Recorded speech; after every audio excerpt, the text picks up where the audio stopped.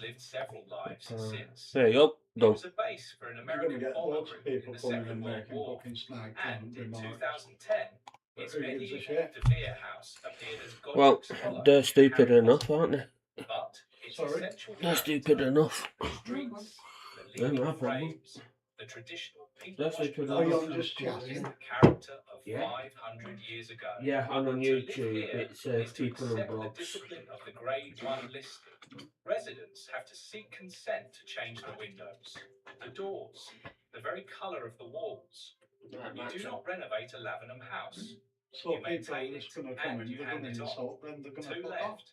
And Oh now yeah, we there's three cross a people line watching now, out but I of don't know timber where from. and Tudor world Mm. entirely, Not bothered. and There back you into go. stone, and back into a century. Tell Most you now people what house never will go imagine up. still standing around. There you go. Two, Has to. Steep Hill, Can't go down. Lincoln.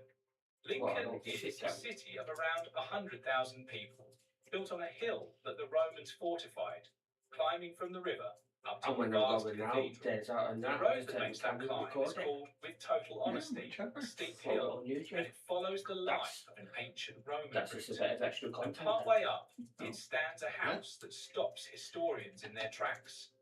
It is called the Jew's House, and it was built around 1170 to 1180. Let Ah, that it's date extra settle. content. This is not Tudor. This is not Don't know even late what it is. medieval. What do you call it? This is a stone townhouse Stadio? from the 12th century, It's- one of the You know, earliest surviving domestic buildings in all of England. And, according to the historical record, it has been continuously occupied to the present day, nearly 900 years. I'll sort that bit out Lights have tomorrow. never gone It's not perfectly bad out. that at all. It was built in That is stone, nothing that. in the Norman style, with rounded arches and solid masonry, at a time when most ordinary buildings were Yeah. timber, and most Didn't timber get going was to Morecambe burned. in that month. Stone is part of why it survived. Beside it stands the Norman House, of almost exactly the same You date, can help me with that, another can't you? of the oldest domestic buildings in the country. Won't But the need to, name mate. carries a history No, I'm that saying deserves to be Yeah, but I taken won't carefully need to. I and know, with but I'm respect. just Not asking. a Yeah, I will, spectacle. but I won't We're need to. catching Lincoln that. had a We were gonna do significant the and train, prosperous Jewish right? community. But Katie One of turned the around and most said, important in the country. good And the house idea. is associated with She it. turned around and For said, a so the time, check-in this is at 2 community o'clock, lived, is it? traded, She went, and worshipped yeah. on this very hill. No, I said, yeah. And then, in She went, well, 1290, why don't we go King in the Edward morning, I go on the expelled bus, the and then entire we can have Jewish a day again? population from England. Every man, woman, Because and we'll just go on the child, bus. an entire people, What, forced you're out by actually royal stopping decree. over? The Jew's Yeah. house is said to have been seized from its How Jewish long owner, for?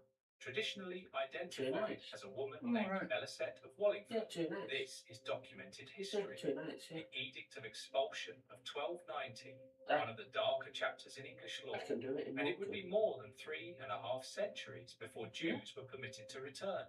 The house, That all the cool while, buckets everywhere, simply for went God's on sake. being lived in by others. A Huh? stone witness that outlasted I'll the find very one on Google, community whose and I'll name it just go still there. carries. Boom, I done. should be straight with you, because the rules And of I keep honesty it, matter no here. fun. The Yeah. Jew's That's what I house did today the is before. not a family home. For decades, it has been in commercial use. For years, an antique shop, No, and I've got this since the place reserved. 1970s, But don't a forget, I restaurant. don't get paid So its again this claim month. on this list is precise. I It is know, one but I of the can put all oldest to it. continuously Can't I? occupied buildings in England, I possibly just want in to show Europe. you this. But its occupation now is commercial rather than residential. I include it because the chain of use, the sheer, unbroken 9 centuries of it, is so staggering that it forms the perfect bridge to the one place where that chain is not only ancient, but still purely, deliberately residential, where it was never allowed to break, and where you still cannot buy your way in. 1. Vickers Close, Wells, Somerset.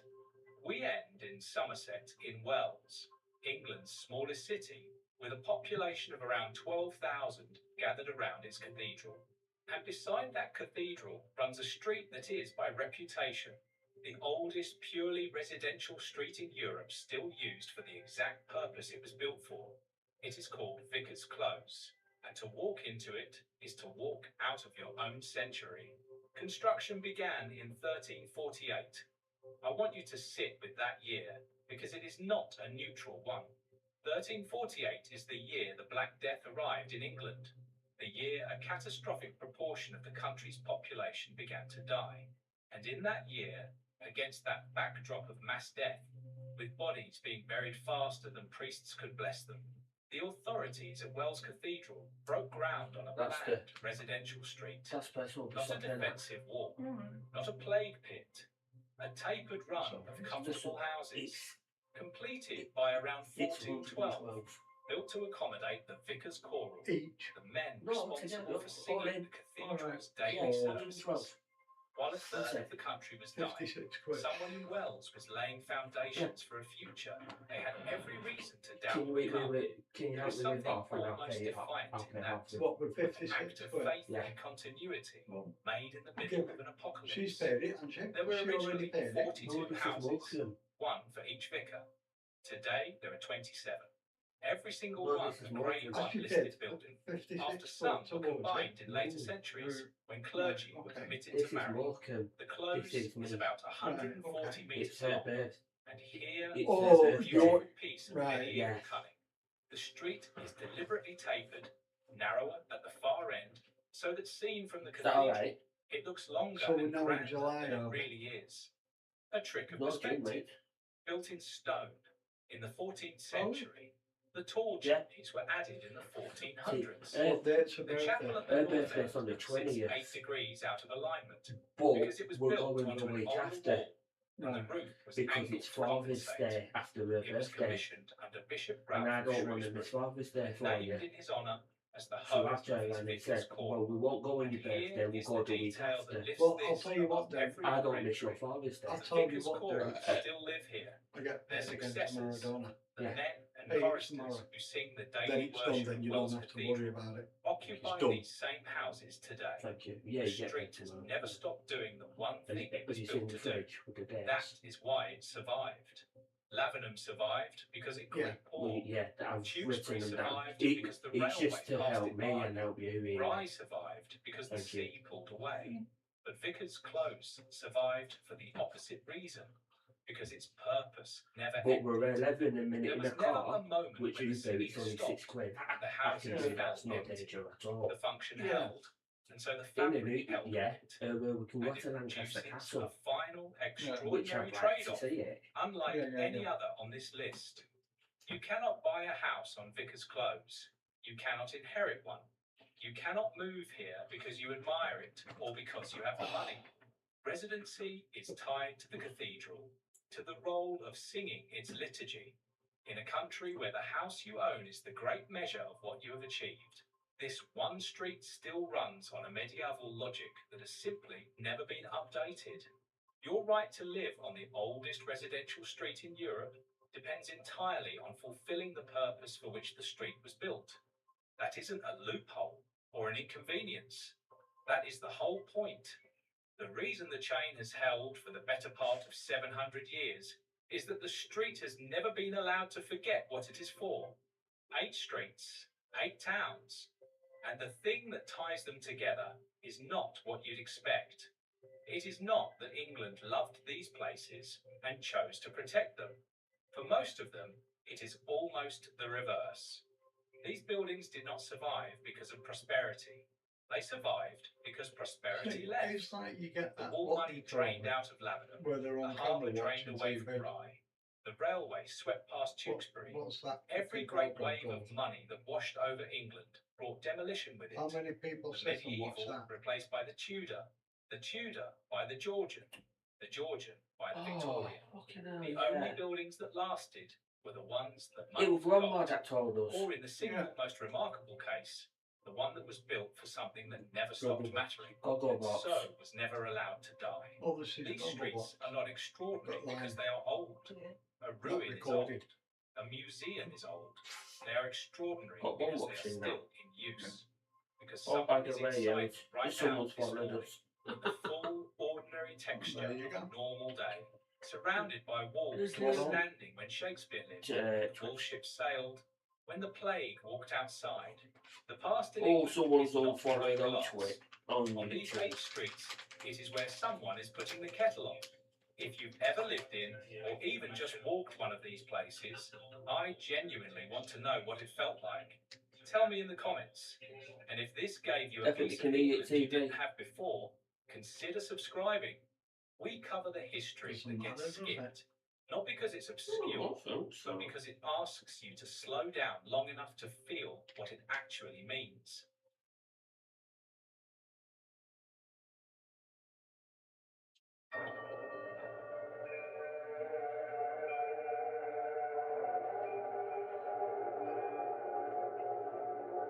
It's 6 o'clock in the morning here in London. The sun is yet to rise. The city is waking up around me. And I'm here at this hour because I've been granted special access to one of the world's great historic sites, the most magnificent medieval castle and palace in Europe, the Tower of London. And you're coming with me.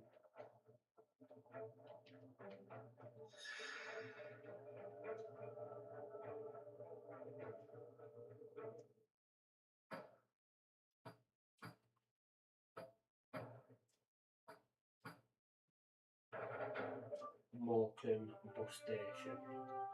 Number one, the defences.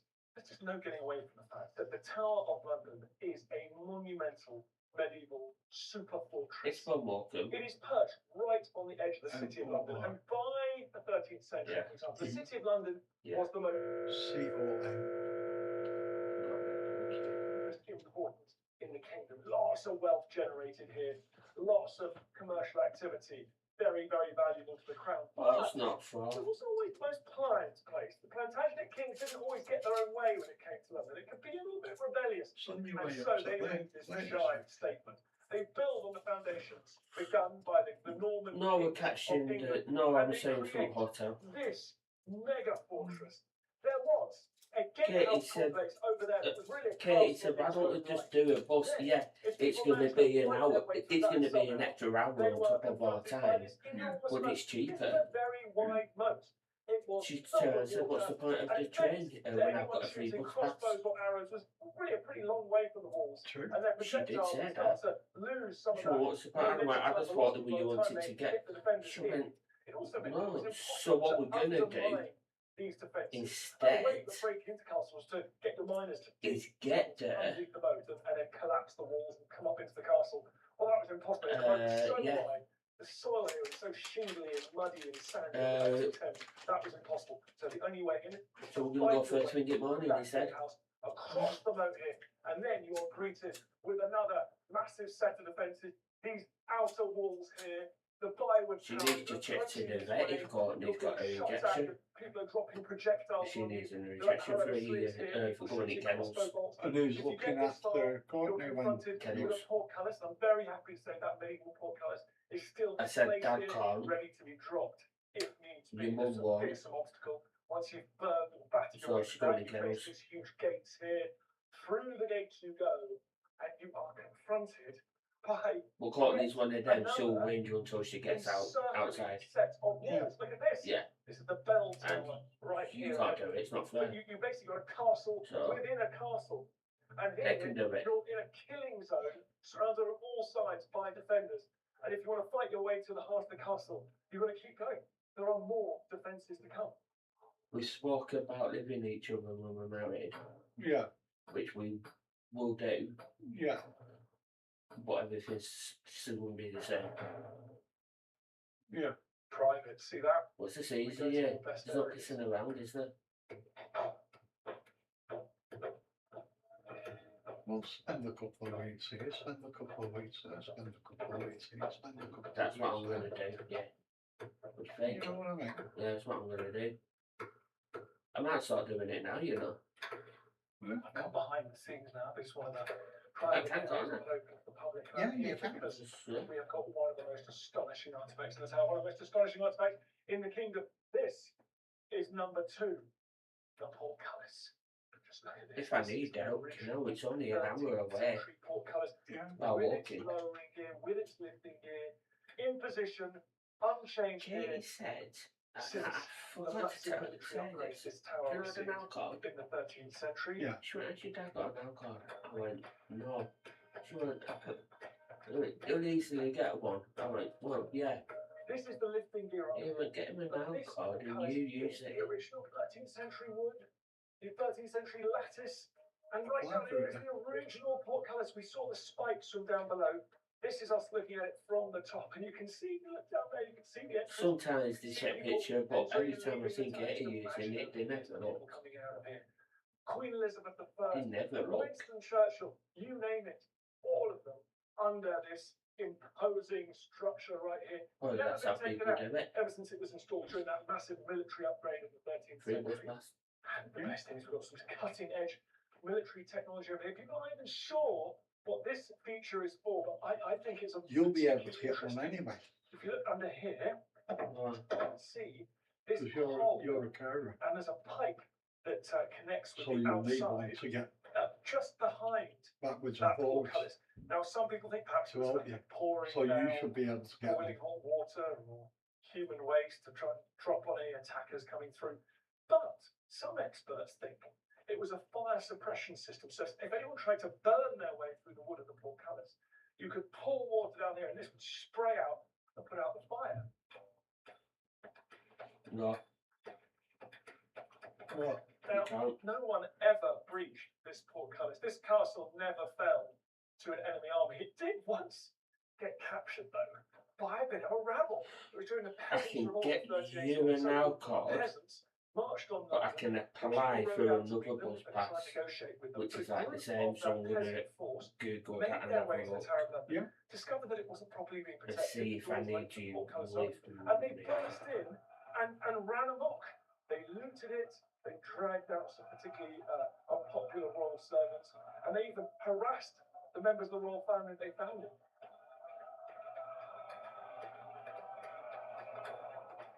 So that's the only time the tower has ever been stormed. That's the only time this portcullis has been breached.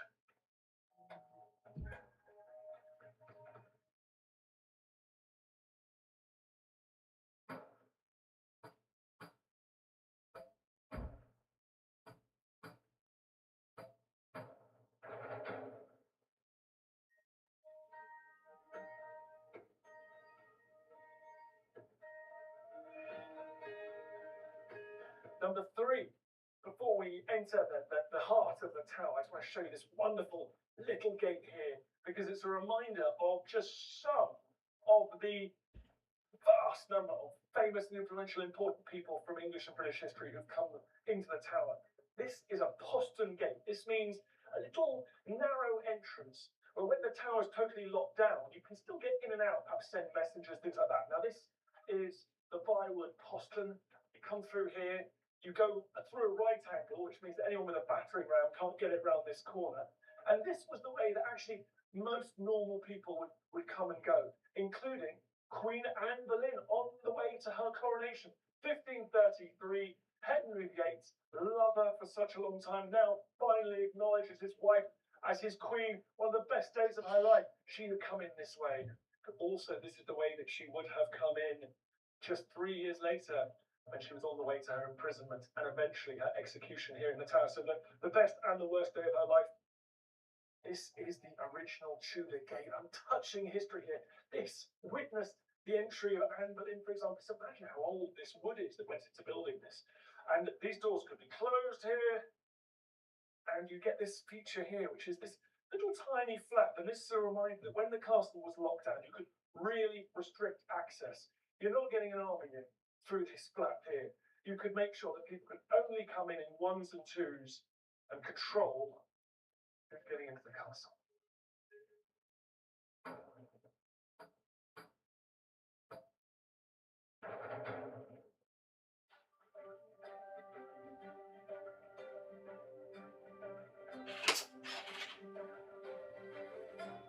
Number 4 on my list. It is the medieval palace.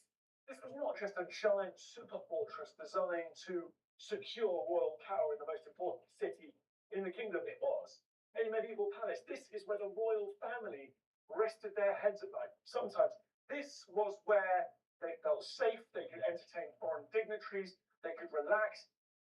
And we all have an image of medieval history from movies, of cold, dank castles, exposed stone, people sitting around in armor. It's going to be completely opposite. Look at this. There were beautiful wall hangings. There were fabrics. It was soft. There was paint. It was warm. It was cozy, particularly this room here.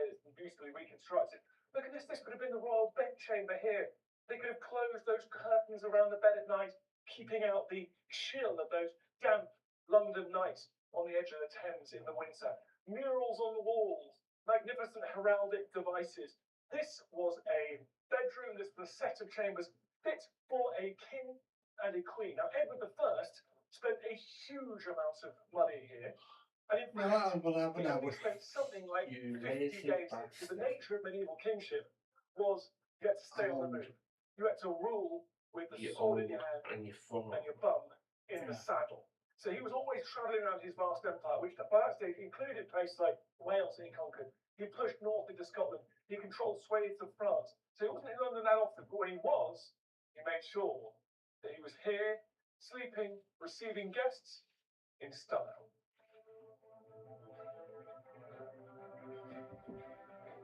Now, the king didn't just keep fancy beds and furniture like this at all in different palaces just in case he was going to turn up. This one was designed to be disassembled, flat-backed, put on a wagon, and taken to the next location so he can sleep comfortably there as well. We look at these beautiful decorations, these murals, Moving if that's paintings on the the wall. fucking stop. This is Don't actually forget been cheese reconstructed. This is what it Oh would have shit, looked yeah. like Probably doesn't in the matter 13th because I can have century. You know cold from pizza. accounts. It's alright, put it towards that. Garlic Garlic bread's gonna be with it as well. Out there. Yeah. So much has changed It's in alright, mate. I'll just put just yours look in through this the window, you kitchen. just squint with your eyes. Yeah. The same view that Edward and his queen, Lovely. Eleanor, would have enjoyed. This is one of my favourite parts of the tower, into the Wakefield Tower. This was part of the royal palace, an important part of demonstrating the power, the reach, the grandeur of the Plantagenet kings. Look at this one here.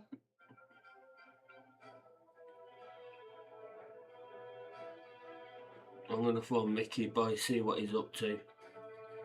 Yeah. Wonderful vaulted ceiling. In this alcove over here, we've got the throne on which the kings of England try to I'll feed you intimidate in a minute. foreign diplomats and their own overmighty subjects. And there's also a moment of grisly, tragic history that Alright. took place in this tower itself. Yeah, not too King bad. How Henry was your back VIII, one of the racing? most sad kings in English history. A feeble man, a poor king, just What not up to pictures? the challenges of that job. Unlike his legendary warlike father Henry V, and he lost the Wars of the Roses in the 15th century. His son, his only son and heir, was killed on the bloody field. I don't think I'm on in that. spring of 1471, and after that, Henry VI was I'm not imprisoned. sure. I He don't was know. brought here to the tower, and here on the 21st of May 1471, he was murdered in this space here. Yeah, yeah. His enemies said that he died of melancholy, but it's far more likely he died of cold steel. Still, every year here in the tower, they mark the ceremony of lilies and roses. I'm not And on first it's to time. commemorate the death of I could his- phone you first time and if you people want. come here from the educational establishments that Henry founded. He might not have been a warlike king. He might not have been up Okay. to the task. You want me to phone you on of first conquering time? France within the English kingdom. He might not have been up to the task of dealing Alright, with see you in a minute. warlike cousins and barons. But he was a gentleman, he believed in scholarship, and he founded two remarkable institutions, Eton College, a school for young boys, and also King's College, Cambridge, a tertiary educational establishment, and still representative from Eton. What do you think of the coffee? On the 21st of May. What thing? The death of their founder. Oh yeah, I'm streaming bloody living room now. I don't care. Oh, hey, nice one. No limits. Third place. Third Nice place. one. Why? How many were racing? 3 or 2? How many were racing? This is the way into that next layer of defences. Fuck yeah, hell, come third. Nice. Strong defences. This, by the way, is the Bloody Tower. That's a very dramatic name, only given in recent years, sadly. Used to be known as the Garden Tower, but it's less exciting. We come through here, another set of gates. So did you get a trophy? Mhm. And we are greeted with another layer of defences. Hold on, you'll show me in a This wall minute. here, surrounding the heart of the castle, the holiest of holies, and that is the White Tower. Started nearly 1,000 years ago by William the Conqueror after his Oh, Norman mate, conquest. To I'm getting a lock phone down call. London, I'll call you back. Down this new kingdom. That Hello? was the first Tower of London. But to get in there, Okay, to mate, get coming into down the now. heart of the tower, you've also got to get through Okay, thank another you. layer of defences. These walls here. Hey, come again!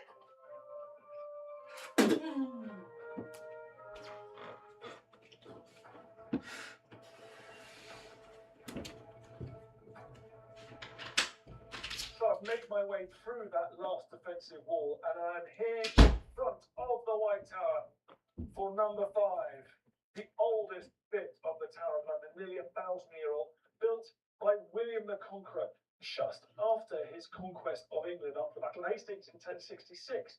This is what you have to build if the neighbours absolutely hate you. London was famous for its Anglo-Saxon sympathies, its English loyalties. They weren't sure about these new Norman lords who come over and capture the country.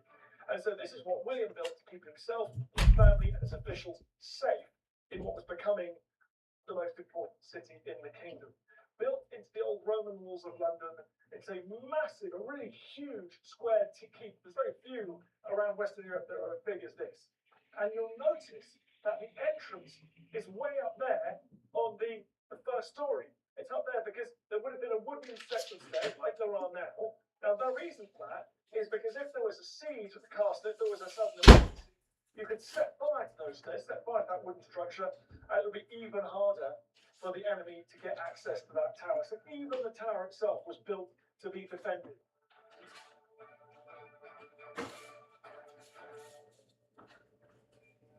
A building that's strong enough and secure enough to keep people out is also quite a good place to keep prisoners inside. And it was used for prison almost from the beginning. Around 1100, a senior bishop, Bishop of Durham, called Colonel Flambard, was put in here by the new king, Henry I. He'd been an advisor to his older brother, William II, and he was used for scapegoat for the mismanagement of that reign. Now, he managed to escape because he got the guard drunk and he lowered himself down on a rope and made it out of here. Many others have tried to escape, some successfully, some not so successfully. In 1244, a captured Welsh prince, Griffin ap Llewellyn, he managed to get out of the windows, climbed out the rope, but it was too short. He let go at the end, dropped to the ground, and didn't survive the fall. Some of the prisoners used their time here in the tower very constructively. Sir Walter Raleigh wrote the entire history of the world when he was a prisoner here. That one man, Charles, Duke of Orleans, was captured at the crushing French defeat at the Battle of Agincourt in 1415, and he was imprisoned here in the tower for the next 20 years. And during that time, he became a celebrated medieval poet. In fact, one of the images from a volume of his poetry gives us one of the best medieval depictions of the tower. It shows the tower with London in the background, the famous arches of London Bridge, Thames flowing beneath them, all the activity going on in the tower, and then himself sitting at a desk writing at the heart of the White Tower. There have been so many phases of building and demolition and changes that have gone on in these grounds over the 1,000 years of the tower's existence. It's hard to believe, but on this bit of grass here, this was where the Tudor Palace was. This was where Anne Boleyn banqueted before her coronation in 1533. In fact, those famous, dare I say, iconic onion domes were put on the White Tower to mark the occasion of her coronation. Little did anyone know at the time, it was also the place where just 3 years later, she would be tried for high treason, adultery, and incest.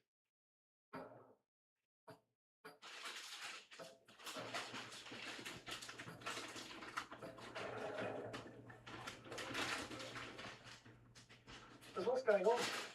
A 1,000-year-old building requires a lot of maintenance. That's going to happen before the crowds come in. We've got various museum-like exhibitions. We've got people preparing for the crowd. The crown jewels, which are still stored here in the Tower of London. It's a busy place, even at 7 in the morning. Well, you're going to sleep, yeah?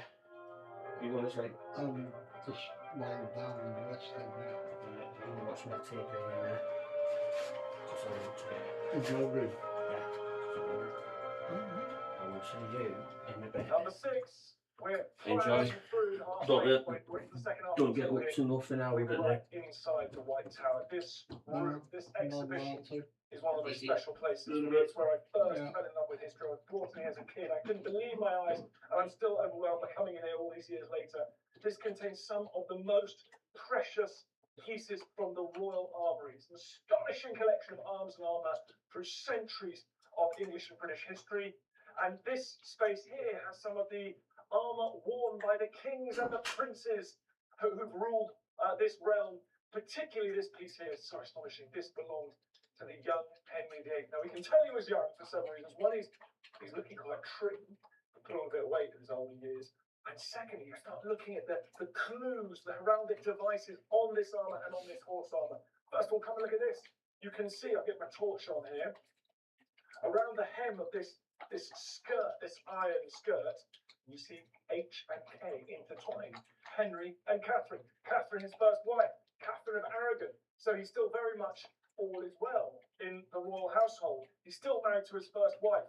In fact, he's so keen on his first wife that you can see even their badges, the Tudor rose there on the back of his leg, intertwined with the pomegranate, which was the symbol that she took, a pomegranate symbolising fertility, a promise of fecundity of many children that they would have together. That didn't quite work out, sadly, for them, and sadly for the unity of the Catholic Church. Anyway, that's another story. So you see all of this beautiful design all over here, every inch of this armour telling a story. So not just defensive, but also speaking about royal power and his ambitions. Interesting, there's hardly a crack in this armour.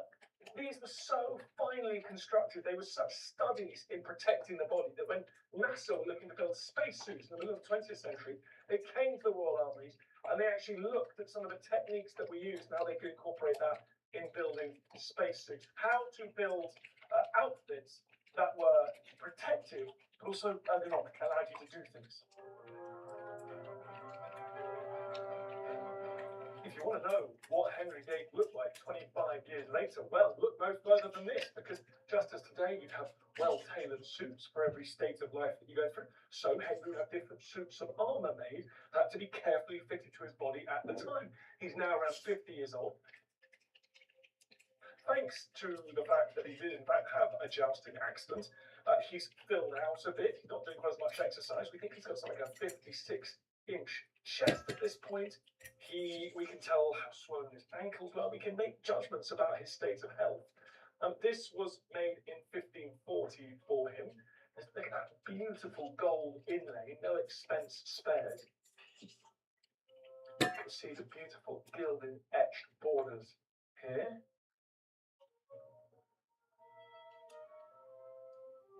It's impossible to look at this up without being drawn to the fact that there is a very prominent codpiece.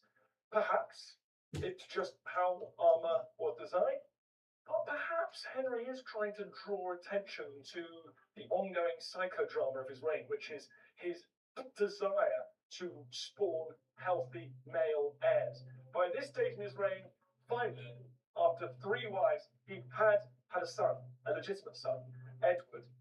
So perhaps he wants the world to know about it. Perhaps he's particularly proud of his man.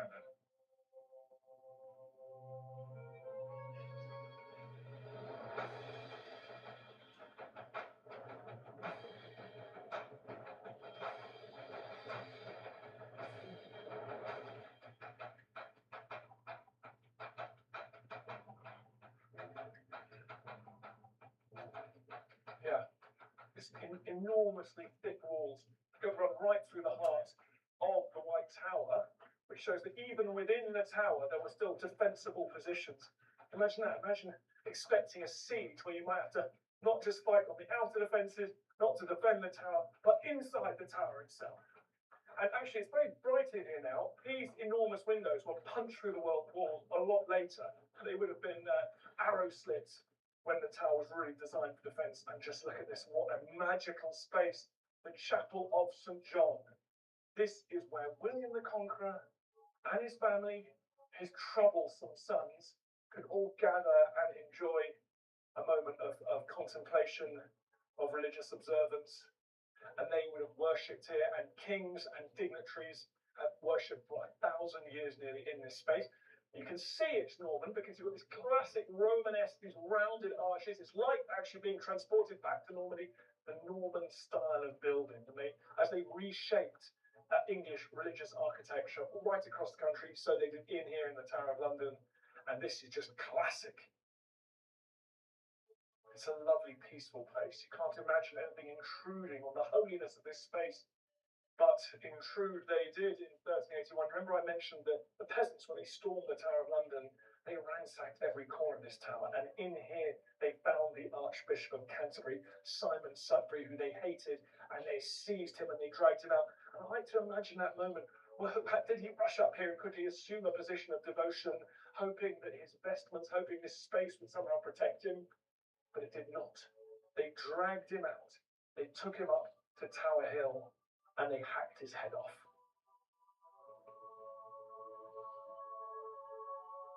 Just one of the highlights of the Tower of London.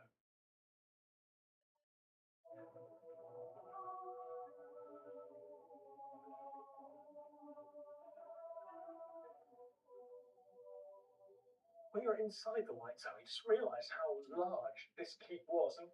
And for many years, this was the Tower of London. This was the Royal Palace. This was the storerooms. This had to survive by itself, perhaps, if enemies were swarming around the wall. And there was plenty of space up here. You could have kept the royal court. Indeed, you could sort of sustain a small army in this vast tower.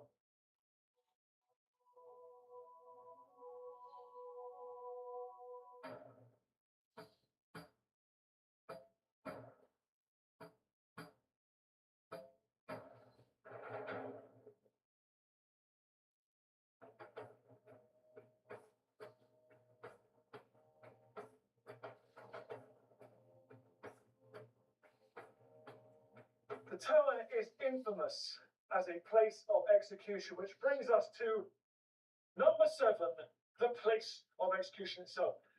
Traitors typically actually were dragged outside the walls and had their heads chopped off on Tower Hill, just out there. But particularly high status, sensitive prisoners were put to death inside the tower itself. The most famous of whom was Henry VIII's wife, Anne Boleyn, the first of 2 wives that were to die inside these walls. Anne Boleyn had her head chopped off by a French swordsman. Queen Victoria visited the Tower of London in the 19th century, and she was so moved by the tragic story of Anne Boleyn that she said, really, there ought to be a commemorative plaque or something to mark the spot, as they just plonked one here. It's actually thought that most of the executions took place just to the north of the White Tower. So imagine that, they build a scaffold here, and these prisoners will be brought out of their cells. We're talking about the death of Anne Boleyn. We're talking about the death of Catherine Howard. The execution of Catherine Howard was Henry VIII's fifth wife. We're talking about the execution of the Earl of Essex, once Elizabeth I's favourite, but he rebelled against his royal mistress, and his head hit the floor over here. It's amazing to think this is where they would have given their last speeches. Anne Boleyn in particular gave a very pretty speech. She said, she hoped that God would save the king. There was never a more merciful prince. Perhaps she was hoping for a last-second reprieve, but none came, and her head was chopped off pretty close to this spot.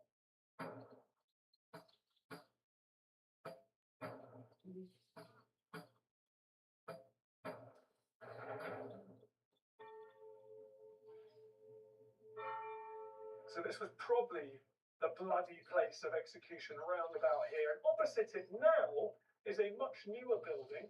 This was built in the 19th century. It's called the Waterloo Block. It was built by the Duke of Wellington, that towering figure of 19th century history. He built it, named it after his most famous victory, the Battle of Waterloo, where he defeated Napoleon in 1850. And he built this because there had been a huge fire here at the Tower of London. The tower had been a stockpile. It's where military supplies kept, lots of flammable material. It all went up in a huge blaze, painted beautifully, by the way, by the artist Turner. And after that, the Duke wanted to put some capacity back in, and so this was built as a barracks and a storehouse, and it continued to be used by the military right up until the 20th century. Here's a funny little story.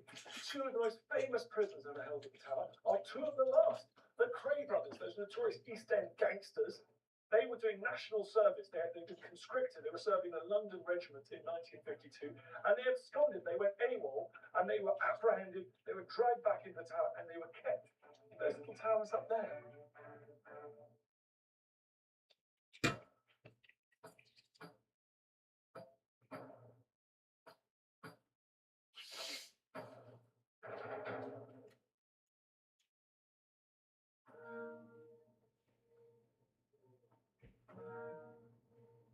Number 8 on my list, the Beauchamp Tower.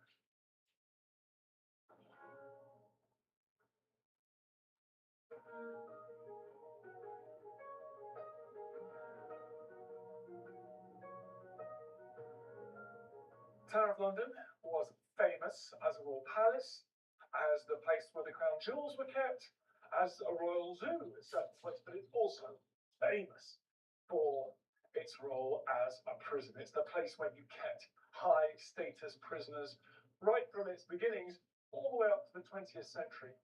And this tower is where some of those elite prisoners, traitors in the eyes of the crown, is where they were kept, and some of them have left a mark.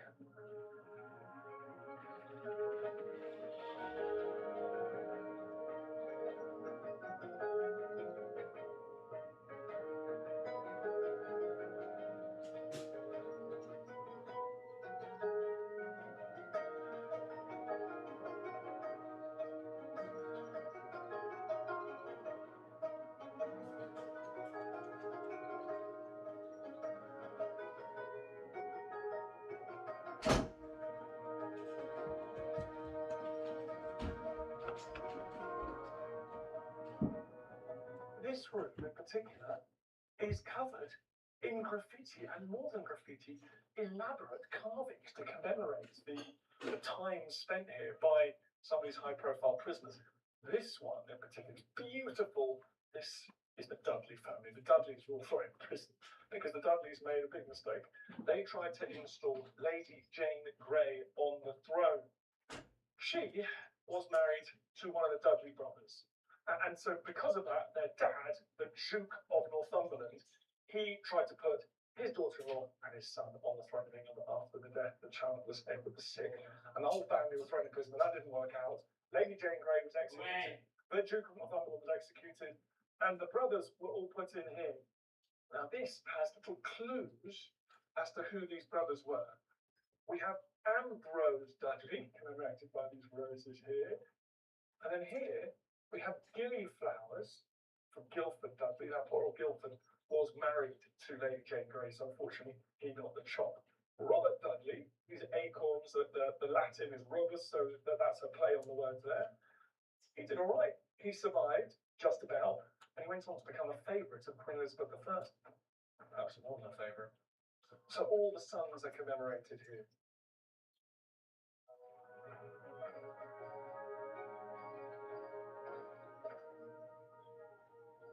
This is a very interesting relief here.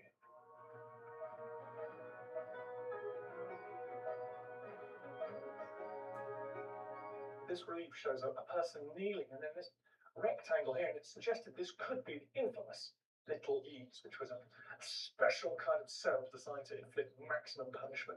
You could neither stand up in there, nor could you lie down. A place that haunts my nightmares in particular because I'm 6'5", so I have been very careful always to stay on the right side of the monarch.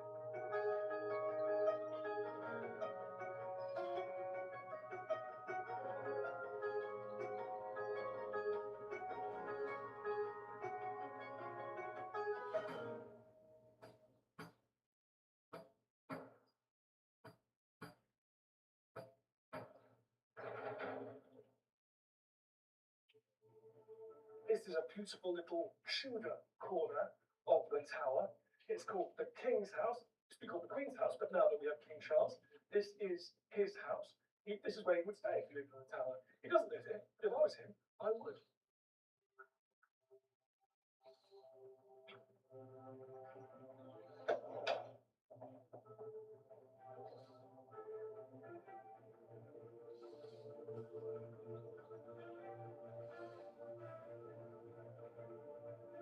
Through here, we have this wonderful object here. It is one of my favourite doors in the Tower of London. Yes, I do have a top 5 list. They put it here, it's thought to be Tudor, possibly even on a posthume medieval, so we're talking 500 years old, maybe more. Imagine the people that have opened and closed this door, the people that have passed through. Among them, perhaps, we think, because we're entering the lower story now of the bell tower, and we think in here, according to some contemporary sources, this was where one of the most famous prisoners in the history of the tower spent his time, and that is Thomas More. Saint Thomas More, if you like. He was a political thinker under Henry VIII. He was Henry VIII's Lord Chancellor, but he fell out with his king about that break with Rome, about that split with the Catholic Church. He did not believe that Henry had the right to annul his marriage to his first wife, Catherine of Aragon. He refused to swear an oath saying that Henry was effectively the head of the Church of England, and as a result, he was executed. You fall out with Henry VIII. There's only been one outcome.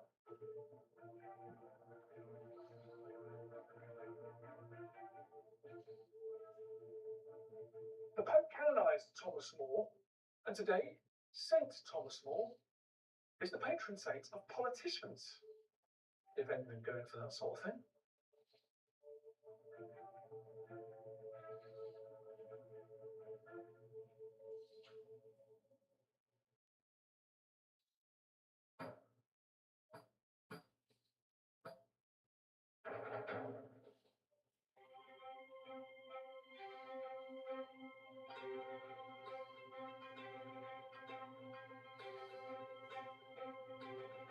Right then, my friends, the roadway that we've all just walked up, even today, this is still called Water Lane.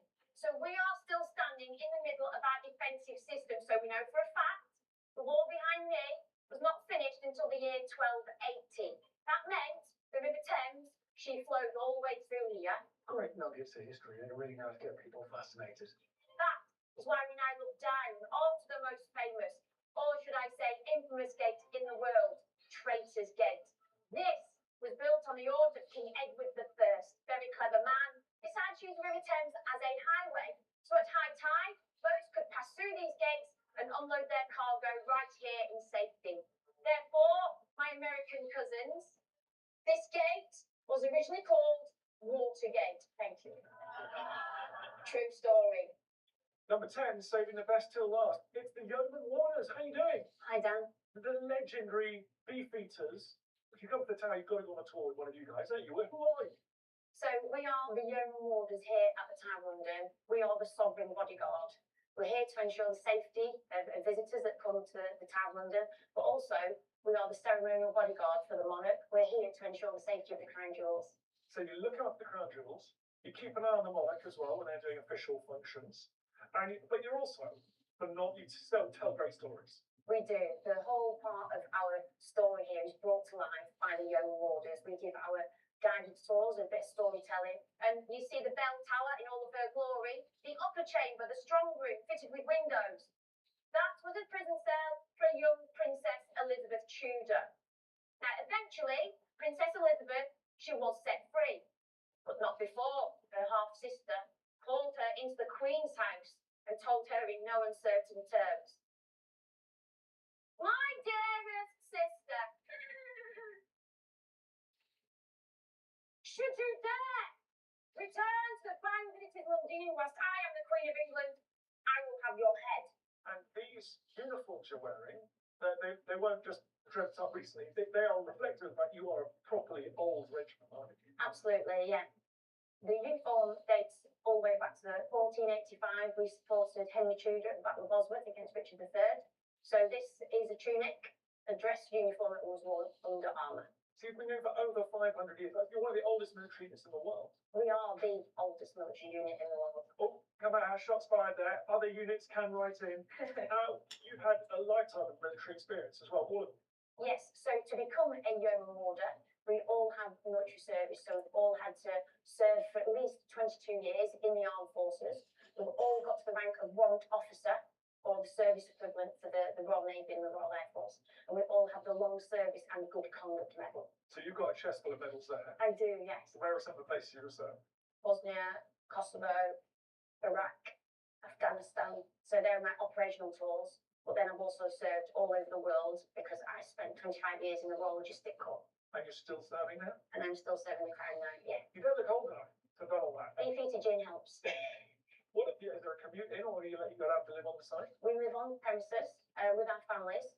That is to ensure the actual safety of the fabric of the Royal Palace. So we've got 1,000 years worth of history here, and so we've got to make sure that we're on hand to ensure after dark, if there's any issues, we are the first port of call. Have you ever rugby tackled anyone trying to get the crown jewels? No comment.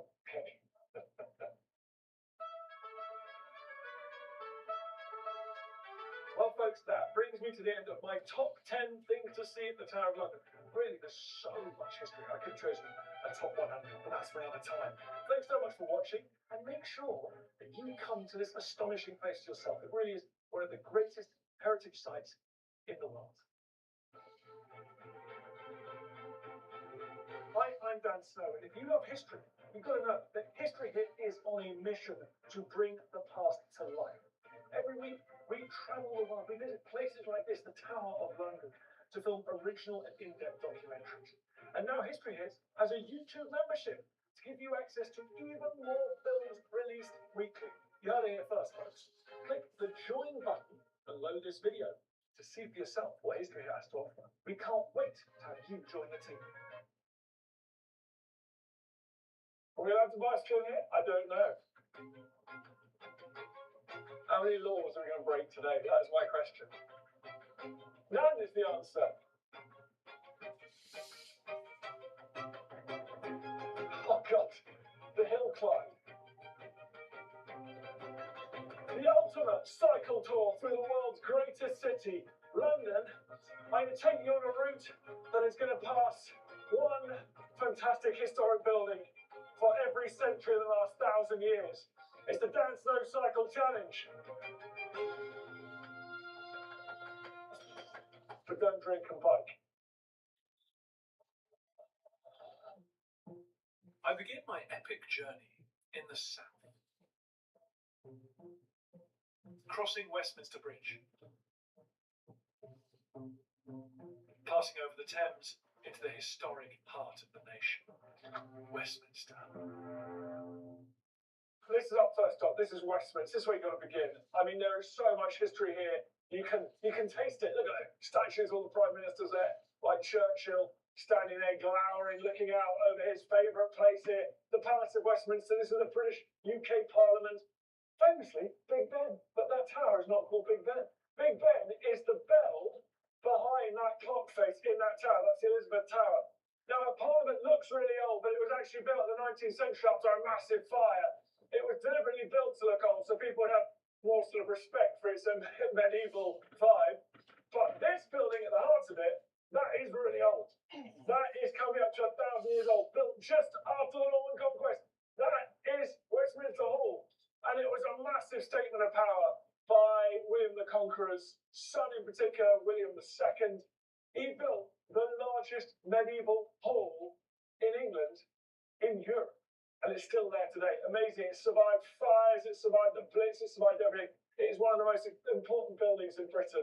And inside Westminster Hall, well, so much has happened. You have the trial of William Wallace, the trial of Guy Fawkes, the trial of Charles I.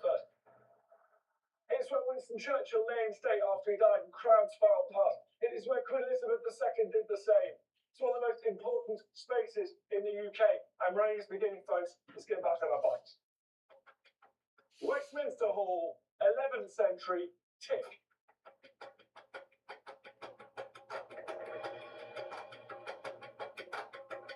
While we're passing, that was built by Henry VII at the end of the 15th century. That's one of the most beautiful buildings in Britain. Anyway, let's keep going.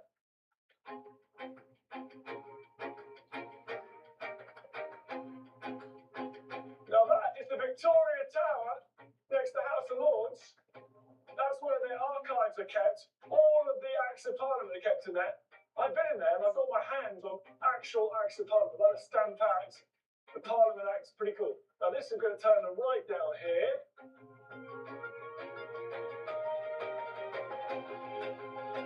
And we get to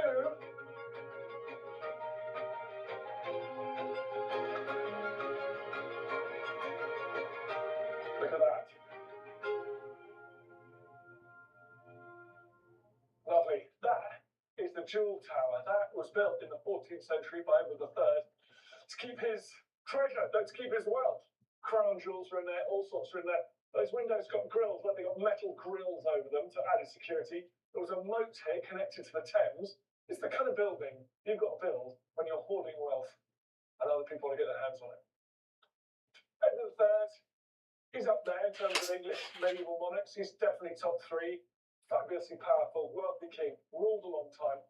Did start the 100 Years' War with France, so he made sure he was going to spend a lot of that treasure on a long and ultimately futile war, and left behind a bit of a shambles after him. Anyway, 14th century, tick.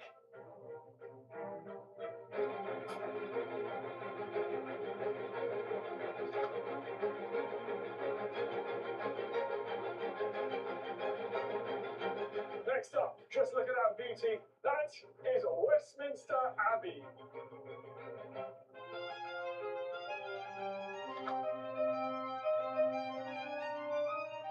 Come on here to the left.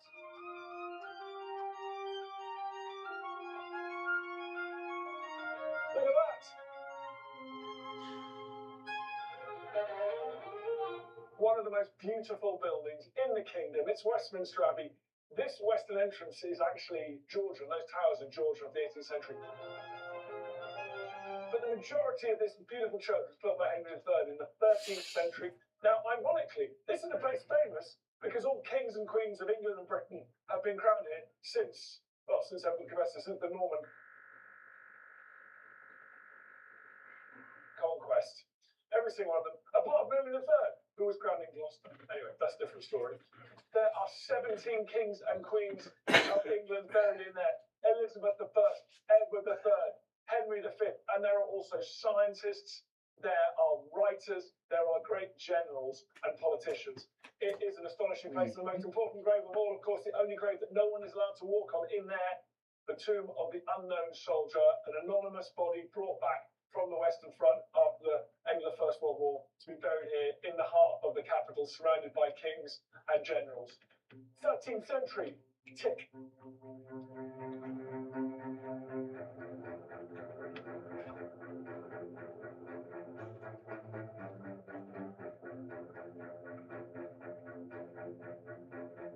We're out west now, so we're going to head east into that city now. And we're going to look at lots more centuries of building. Here we go.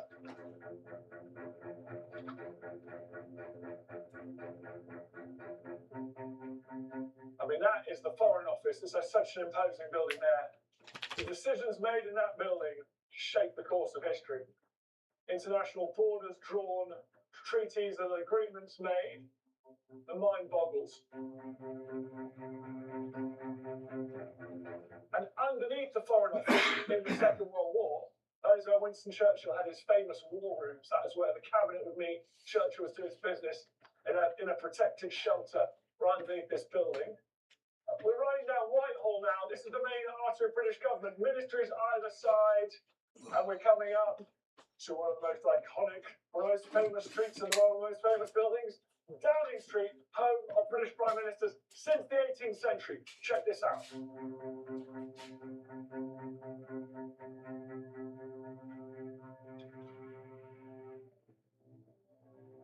Downing Street, named after a property speculator, Mr. Downing, who managed to get hold of this area in the 17th century and turned it into a nice, quiet residential street. You can see the official residence of the Prime Minister of the United Kingdom. Number 10 Downing Street is that black building there with its famous front door.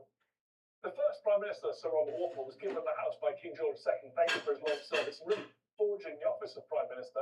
And his successors have all lived there. So you name it. You got your Pitt, your Gladstones, Disraelis, Lloyd Georges, Churchills.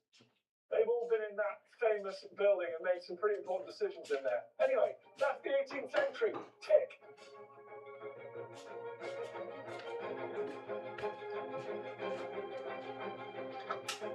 There's so many historic buildings on this street that are interesting. This is Banqueting House. There's a beautiful 17th century building on the right.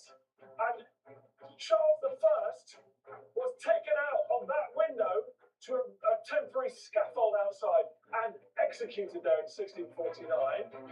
So that's the Banqueting House. That's Horse Guards, headquarters traditionally of the British Army. And coming up here, on the left is one of my favourite buildings in London. It's arguably the first purpose-built office block in Britain. And what is it built for? Of course, the most important institution in the kingdom in the 18th century, the Royal Navy. This is the Admiralty building in here, built in the 18th century. This is where officers like Nelson would come and find out what their next job was going to be, try and lobby for an exciting posting. And this is where Nelson's body was brought after the Battle of Trafalgar. He was laid out in one of those rooms there, which is now a meeting room. I've been in there. The Lords of the Admiralty, so the senior naval personnel, they still meet in an extraordinary boardroom in that building to this day, 300 years and going strong. Right, we're getting to Trafalgar Square, folks. Speaking of the Admiralty, you got Nelson in the middle, put up there on his column after he was killed in the Battle of Trafalgar, facing south towards his ships in Portsmouth. But we're not here to look at that today.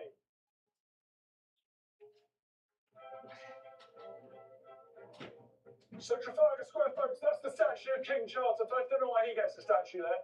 That is the geographical heart of London, the place to which and from which all distances are measured to London. These lines are made from melted down cannon captured by Nelson of Allen Trafalgar. How cool is that?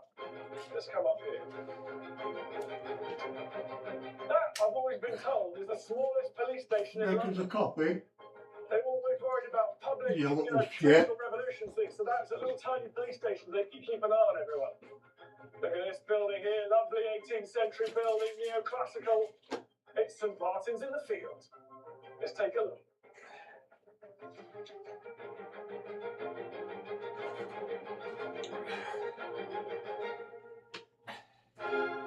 Little bonus stop here, St. Martin's in the Field. Beautiful church here, neoclassical. Look at those Corinthian columns. Built in the 18th century, this part of London was being beautified. Quite unpopular at the time, and people didn't like this new style. But it's become the blueprint for so many churches, a lot of churches.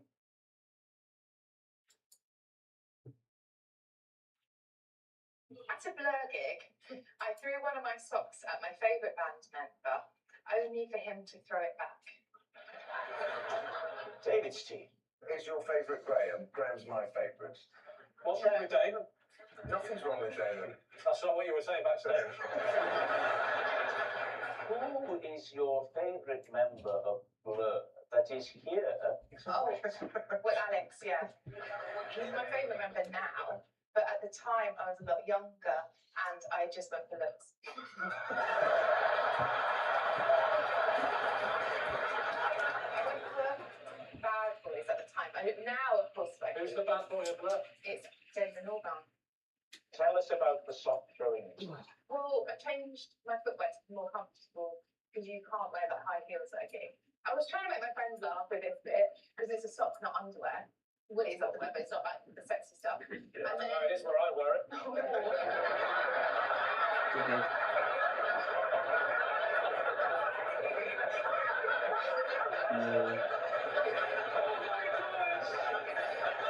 Sure behind it. Well, let's have a go. Let's have a go. Let's have a go. Wait, are you trying this for the first time? No, Four. the second time. Don't fold it, just as it is. Whatever to the So I'm about here. Right. 20, 45 fast steps. And there's the corners. I'm interested to see, But David, if you have still the got money strength to throw back. it back. If it doesn't come in, it's only £3 to put on it. So, not that bad really. Arrived in high heels, right? And you And changed plus we're up anyway. We were going to Dane for my friend's birthday, and that was like Kettle from that- Sweat. Then we were going to see Blur in the evening, and I had to change the shoes. and Oh, I put got on you a these drinkers on Tea Kitchen. with which pair of Yeah, shoes I'll- for the socks I'll bring designed it with to you, go? coffee. With the heels, so the heels were like What, booties. So the socks No, go with it's high heels, they're sort of boots, Yeah, so cover the socks. Can you say booties? Because booties, I would say that's for a baby. It's a canary. Are you a baby? I'm your little baby. It's a canary. No. Tropical. No, just stop, please.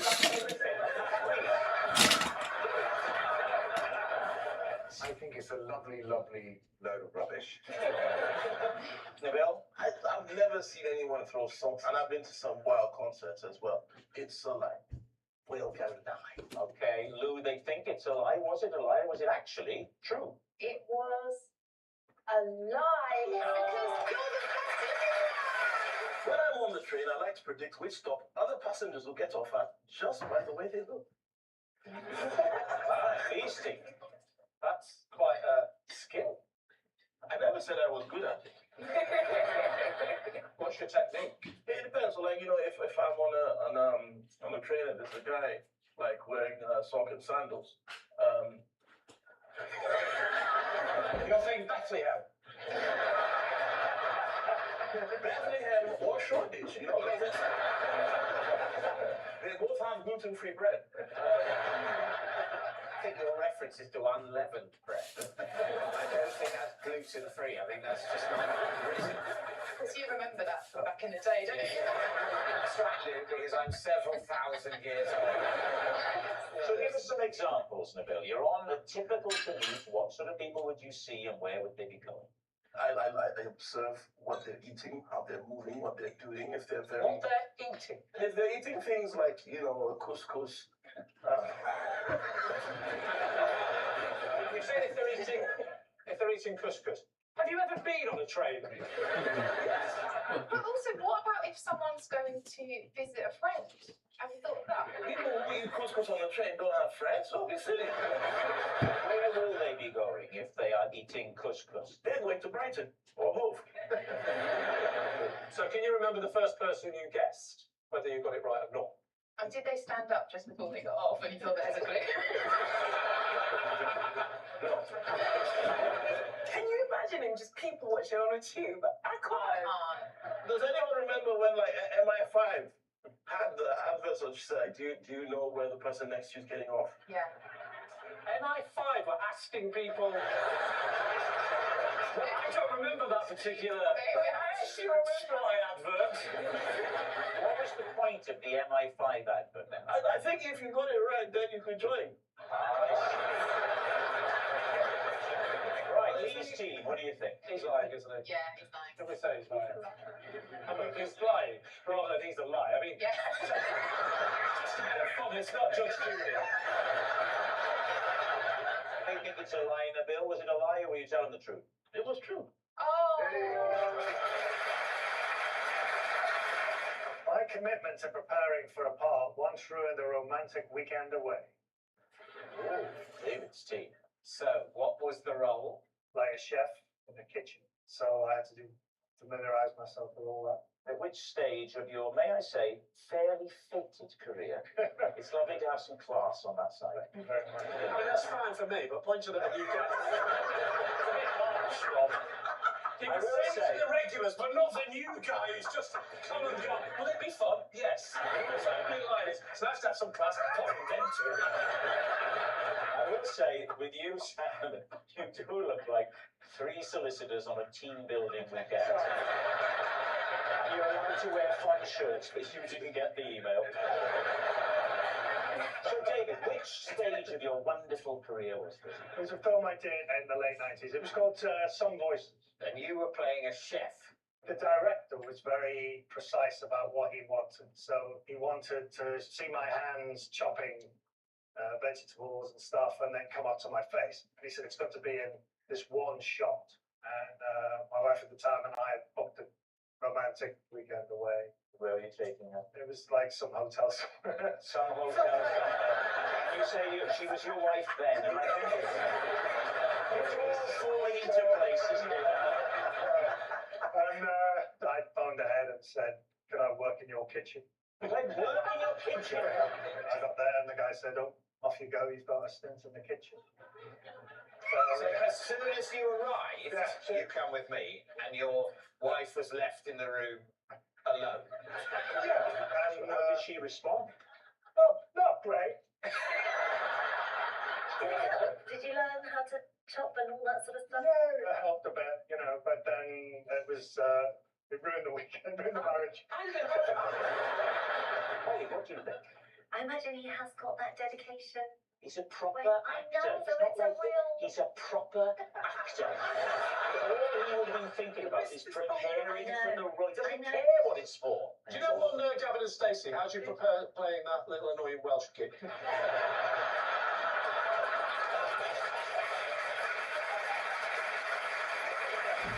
The one with the highest viewing figures for 30 years. Drop the mic. The question is David Morrissey telling the truth? I instinctively think it might be true. Let's Ollie? be true then. They all think it's true. Yeah, They think it's true. David, was it true? Or were you telling a lie? It was true. These are my doggy paddles. Because he can't talk, my dog brings me one of these to tell me what he wants.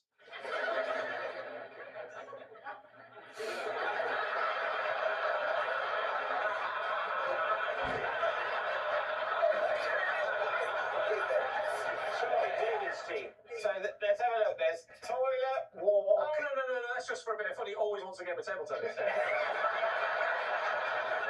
There's toilet, walk. What's the music one? Likes music. My dog likes music. Can I ask you which dog? 'Cause you've got two dogs. Yes, because we go dog walking We go together, dog don't we? walking. It's Ludo. What breed of dog is he? He's a silver Labrador. Oh. Yes. And they are hard to train, aren't they? Very possible to train. Silver Labradors particularly, I don't know. People will write in, that's because you're not training him properly. Yeah, well, that's because you're stupid. Is it possible to train? Well, I say it's impossible to train. I trained him to... Just get trained. The whole thing is about you training it. It's the making of crazy in this game. You've trained Ludo to bring the relevant table tennis bat. So you can see there's marks on here from the teeth of the dog of Ludo's teeth. Well, it must then be it must true. be true. Well, I did see a member of the production team chewing a table tennis bat. He comes towards me like this. It has been sterilised. Yeah. I'm just telling Ludo when he has it back.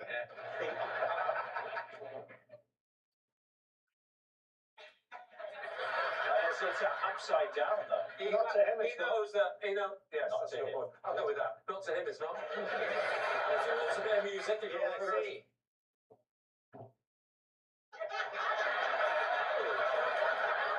Where do you keep the bats? in the loft. Where's he goes? Lee, you could put them down for a bit, and that will help with I can't. He's only 4 years old. No, the bats. On the bat, sorry. Right, Holly Willoughby. Well, I mean, the only thing I do know about Ludo is that you haven't even quite trained him to know his own name. Because the only way you can get that dog to come to you is if you go, Bull, Yes. and it now thinks its name is Bull. Yes. David, what is your team going to say? It can't be true. Yeah, I think it can't. What is unusual in this? It's almost like more than a lie. It actually can't be true. They're essentially saying it's a lie, Lee. Is it a lie, or was that actually the truth? Lie. I was once forced to have therapy just so I could finish watching a Disney film. Well, first of all, what's the Disney film? The film with the mouse. The film with the Ratatouille. Ratatouille. Yes. That's a rat, not a mouse. The rat. The film. I mean, the clue is in the title. To be fair. I think you're thinking of Mouse Larker. That's a different film. How old are you? I'm ashamed to say it was not that long ago. What? So therapy because of rats? So yeah, I don't like rodents. I don't like. Well, why did you watch Ratatouille? Well, because it's a cartoon, but it was quite realistic looking, the rat in it. And we watched the same film. No, it was like it moved funny, and I don't like things that move like Scurry. they scurry They scurry. and like little tails move. So what form did this therapy take? So you go to a doctor's place, and they talk to you about your problem, and then I don't think he believed me. Yeah. So No, he feels. sessions did you have with the therapist? So there was a pre-session where you have to go to the doctors. So When they referred you to and a then they therapist. referred me. So you're telling us you went to your local GP and they said, what's the problem? And you said, I'm struggling to get through Ratatouille. It sounds ridiculous, okay? But the GP was a guinea pig. You must have seen other cartoon rodents. No, but I think Ratatouille is the most realistic depiction of rodents. Real. Do you not believe everything up until that sentence? Which part of Ratatouille stealing that big tin of tomato soup and escaping on a skateboard was real? I don't remember the skateboard bit. It That's was a lot. because I just made it up. Okay. A bit like you.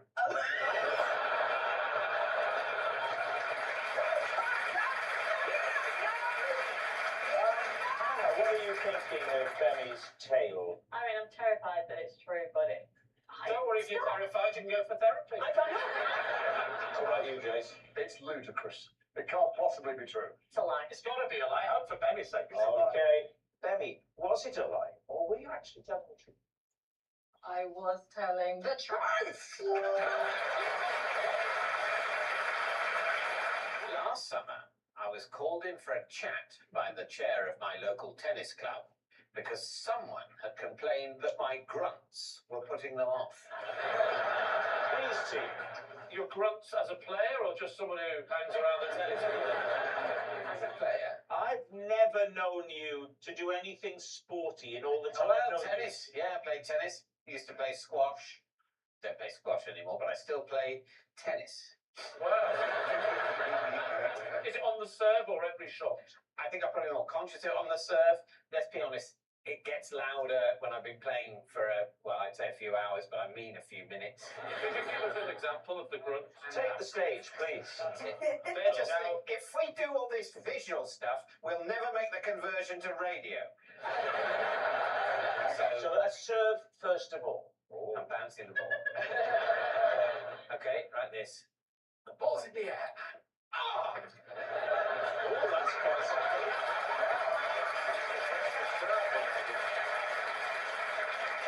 really might have gone. The ball's hit back to the backhand. Yes. That's my weaker side. I do a single-handed backhand because, unlike a lot of professionals, I'm not a cheat. Oh, I'm sorry, but no. I've not heard any grunting. I've heard, if you don't mind me saying, quite feminine screaming. I want you to be more grunty and less screaming.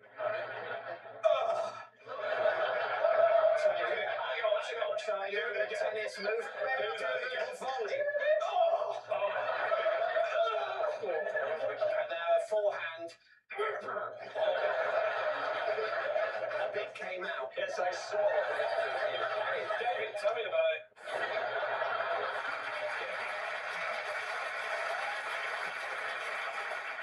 You said you were hauled in. Talk us through that. I don't know who complained. To this day, I don't know who complained. But I just... Are you in the same tennis club as Jonathan? Well, none of you might had to move because of the noise. So what are we thinking, JB?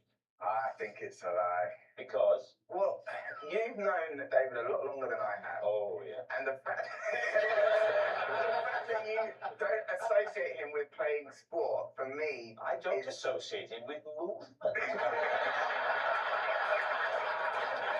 think it's a lie. I think it is. Okay, they think it's a lie, David. A lie? A lie. I just said. Yes. I still can't tell you what the next letter in the alphabet is without singing the A, B, C, D alphabet song to help get me there. David, Steve. Well, I mean, it's very difficult for us to disprove this. What comes after Q? A,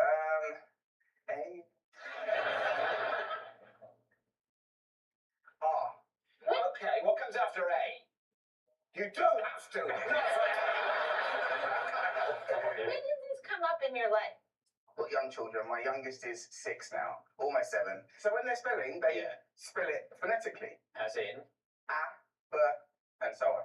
So you know it at birth, but you don't know it A, B. No, because I didn't learn it like that. But if they're already spelling it, why do you have to respell it? Especially as you're obviously not as clever as they are. So, for instance, if I'm in the car, they're doing their reading, okay? So she's only 6. So there are words sometimes we just go and just fumble through it. So I tell her to spell it. But when you need to know what order it is, it's not like she's saying, oh, it's the letter after H. You know her means H. So you don't have to then start from A, B, C, D, because you know what she means. So I think... Jonathan, this is just a bit of fun. He tries that on me all the time. Whenever you're getting somewhere, the point is, yes, it is supposed to be enjoyable. I believe sometimes people can get through an episode, but the only thing that sustains it is that we've got to pretend it matters. The question You might as well say I'm watching Wimbledon. It goes in the net. Oh, have another go. It doesn't matter. It's really great. Okay, so, Michelle, what do you think? Is he telling the truth? I think it's all right. Jonathan? I'm going to go with you. I think it's also a lie. But now I also think it's true. It's the thing that's problematic is it might be true. And However much we think about it, we can't know. That's what's so... I'm going to use the word depressing. What are you going to say? I'm going to say, you know, it's a job, isn't it? And an increasingly fraught industry, frankly, and so I should count myself lucky. But at the same time, some days you just can't bear another second. All right, Jonathan, what's your team going to say? To be honest with you, I don't know whether we're a team anymore, to be honest with you. I think we're going to go with a lie. We're going to say lie. They're saying it's a lie. JB, singing the alphabet. Truth or lie? It was a lie. I once caused chaos in a kitchen with Cornish pasty. Davis. Okay, how did you cause chaos? Well, essentially I microwaved it for a long time. Right, you're trying to take a guess. Is she telling the truth or is it a lie? Is there no more to it than that? Where in the country are we? Oh, in Yorkshire, in Halifax. Oh, wonderful. Yeah, I was fairly young. You know that long summer when you've had your GCSEs and you're just living at home? Yeah. So I read the packet and it said cook for 45 minutes. So I just ran it in the microwave for as close to 45 minutes as the microwave could take. was it a manual or was it a dingy one? A dingy one. It was a dingy one. Yeah, it's a dingy. Why couldn't it get to 45 minutes? Don't know. It's just, if it's an automated thingy, you can just put in the number, right? You've got to remember, right, I'm sat down, the microwave is above the oven, I am just pressing buttons. Something's going to happen up there. Benny. Sorry, if you want some of Trump to come down, they will. Unbelievable. So what are you thinking, Richard? That's the sort of thing you do at 15. Benny. My thing is that, so you said it couldn't get up to 45 minutes, but on the automatic ones, I feel like you should be able to put in whatever number you want. I will say it's true with that caveat, that bit. True with a caveat. Yeah. I've been applying for it for years. Okay, I'm gonna say false. You think it's false because you haven't heard a plausible description of a microwave. Yes. I think maybe it's false as well. You think it's a lie as well? Just totally swapped. Okay, so we were there. Blame me if it's true. Of course I will. No, you blame me as well. I'll tell you what's going to happen now. We're going to say it's a lie. If it is a lie, I will enjoy the point. And if it is true, I will enjoy saying, well, you two are idiots. So you think it's a lie? No. You can also override it. Yes, but I'm not overriding. Well, then Oh, I see what you're doing. That's very clever. So, saying if I don't override it, I am essentially consenting to it. I think she's saying if you were any sort of a man, you would make your own decision. Okay, we're going true.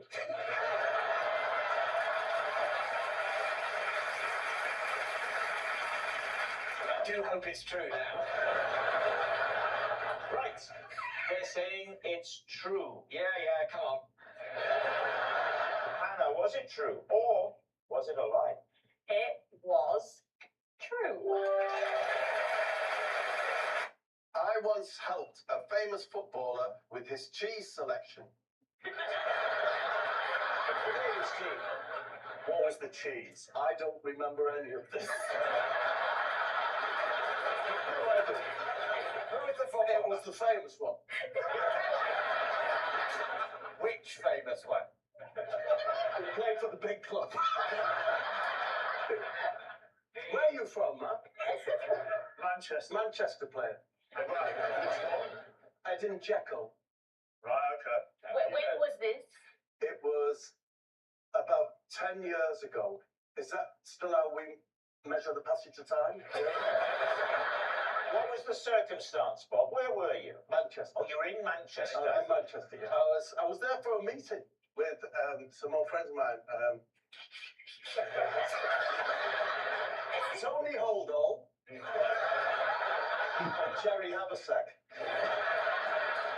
They had a little double act together called Carrier Backs. Tony, very small man. On his Elvis hat, had the nickname Shetland Tony. And I was too early for the meeting, right? So I thought I'll go to the nice supermarket and get some car cheese. Car cheese. Cheese to eat in the car. In Manchester, Boots. The Waitrose of the North. Yeah. And they have a cheese counter, Jamili, and a man. He's such a small man. Yeah. That he'd written on his palm, it said hi on one palm, and it said cheese, question mark. So, I was buying some cheese treats in the car. Which Shetland Tony of Tower knows? Well, it might have been his dad. I don't remember the cheese, man. Okay. What about Eddie Jekyll? When did he appear? Edin. Eddie the ball. Right. Stick, kick, head. So I saw it. And he's concentrating on, like, you know, the airy foods, you know, like Rice Krispies, crumpets, cheese puffs. In the shop, you're following through a section where the food is grouped sort of according to the aesthetic of its structure. No, I just noticed that he was ferreting around for that type category of food. Oh, in every area, in the chocolate area, it's Aero. The cheese area, it's Swiss cheese. The cake area, it's the sponge. So this guy, you analyse, wants food with holes in it. Exactly. Because I did stand next to him very closely, and he picked up some luncheon meat, and he said, far too dense. Far too dense. It's from Bosnia. So he was talking to himself in English then, not in his native language. Is he Bosnian?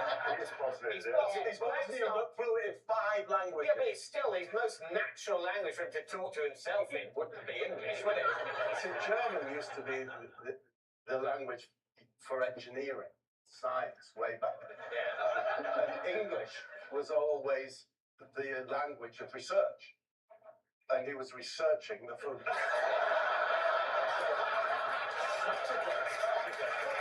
Anyway, Had it been like a new species of flower, you'd have spoken in Latin. So what happened next? I arrived at the cheese counter and I ordered some red Leicester. Jacko appeared and he asked me what cheese I bought, would I recommend it? I said to him it was red Leicester, yes. And he asked the man if he could try a bit of the red Leicester. The man put up his hands, yeah, sure. He didn't. Yeah. The man gave him a bit of red Leicester and he looked at me and he said something in the area of Krashinovse. What? Krashinovse. You've learned now that he spoke to himself in his own language. So I looked at her afterwards, and it actually meant whoops-a-daisy. Amelia, what are you thinking? I just think there's too many holes in the story. I loved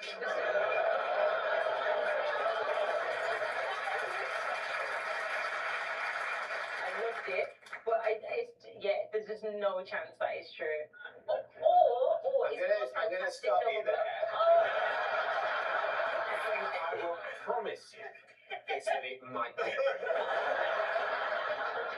Definitely, he's referring to a shop he knows. Yes. Where cheese could plausibly be bought. Yes. He's selected a footballer who lives in that city. Okay. There's plausibility there, but on the other hand, he's surrounded that core of plausibility with a lot of nonsense. And he says, oh no, that bit's not true. Maybe that's just decoration around what is the thing he's Oh, so decorating, you think true it's like... or false? That's actually quite a good tactic, isn't it? I think it might be true. Oh. And the bit I found most plausible, but then of course... David, it is now time to decide. True. True?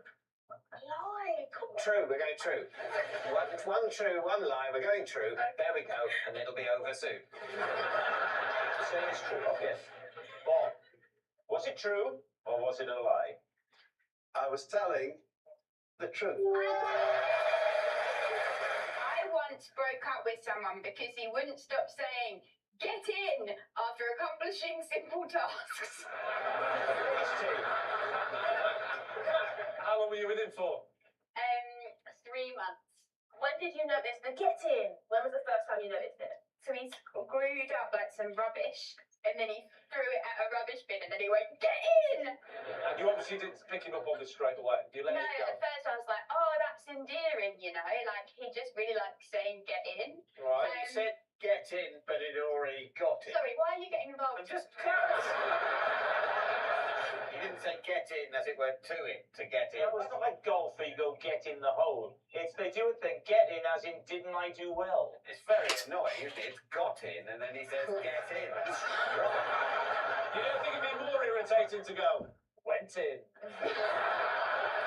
Well, I don't know, but it would make more sense. Let me ask you, grammatically, did he get it in or did he got it in? He got it in, but did he got it in is not the right way of saying it. Precisely, so get in works very well. I think we should get on with it. Get in.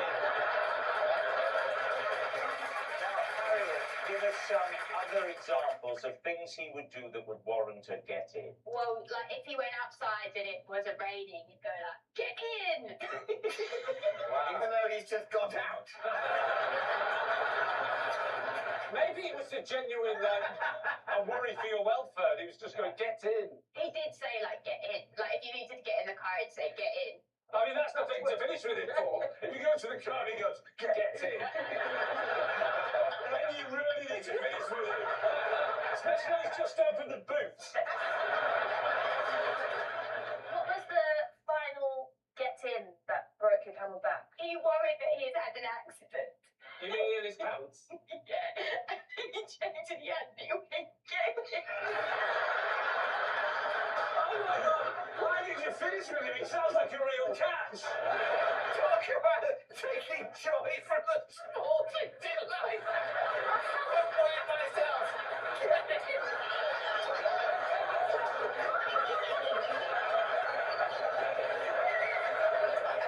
He did it in front of you. It's like something from Jane Austen. Is it true what you live? Oh my God, this sounds true to me. Oh, it's traumatic. I think he sounds nice. He's like full of joie de The vivre. thing is, his some wife sat next to him on a sofa, no idea, and then go, Yeah, I see you through.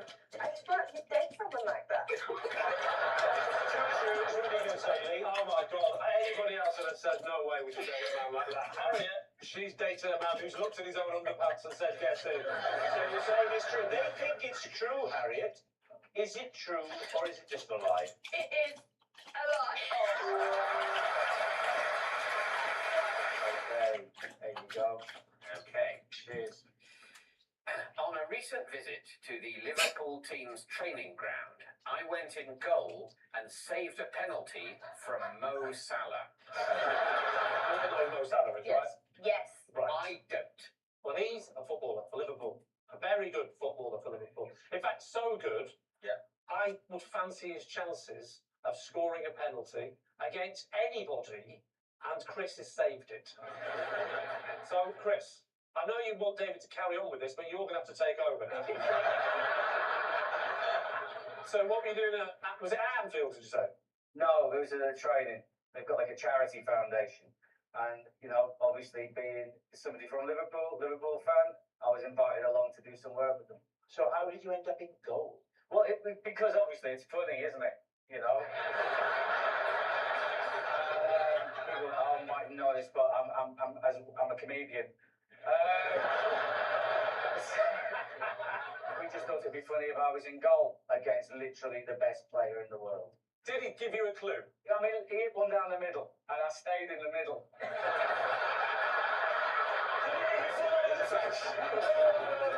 I kind of put my hands up. And But I didn't move. You had no clue he was going to do that. We did a few penalties. Oh, And what number penalty was it? 648. 87. We took 5 penalties. One of them I stayed in the middle. And coincidentally, he hit it down the middle and I saved it. And did he score the other 4? Of course he did. He's Mo Salah. If this is false, that is so funny. You know when something's so funny that you can't laugh? That's what I tell myself on some gigs. So is it the true or he's a really good comedian? I think it's probably true. Lee, what do you say as team I'm captain? told you because he would definitely, particularly post Strictly, be invited to the Liverpool training. Yeah. Definitely. What bit about this aren't you getting though, Lee? What's not selling it for you? The bit where you said that you saved a penalty against Mo Salah. Come on then, time to go for your decision. You think it's true? True. No, not true. They're saying it's true. Chris, was it true or was it a lie? Don't know where my buzzer is.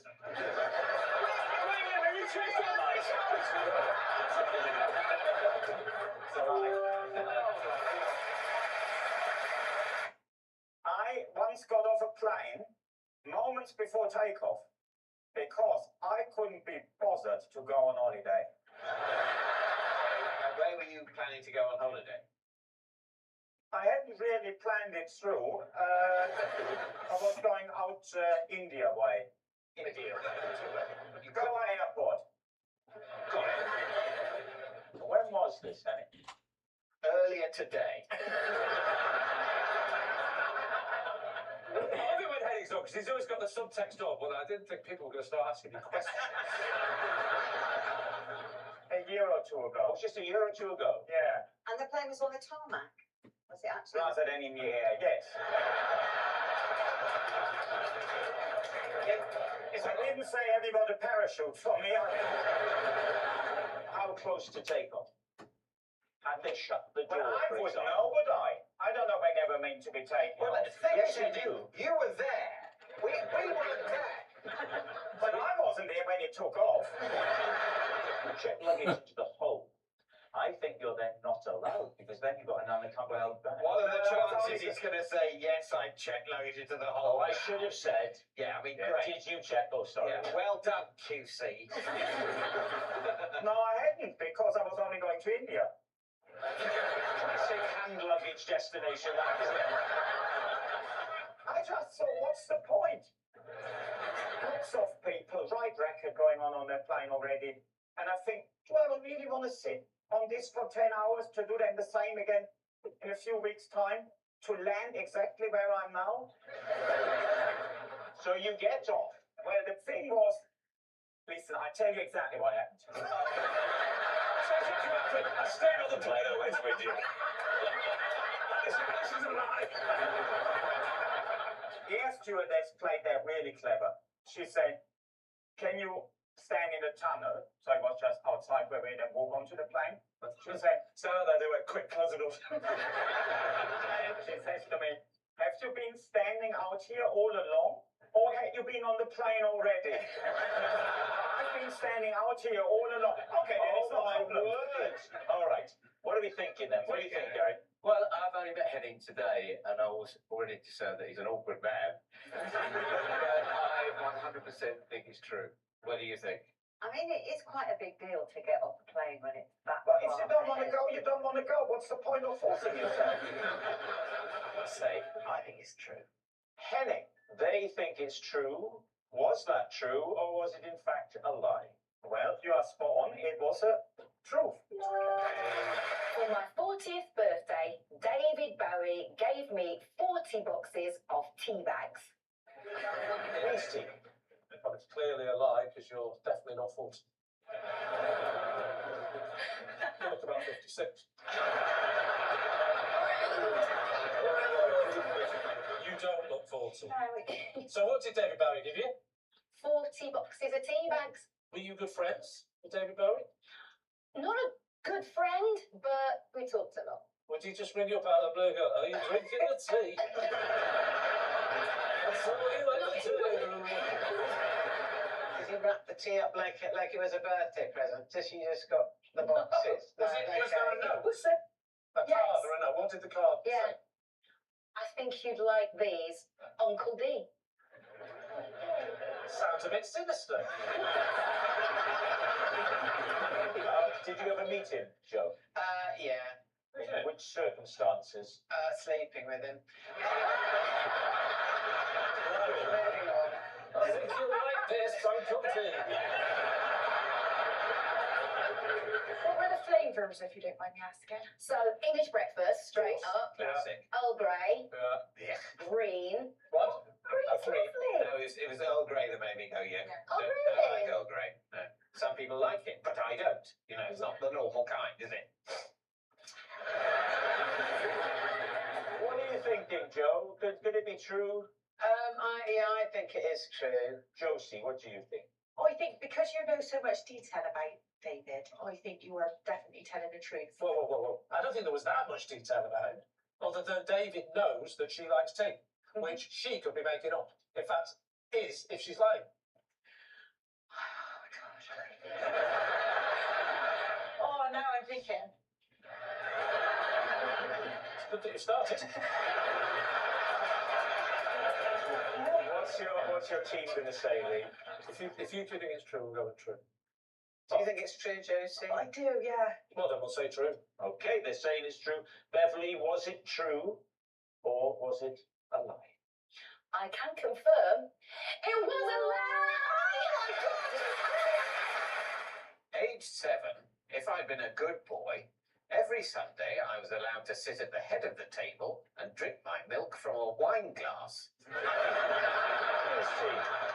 If this isn't true, I'm starting to think it might be stereotyping us. Were you particularly delighted to be able to drink your milk from a wine glass? Particularly delighted. Pretty much nails it, yeah. What would constitute good behaviour, or perhaps more interestingly with you, what would constitute bad behaviour? To be honest, I was pretty conventional. You know, I didn't break rules, but sometimes I was, if you can imagine this, you know, not very good company. You know, I moan. I say, oh, do I have to? And that sort of thing. So you were a bad boy if you said, I'm not. I enjoyed saying you're a bad boy. You're a bad boy. Naughty boy. Bad boy. And would you be served like the matron would say? Would you like to have a look at the? I'd look at the milk list.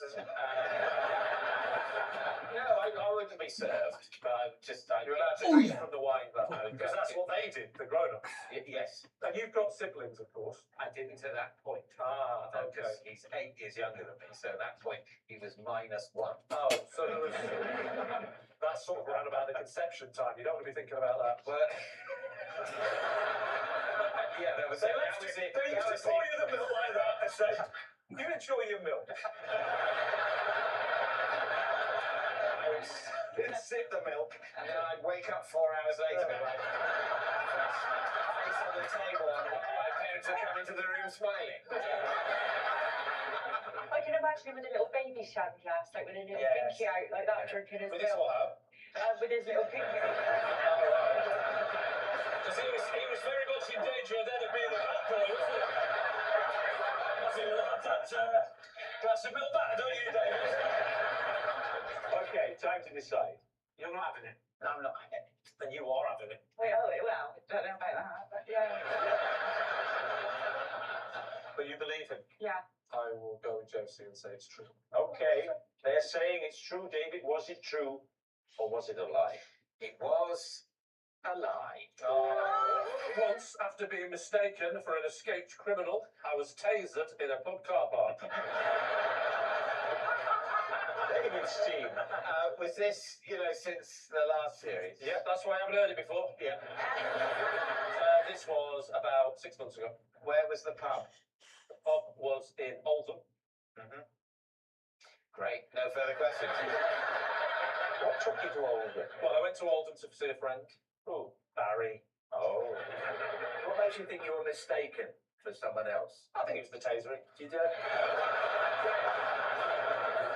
You're in Oldham, you've gone to visit Barry. Is this leaving the pub or getting to the pub? This was leaving the pub. Was your car parked in the car park? My car was in the car park, correct. And so you were making away from the pub. Look, you know the story better than me. Why don't you tell it? Did Barry get tasered as well? No. Because Barry sensibly did what the police asked. Ah, I see. He put his weapon down.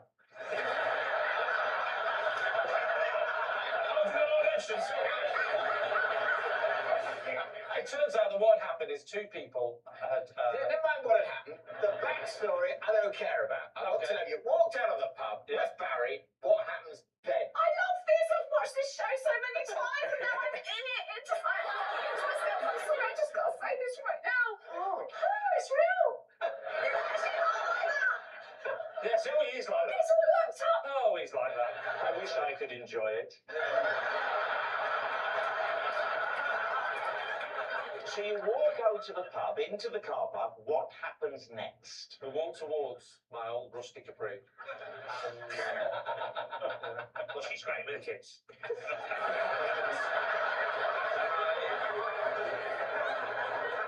We get close to the car, and that's when I hear it. Don't move! So what does Barry do? He doesn't move. I think that I have nothing to do with the conversation, don't move. So I put my hand in my pocket to get my car keys.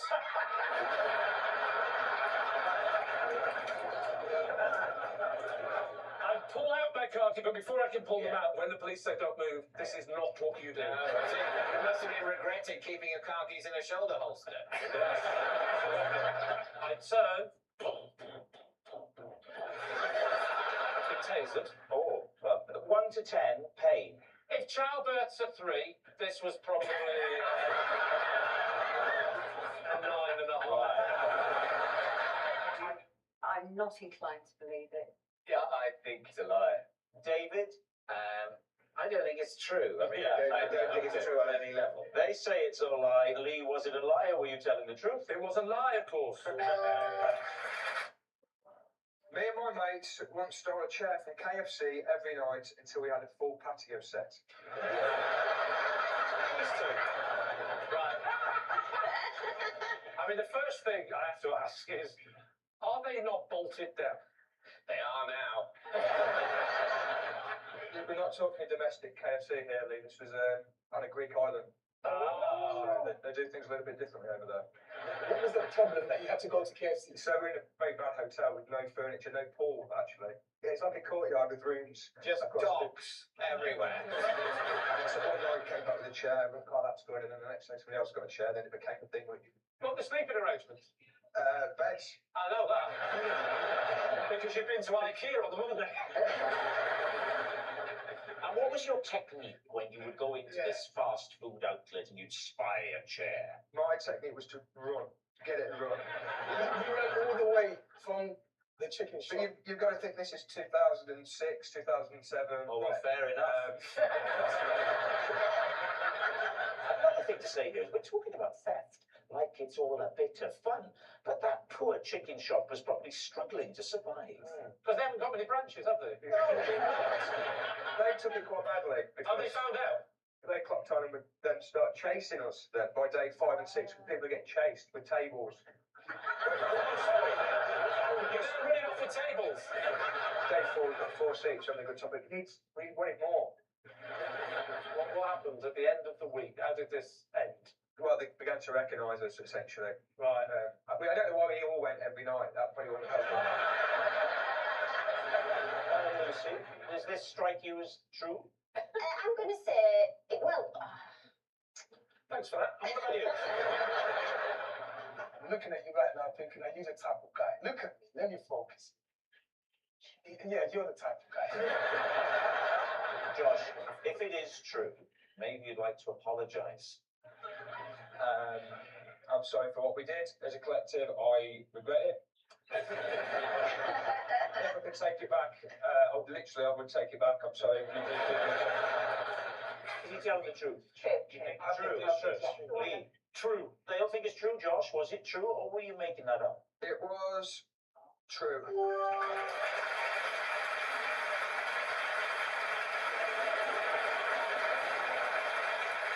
other day, I took a sick bee to the vet. David's team.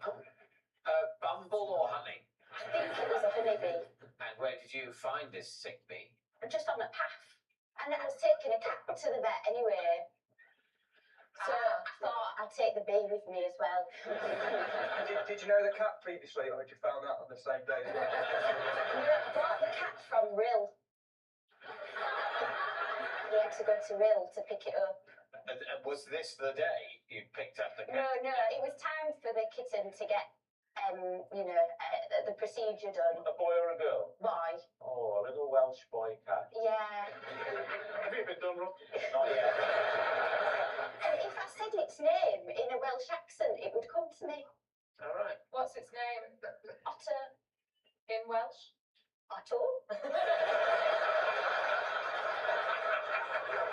I would have thought if you found a little insect like that in the street, rather than the vets, you'd better taken it to the hospital. But it was a bee. A and B then. He said a team of people working on that for the last 6 minutes.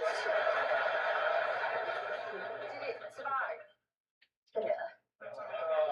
It's a sad ending. I took it to the vet Yeah.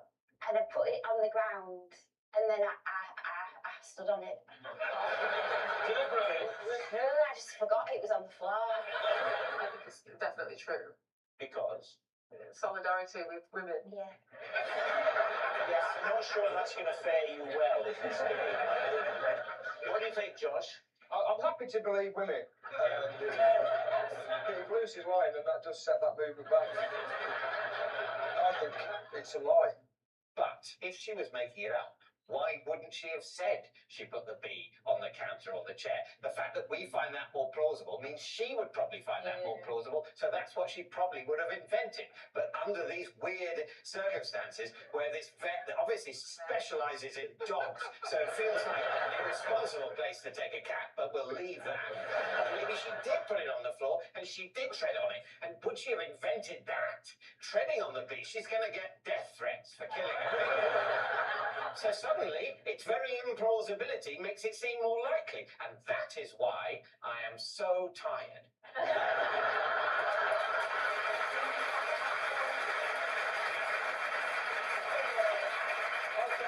So what do we say? I've actually bottled it, and I'm going to believe women. True? True. True. Lucy, they think it's true. Was that tale true, or was it actually a lie? It was a lie. When King Charles came to the repair shop, I had to chase him to his car because he'd walked off with my big chisel. He came out to all of our benches to sort of have a look at what we're doing and look at our tools and things like that. And I have a really big chisel that he was quite taken by. What did he think of your tool? He said that it's. He said it's quite broad. I don't know. Surely, in your job, you've got many sized chisels, not just one big chisel. But this is my favourite one, and I have a little place for it on the wall behind my bench. What did he say when he was Waiting. Waiting. Very waiting. Exactly. Doing so King Charles when he was still a prince. So, how did he end up walking away with it? So he handed it to one of his. Possibly an aquarium. And then they started to kind of walk away, and I didn't know what to say because I met him at Dougie's house before this, and I was talking to someone that I was with about I don't know how to speak to him? Do I shake his hand? Do I bow? Anyway, before I knew it, I turned to my left. Can you stand up for a second? I am standing up.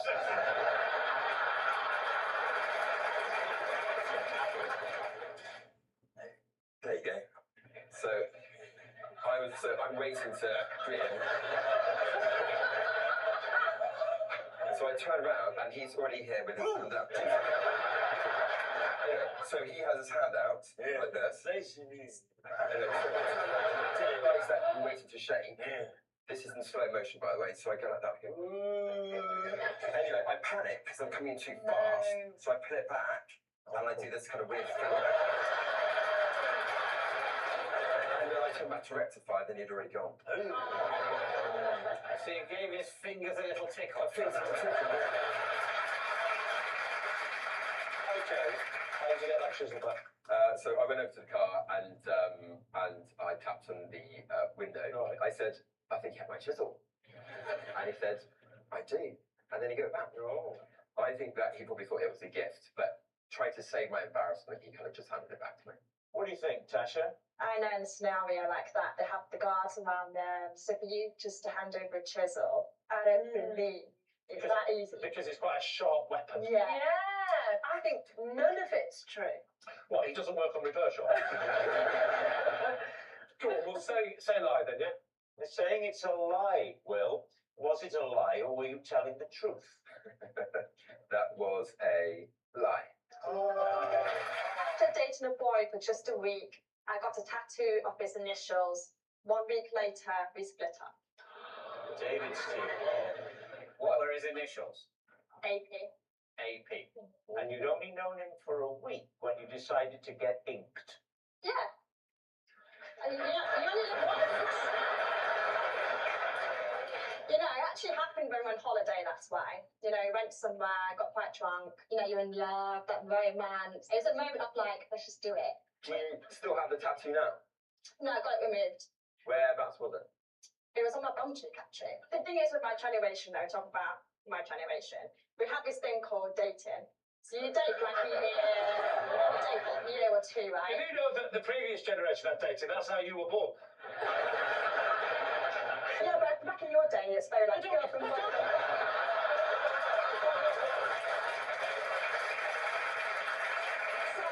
I'm not disrespect, Jazz, but I'm not his generation.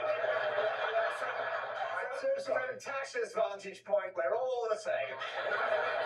Slot, Charles Dickens, William the Conqueror.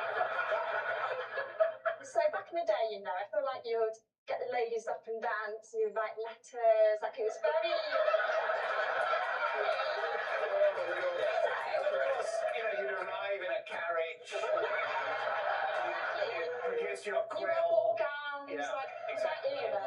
offer your sword. Do the classics. Back in the early 90s, that's how it was. So how is it different for your generation? Is it just online? You just Snapchatting each other? Snapchatting? Do you Snapchat? I mean WhatsApping. Yeah. No, tweeting. Right. You're Xing each other. Stop using words you don't understand. MySpace. Your initials. No. So you said a week ago we went official. I think it's going very well. I'm going to get a tattoo of your initials on my buttock. And he went, okay, go ahead then. I might buy a postcard. But that's what happens when you're in love. When you're in love, you do silly things, right? It's time to decide. What do you think? Was that all true? Do you think it's true, Will? I think it's true. And I can see that sort of going on holiday, caught up in the sun and So sangria. loved up. All right, then, but we might go true. Oh, yeah, true. They're going to say it's Yeah. true. Okay. Tasha, they're saying they think it's true. Was it true? Or was it a lie? It was a lie.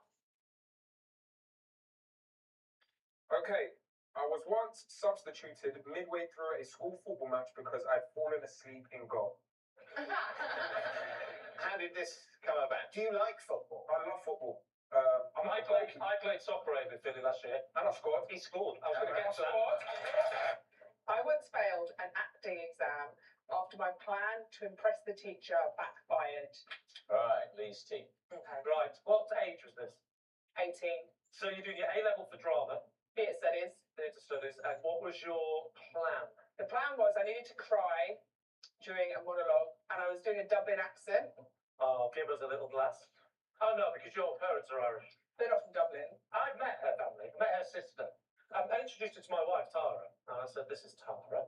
Who's very beautiful, ridiculously beautiful. Yes, it doesn't seem right, does it? I'll tell you how unright it seems.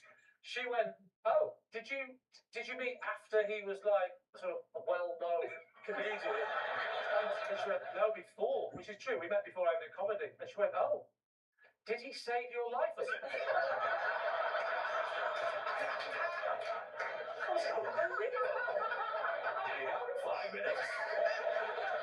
Okay, so this was a sad monologue. Sad monologue, and a woman, she's leaving a pram at the airport, and I needed to cry, and I needed the grade for my uni application. I needed to pass theatre studies. My plan was to use an onion to make myself cry, so that I really, you know, like Oscar bait, get the exam. Well, you weren't intended to do the monologue and then start cutting. No, I had onion in my pocket with like an entry area, so I could stick my hands in. So I touched my eyes. Without him saying that you put your hand just sort I of. was doing my accent. I was like, all of a sudden, Lois and Ned Circus, and I was just doing touching my eyes. No, that was the accent. Was That was the accent. Very good. Thanks, Rob. And so I did that, and then I touched my eyes, and then I thought, oh, actually, it's quite a bit longer to go on this bit. And obviously, so I'm not meant to be at the tears bit yet, and then obviously my eye starts going, and I'm just like trying to keep it together because I'm not meant to be crying yet, and then I have to get the pram to bring it off stage, but I can't see, and I finished the monologue like that, and I had to just walk off. Did he find out, the teacher? Oh yeah, she came up to me straight up, and she went, onion. What are you thinking then, Maya? I don't know, I think dedication to the cause, but onions are that shape, aren't they? So you'd see a little bulge in whatever jacket and stuff that you had on. I don't think she would do it. I think someone might have done it, but I don't. You don't think it's true? Okay, well, I'm going to say that it's a lie. You're saying it's a lie. Right, Roshi. Truth or lie? It is true. Yes, it's true. Roshi really did use an onion to make herself cry. Okay, well, I'm still blind. Neither of my PPIs work. So, David, would you say was all a lot of time and read my card out Yes, for me, please? During lockdown, I bought a pogo stick to use as a homeschool teaching aid. Right, Lee's team. Okay, so Chris, have you got children? Just the one. And this was for what? Your homeschooling PE or something? Yes, when we did homeschooling, we split up the tasks. I was in charge of PE and maths, and my wife was in charge of reading and art for obvious reasons. And what age is your child? During lockdown, she was 6. And do you do anything else for PE or just pogo stick? I'm quite a lazy guy, Lee. So I realised that when you're on a pogo stick and you're bouncing away, what you're trying to do is see how many you can do. How many repetitions without touching the ground? Yeah, and maths You have is to touch also... the ground, Lee, to be fair. Otherwise it's levitating, which we still haven't mastered. I appreciate you said it for comic effect, Rob, but you know exactly what I meant. Well, what I tried to do is I realised that how many is also what you do often in maths. And I could consolidate all of my teaching efforts into one tidy little package of minimal effort. So I invented pogo maths. Okay. And you just shout out some sums and they have to bounce out the answers. But are they experienced in pogo sticking? It's quite hard. Well, I mean, it does help if you can use a pogo stick first. So you have to get over that hurdle, but that's, you know... You have to get over a hurdle as well. I appreciate you said that for comic effect. We have a pogo stick. Yeah, well, it's Chris's car, make him do it. I don't think the BBC's got enough money to cover the insurance on this. Don't worry, I've got this covered, Chris. Like the car, let David do it for you. There is a pogo stick behind you, I believe. Oh my gosh. There it is. Don't do it there, and make sure you're 2 meters away from me. Right, down you go. Now, Chris. Hang on, let me have a practice go first. He's not doing it, Chris. Dead easy. Are you ready? Yes. What is 8 minus 5? Okay. The problem I've got now is if I bounce and fall off after, say, 2, you don't know if I'm bad at pogo or bad at maths. All right, here we go. 1, 2, 3.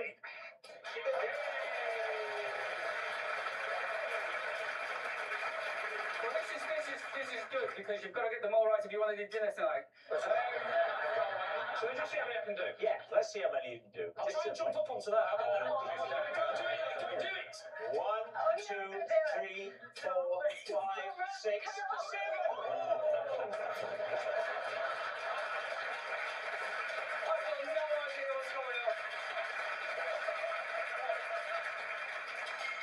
So, having experienced it, Yes. do you think he's telling the truth?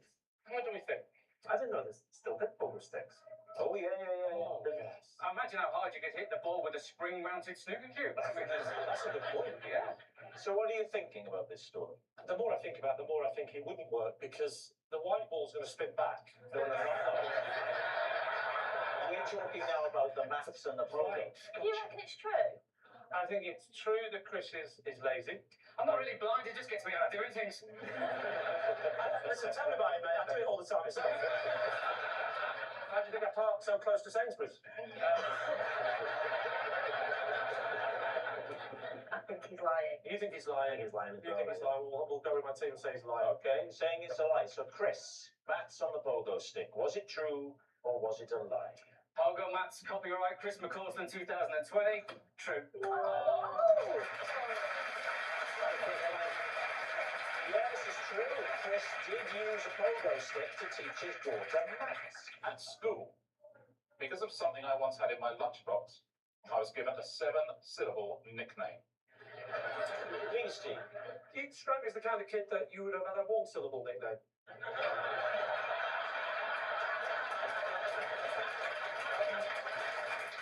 All right, what was in the lunchbox? A sandwich, a snack. What was the snack? Well, there, Lee, we find 6 of our 7 syllables. Brilliant. What's your 6-syllable snack? You can think of a 6-syllable snack, surely. I can, yes. The big one. The big one. Away you go. The big packed lunch, 6-syllable snack. I've thought of a 10-syllable one. Right. A salt and vinegar packet of crisps.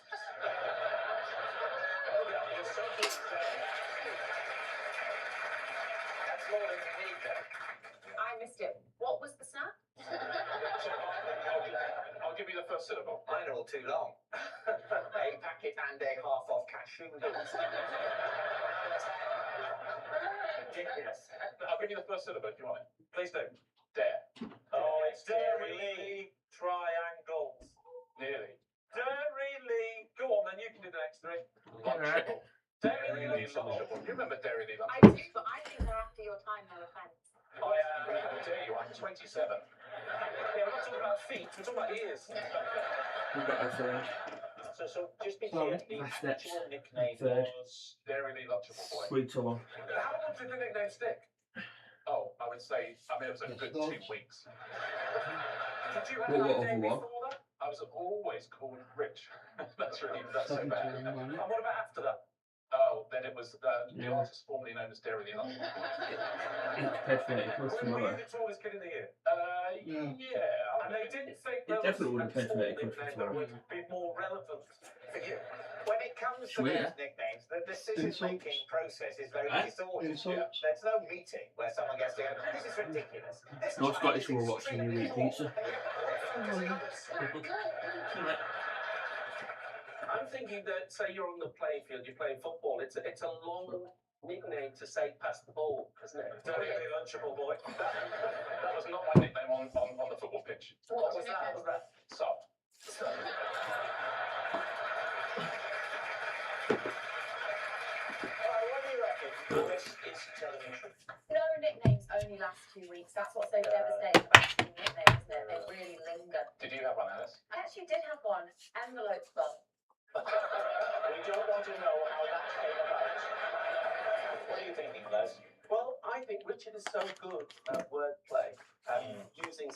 sounds like the kind of nickname he has given himself.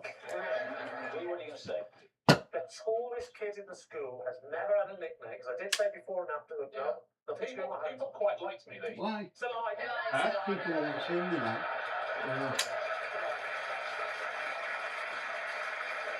Richard, let's say that it's a lie. Were you telling the truth or were you telling a lie? It was a lie. Yeah, it's a lie. Richard wasn't given a 7-syllable nickname at school because of something he had in his lunchbox. When I worked in a school, I locked another teacher in a cupboard to teach him a lesson. Oh. What did you teach? Humanities. Humanities? I thought you were going to say humans then. Humanities. What age were the kids? I'm checking out your teaching credentials before we get to the other bit of Yeah, all good secondary school kids. Secondary school? Yeah. Where in the country was this? In the West Midlands. West Midlands, right, okay. You're a teacher, aren't you? Does all that stack up? I'm not anymore. You used to be a teacher, didn't you? I'm a well-known comedian. Are you? I genuinely thought you were a celebrity teacher, that's why you're here. You have that thing about teaching people in Yorkshire, is that right? Where did you do your teaching degree? Never mind that, where do you do your comedy gigs?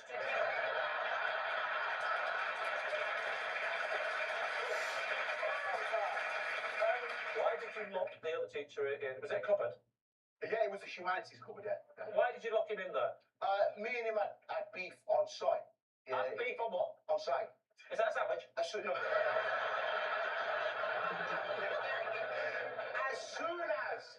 soon as we locked eyes, I knew there was going to be an issue because he thought he was the most popular teacher amongst the kids. So I turned up at school, and within a week, I was the most popular teacher in school. Big It was very. Listen, I'm just What saying. made you such a popular teacher? I was like the Piper of literacy. Kids were following me around everywhere like, yo, third. That is quite a claim. Literacy? In the humanities department? That's correct. Ignore humanities. Go and read my novels, children. Yeah, and so obviously the reputation going around school, like, yeah, third, taught me how to use full stops and that, he's a sick guy. That is a sentence that has never been uttered by anybody under the age of 21. He taught me how to use full stops, he's a sick guy. How long did you lock him in a cupboard for? Actually, here's part of the story that you need to know fundamentally. The reason why I chose to lock him in a cupboard on that day is because I knew it would make him late for his lesson observation. Observation, yes. So a lesson observation is essentially how teachers are judged on how good they are as teachers, yeah? It's not based on how you move children on emotionally, spiritually, how you build them as human beings. It's a 15-minute window in which a waste man that can't teach themselves comes in and judges. It's not right. So you locked him in so he'd get into trouble on his Yeah, I did. Should I tell you why? Please do. He started spreading a rumour amongst the senior leadership team that I wasn't marking my students' books. Right? Is that bad? I wasn't, but that's not the point. You know what I mean? Great, not snitching on that teacher, right? And what was the upshot of all of this? Did you let him out? Did he escape? Is he still there?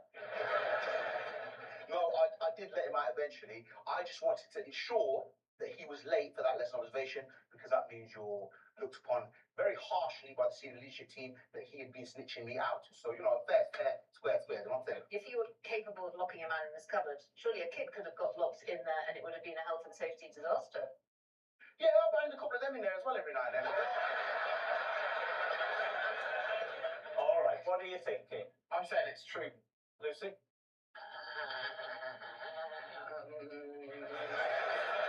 To keep rebooting. I'm going to say it's lying. Are you? I just find it implausible. Do you believe people can have beef on site?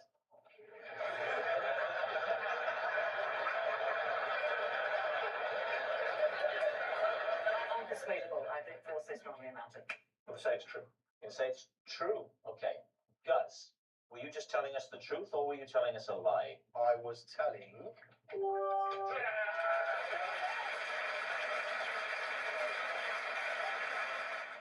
To make sure I went down as an all-time school legend, I deliberately scored a spectacular own goal in our end of term cup final. scene. You just wanted to make a name for yourself. Yeah, I wanted to, be memorable, Okay. No one really remembers the kind of average guy, but they remember that kind of, the wacky guy scoring an own goal. The idiot. And yeah, the idiot. What was the reaction to you? What was that? Well, first, it's like, my team were like, what are you doing? Like, this is ridiculous. But, afterwards, they were like, that was legendary, mate, After sort of 5 years after. But the thing is, though, the reason why it was so spectacular is it wasn't just a normal own goal. I didn't just, it was a kind of a scissor kick. Now you're looking at me and going, this isn't the physique of a football player. That's absolutely right. If you see me on like Soccer AM or some other shows, you'll see that I've got techers, mate. Do you know what they say? You either, was it die a hero or live long enough to become a villain? So I was like, who says that? I think it was a volleyball. Is that a volleyball? Not quite. You know what I mean? Can I ask you a question? What were you known for at school before that incident? I was misquoting people. I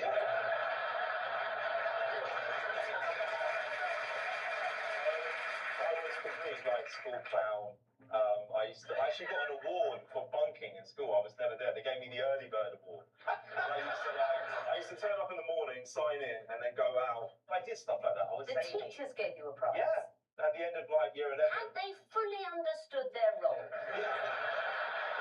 don't think they did. I was really proud of that award. So, well, it's in a sense the school is at fault if this is true, because you essentially they've established an educational environment where doing what is ostensibly the opposite of the aim of education is to be rewarded. So you said, no, I'm not going to do the obvious thing and score in the opponent's goal. And how many serial killers went to your school? I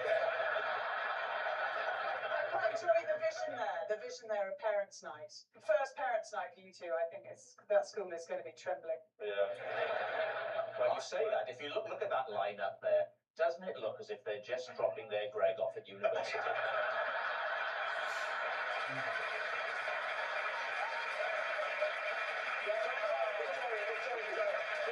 He's not your biological son. You are David's far more beautiful, younger second wife. And you don't get on with Greg, that's coming across.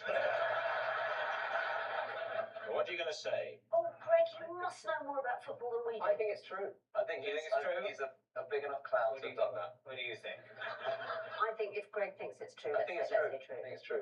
She's trying to bond with her stepson. That's it. Was it true, or were you telling a lie? It was a lie.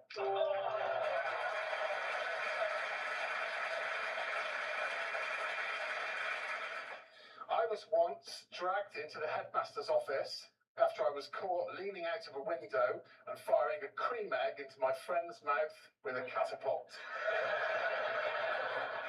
Was this when you were a teacher or a pupil? I'm ashamed to say it was when I was a teacher. So can you describe the setup? I was teaching in a drama studio on the ground floor, and I could see my friend who was teaching economics on the second floor at the end of the building. So it's across, is there like a courtyard in between? Yeah, playground. Playground. And You went to different schools, didn't you? Did the mooch not get in the way? Right, goody, the bell's gone, let's go to the courtyard.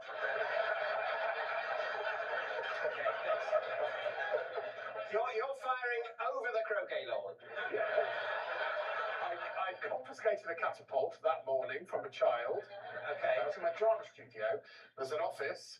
I closed the door and let the children do whatever they used to do in my lessons. I hung out of the window. I saw my friend, Gavin. Yeah. And I went... It was the height of summer. Right. So Gavin is in the middle of an economics lesson, and he goes, "Oh, there's my friend. Gosh, he's holding an unwrapped cream egg." And he goes, It wasn't quite that instinctive. I waved the catapult at him, and he was baffled at first. And then I could see him distracting his children by setting them some mundane tasks. Then I revealed the unpaid sunny all day. Which by now, by the way, hashtag height of summer, melting. They melt very fast. Here's the thing, Claudia. I genuinely had a mini fridge in my office because I did, because I regularly abused the drama budget. I'm sorry, but I was very bored. I bought a mini fridge. Just to add colour, I'll tell you this, I bought a top-of-the-range DVD player and I swapped it for one that my grandmother had given me. It's a really nice old home. Separate story. Can we say that we believe that story? I've got a technical question about the window. Yeah. Good. Because in schools, windows only open to a very small certain point, so the kids can't jump out. Wow, how rough was the old school that you taught? Really bad. Good on when you guys they jumped out. Yeah, just get jumped out and drown in the mud. So basically, that window will only open to a certain point. Yeah. The window did only open half, so Gav had to get on his knees and position his head. His head virtually filled the amount of window that was open. It was a slide-up window. Where was the headmaster at this point? Walking through a playground / courtyard? He was in his office, I imagine, pretending to do work. Oh. And here is the thing that will convince you one way or the other straight away. I would say it was 25 foot, and Gavin did catch it in his mouth.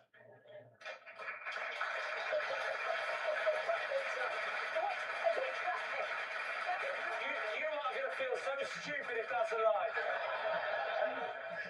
What do you think, David C? Does it ring true for you?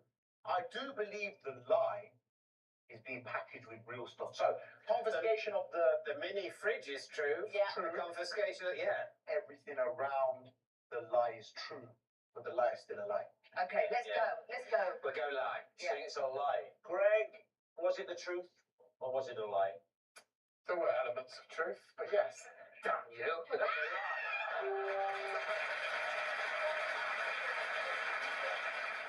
At school, I once rubbed stinging nettles all over my face and told my teacher I was ill so I could go and meet a boy in a graveyard. David C.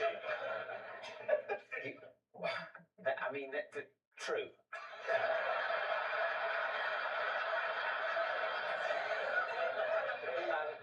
So this was a date in the graveyard. Was the boy living?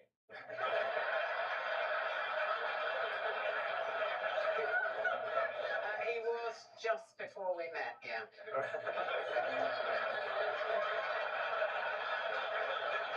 These, Joe, you say these are your school days, so we're talking about the 1990s. Now, what was the... It's my way of being flattering and chivalrous, you say, chivalrous. When was this, Joe? The 1890s. That would have been the late 60s, actually. Late 60s? Yeah. Gosh, okay. So when you walked into the graveyard like this, you must have been shocked to see him. Rob, he was pleased to see me. He knew what he was going to get.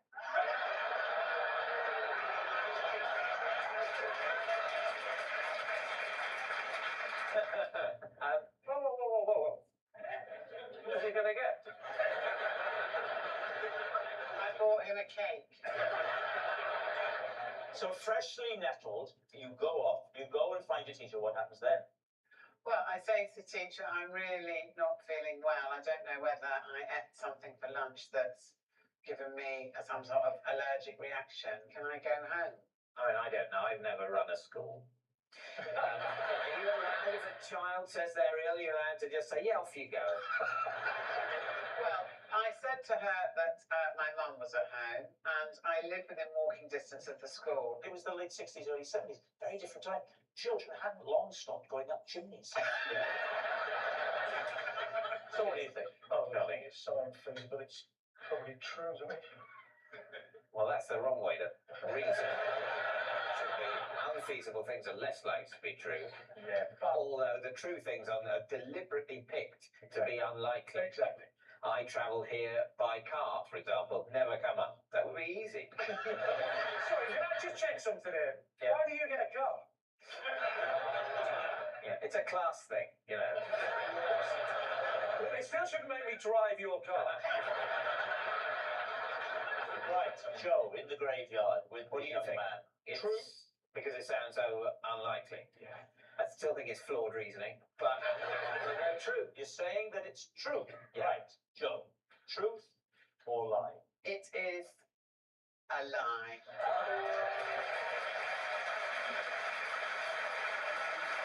Yes, it's a lie. Joe didn't have stinging nettles over her face to get out of school. At school, I used to regularly pay my friend to clean my rubbers. You used to pay your friends to clean your rubbers. It was just one friend. How dirty can a rubber get? Nobody cleans Oh, they get dirty, my friend. Do they? Oh, yes. What, full of what? Just lead, mainly? Full of, yeah, lead. Don't you rub a dirty rubber against a clean piece of paper until it cleans itself? no, what you're describing is the action of cleaning a rubber. Yeah, that is how you clean a No, rubber. see, but you That's wouldn't not the need to do same that. as it cleans itself. That's like saying, why do you need to clean a car? You just wipe it all over and it cleans itself.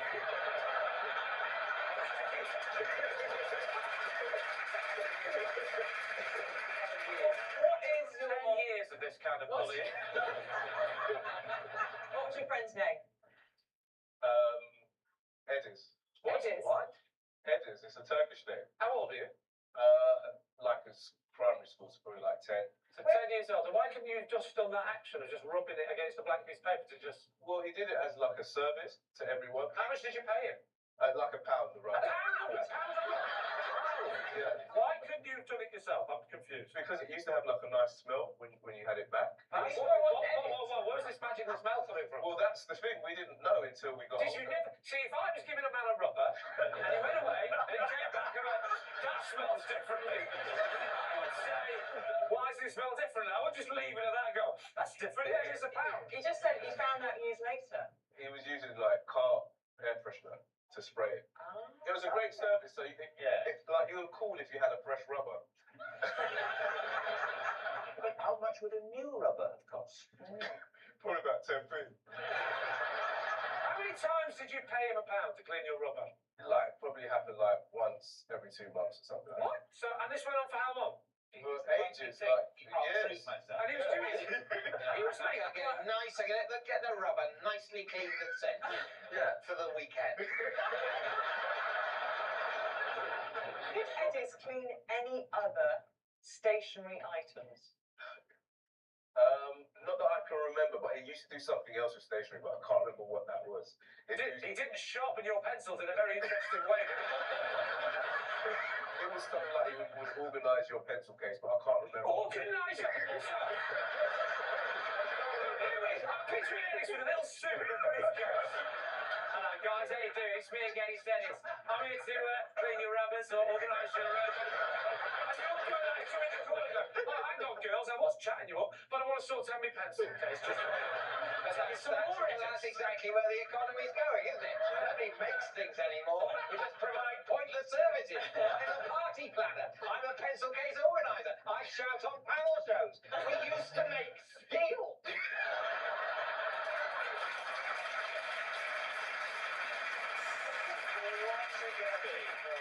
Look, the thing is, during my one, which was true, I started thinking it was a lie.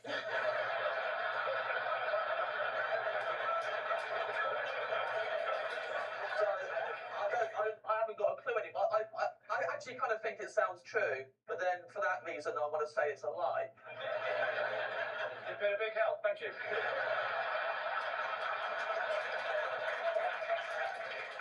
Debbie. My gut's saying true. What's your gut saying? Go on, let's go true. You're going to say true? Melvin? It is. Was it true or was it a lie? It is true.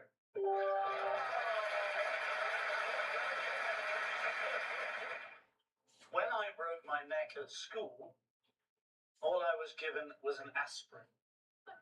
David's team. What happened? How did you break your neck?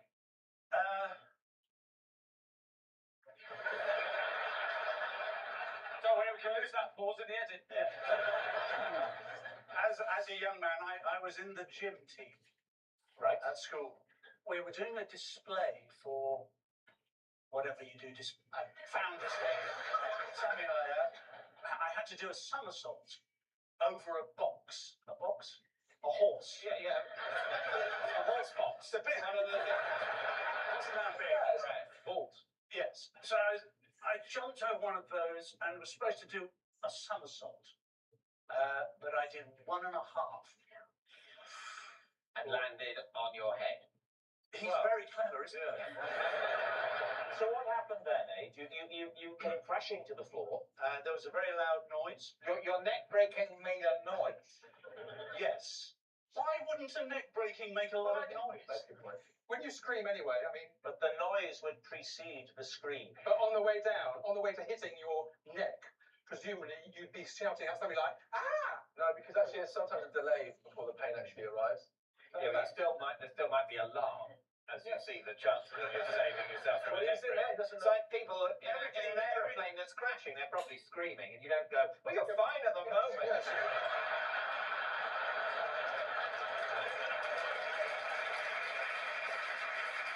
So you hit the ground, you fall to the floor. What happens then? I was in a great deal of pain.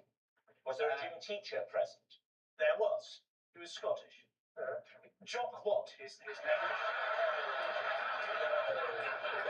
No, this is a teacher called Jock Watt. So what did Watt do? One of the first things he did was he put out his cigarette. No, On the head of a nearby child. Watt was there. Where? Because in the display. What was in the display? We're quite small schoolboys. So there's a kind of teacher to catch you. Oh, Half yes. catch you. So somebody dropped it. You bounce over the thing and you sort of. Is that after he dropped it? Is that what he went? I was carried off the field of display. By what?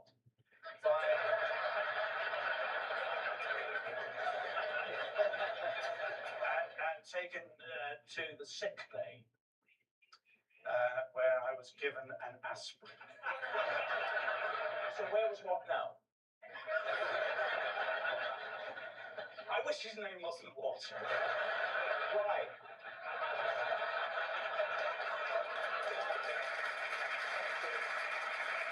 So was it evident to you from the start that you'd broken your neck? No, I suffered a great deal of pain for very many years, and didn't really find out about the crushed vertebrae until Yesterday. until a few years after. So what are you thinking? Are you thinking that it could be true? Well, I think I have been observing him, as I do, and he doesn't have full movement of his neck. Look at that. You see?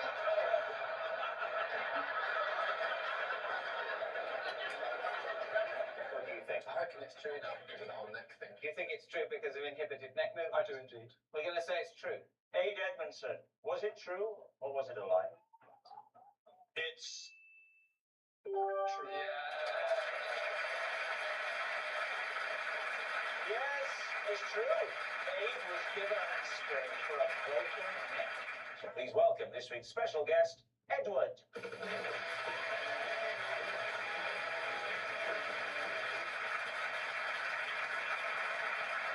So, Robert, what is Edward to you? This is Edward, and I had such a crush on him at school that for the past 20 years, his name has been the basis for all of my passwords. Denise, what is Ed to you? This is Edward, and he helped me pick up my car and move it after I got blocked in by Davy Thompson. And finally, Lee, what is your relationship with Edward? This is Edward. I once dressed up as his wife so that his son would think that he'd seen his mum in the audience at the school play.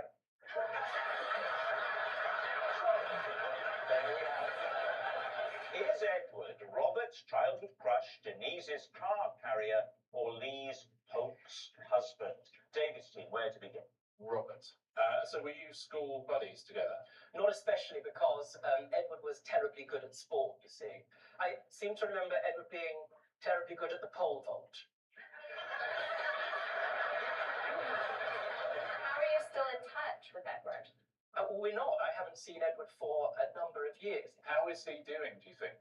Would you still?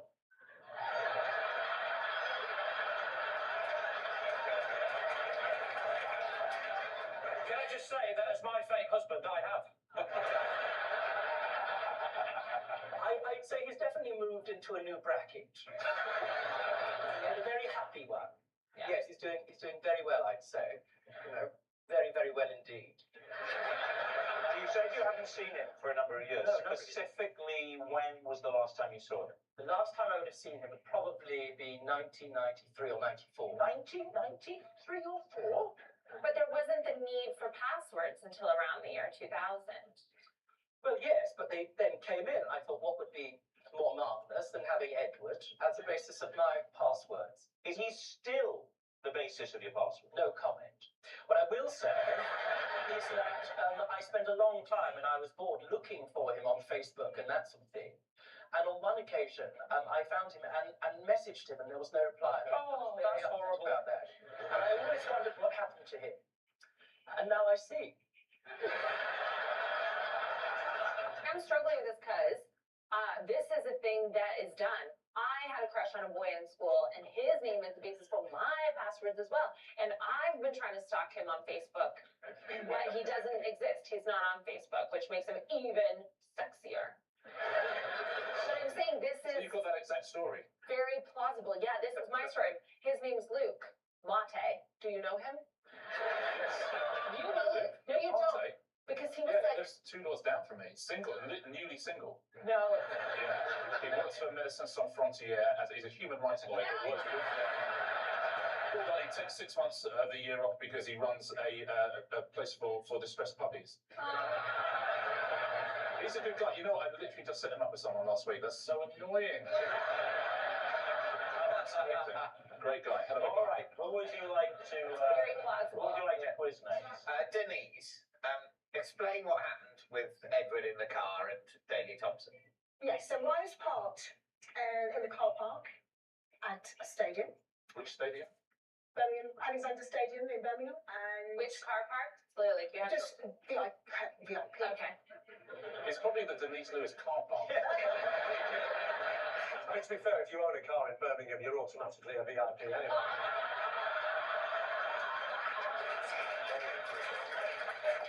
Why are you clapping? So I'm in the car park, went off to work, had a big national championships, came back out, desperate to get back down to London, and my car was blocked in. That was Daley Thompson. That was Dave Thompson. Well, hang on. How do we know that? Let's take it step. What happens next? Well, Eddie, he's an official. Right. You know, he used to be an athlete because he's well stacked. What was his sport? He was actually a thrower. Of what? Discus. So, are you actually? You're a BBC commentator, and you called him a thrower. A thrower. So he's a thrower of the incredibly heavy frisbee. Yeah, he used to compete national level. Okay. Didn't quite make it. Didn't quite make it. It's not easy to get to the top. Yeah, It's not easy. That's such a show-off thing to do. I'm sorry. I'm just Actually, saying. really, really hard to be an amazingly good athlete. Some people can do it, some people can't do it. Eddie, I'm sorry. So there you are, Denise. You're blocked in. Eddie Edward is there because he's an official. He used to throw things. Where does Daley come into it? Well, his has a private registration plate, and I didn't He's notice one of that. those people. Yes. Daley, what does it say? DT10. DT10, of course. DT10. Of course. I said to Eddie, I need to get out of here quickly. Yes. Can you help? Yes. He said, let me go and get some of these other throwers. He said, listen, if we maneuver this car, swing the back out a little bit, we should be able to maneuver around Daley's car. So you never met, I'm sure you have met Daley Thompson, but he never turned up during the anecdote. Couldn't find him anywhere. But it's only when I came back to the car did I realise it was his car because of the number plate. But you were looking for him before that. The person I need to talk to now is Dave Thompson, because if there's someone who understands a parking crisis, it's him. Can I just check if you two met, because you need a really good defence lawyer. Can I continue? Yes, please do. So then he came to my aid Yeah, and helped me manoeuvre the car, yeah. and away I went. Away you went, and Dave Thompson turned up presumably later. I don't know, because I didn't see him. You didn't see him. Have you seen him since? Yeah. Yes. And have you mentioned this story to him? Yes. And okay, that checks out. That's what you can do. Yeah, that's What did he say? Yeah. Oh, shut up. He said, "Oh, shut up." Listen, I've known Danny a long time. One of the first things he said to me at the age of 14, Yeah. he called Look me. after this bear.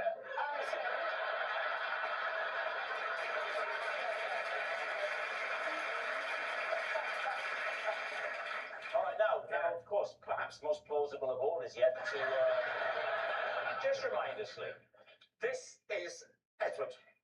I once dressed as his wife, so his son would think he'd seen his mum, right, whilst performing in the school play. What was the play? It was actually a nativity play. Okay, and what was Edward's son playing? Edward's son was playing Joseph. Were your children in the play? My children were not in the play. It would have been inappropriate due to the fact that they don't go to that school. So you went to a school where your children are not enrolled, dressed as a woman, to trick a little boy into thinking you were his mom. Yeah. You say like that, it just sounded a bit dodgy. Let's go back to the beginning. How did this come about? How did Edward approach you? So Edward was at the school, and apparently he got a phone call off his wife saying that she couldn't make it. Now his wife had already missed 3 or 4 big events. You know, all the big ones that are important, like the sports days and the various days. And this was sort of like, I promise you, I'm going to be there. I promise you, I'll do this one. So why wasn't she there? Well, something to do with work. Something got What's her work? I didn't get a chance to get into too many details. Edward rang in a panic, absolutely panicking. What's her job? What's the wife's job? Yes. Actually, I don't know his wife very well. But you know him? well, so, but No, I have no idea. You're the first person he'd call though, but you don't know his. That's right, because me and him do lots of things behind his wife's back, and he knows that. So he rang you up. Yeah. And what did he say? He was panicking. They went, Lee! I'm like, what?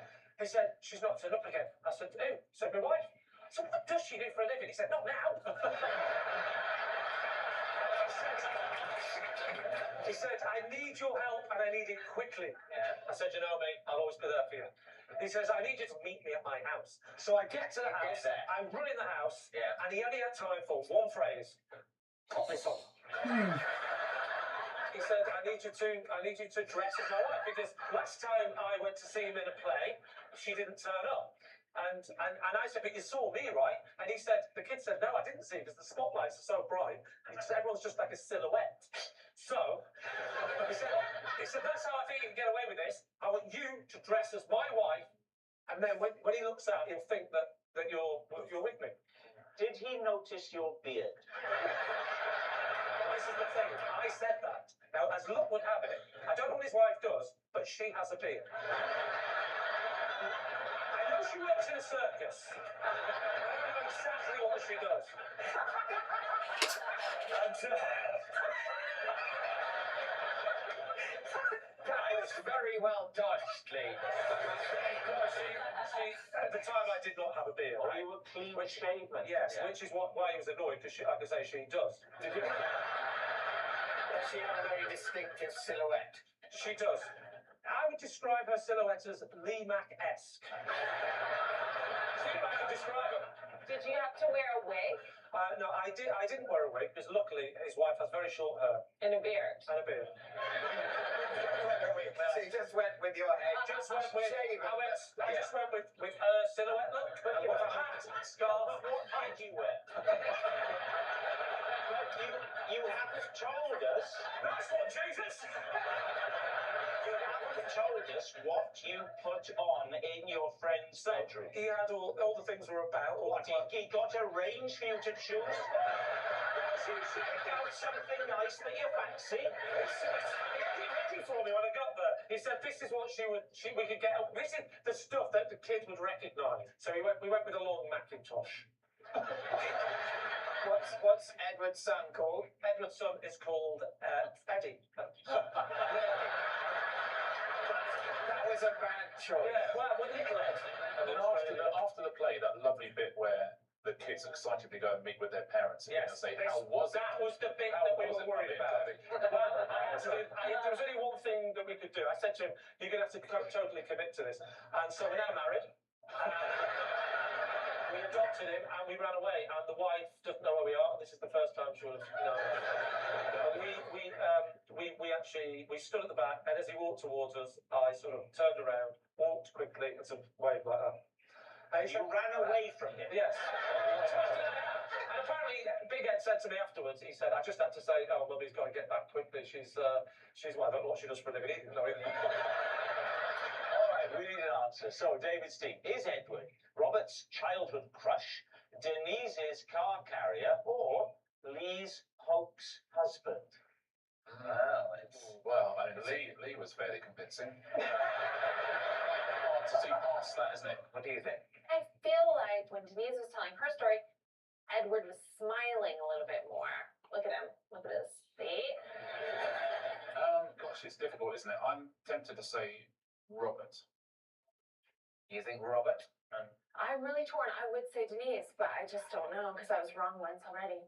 Okay, time to make a decision, David. Who's it going to be? Oh, right. So you think it's Denise now? If you two think it's Denise, that's great. I can opt out. If you both think it's Robert, that's great. I can opt out. If you both think it's Lee, I'm overruling you. We'll go Robert. You say it's Robert. If this does turn out to be true, you do realise we're about to witness quite a moment. So, Edward, would you please reveal your true identity? I am Edward, and I was Robert's inspiration.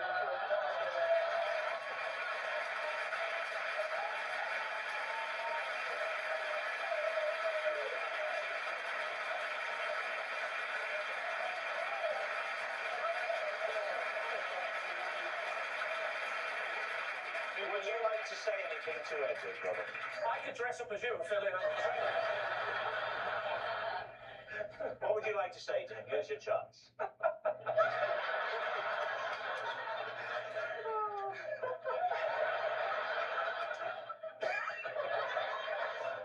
Yes, hello, Edward. Well done, you really kept it together. Edward, did you realise that Robert had this crush on you? No, not at all. What a lovely evening this is for you, then. Thank you very much, Edward.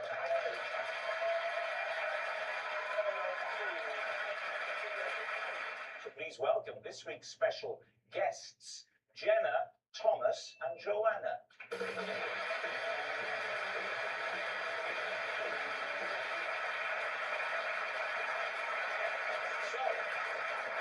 Kate, first of all, what are they to you? This is Jenna, Thomas, and Joanna, and they let me sleep in their tent in Glastonbury when I couldn't find mine.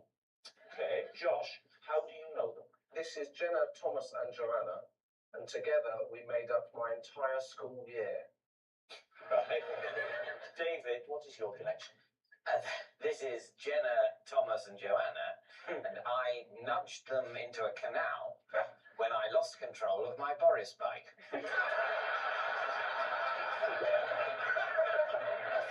So, there we have it. Are they Kate's festival friends, Josh's school chums, or David's bike buddies? Lee's team.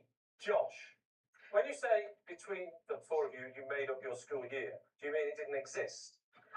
My entire year was us four. So I'm looking at faces now to see if they look at equal age. Now, well, yeah, I suppose do you think they look at equal age? Yeah, Yes, that's convincing. Okay, that bit of the story we believe. Yes. They look a lot younger than Josh, it has to be said. Well, you know, they're probably doing 3 to 4 press-ups a day. What's between them or in... What year was this? 1987 to 1994. I'd have been 4 to 11. Where was it? Where were you at school? Devon. Where in Devon? On Dartmoor. How many kids were in the other years? Oh, well, ours was the smallest. You don't say. Yeah. So the one below was 6. Right. I think it actually started to get bigger because the school got more popular. So by the time I was leaving, you were looking at 8s or 9s. Right. It's ridiculous. How does a child get any attention with that sort of class? Have you stayed in contact with them? I haven't stayed in contact with Jenna and Joanna. Why? Why? Hang on, let's test him on this. Which one is Thomas?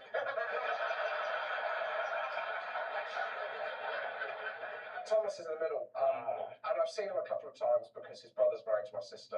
Really? Yeah. And they talk about the Welsh, don't they? This is the size of your year. What happened when you watched the nativity play or the summer concert? How summer concert? Or the garden party? When you troop the colour, how do you do that? Well, it wasn't just a class of 4. We were taught 4 years together. Oh, so 4 4s, 12. 16. 16. That's the benefit of the smaller class size. It's still a small. Well, I don't still go. I'd be frowned upon if I hung outside counting the children. I'm interested to know what the system was at lunchtime. Was it packed lunches or did they provide something hot? Obviously, because there was only, 40 children in our school, there was no need to cook school dinners on site. So you went to a restaurant? What are you talking about? So we went to Wagamama's. No. So what would happen? Because obviously most of us were packed. So Because a high opinion of yourself. So what would happen would be, when you were answering their register, you wouldn't say here, instead you'd say packed or dinners. And then one of the children would tally up the amount of people that say dinners. And then they'd go and phone it through to the nearest school. The nearest school is where you are. No, to the next school, and cook us the 8 dinners and get them sent across. You've been supply dinners, essentially, weren't you? Yeah, we had a kind of Meals on Wheels deal with our dinners. Wow. All right, who would you like to quiz next? David. Where were you cycling on your Boris bike? The Regent's Canal in London. Sort of from where I live towards eastwards, towards King's Cross. Eastwards? Where were you going? Mordor? Travelling eastwards. Eastwards, yes, easterly. Easterly direction. What's that? Where are you going? I'm going eastwards. I'll see you later. When you're back, I don't know, it's what the westerly winds like on the way back. Have you got a bay of Boris bikes near you? Not that near me. I was hurrying somewhere and I was late. Where were you going? To a meeting. Were you wearing a helmet? I was not. Right. So you were going to a meeting, you're in a rush. How do you manage to knock 3 people in? It's Was it ridiculous. like, were they stood dressed as dominoes? No, they were sort of sitting on the edge of the canal. I was right. I'm not an experienced cyclist. I'd only got the Boris bike because I was running so late. Did you knock them in the river and you thought, let's swap numbers and keep in touch? That's exactly it. Yes. So just talk us through it in a bit more detail. Did you knock them off with your body? Did you knock them off with the bike? I'm cycling along the towpath. I'm late. You're My late. phone rings. It's the people at the meeting, and I'm afraid I answer my phone on the towpath. Without a helmet. You don't expect me to put a helmet on to answer my phone. And when they went in, what did you then do? Well, they were out again as soon as they were in. It wasn't a very deep bit of the canal. The deeper water is further out. That's actually the title of my collection of poems. David? Yeah. If I was cycling at speed and I hit 3 people, I think I'd go over myself. I think the momentum would take me off my bike. What can I tell you? Doesn't happen. What about Kate? Do you have any questions, Brian, for Kate? Yes. What did Kate say? She couldn't find a tent at Glastonbury, so these 3 reprobates, let's call them, offered for her to sleep in their tent. They're my knights in shining armour, they rescued me. I do know that I've just done the voiceover for all the looms at Glastonbury. Oh. What do you say? What is the voiceover? Are you enjoying your loo? Some people don't have any loo at all. all over the world they don't have a loo, and you're privileged to have a loo. I've just done a whole government thing for it. I thought possibly you might have sat on one of these loos. I'm envisioning the thought of going into a loo and suddenly you popping into my ear. Just at this point, Kevin, I know for a fact, can do a very, very good Brian Blessed impersonation. I know I might do that.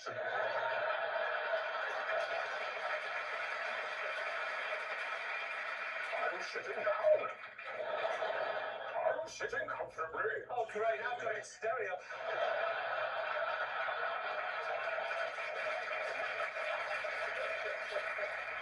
First of all, when was this? This was Glastonbury 2011. My boyfriend bought tickets for him and his brother, and then I heard that Bale the Same was going to be there. So I said I'd come too, so I could see the goddess. Okay, in person. so you've lost your tent. So 1 o'clock in the morning, I needed to go to the loo, so I set off in search of the loos with my phone. And because you'd gone to see Beyonce when you couldn't find your tent, there's a joke coming up. Did you go, uh-oh, uh-oh, Rob. You told us about some joke that was on its way.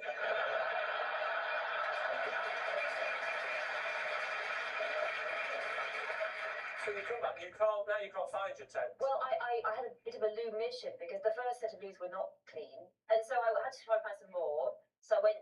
Someone said there's some more over there, and there were people, sort of, making new friends there. So I didn't want to stay there. This poor woman who was taking video, there's some other over there, so I went to the other ones. This is like a quest. Yes. First set of is too dirty. Second set of is too sexually compromised. Set of is number 3. Everyone in the toilet, ladies and gentlemen. Don't forget, this is for defecation, not sexual compromise.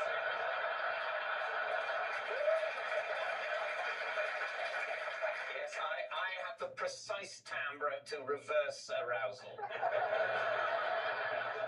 So you're crawling through the grass at Glastonbury. I found the third set. That was all fine, and then I thought, okay, I'm going to walk back now, but I just couldn't find my way.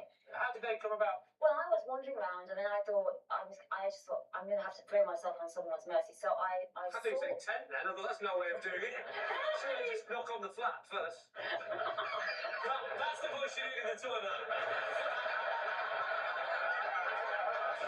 I just saw these 3 friendly people, and I thought maybe I'll just approach them because I was getting desperate. So I said, look, I'm completely lost, and they said, we'll help you.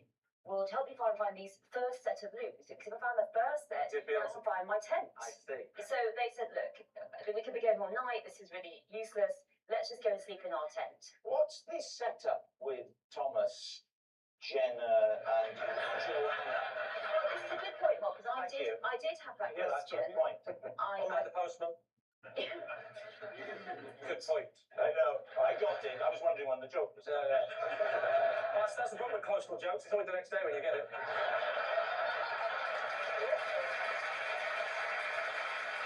All right, we need an answer. So, Lee's team are Jenna, Thomas, and Joanna Kate's festival friends, Josh's school chums, or David's bike buddies? Is there any truth in David's story? No, not at all. Their own escapade sounds like Churchill Ball with the bike, going to the Morris bike, going down the canal. Regent's Canal, of course, that's near the zoo there, where you get lots of orangutans. At the very least, it's unlikely. Oh, it's definitely unlikely. I mean, it's worthy of anecdote. I mean, no one's going to come and say these are, 3 people I said hello to in the post office. There's got to be an unlikeliness to it, or it's not worth televising. This is potentially worth televising.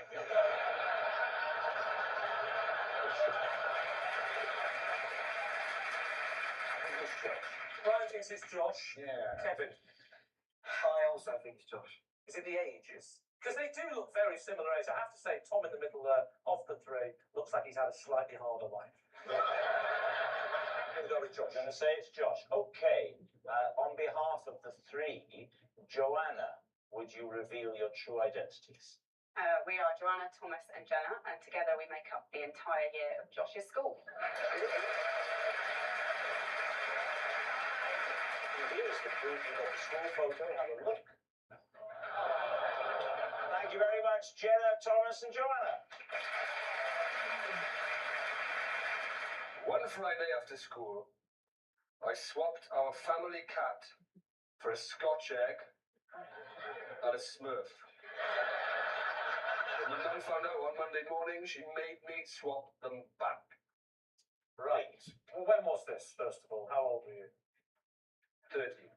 But more important than how old was he or anything to do with him, the cat. What? I mean, seriously, we're very concerned about the cat. I am. I'm a bit more concerned about the Smurf. I'm most concerned the Scotch egg. What was your line? Would you hide it under your bed for a weekend? Why don't you three have a little chat, and when you've worked out collectively what you're most concerned about, come back. Please do. What was the cat called? What kind of cat? What colour, please? The cat was called Snowdrop. As the name implies, it was tortoise shell. Who did you swap with? Should I name him? I don't know, unless he's in prison at the moment and he's... I don't know, I haven't seen him for a long time. It was a kid who lived on an estate nearby. Just give us his first name. Lee. Just with the Scotch egg, you wanted the Scotch egg. You wanted the Scotch egg so badly that you traded a living mammal for it, and then you just put it under your bed for 48 hours. To be fair, trading a Scotch egg for a living mammal is exactly what's necessary in the manufacture process of a Scotch egg. They start off, people have decided they have live pigs, but they don't like the live pigs enough. What they want is no pigs, but Scotch eggs. Right. Why did you want the Scotch egg? I presume for the obvious that you like them and you wanted to eat it. Yes. Why didn't you just eat it there and then? Why didn't I just eat? You said you swapped them back again on the Monday. So why? That suggests you still had the Well, Scotch hang egg on. I on mean, the was Monday. it the same one, or had you consumed it and then you just had to give a Scotch egg back? That's right, Bob. It's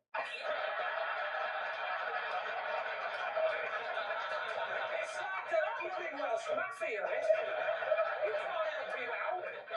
Could I get back to the cat? Cats obviously very territorial, so would the cat not try and come home? Because they normally do if they've gone out away. He didn't. Not that weekend. Talk us through the actual exchange process. I tell you what, Rob, you stand up. Let me go through it. I am standing. I'm role playing with you. Right. Okay, so imagine I've got my family cat in my hand. All right. And you in with this hand, you have a Scotch. Where are we now, Rod? Where are we? We're in Wales. Are we in Wales? We're in Wales. Oh. We're in Wales. Very nice. Let's just take a minute. It's lovely. Go on. Right. So we're in Wales. Yeah. I've got a cat in my hand. All right. Right. You've got in this hand a Smurf and a Scotch egg. Yes. Right, now we swap them over. All right, here we go. This is how it happens. That's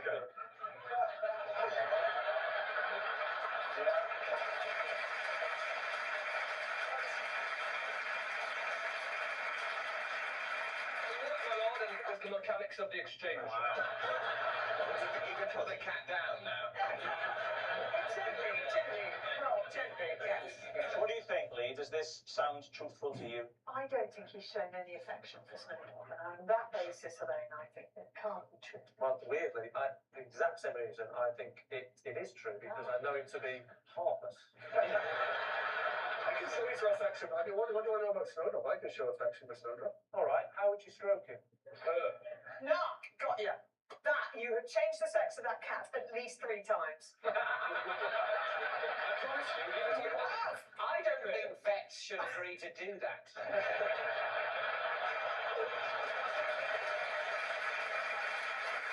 It's always been a female cat. What are you thinking, Rob? Are you thinking it's the truth? It's really starting to crumble at the end here, so I'm smelling a lie. Both saying a lie. My team say lie. We will go with lie. Okay, you're saying lie. Rod, truth or lie? It is a lie. Yes, it was a lie. Rod didn't swap his family cat for Scotch egg and a Smurf. When I was a teacher, whilst trying to explain a tricky concept, I accidentally locked a pupil in a cupboard. David's team. Okay. What was the concept? Was it the concept of imprisonment? It was a maths lesson. I was teaching the topic of probability. That's the chances of getting locked in the cupboard. Well, that became an extra learning objective. That wasn't the main one. I was trying to get across the idea of Narnia. Yeah.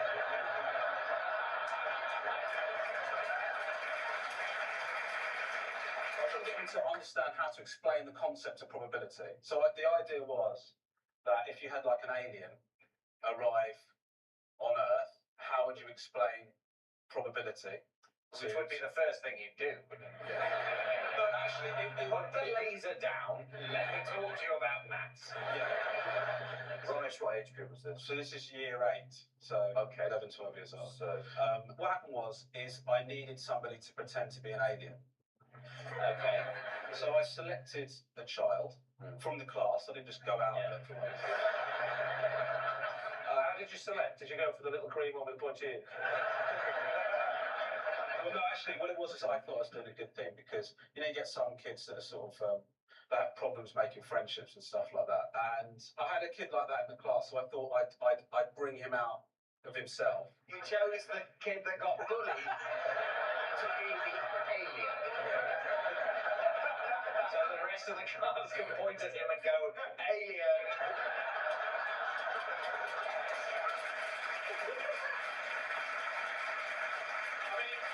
To be fair, I thought we were just playing a game. I didn't realise it's an Ofsted inspection.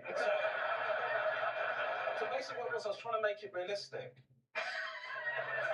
Okay. So I said to him, why don't we pretend this cupboard is like a transformation chamber?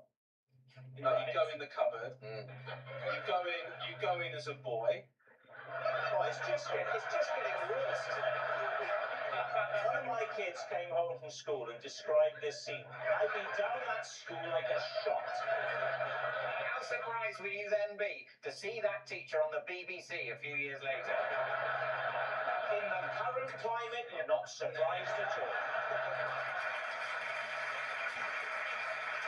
Basically, I said to him, you're going to go into the cupboard, you're going to transform into an alien. What was the concept again he's trying to teach the kid? Probability. Probability. We haven't got to that video. We're going to find out what these steps are. When I was trying to find out how to transform to an alien. Oh, well, that's what we're looking forward to. We're looking forward to him coming out. We never get that far, do we? What am I talking about? At the next Ofsted inspection, a small skeleton was discovered. And they said, what are the chances of that? And they said, well, interesting choice. What were you going to do, though? That's what I want to know. If he hadn't got locked in, what were you going to do? The idea was that he was going to come out and be the alien, and then I was going to get different kids to. Different kids to. Don't lose confidence. So, I was going to get different kids to explain to him what probability was. So he was going to be like the dummy alien, and then I'd be like. Never to be bullied again. I can't help feeling that I'm a little bit under attack here. It's all right because you may be lying, in which case you're off the hook. Why does it help to understand probability to get children to explain it to an alien? So basically, in order to get the idea that a kid understands a concept, them explaining it and that explanation being clear illustrates that they've learnt it completely. So Ramesh, you've sort of left it as he's in the cupboard. What he got in. Yeah. What happened? I realised I couldn't open the door to let him out. So I sort of started looking around for other teachers to help me. And they said, actually, the cupboard, it can be opened from the inside. The problem came when I said to him, you're going to have to come out the cupboard, just open it from the inside. And he replied,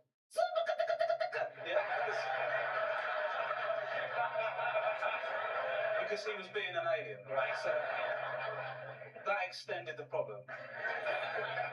And he was in there for 20 minutes. So he came out in the end. He eventually opened. He came out and. Well, the lesson was ruined. What are you thinking, David? I do know that Ramesh used to be a maths teacher. Oh, okay. Right. And that education's loss was show business's gain.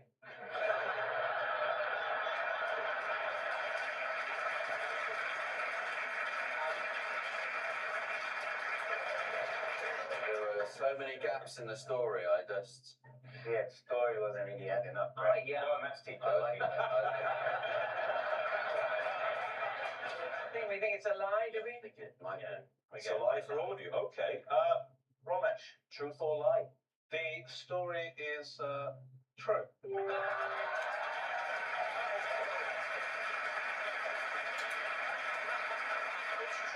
Ramesh did accidentally locked one of his pupils in a cupboard?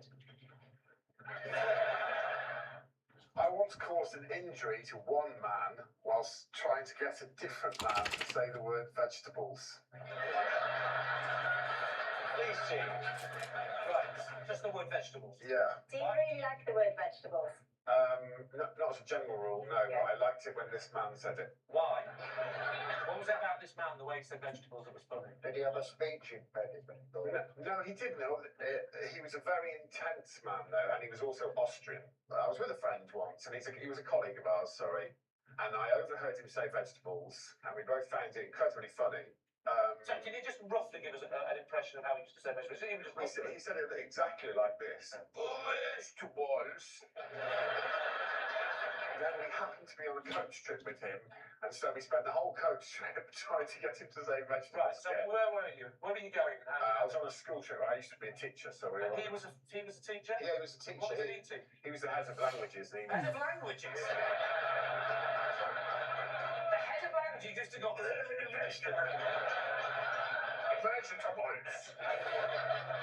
Imagine I'm the man. Okay, I'm on the coach. I'm sat. We're driving. Off you go. So I said, Yeah. You're very big, aren't you? This isn't like him at all. You're very big.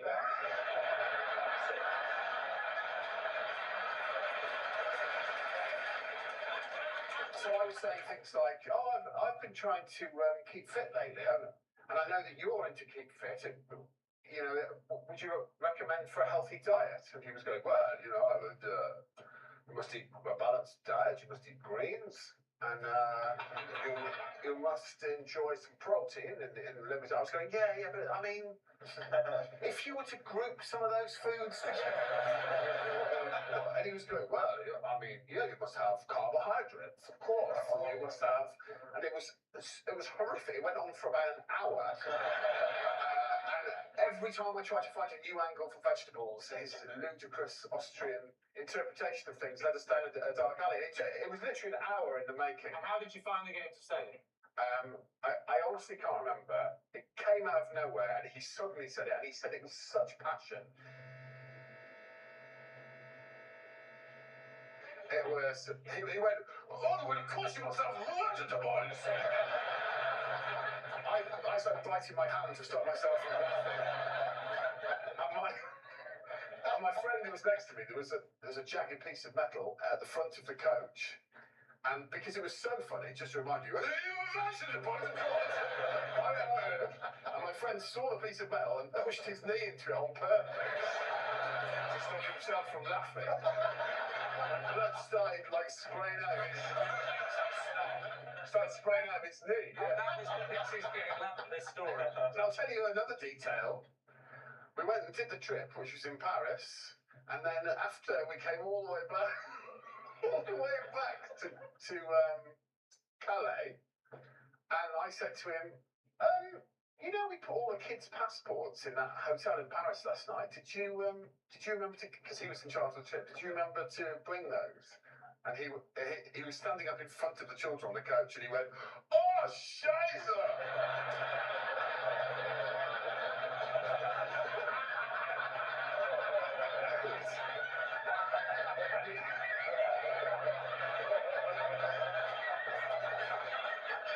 Speak to the port authorities, get permission to take the kids on without passports when he went back on his own. Can I tell you one more detail as well? We were also standing in the middle of Paris under the Eiffel Tower. We'd been there for an hour and the kids were all running around. And he came over and, we must go, we are late for our next appointment. And I said, well, we should just make sure that all the kids are here. And he goes, yes, of course we should, yes. And he turned around and went, is everybody here?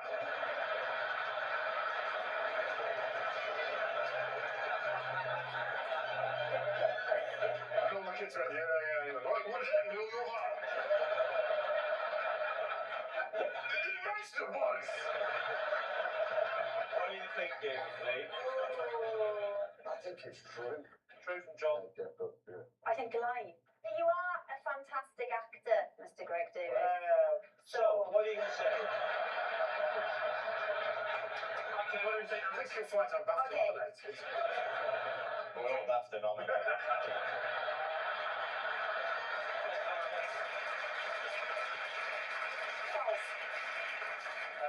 Okay, we'll go lie. I'm going to say it's a lie. Greg. Truth or lie? It is the truth.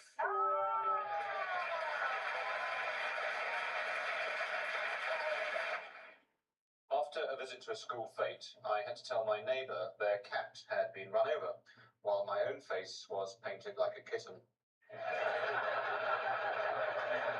Please, team. Oh, please be true.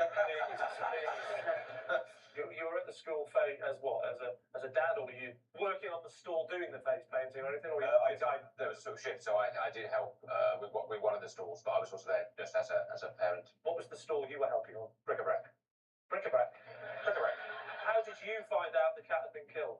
Because it was killed regrettably close to our house. What kind of cat was it?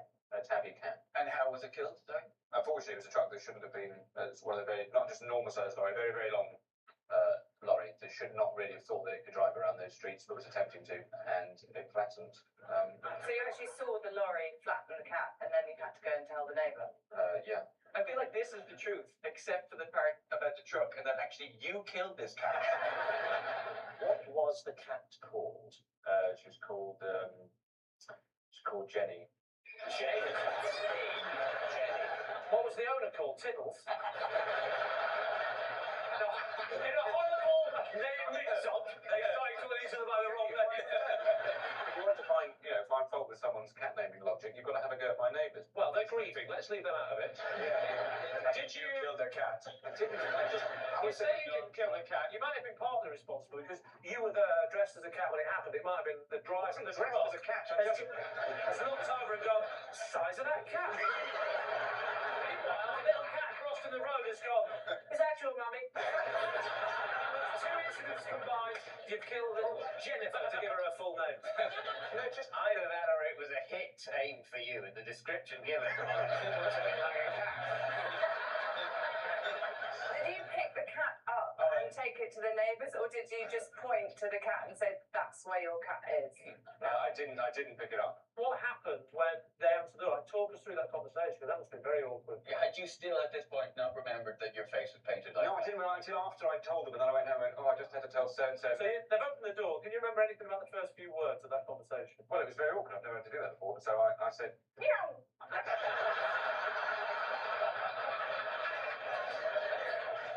they said hello in a sort of cheery, or maybe he's come round for some sort of jolly reason. Well, don't give them that impression.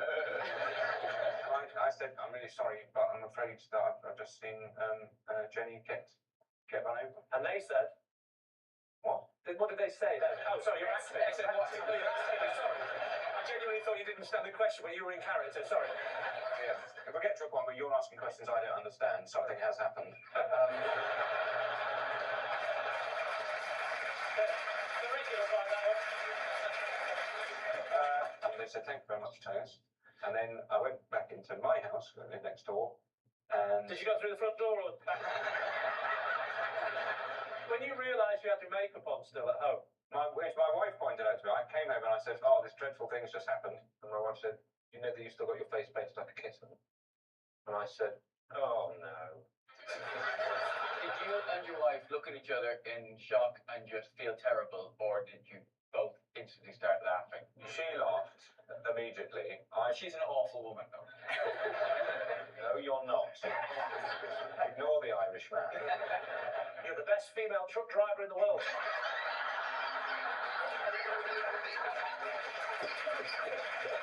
Right, Matt, you know that is fables. So what are you thinking, Lee? Does this have the ring of truth for you? Amelia, what do we think? I think it's a total lie. Do you? Not even an ounce of truth in this? Not for me.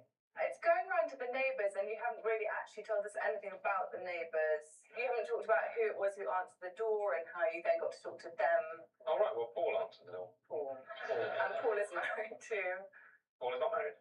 Oh, but you did say them. You told them that their cat had died. Yeah, there are a number of ways in which people cohabit. You don't believe it? You don't believe it? I'm going to say So, that. okay,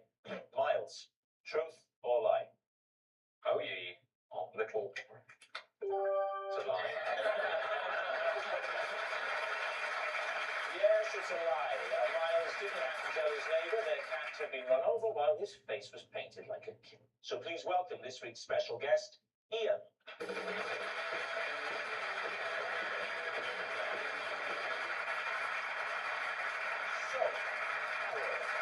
What is Ian to you? Well, this is Ian, and to frighten a teacher, we once hid a ram inside a classroom cupboard. Lee, how do you know Ian?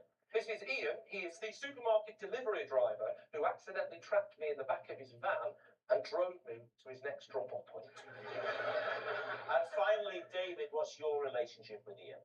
This is Ian. He is a skydiver who got blown off course and almost knocked me off my bike. We have it. Carol Sheep, prankster, Lee's accidental abductor, or David's diverted skydiver. David Mitchell and team, where are you going to begin? Right, well, Carol, let's start with the ram in the cupboard. Oh, no, David, that's a lie.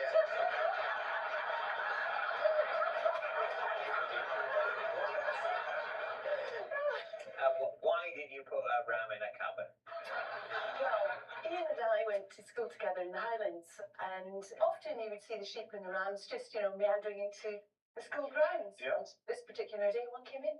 So the ram wanders into the school grounds? Yes. And you think, oh, that's fine, it'll be quite docile. I dare say it'll agree to get into a cupboard. Well, what happened was the teacher was late. He was quite often late, and we were in a wee porta cabin out. You saying the teacher was a drinker? No. But anyway, he was late, so we thought it'd be quite funny because he was late just to put this ram in his cupboard so that when he came in, the ram would be mad and come rampaging out. Does Ian look like the kind of man that would grab a ram and drag it into a cupboard Yeah, he does. for a laugh? Does he look like a kind of a devil? And I think Carol, being attractive and beautiful, would have done that whole, oh, let's just put a ram in the cupboard. And Ian would be like, Put a ram in the cupboard. So when the teacher eventually arrived, how long was it before he went to his cupboard for a little look at his possessions? And what happened? It would have been about 10 minutes. 10 minutes. And of course, we were all sniggering in the Sniggering. class. He opened the door. This angry ram came rampaging right out at us. Is that where the word rampaging comes from? That's when you tried to contact a ram in the 1980s.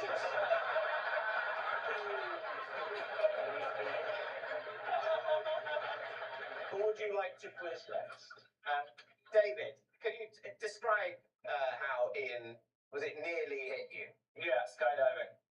I mean, this goes back to 92, and my family have always been involved in the Scouts of Ireland, and so the big jamboree was in Wicklow, which is outside of Dublin, and I was on a tandem bicycle with my aunt, who's one of the heads of Scouting Ireland, and we were heading towards the jamboree, and they were launching a comic book character to remind kids not to start fires in forests. And he was called Fire Dog, and his catchphrase was, "Don't start a fire, woof." And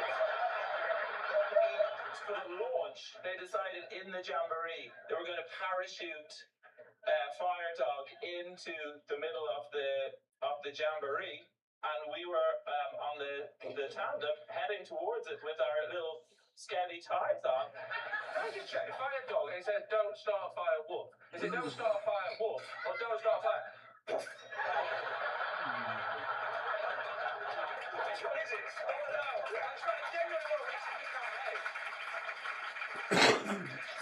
This is actually quite easily solved immediately with a demonstration, because my understanding of skydivers is they have a really good core muscle. So essentially, if we do that bit from Dirty Dancing, You actually didn't get any taller when you stood up.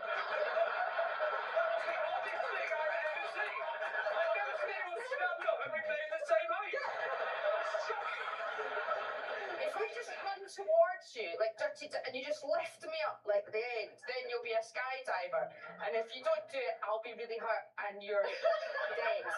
So likewise, in a minute I'm gonna ask you to shoot me in the back of my back. What are you planning to do? I'm seeing whether or not he looks frightened by the prospect of me running towards him. He's going to lift me up. He does look a bit frightened, yeah.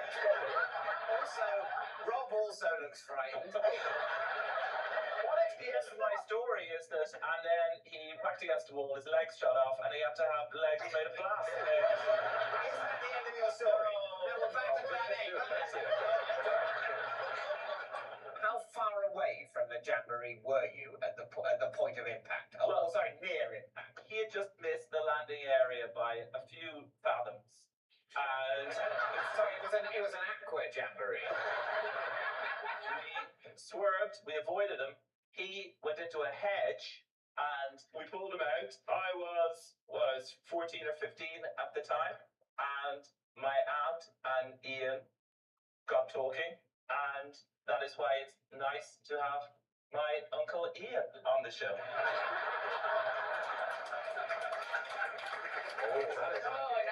That was a hell of a landing. Your aunt met her husband when he nearly hit her dressed as a dog. Right, what about Lee? So Lee, how did you accidentally get shut in his van? What happened? As you will know, that when the man who comes from the supermarket delivers your food, he delivers them in like a plastic box. Yeah? So he leaves the box and he goes into the kitchen and he drops off the food. And what I decided to do is I'll help, right? He brings the last box. I said, is that it? He said, yes, this is your last box. Puts the thing, gets the bags, goes into the kitchen. Mr. Nice here picks the nice plastic things up and takes them to his van. Oh, God. So I go into the... This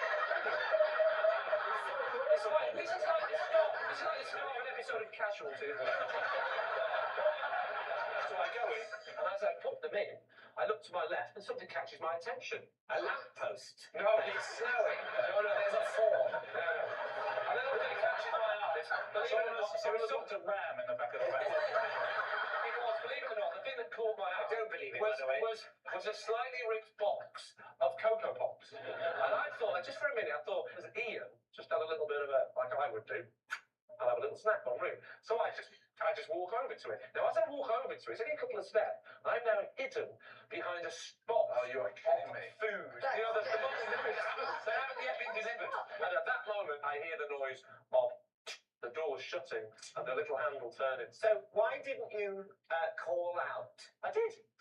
What, he didn't hear you? No. What, over the noise of a van engine? No, and the noise of Howard Jones on Magic FM. It was blasting. Why didn't He's right, yeah, I'm going, help, help. Why didn't you bang on the panel?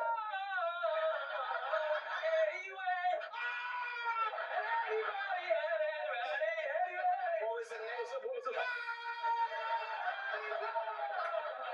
mean, it might not be true, but God, it was dramatic.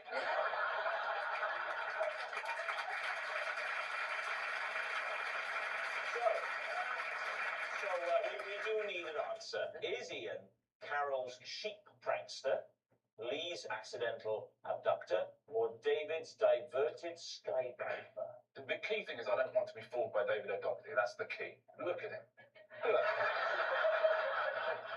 Do you remember, you know, the brownies, you had the brownie promise and all that. So do you remember anything from your scouting days, your promise or anything? It's different in Ireland. The Scouts don't have anything that you would possibly remember.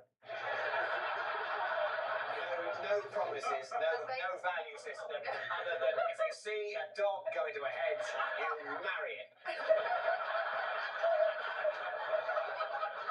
I say Carol. I think it's You say David. Carol, I think it's David. You say Carol, you say David. I think it's David. So you're going therefore with David. We're going Okay. Ian, would you please reveal your true identity? My name is Ian. Carol Nye. Parading around Newcastle. Yes, Ian is Carol's sheep prankster. Thank you very much, Ian.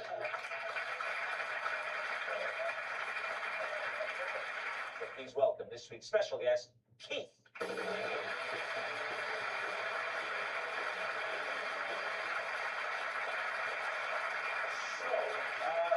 Bob, first of all. Bob, what is Keith to you? This is Keith. He's my oldest friend. And when we were at school together, we hid a dictaphone in the classroom ceiling to confuse our teacher. David Harewood. This is my old teacher, Keith. I once had to claim I wasn't me when I met him in a cafe, as I was in character preparing for Homeland. And finally, Lee, your relationship with Keith. This is Keith, and his hawk. Yes. Yes. I'll admit, David, it's a difficult start. Go with it. This is Keith, and his hawk was supposed to land on my arm at a village fete, but instead stole the wig from the man next to me and flew off into a tree. So there we are. It's Bob's classroom prankster. It's David's blanked buddy, or it's Lee's hawk handler. David's team, where do you start? So, yes, David, well, he was a teacher at your school. Very briefly. What, a whole lesson? I mean, I don't know if I would see him. But he didn't teach you? No, not He was someone who hung around the school, and charitably you assumed he was a teacher. But if he was at the school a short period of time, how did you even recognise him in the cafe? Oh, I knew it was him. He walked into the cafe and he said, "Hi, David," and basically I blanked him. It was literally the month before I went to America when I was doing Homeland. And I'd just been to see my dialect coach. He basically said that I have to stay in my American voice. So Would you not have explained that to him in your American voice? I'm sorry, buddy, but I'm doing a roll here. I don't think it was ever as good as that, John, to be fair. I basically just had to say, "I don't know what you're talking about." Well, I'm remembering you now. Do the voice a bit more. I said, "I don't know what you're talking about." Oh, that did weird things to me. So your dialect coach said, you're in this role, you need to stay in this character. Now the lesson's over, let's go to a very public place. Yeah. We are likely to encounter several people. Well, that's what you have to do. You have to stay in that voice. You have to have the confidence to stay in your voice. Why can't you just, like, turn it on like an actor? Oh, that's a cheap shot, Sarah. I did phone him up afterwards and apologised. So you had his number? Stayed in touch with the teacher you barely remember. Would it be fair to say the hawk's looking a bit more plausible? So, David, who would you like to question next? Bob, remind us of your allegation. When we were at school together, we hid a dictaphone machine in the ceiling tiles to interrupt the lesson. So not to record, but to play stuff. Yeah. What sort of stuff? Well, it was important to keep a gap at the beginning, so we let it run for about 15 minutes. And then there was the noise of a fly. A brief period, then another brief period, to confuse the teacher. Where would you get the noise from the fly? You'd make the noise. We'd make the noise ourselves. Well, let's I'm hear not paying for no fly to do it. Let's hear the fly. Just sound like Can I hear you beat? We didn't do a beat. Do you know how to do a beat? Just like that fly. It's more wholesome if it's a bee, isn't it? Show me the difference, David. Well, I'm not doing. I'd say okay. A bee would be a sort of a foot up. No, that's a Whereas a buzz thing. fly is a. Did you see the way he just like straight in and So you So yes, there was silence. Yeah. Then a little bit of fly, silence, a little bit of fly, and then quite loudly, but not to frighten anyone, the word wolf. Then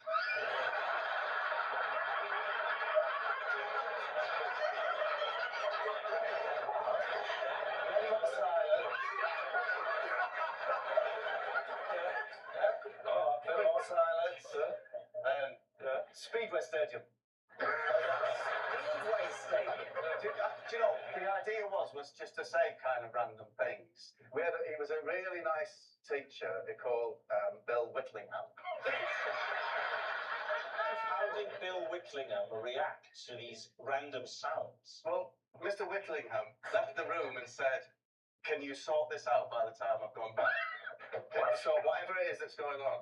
And there was a cupboard in the corner where, interestingly, like exercise books in it, pens and that, but it also had, in a little cage, a hand lion. which is a robotic, it's a battery operated thing. Are you just saying any word into your head? Any order? Right. It's a hand line. Hand line. It's a robotic, animatronic hand line. Yes. And if you've been particularly good, it would put it on your hand and set it to lick. If you've been particularly... It's like a clockwork line. No, it was remote control. It was remote control. Remote control. He had the controller in his desk, and he said, "You've But the actual hand line. Get out the hand lion, and you'll get a lick." And if you've been bad, you put him on your hand and strike. You strike at your hand. So the hand line had two settings. It could lick or it could strike. Yes, good boy, bad boy. Right, very Good boy, sensible. bad boy. Now, the only problem with it, of course, was... This story? The only problem was, if the batteries got low, it would get constipated. No, anyway, when this cupboard, so we got up on the cupboard. You climb onto the cupboard that the hand line is housed in. Probably asleep. Right, you reach up onto the ceiling tile. Take out the dictaphone. Switch it off. Yeah. Mr. Whitlingham Yes. comes back in. Yes. What happens? He's nervously awaiting another, edict from above. Doesn't come, carry on with the lesson. British government and politics it was. So it's a lesson called British government and politics? Yeah. Oh, a year on that? 2 years, so it's A level. For these sixth formers, Yes. a hand lion. Hand lion that can either lick or strike. That was used to express praise or the opposite to these 17 or 18-year-old students. And it was very effective. All right. Would you like to move on to the final claim? So, Lee, tell the story about Keith. I was at Village Fete, and Why were you at a village fete? I was helping out. What village? Thames Ditton. Why were you helping out at Thames Ditton fete? Because I don't live too far away from there, and they asked me to help out, and I did a few little things. Like I did a bit of tombola, a bit of announcing. Then I went over to judge the pig racing. The usual things you do at a fete, The pig racing? Yeah. I don't know how I judged it, surely first past the post, but when I was doing a case of a dead heat. And what happened with the hawk and Keith and the wig? One of the things I had to do was to volunteer to stand there and learn. He had the little headpiece on where he teach the crowd basic falconry, I believe we called it. I stick the glove on and then hold this little thing. I don't know what it was, but I'm doing this. A small morsel of meat. Thank God you've been to one because I haven't. I'm holding a small morsel of meat. Then what happens? And then the swan comes down. The swan came down. So the hawk comes over, right? It comes over. There's a person missing from this story, and it's the mayor, right? The local mayor. I can't say it. I always struggle. The mayor, right? So you're standing next to a horse. Yeah. So the local. So the mayor is doing his bit, but the mayor has got a wig on, right? The hawk flies over to go and land on my hand, but he lands on the mayor's head, and so he gets caught up in his what should we call them? Talons. He gets caught up in the talons, and then in the sort of panic, the bird sort of he can't release this wig, and he flies off. And he goes into the tree. I said, why didn't he go for the meat? And he said, I genuinely think the gold chain caught his eye. There was a bit of confusion for a second, and he just did a bit of an emergency landing on a mayor's wig at Thames Ditton Fete. What's there not to believe? Did you cry? Oh no, the mayor's hers over there.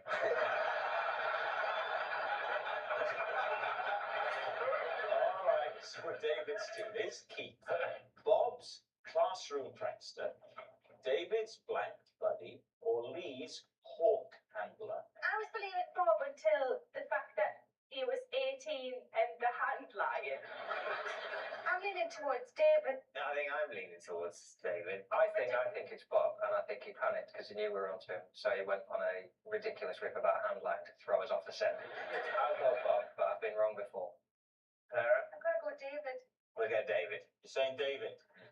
Keith, please reveal your true identity. My name's Keith, and Bob and I recorded voices. Over 54 proceedings.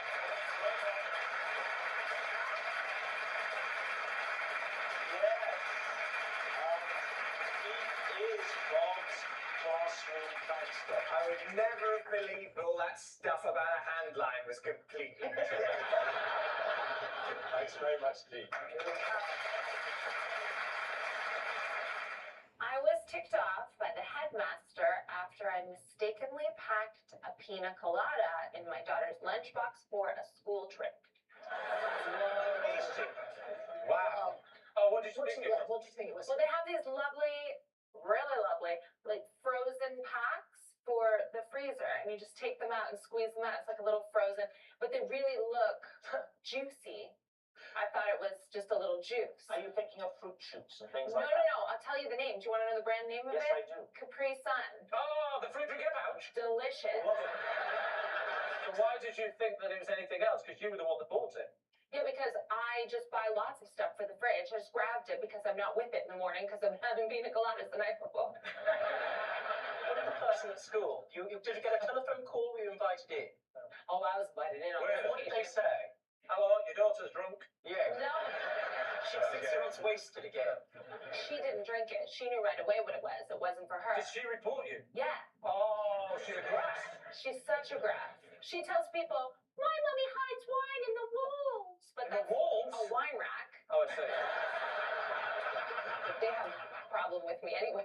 Why? Why? Well, yeah, they've met me. That's number one. I do the school run in a bathrobe. No. Oh. What? What a Really? You go to school in a bathrobe. Yes, What because have you got under the bathrobe? none of your business. So, talk us through now. You've gone into the school. They've called you in to the headmaster or headmistress's office. What happens? And they just said, I suppose you thought you were being funny. And I said, I'm sorry, what was funny? And they said, you know what you thought was funny. And I said, no, I They really spoke don't to know. you like that, a parent. Yeah, you should see my fresh look. They think I'm 16. That's the other problem. Who does? The faculty. How sympathetic was this lady? Was it sort of...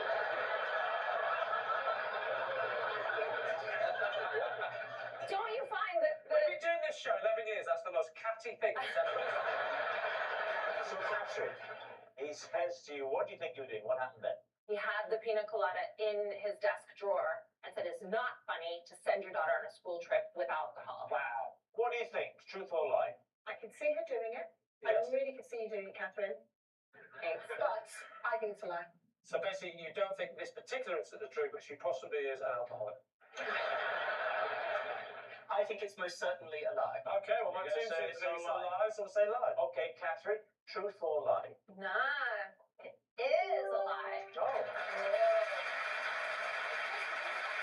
Yes, it's a lie. Catherine didn't put a pina colada in her daughter's lunchbox. At school, I invented a game called Snorkel Parker Music Practice Room. There we are. Please, team, what do you think? What's the game called again?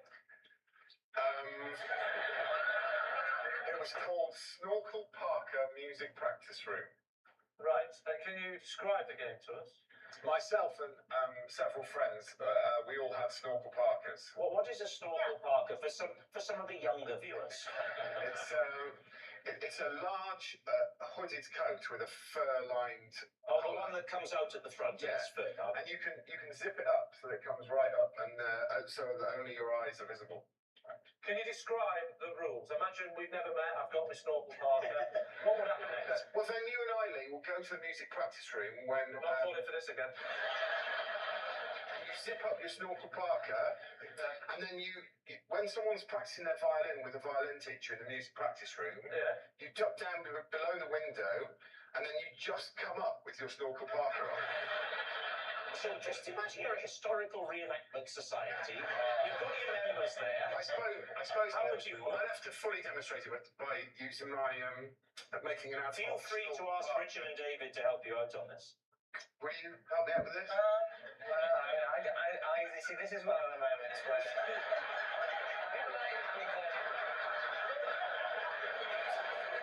Yeah, all right.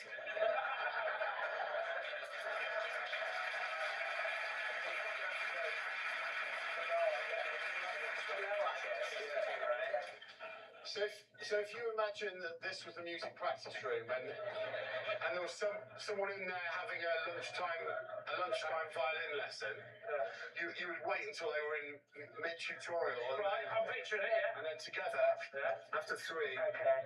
Yeah. 1, 2, 3.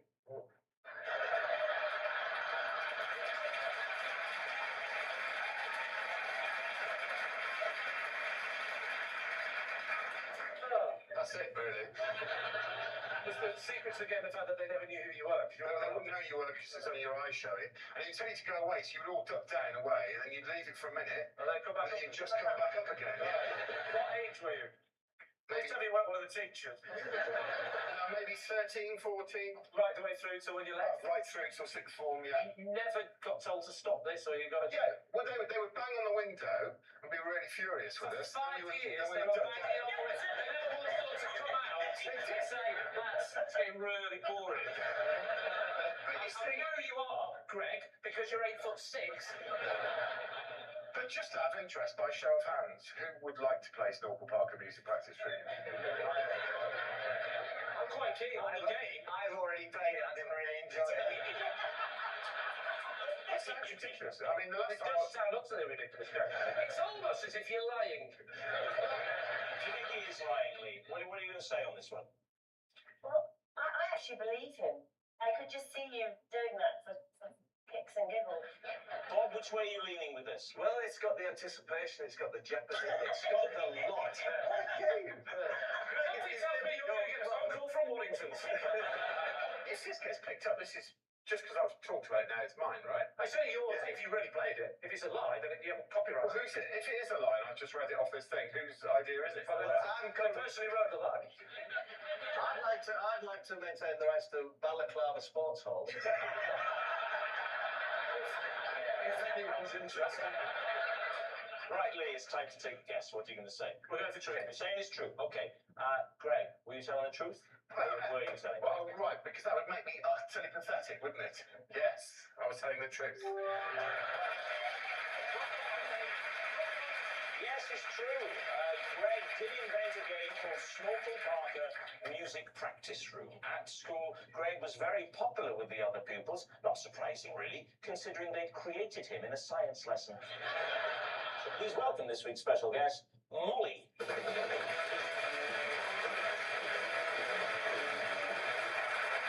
Molly. So, first of all, Deborah, perhaps you could tell us how you know Molly. Well, this is Molly. She came into Dragon's Den. And she was so nervous that she left after 20 minutes without saying a single word. Right, okay. Mark, what is Molly to you? This is my friend Molly. She starred in a murder mystery play which I wrote and directed at school. All right, and Lee, what about you? This is Molly. She's teaching me to ice skate because I'm going to be a best man at a wedding on ice. There we have it. David. Right. Well, Deborah, what was Molly coming into? What was her business? It was sort of eye shades, but well, sunglasses for dogs in summary. And she brought the dog in, and it took 10 minutes to settle the dog down, and then I think maybe Molly got a bit nervous. And... So she came up with the dog. The dog's not wearing the sunglasses. I'm simplifying. It wasn't just sunglasses. They were kind of shades for they were slatted shady things for the. So the dog was wearing a little hat on the side. So they can go like that, so that you can turn a handle and blind the dog. Did she get any money at all? She didn't say a word. So. She didn't say a word. She went straight back downstairs. Well, after 20 minutes. And you've kept in contact ever since? Not at all, but we did meet afterwards because she was so nervous and she just felt she'd failed her. Well, I mean, she's right. She had, hadn't she? She'd come up with a daft idea and then totally failed to express it. What sort of a dog? Give me a very good dragon, David. What sort of a dog was it? Labrador Retriever. Labrador, that's great. I do a Labrador with dark glasses on.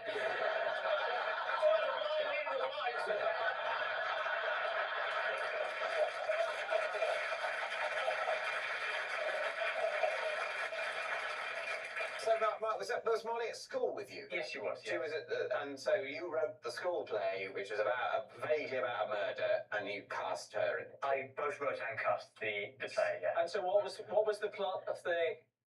Well, it was probably a lot of nonsense, but there was Molly. We'll be the judge of that. Molly played, I think, the wife of a rich man who was murdered, and it was all a bit silly, you know, the way school plays are. It's a while ago, so I can't remember. I love the fact that you remember every single detail of the game of Connect 4 when you were 6, but 10 years later... Theatre comes and goes, but Connect 4 stays with you. What was it called? Do you remember the title? The title of the play. Of the play? Yes. Any title. Just not any title. Work your way from titles and things you know. I think that'll give you time to make up the title of this play. It was called Arsenic and Old Mice, which was a play on the play Arsenic and Old Mice. Lee, where are you learning to ice skate? Tell me. I'm learning to ice skate at Alexandra Palace. Right. And how far have you got with it? Well, I actually... Can you stand on one leg and do all that stuff, yeah? Oh, yeah, but not on the ice rink. No. Alexandra Palace? Yeah, yes. So, is that the nearest ice rink to where you live? It's not, I don't know if it's the nearest one, but it's the one where... I tell you, no, it isn't. It isn't. But where's my friends who said we're having this ice skating themed wedding and we're all training every week for the little moves? I didn't say, is there any chance you come to me? Because the day's all about me. My friends are into ice skating. So really? Yeah. What an appropriate for their wedding.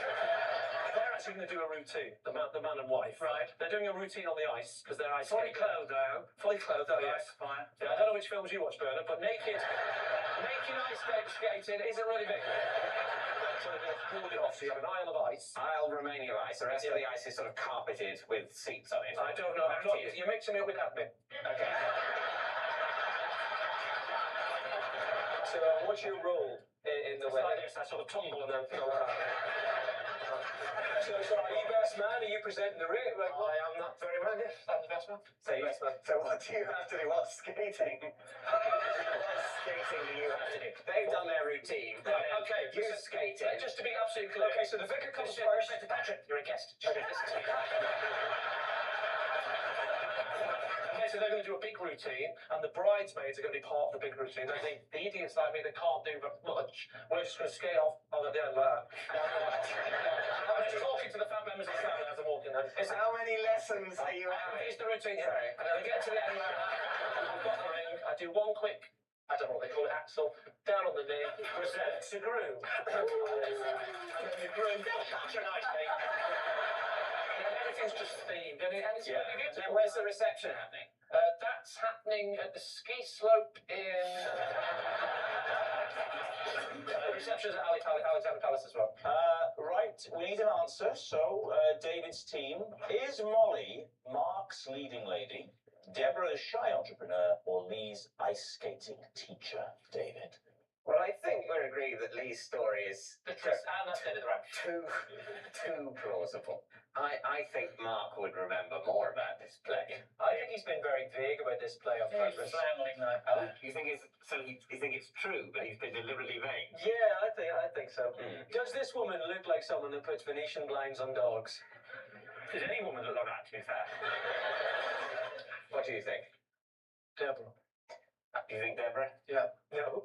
You don't think Deborah? You think Mark? I think it's mine. Well, I think it's Deborah. Do you know what? I'm starting to feel like the ugly one on Blind Date. Well, I think I agree with Bernard. I think it's Deborah's former Dragon's Den contestant. Okay. Yes. Molly, would you please reveal your true identity? I starred as the wife of Sir Leonard Onions in Mark's play Arsenic and Old Mice at school when he was my house captain.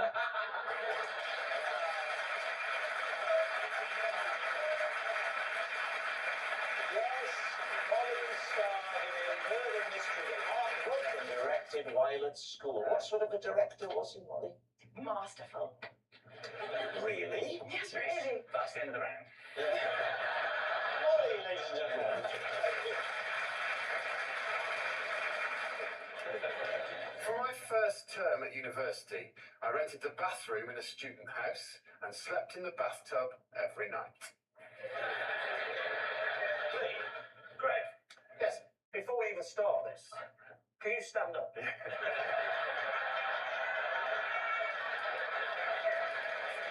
be no, unless David stands up with me, there'll be no perspective. David? In fact, let's have proper perspective. Ollie, can you stand up?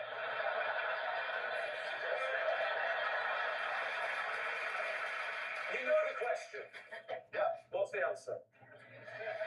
Well, I just hung off the end of the bath, as I hang off every single bed that I've ever slept in. It's... No. You definitely don't hang off a bath. You hang off a bed. Because a bed go like that, and then you hang off. Yeah. You have to go up, across, and hang off. It's all, but you're not a snake. The thing what actually drove me to change my circumstances was that I was bruising the side of my cheek regularly by waking up in the morning and clanging into one of the taps. Can I ask why on earth you would sleep with your head at the tap? That is mad. Yes, well, you know, I was 18 years of age and I mainly lived off Thunderbird wine, so bad decisions were my forte at that period. So did you have a bed in the house? Did you have? Oh, so that was the reason you were There was a... Why did you think he was in the I chose to, Phil, yeah. How many other people were there in the flat? 3. 3 people, 3 beds? Yep. Why would you not sleep on the floor next to the bath? We had a giant 1970s sofa that had a peculiar corner unit, and I took both cushions from that corner unit, and they fitted in the bath perfectly, and it was incredibly comfortable. So hang on, it wasn't a freestanding bath, a roll top. Yeah, was it a roll top freestanding bath? It wasn't a freestanding bath, but the end of the bath projected out into the room. Where was this, Greg? Which town were you? Was this Oxford or Cambridge? It was in Isleworth in West London. It was only because of a mix-up in housing agreements.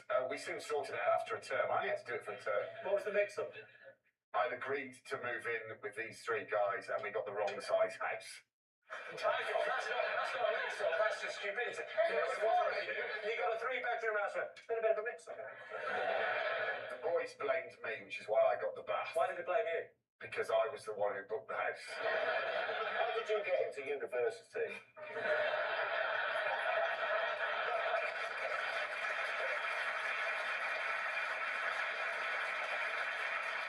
Solly, what are you thinking? Marcus, I think it's too preposterous to be true. The taps for me, if you're going to sleep in a bath, you don't put your head up the taps. I think it might be true, but I'm not going to... Oh, well, you're scared. You've got the armbands on. I might be the... You get armbands if you're a captain. How do you think I'll swim? I'm telling you, I don't know if this is in the spirit of this game. This is true.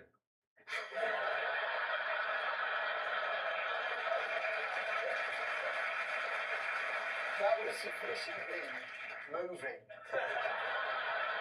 I'm going with it. I'm saying it's true now. What are you saying, Skippy? Should we say true? True. Not Skippy, Rob, not Skippy. I'm not going to go fetch help. How much for it for a mine shaft? Go on, mate. True. It's true. We're going for truth. This thing is true. Greg Davis, were you telling us the truth or were you telling a lie? Do you feel, David, any sense of genuine competition in this game? Yes, I do. Yeah. And I think you're going to like me very much. It was a lie.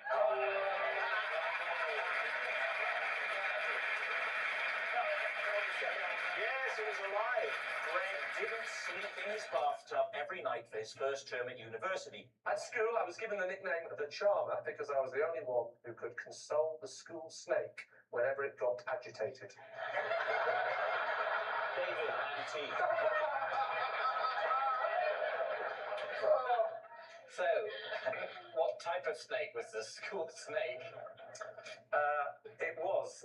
Do you know what? I genuinely can't remember what type of snake it was. I could describe it. Go on. Go on. Legless. Yes, it was about so big. What was it called? It was called, I think it was called Sally. You remember its name and of its species? Well, I might have it with it.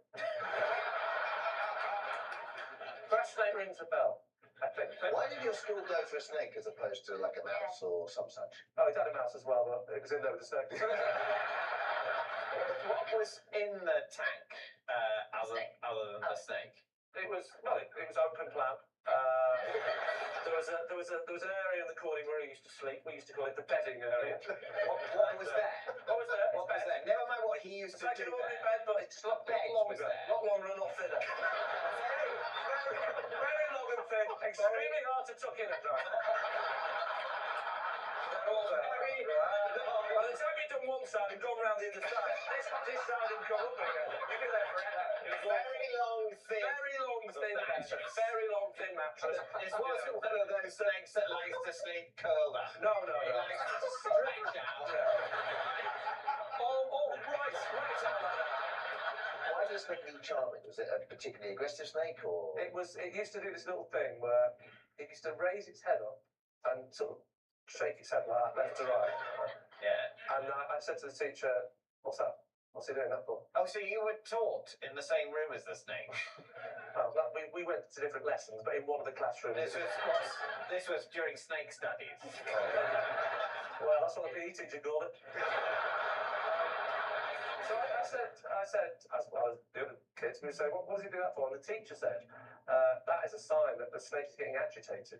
And I said, I bet I can stop that. And I lifted up the thing, and I just went like that, and I stroked the back of its head as a joke, and it stopped. So you can't demonstrate it on a snake. No, I can't. But Matt is there. I mean, what if Matt were to be a little agitated? I wonder if employing the same methods you could calm Matt.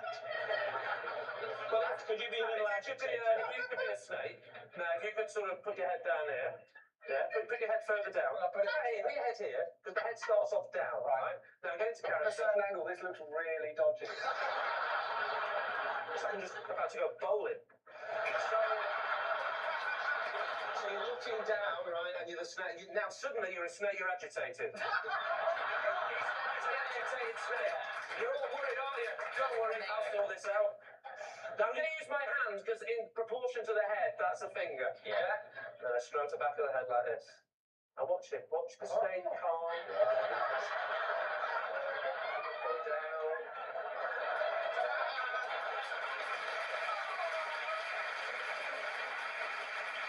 What do you think, David?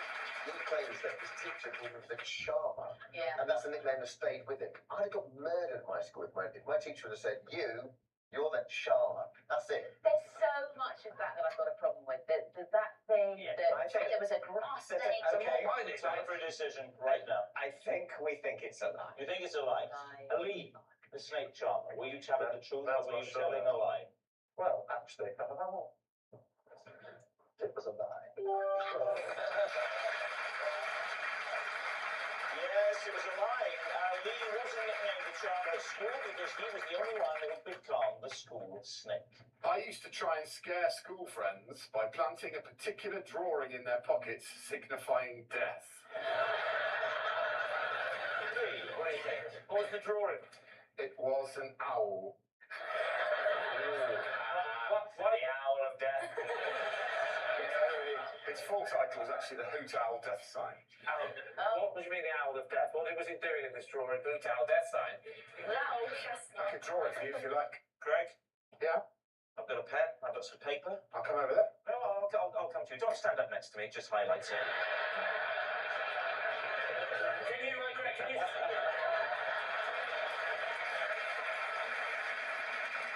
So please draw the owl of death. So,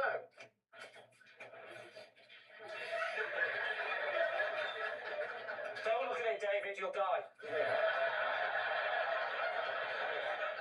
Oh my God!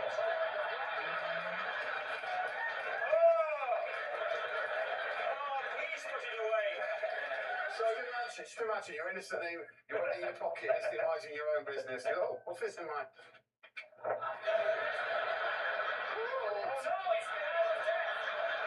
Your friends would find that in their pocket and be... Not my friends, my deadly enemies. What would be the purpose of that? It was for people who had crossed my friend and I. Well, what kind of things would they have to do to cross you? There was an English teacher who we found a bit boring, so he slipped one in his pocket. That was the highlight of the whole campaign, actually. Was that the English teacher once stood up in front of the class and was chatting away and went into his pocket and went, oh.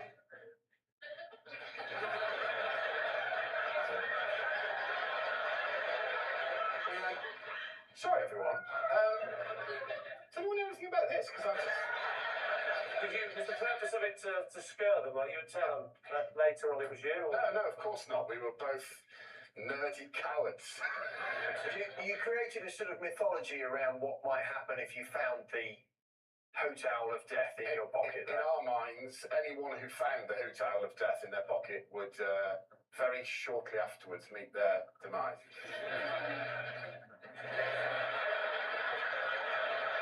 Time to take a guess. What are you going to say? Is What do it you think, true? Phil? Do you think that's possible? I think it's possible, but I think it's a lie.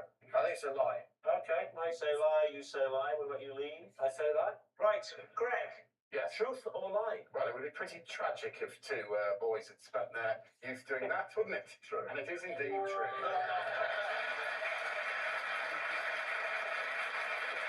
Yes, it's true. Greg did try and scare school friends by planting a particular drawing in their pockets, signifying death. Possession. All right, box under the desk, Lee. Right, so read the card first and then show us what's in there, Lee. I spent an entire year in a plastic work class at school, and this is the only thing I managed to make. Plastic work? What is it? I don't know. Can we have a look? Can you bring What is that though? Thank you. It's shit. You bastard. I treated your teddy bear with such respect. What is it though? Ironically, it's a luggage tag. Is it a luggage tag? It's a keyring. It's a keyring. What's that? Keyring? What is it? Are you a big sports fan, eh? I do follow football. Yeah, which team do you follow? I follow Blackburn Rovers. Blackburn Rovers. Blackburn doesn't begin with an L. So what was the LFC? It was Liberace for Chancellor.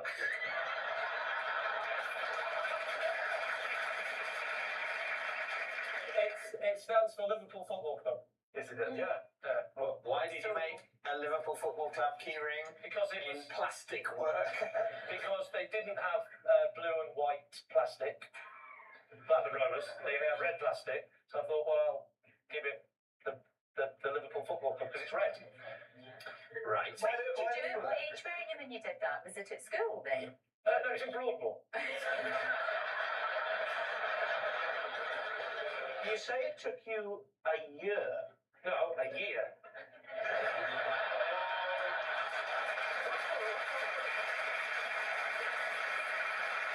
I've never heard of plastic work. I know, well, the thing is, in 1982, plastic was the future. I don't in any way disparage plastic. That's fine. I like plastic. Plastic's very useful. But a class at school called plastic doing work. for plastic work. How did you cut it?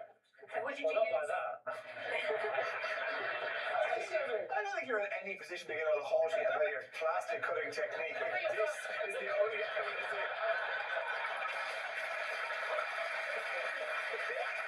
I must say, I don't believe this, but I'd love to know what this object is, who made it, and why. But I think we think it's a lie.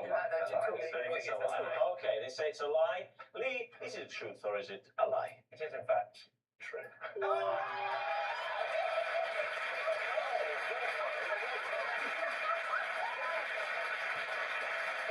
That was a lesson that never caught on. Plastic work. Plastic work. Does anyone else do plastic work? Did you marked on that? Was that Yes, I something did. for Yeah. examination? I got a 2-1 and we went straight to Oxford. What? Yes, it's true. I don't know exactly what LFC stands for, but I'm guessing the first word is lazy. Please welcome this week's special guest, Simon.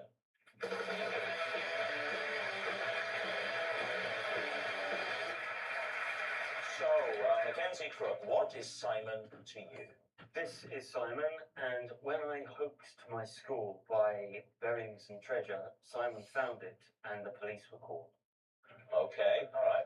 Chris, how do you know Simon? This is Simon. In a virtual world, we're married. And finally, David Mitchell, your relationship with Simon. This is Simon. He has a large tattoo of my face on his knee. So there we have it. Is Simon Mackenzie's treasure hunter, Chris's cyber spouse, or David's tattooed fan? Lee's team, where would you like to start? David. Yes. How do you know Simon? I know him because when I was doing a book signing of a comedy book, he came and asked for the book to be signed and also asked me to sign my name underneath the tattoo of my face on his knee. When you sign the face, is the face normal when the knee is stretched? Or is the face normal when it's not stretched? Look, it's my face, it's not normal at all. I need to ask a question, but you've got to answer this honestly. Yeah. When from Would I Lie to You said, we're going to invite on that man who's got a tattoo of your face on his knee. Did you say, oh good, I'd like to see him again? I am, of course, thrilled to remake the acquaintance of yeah. Why not Simon? It's Simon. Simon. So I did something, just to digress a little bit. I once got, this is true, backstage after a gig, a woman asked me to sign her bosom. And I went to sign with the pen that she gave me. And the pen didn't work. And without thinking, I went to the other breast and went,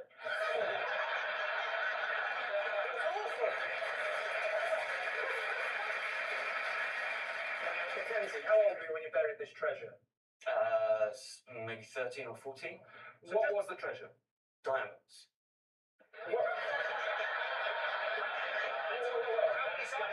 Attention. Fake diamonds. It was a hoax. So How many fake diamonds? Probably 6. Where did you get all the 6 fake diamonds? From my sister's jewellery box. What? And then you rang up the police and hoaxed them into coming down to find some fake diamonds? No, they were. I put them in the tin, and they were dredging a school pond. So I knew if I placed it in the pond, it would be found. And where did he fit into this? Simon found the tin with the supposed diamonds and a letter that I'd faked. What did it say on the letter? It said something along the lines of, these are stolen, smuggled diamonds. Whoa. So you're telling me that diamonds were found with a letter, you go, these are smuggled diamonds? Yeah. And someone went, we better phone the police, this is dangerous. Was there a punishment involved? Nobody ever found out it was me. The police came back and said that they'd analysed the diamonds and they weren't diamonds, and it was obviously a hoax. So they caught Ronnie Biggs, but they couldn't get you. You happy to move on now? Yeah. Chris, you're married in a virtual world. Tell us a little bit more about how you met Simon. Second Life is a virtual world that exists on the internet, secondlife.com. And I'm one of the players. There are various roles that you can play. You invent an avatar for yourself. And you are? My avatar is Audrey Hepburn. It's what? Audrey Hepburn. So you're playing the woman in this relationship? Yes. So why have you got a second life as a woman? Well, part of the whole thing is that you can be whatever you want to be. And as I say, a lot of people take it. Just start singing I Am What I Am.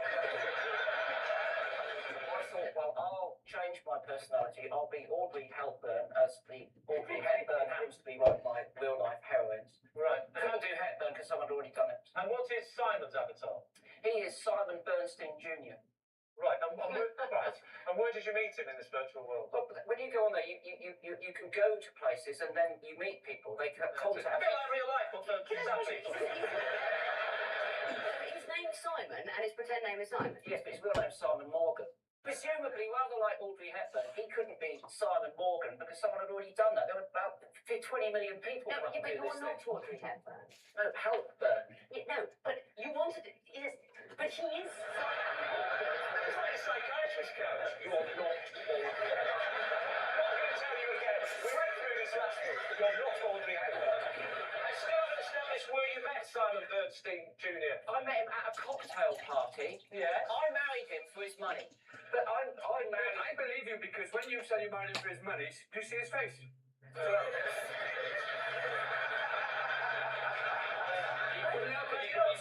No, that was the ink on his knees drying.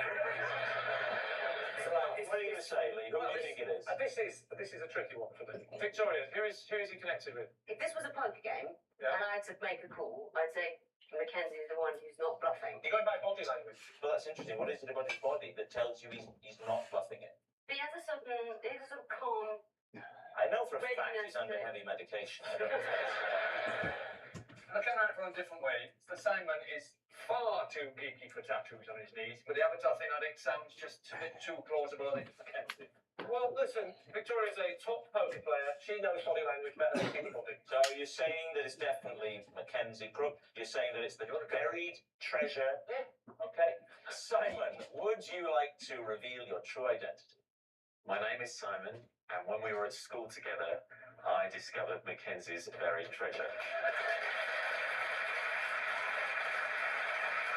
Everything that Mackenzie said was absolutely true. Simon found the treasure Mackenzie buried at his school. And actually, we can show you the letter. Have a look at this.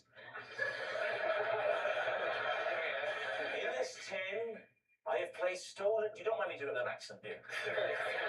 In this tin, I have placed stolen diamonds. Are you going to do it with an accent?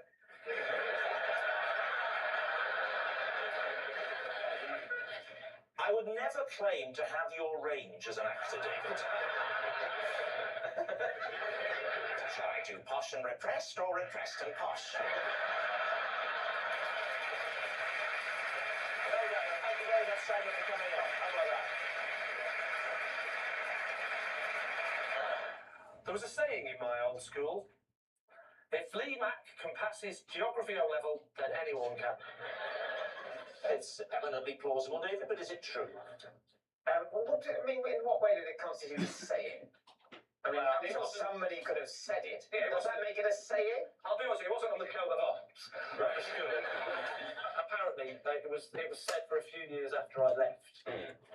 What was it about your approach to geography that led your geography teacher to think you were pretty much the worst person at geography on earth?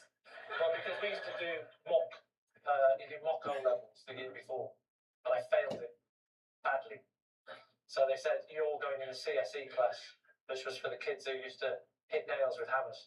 And my mum went down to the school and said, he just failed it, and with the extra chance he'll pass it. And they looked at her sad little crying eyes and coal on her back, and they said, I trust him, they said, we'll give him that one chance. Look, Lee, if this isn't being developed into a film, then you've been robbed. What was the grade? The grade that I passed with? Yeah. C. So if you had stayed in the That is a grade, yes. Listen, this is important. Right. I doubt that, but carry on. No wonder you're single.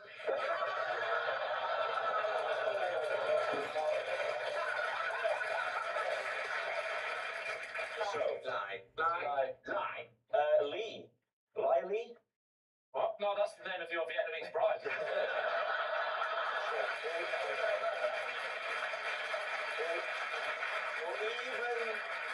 Even as I speak, is at home right now, banging against the inside door of the airing cupboard. I'll be home soon, my sweet. Lee, live? It is, in fact. True. True. I can't eat custard creams because they remind me of Spencer Whitfield, who bullied me at school. What did Spencer Whitfield do to you? He pinned me down with his mates, and he force-fed me custard creams. Why not just beat you up? Why did they want to feed you custard cream? Did you look thin? The kind of lessons we had was, believe it or not, in secondary school, right, we'll go around the class and you've all got to tell us your favourite biscuit. One you like, one you hate. And what subject was this? It was home economics. And Did you do A-level? home economics? No, I didn't do A-levels, obviously. Look at me. What do you think the effect of A-levels on the face are? The type of school you went to, if you were a boy, you couldn't do home economics, you would have been doing woodwork. Yeah, no, I think you're mixing me up with the film Kes. Where it was a choice between kestrels and coal. I was allowed to choose home economics. Why did you choose that subject above kestrel? Do you know why? Genuinely, I thought it was about money. I thought I'd learn how to use money in a sensible way. And I got in there, and it was full of the kids that wanted to do cooking and needlecraft. Who were big bullies.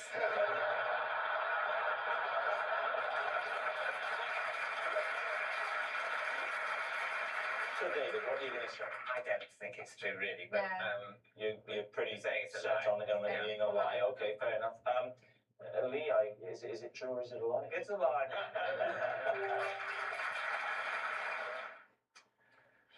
One of my best friends at school was a little man I'd made from a slice of toast that I always kept in my bag.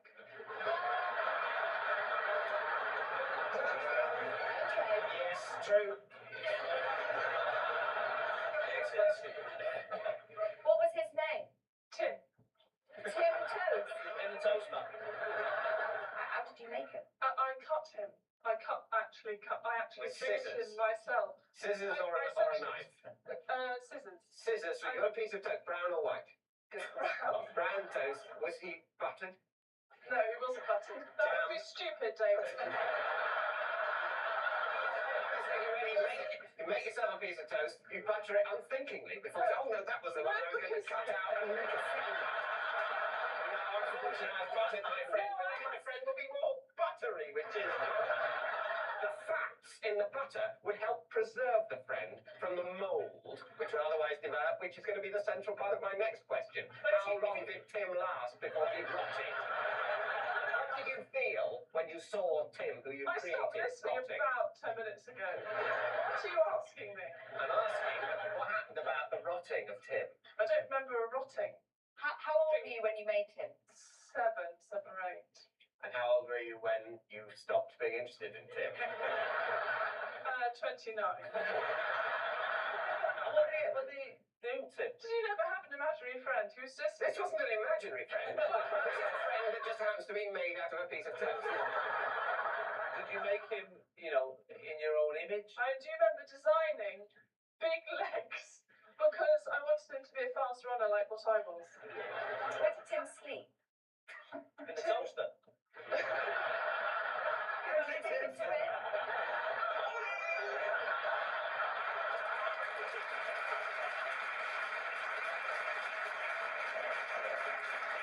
All right, in David's team, I think you've heard enough. What do you think, Dorian? I think it's true. I'd be very happy to make a small piece of toast bread. True. I don't know, so I'm happy to go with true. Yes. You're saying it's true. I'm saying it's okay, true. Miranda, is it true? Is it a lie? It is in fact... It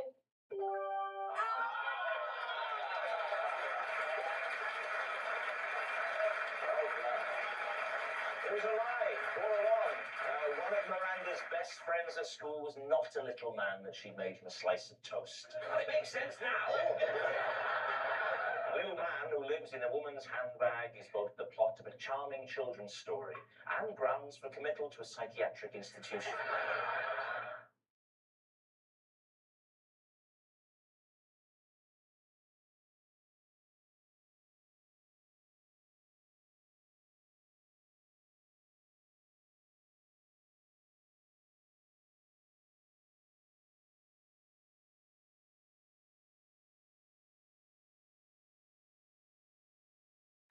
Whereabouts was the car in the country? I was on the motorway. Oh, you were travelling. At what speed? Yes. About 65%. Are you saying that you sneezed and the airbag went off? Or are you saying you sneezed, crashed the car, and the airbag went off? I sneezed, airbag went off. Because I was on the inside lane, I just pulled over. The sheer force of the air from your nostrils and mouth. This can't have happened since your birth on the planet Krypton.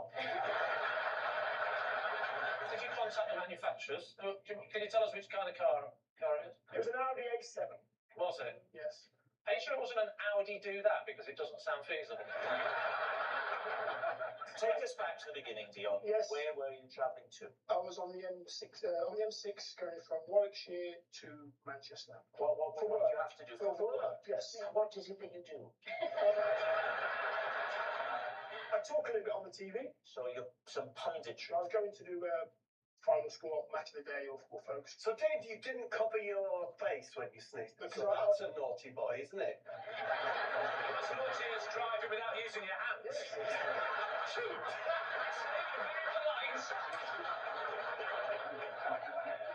Would you say that, as a rule, you are a loud, violent sneezer?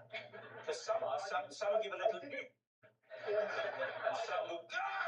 There's one thing worse than both of those, and that is the people that threaten to do a big one, and it's a little one. You know the ones that go.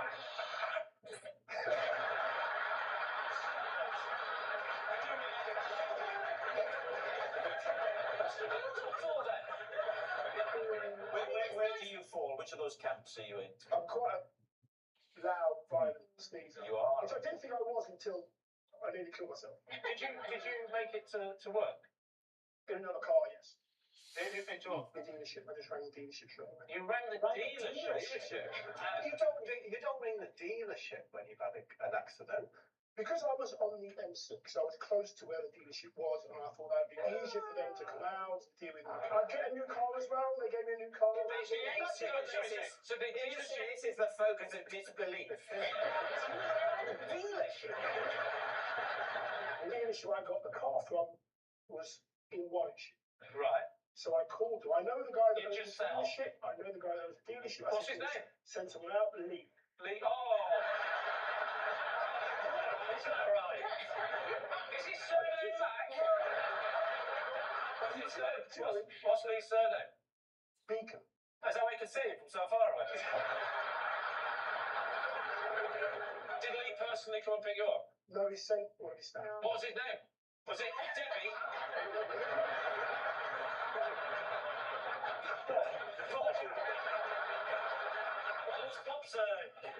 Michael. Is this true? What are you thinking of? Well, I'm thinking that big lad like Dion, maybe he could do it. Debbie?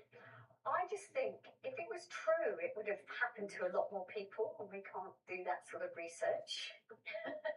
That's the trouble. The scope for research before answering the question is very limited. I always think if we could go away for a couple of weeks, work on the questions, then we get a lot more right. So, what's it going to be? I'm going to go with Debbie and say it's not true. Okay. Dion, truth or lie? It's.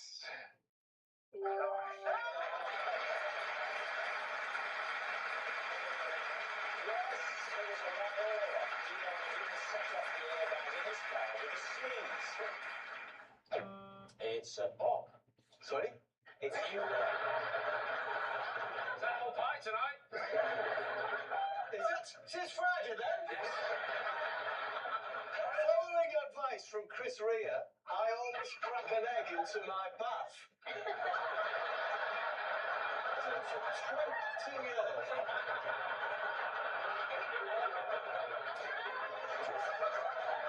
We should say for any of the younger viewers, some of my fans, who Chris Rea was a very popular singer. When did Chris Rea give you this advice, and in what context? I was making a single for Middlesbrough Football Club's FA Cup appearance called Let's Dance, which I did with Chris Rea. And after we completed the recording, he popped me into the bath, and there was an egg. He popped you into the bath. It's been a long day. You must be very tired. I'll just pop you into the bath. So, where was this bath? Was it at the recording studio? It's on a little island in the middle of the Thames. This is Rea's recording studio is. So you've been recording presumably in a room without a bath.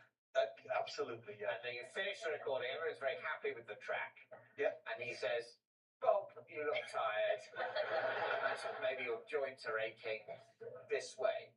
No, it's not exactly like that. It says, that's it, Bob. I think we've got that, mate. That's your bedroom, that's your bath. I'll put an egg in there, please. Is it true? Yeah. He's like where I'm from, Middlesbrough. Right. But he's much more Middlesbrough than me, mate. And why would he put an egg in your bath? What was the thinking behind it? I've never found out. All I know is that I woke up the next morning and I have never felt so alive. Was the egg still in its shell, floating, or had you gone? No, the white had dissipated. Does that work? Yeah. It's fabulous. It's fabulous. It's non-greasy, which is a boom, isn't it? Is it non-greasy? Yeah, honestly. It's less greasy than water without egg in it? mix it up, or do you just crack it and let it flow? Do you know what? You get in the bath, even the bath where I am now, and you get in and you really don't want to bust the yolk. So the white goes, but the yolk's there, and you move it, and you try and get it to come towards you. I don't know why, but you just do. Have you ever get it out? You get it out like that. And then you get the yolk, and I use it for hair conditioner. Not much hair, but to condition the hair on my skin. So, just to going back to the original occasion, Chris Rea had already run you a bath.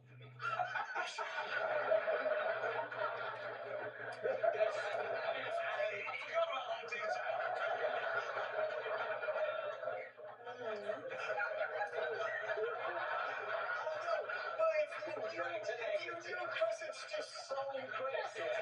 Do you know, the other thing is a couple of weeks later, he sent me a gold doily.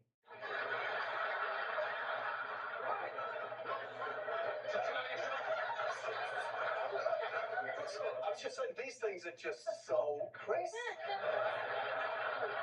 you think that the way Bob describes what happened to the egg white is that he says it just dissipates? Is that If it's off the plausible? top, then you're going to have a poached white. I just thought the white would turn white. And Well, you no, think no, it's no, white. what is your bath? Your bath is also an egg Well, I poach. don't know. Your claim is that it dissipates. I'm asking my team whether we believe that it would dissipate. Because if, for example, the temperature above, say, 39 degrees Celsius, the white would turn opaque, then your story doesn't check out. I agree. Yeah, Absolutely agree. I think. What do you think, David? I think it's fair to say that if anyone else had made this allegation about Chris Rea and an egg in their bath, we wouldn't be giving it a moment of Somehow, coming from Bob, it might be true. You think it? I think it's true because he's been about a bit, though. I think the white would poach. Yeah, I think the egg is the the chemical analysis of the behaviour of the albumin. David, honestly, one thing, please don't base it on the album of whitening. It does not. It does not. I can't go bath at 80 plus degrees. Is that the temperature at which an egg white will turn? It'll start at about 80, yeah. Honestly, please don't base it on that. What should I base it on, Bob? What are you going to say? Instinctively, I believe it. We're going to go true. You're saying true? Okay, so Bob, Chris Rea. Is it the truth? Or is it a lie? This is awful.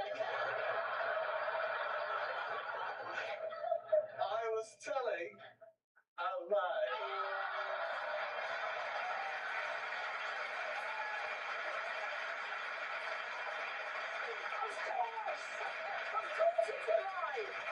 He said Chris Rea put an egg in his bath. It's a lie. It's obviously a lie. Who could possibly believe that? It'd be more likely that someone was stuck in a car wash for 3 hours.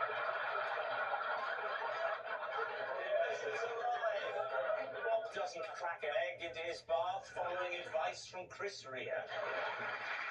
Every night, to cram in as much learning as possible, I read a book while simultaneously listening to a completely different audio book.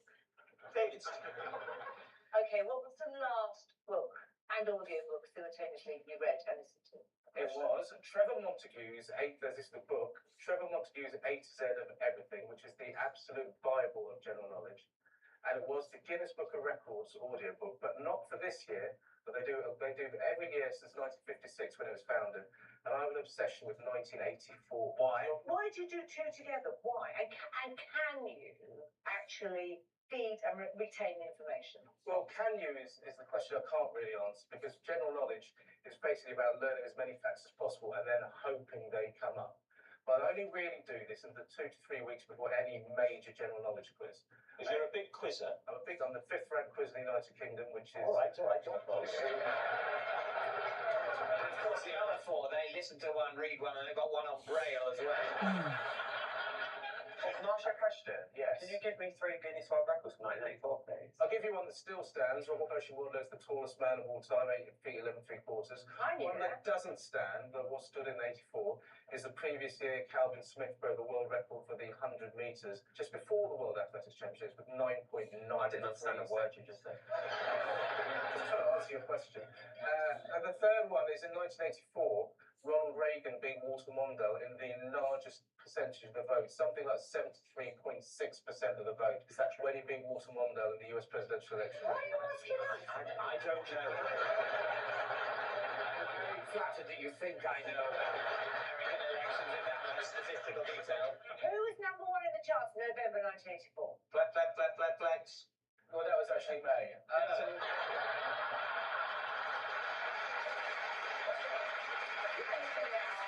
So it's Chaka Khan, I Feel For You, with a harmonic by Stevie Wonder, a rap by Melly Mel, written by Prince. Chaka Khan, I Feel For You, is number 1 in November 1984.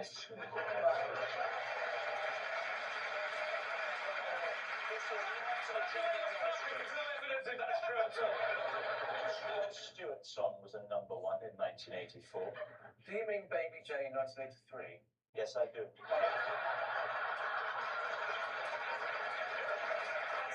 I really feel even more stupid that I couldn't have 2 and 1. How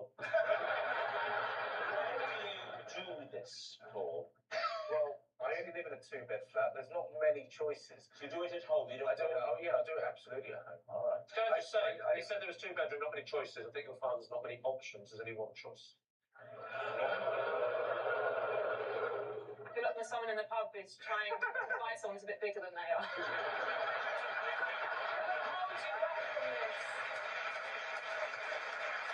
What was the other book again? Trevor Montague's A to Z of Everything, if one's allowed to advertise on a BBC TV show. It was. Well, I think we should say other impenetrably boring books are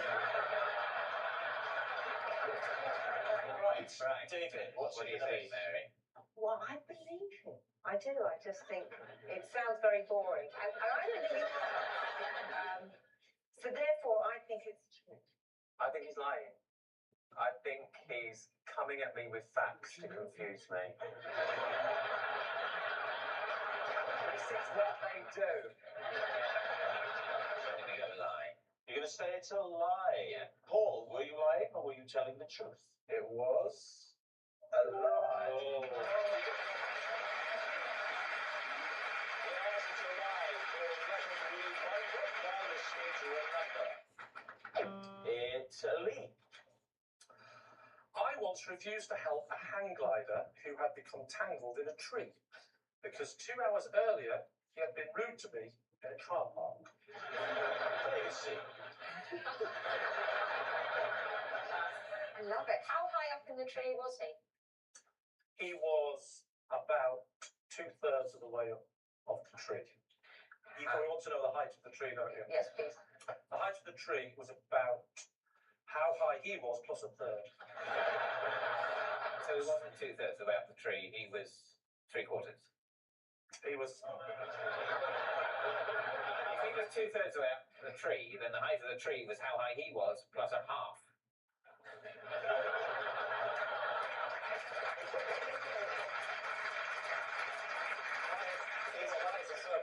These made you look an idiot. Yeah. Where was the car park? The car park was just near a cliff. Right, yeah. What was the altercation that you had? He took the last space that I considered my space.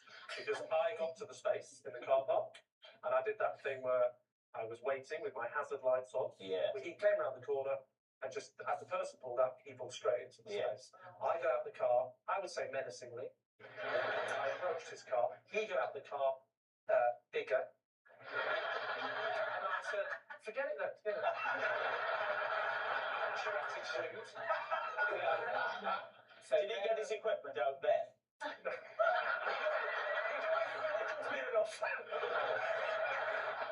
Where was this tree? What were you doing when you came across this tree with him in it? I was just going for a stroll with my wife. And you heard a noise. Did you hear him or see him first? I heard it You first. heard it. What was the sound that you heard? You're Well, talking to can your you wife. imagine a kite hitting a tree times that by 50, and then add a human. That's what it sounded like.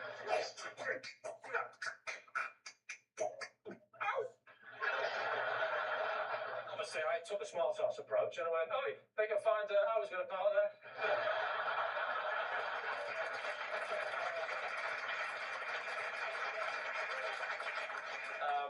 What did he say? He went, "Ow! Can you, ow, ow!" And I couldn't see him at first because it was just a sort of mess of tree and hang glider and What sort of tree was it, Lee? it was a big one. Trees have names, don't they? Brian Mr. Big Tree. The species of tree. I'm going to go for oak. But was it an oak? No. I'm walking along with my wife. Crash!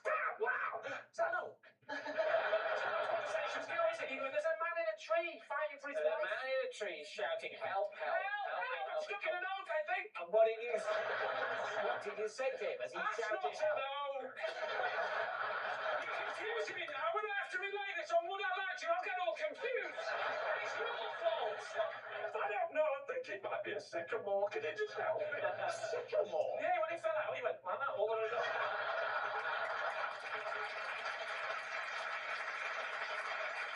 What did your wife have to say about this? My wife said, "We must help him."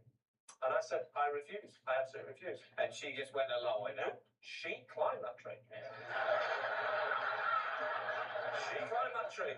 With her bare hands. No, she got human hands.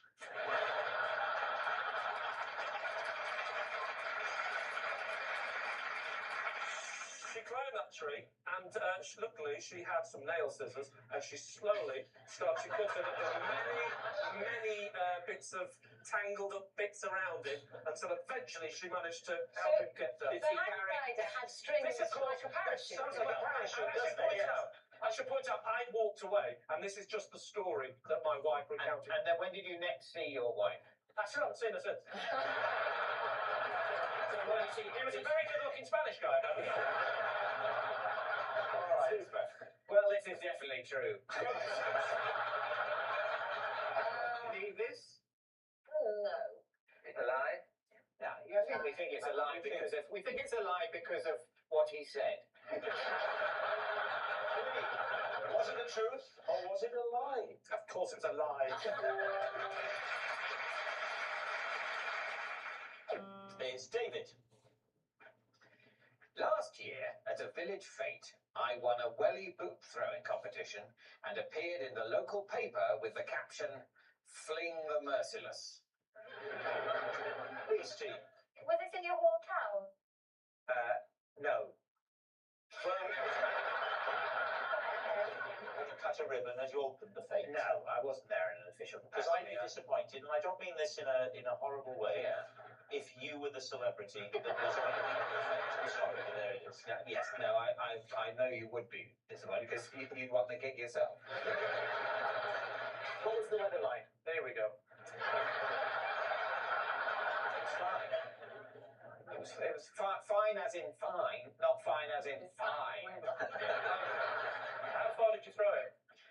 I mean, a long way. It's a long distance, but it would have to be, I suppose, it felt like it was about 2 miles. Okay, let me say that from me to you, Yeah. I don't want to sound like the Shuffle Brothers, but from me to you, it's the units of measurement. Okay. Sugar Brothers being referenced later. Yeah, all right, I don't do the modern stuff. Just proves that you don't watch this program. The distance between me and you is 1 unit of measurement. Okay. How many Mitchell Max was it that you threw? I think, well, it was a good throw.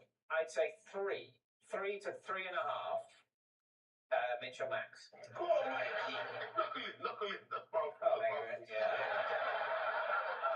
Thomas, what are you thinking? I think it's a lie. I'm not quite sure why I think it's a lie. I just think he's lying. You probably think a Wellington's a grown-up sandal.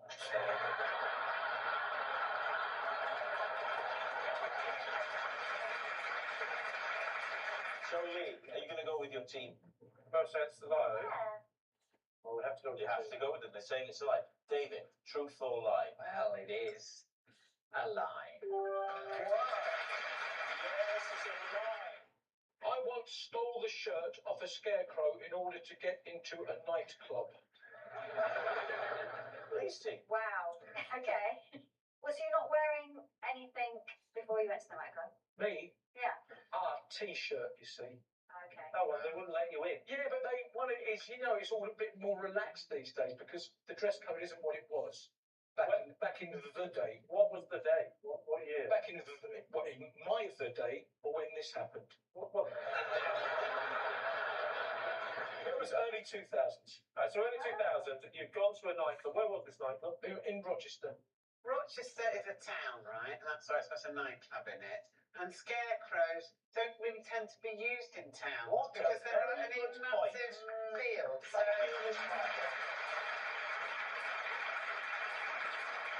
When did you find out you needed a shirt to get in the club?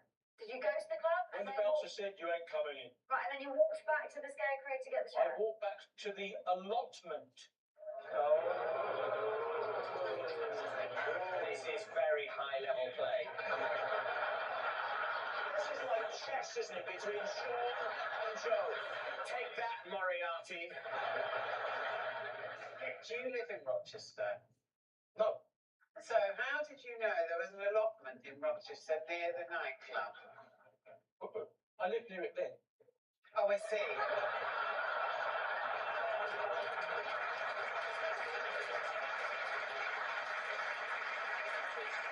It's like fencing, isn't it? But then again, if you lived in Rochester, why didn't you just go home and get a shirt? Oh, this gets better and better.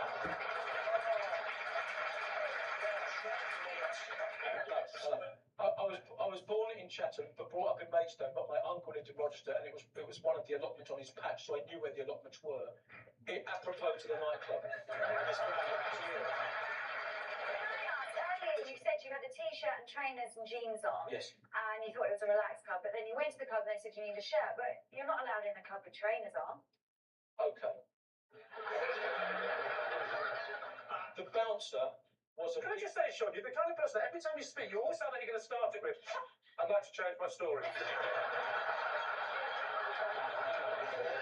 Is that the impression I'm just giving you? For the sake of the tape, the accused is walking through the room. The bouncer was a massive fan of EastEnders and was quite embarrassed at turning me away. So I think when he saw the effort I'd made, because I was already 8 pints to the wind, so when he saw the effort I'd made, I think he just couldn't bear turning me away again. Okay. What do you think, Joe? Could this be true? I think he'd have had a better time if he'd popped down the graveyard.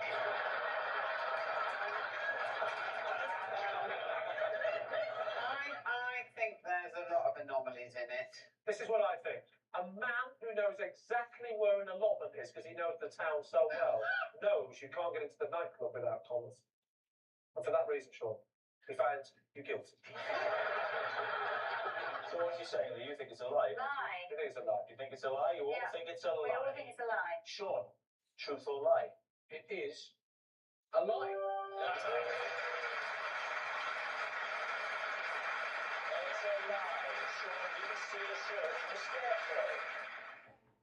When I worked as an estate agent, if the person I was showing around the house didn't seem interested, I'd tell them Noel Edmonds was born there. Whereabouts were you an estate agent? In Islington. Did you have a company car? I did. What car was it? It was a Foxton Mini. Oh, so classic. Were you in sales or letting? Lettings. So you'd be showing around a flat that you could rent. Yeah. And you'd say, oh, buy it. They'd go, well, do you know what? We're not sure. We're a bit busy. You go, let me stop you there. It was kind of a joke within the office about the kind of things that you could drop and people would believe. And the running one became for me that I would always say that Noel Edmonds had lived at the address. Why Noel Edmonds? Because it was such a random, stupid person. What did you used to say? You used to say that he... Oh, sorry to offend Noel Edmonds fans.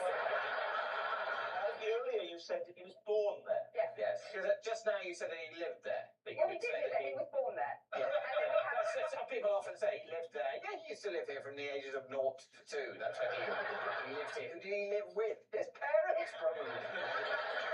Did you ever get a cell because of it? Should have said a deal or no deal, surely. Yeah. I don't necessarily know if I got a would be unlikely because you were in lettings. Well, in that case, forget renting it. We'll take the place. I don't know if I ever got a proper like a soul. My client would like a moment. When you say born, do you go into details of his first breath, or was he transported there? No, I don't know the ins and outs, literally, of the birth. It would be an unusual second line. Noel Edmonds used to live here. Would you like to hear about his first breath? Because it's only me and you here. Long pause, and then I don't really work for Foxtons. I haven't even got a mini. Noel Edmonds was born here. It was a very difficult birth. The screaming was heard for hours. Sleep were quiet, you can still hear it. Let's imagine for a second. Let's for people with limited imaginations, we could reenact some of this. Lee, you're looking to rent a flat, and Ellie is showing you around it. Off you go. But I'm with you because I've got the keys. The kitchen worktop. Okay, that's included. You're not taking that No, with you. no, that's included in the rental. She's not the owner. It's the estate agent. Estate agents don't take anything. Would you mind turning the television off? Hello, would you like to go on a trip? I'm going to be honest with you. Yes. I'm not massively interested in this flat. I'm just 50-50. Okay, well, maybe it will help things if I tell you that Noel Edmonds used to live here. Born here, in fact. I can't believe it. I'm very interested. How long was he here for? Oh, not long, just a few childhood years. Oh, right. Memories. This is a long shot and it's a bit of a deal breaker, but I doubt it. Yeah. You wouldn't know how his first breath went. It went very well, very well. I'll take it. Absolutely. Right, Jamie, what's it going to be? This is my concern about this story. People who are being shown around rental flats, I don't think they need to be as interested in the place as if they're buying it. It's not like you have to fall in love with the place. And I think this Noel Edmonds bit of, oh, that's interesting thing, would be a better technique if you were trying to sell flats. And I think that was what was in the mind of the person who invented this lie.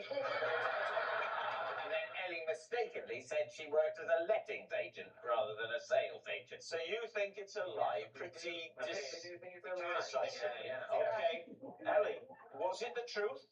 Or was it a Oh, lie? ye of little faith, it is an absolute lie. Yeah. Yes, it's a lie. Ellie didn't name drop Noel Edmonds to try and sell houses. As a kid, my parents denied me chocolate, so every Easter I had to run around the garden and hunt the Easter onion. Easter onion, yes.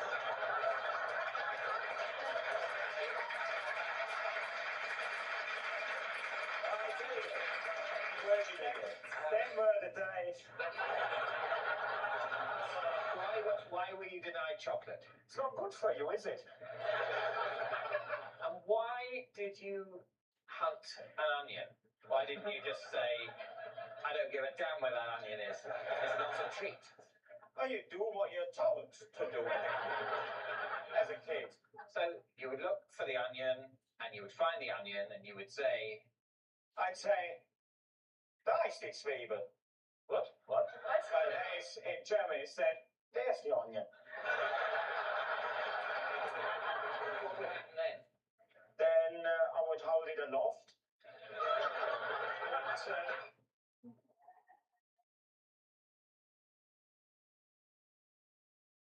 While trying to impress a date, I landed flat on my back in a flower bed. David's cheap. What were you doing to try and be impressive? It was actually leaving the date. I accidentally left from a great height. When you said that, I thought like being on your back was what you were doing to impress them. Like No, I'm getting not on that your kind back. of girl, Laura. Okay. Laura, everything isn't Love Island. I'm just confused as to where I am. Laura, you say you're confused about where you are. Just look to your left. You know you're not on Love Island. Now, tell me, Maisie, where did this happen? This was in New Zealand. New Zealand? Yeah, I got to know a guy out there, and he asked if I wanted to go back and see his record collection. Behave. We got talking about music, and we went back to his house to listen to records. But he tried to play guitar along to the record. He sounds like an awful human being. So I decided I'm gonna head off. Was that the difference between fancying him and not? The fact that When he he played played the guitar along to the record. You would not like to go around to his house. So I called a taxi and sat on. I was perched on the window with the window open, and I thought it's arrived, it's outside, and I went thanks very much, see you later. And because I thought we were on the ground floor, I thought I'd just swing my legs over the window and across the lawn. Which floor were you on, Maisie? So if the windows. 18th floor. You forgot the 19 minutes going up in a lift. No, so one floor up. One floor, but I just forgot that. You We've been climbed the chatting for a steps in a while. state of high arousal and therefore forgotten about them. Is that right? You should write erotica. Who's to say I don't? I have many names online. 50 shirts of grey.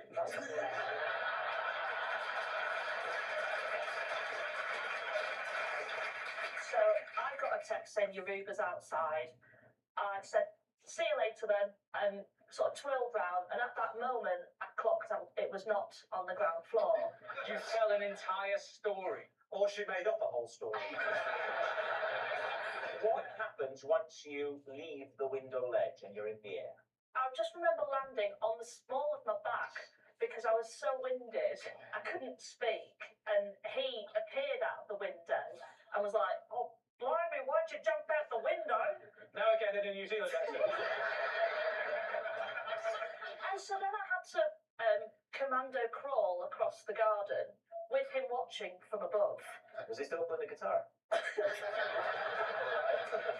what was the taxi driver doing? He must have seen this. He didn't do anything. He just wound down the window and was like, just so you know, the meter's running. All right, David's team, what are you thinking? The mechanics of the situation doesn't add up for me, so lie. Laura? I just don't know why you didn't land on your face. I don't get why you landed on your back. And that's the reason why I think it's a lie. You see, I think it's true. Do you? Interesting. But if my teammates say it's a lie, we'll go lie. Maisie, were you telling the truth or were you telling a lie? That was true.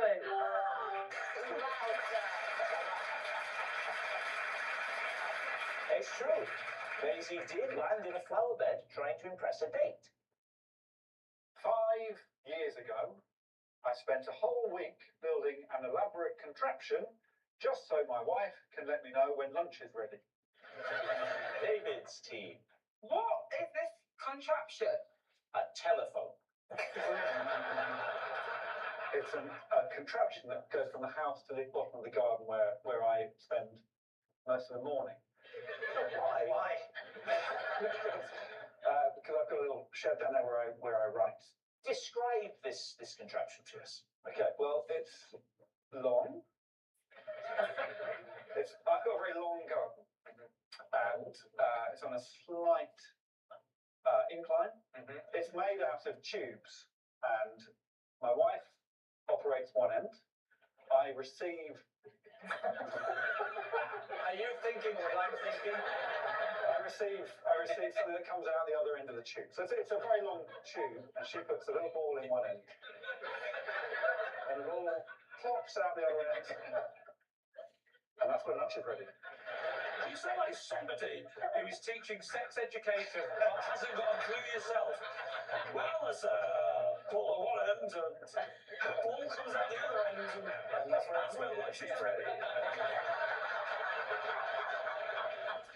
What makes it a lamp work? Is it the length of it? Yes, How long is it? long, 60 meters. 60-metre long garden. I mean, you're doing well. Must have been alright. How wide is your garden? Is it 1 metre? That would be great, wouldn't it? 8 meters wide. Why doesn't she just phone you or text you or WhatsApp you? Because, Rob, there's no phone reception at the bottom of the garden. You said your garden's on an incline, so if she's Yeah, putting a ball in one end, how's that travelling up? Well, it's an incline. The incline from where? Is from the house, and the bottom part is. It really is quite simple. That's a decline. No, decline is what you would do if David was to suggest something a bit fruity. That is a decline.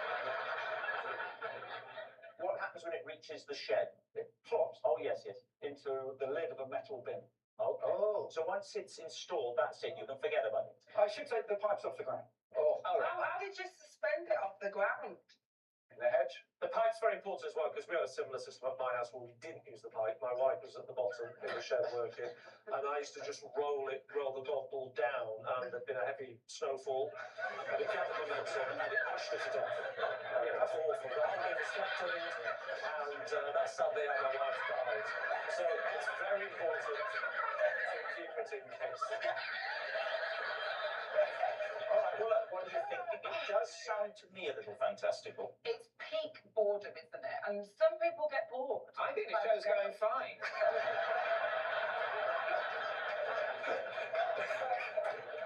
I think it's true. I think it's true as well. I'm going to say it's true. Okay, so, Alex, truth or lie?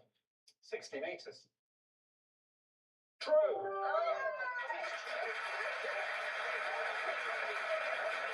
It's true. Alex has built a contraption just so his wife can tell him when lunch is ready, and we've got a clip of it.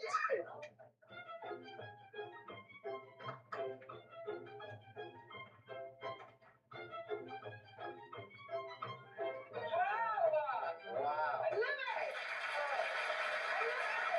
I once helped Damon Hill to Grand Prix success by presenting him with a pre-race snack.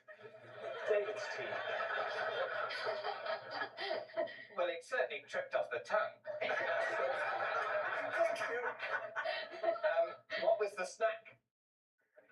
A Scotch egg. And is there a definite correlation between him eating that Scotch egg and him being successful? He felt that the Scotch egg had helped him succeed in the race. He told me so. Is Damon Hill a close friend, Bob? No. Then why were you giving him food stuff? Well, I've been invited to the Grand Prix. Which Grand Prix? The British. In which year?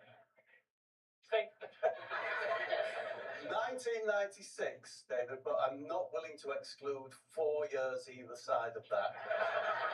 Put it this way, it was definitely one of the decades. Do you like racing then? No, I'm not a Formula One fan. Right. I probably prefer soil science. Okay. Who was he driving for? He was driving for a company that had very fast company cars.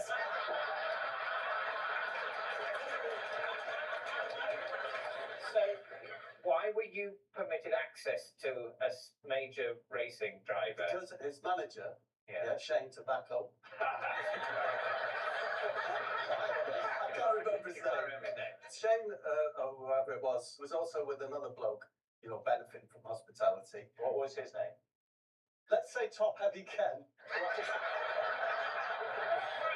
But I remember we went upstairs on the bus. Damon was there. He had a bed in there. Like a sort of Winnebago. Yeah, and it had mugs with "I love cars," "I love handbrakes," "I love headrests."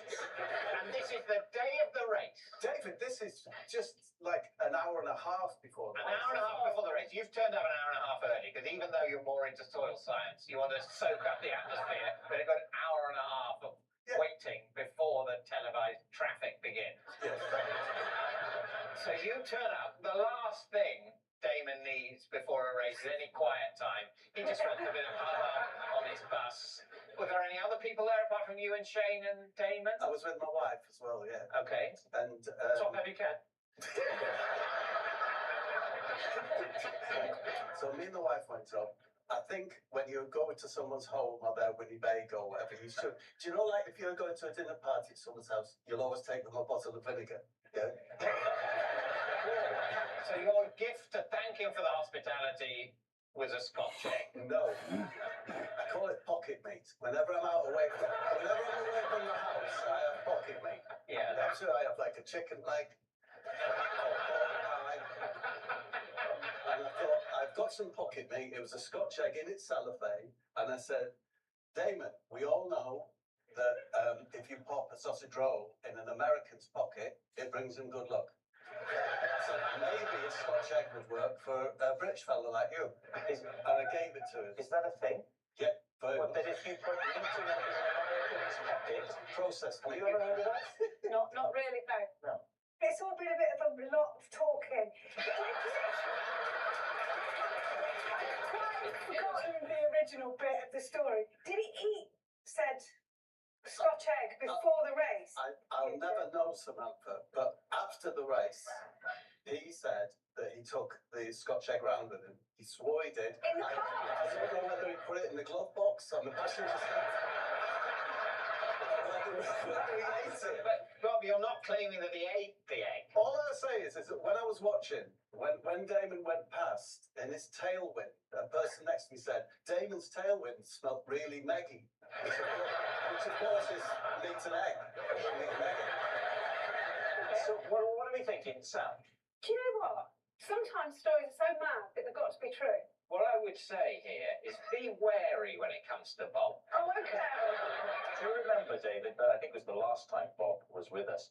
He told us Chris Rea told him he put an egg into his bar. I don't remember. Was that true? No. But you believed it was true? Yes. Miles, what are you thinking? Well, I think that you're sort of somewhat cynically using this as an opportunity to tout your kind of charms. And you're hoping to kind of drum up work, and then your agent's going to get lots of phone calls saying, oh, would Bob Mortimer be able to sort of slip Gareth Bale a pasty and stuff like this? I think it's a lie. You think it's a lie? But you think it's true? I'm on the fence. Oh dear. This is a horrible situation. I don't know. My instinct is it's a lie. You're saying lie? Okay, Bob Mortimer. A lucky Scotch egg for Damon Hill, British Grand Prix. Truth or lie? I was telling the truth.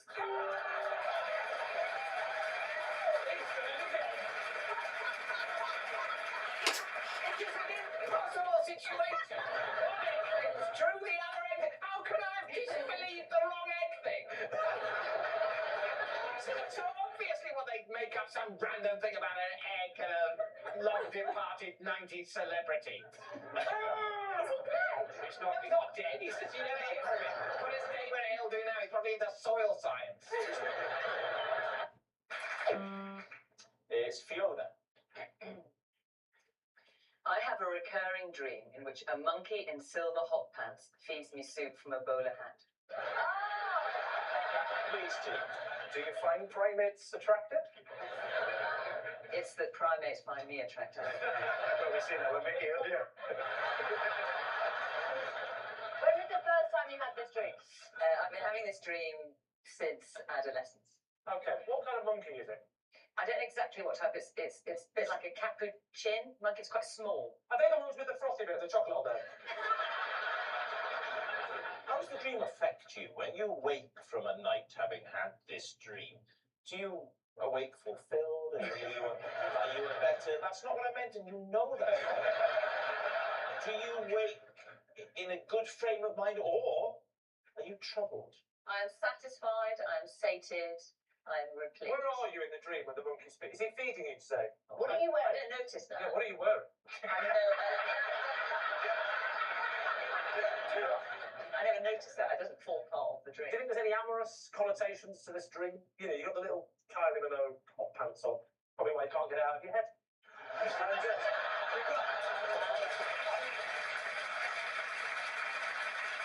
So what do you think? Could this be true? I think it's so brilliant.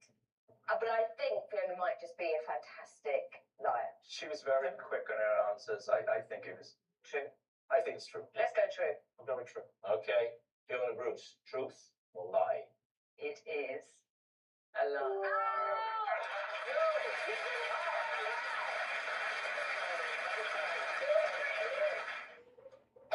It's Lee. Oh, possession. Right. mind, there should be a box under your desk. Would you first of all read the card out and then take the possession out and pop it on the desk? This is the set of keys I carry around with me every day. I know what every single one is for. Apart from one.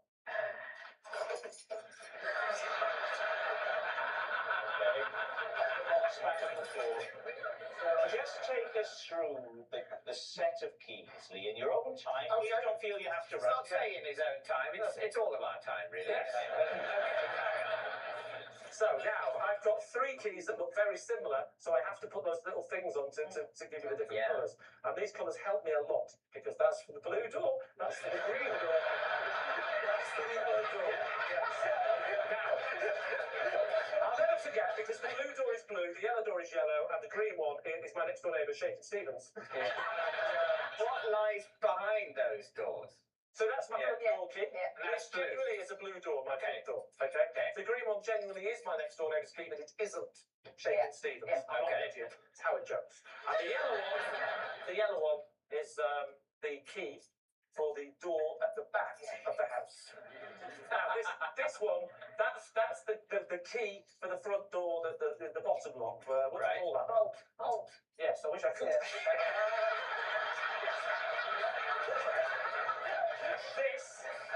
This unusual looking key, that's for the money chest. That's for a small tin that we keep some money in. Right. And some things that we don't want the kids to see. Why don't you want the kids to see money? And what else do you want the kids to see? I don't want to see the money. It's the other things I don't want to see. Like what? The remains. So, okay, that's where you keep your money and the remains of those who you've killed. Yes. Then you've got PBU, that's that one there. What does PBU stand for? The PBU on the keyring? Yes. It's the place for bins, you.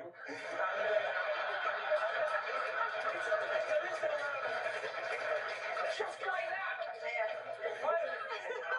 He couldn't have made that up. It's true. We've got one of those outside little shed things you're supposed to put the bins in to make it look tight. And my wife constantly comes out and says, "There's a place for the bins, you." I said, "How do you remember? That's the key. I put PBU on the thing." So you give yourself the job of remembering the night before the bin men are coming to go out, unlock these bins. Every time you go to put some rubbish away, you unlock the bin. No. This is none of this. Because the shed that the bins are kept in doesn't have the lock. The gate leading to the shed. What's going in these bins? My wife dating thinks more of the bins. Then we've got this little baby here. Oh, this tells the story. This one is for the safe. But the safe, bizarrely, it was already in the house and it's behind a picture. How exciting. The key has never fitted. We never know what's in the safe. Now, what is the picture in front of the safe? The picture under the safe? Yeah. Oh, that picture. You know the safe that doesn't exist? Well, there's a picture that doesn't exist in front of it. This is What's the it? It's already a painting of your bins. This is the bit. This is the bit you're all going to find. It must never be taken This from is the the house. bit you're going to find crazy. It's a picture of the safe. No, it's crazy. It's absolutely crazy. And this, David, is the key to your heart. It's not. That is to the side passage. It's quite annoying. It's quite annoying to go through the side passage because I have to open the gated community to the bins. That takes me through to the side passage, which I open, and that's all the keys apart from this one. Do you know what that one's for, Fiona?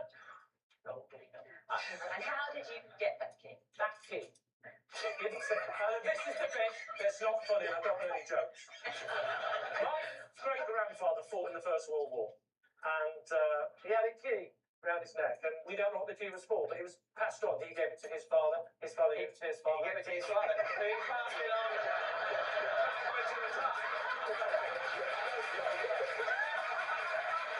All I will say is, just in summary, I'm not pitching it to you, because it is true. But if you don't believe it, quite simply, the story is simple. What is there not to believe? I come home, I make sure the side-gated community to the bins are unlocked, so I can get the bins out, leave them on Tuesday, and then they open the side passage, get it, lock the side passage, come through to the house, open the safe, by moving the fixture, I can't open the safe, I always forget, close the safe, get the tin, open it up, move the eyeballs, get everybody out, close the safe, open the tin, get inside, straight to the front door, to Clue, go out, Keith Howard, Jones's cat next story, why accidentally said I'm Shaking Stevens.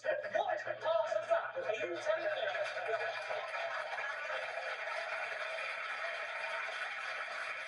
So what are you going to say, Lee? What does your team think? I think we're going to say it's a lie. Saying it's a lie. Lee!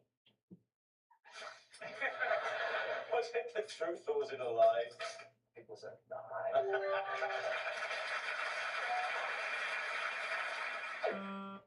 It's Kirsty. Jeremy Paxman didn't talk to me for a week after he caught me drinking from his Snoopy mug. Lee. I'm sorry, I'm very ignorant. What's a Snoopy cup? Snoopy, do you know who Snoopy is? Snoopy's a rapper and he's a cartoon character, a comic strip. Snoopy the dog. Snoopy the dog. Snoopy the dog. Jeremy Paxman as a Snoopy cup. Mug. Yeah. Cup mug thing. And how did he come about finding out you'd had, was there lipstick on the coffee cup? No, he caught me. He actually caught you, you were lips on cup. Yeah. What did he say? Well, so picture the scene, right? I'm Jeremy Paxman. No, because you have to play him, otherwise I wouldn't be able to say because I wasn't there. I'll be you, right?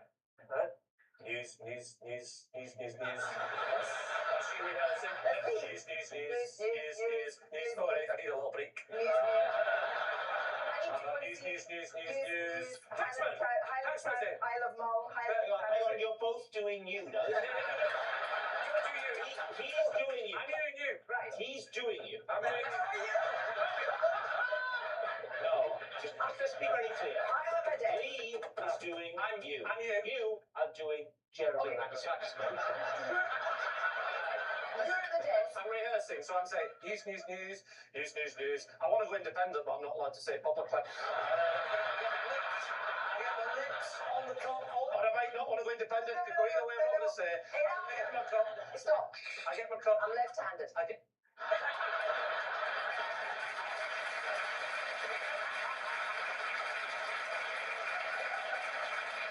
So there you are, you're doing the drinking thing, and it's got to your lips. The lip, Paxman. What does Paxman say? Kirsty, you're not drinking out my Snoopy mug. So he said you're not drinking out my Snoopy mug. What's he doing this for? What's it for? You said you're not drinking out my Snoopy mug, are you?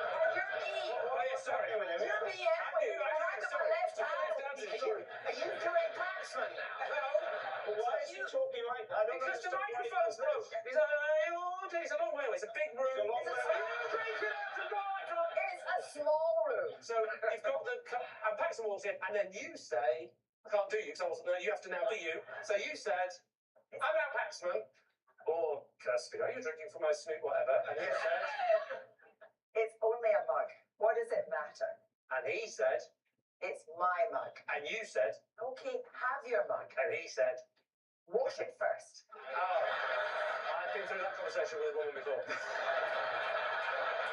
So, okay. But then he didn't talk to you for a week. A week's a long time. What is it about Paxman? He wouldn't talk to you for a week. Who said that? That was in your... You just when you read it. I think we made another lie. Who said that? Oh no, it wasn't this time. Somebody said it. I suspect you're edging towards her telling a lie. I think it's a lie. But you know what? I believed her until the week. Until the unraveling. So you say it's a lie. Kirsty, was it truth or was it a lie? Try. After a visit to a school fete, I had to tell my neighbour their cat had been run over, while my own face was painted like a kitten. Please, team. please be true. Please, please. You were at the school face as what? As a dad, or were you working on the stall doing the face painting or anything? Or There was a sort of shift, so I did help with one of the stalls, but I was also there just as a parent. What was the stall you were helping on? Bric-a-brac. Bric-a-brac. Bric-a-brac. How did you find out the cat had been killed? Because it was killed regrettably close to our house. What kind of cat was it? A tabby cat. And how was it killed? Sorry? Unfortunately, it was a truck that shouldn't have been.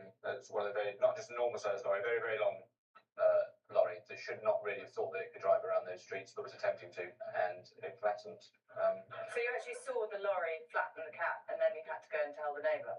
Yeah. I feel like this is the truth, except for the part about the truck, and that actually you killed this cat. What was the cat called? She was called Jenny. Jenny. What was the owner called? Tiddles? In a horrible name mix-up, they started calling each other by the wrong name. If you want to find fault with someone's cat naming logic, you've got to have a go at my neighbours. Well, they're grieving. Let's leave them out of it. Yeah. Did you kill their cat? I didn't. You say you didn't kill the cat. You might have been partly responsible because you were dressed as a cat when it happened. It might have been the driver. The dressed as a cat. Has looked over and gone, size of that cat. Meanwhile, the little cat crossing the road has gone, is that your mummy? Those two incidents combined, you've killed little Jennifer, to give her her full name. No, just either that or it was a hit aimed for you in the description given. It looks a bit like a cat. Did you pick the cat up and take it to the neighbours, or did you just point to the cat and say, that's where your cat is? I didn't pick it up. What happened when they answered the door? Talk us through that conversation. That must have been very awkward. Yeah, had you still at this point not remembered that your face was painted like No, I didn't realise until after I told them, and then I went home and went, oh, I just had to tell so-and-so. So they've opened the door. Can you remember anything about the first few words of that conversation? Well, it was very awkward. I've never had to do that before. So I said, Meow!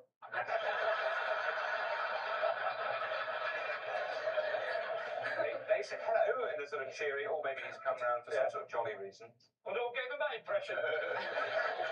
I said, I'm really sorry, but I'm afraid that I've just seen Jenny get run over. And they said, what? What did they say then? Oh, sorry, you're asking. They said, what? No, you're asking me, sorry. I genuinely thought you didn't understand the question when you were in character, sorry. Yeah. If we get to a point where you're asking questions I don't understand, something has happened. The regular by that one. And they said, thank you very much, Thomas. And then I went back into my house, I lived next door, and... Did you go through the front door or back? When you realised you had your makeup on still at home? My wife pointed out to me, I came home and I said, oh, this dreadful thing has just happened. And my wife said, you know that you've still got your face painted like a kitten? And I said, oh, no. Did you and your wife look at each other in shock and just feel terrible, or did you both instantly start laughing? She laughed immediately. She's an awful woman, though. No, you're not. Ignore the Irish man. You're the best female truck driver in the world.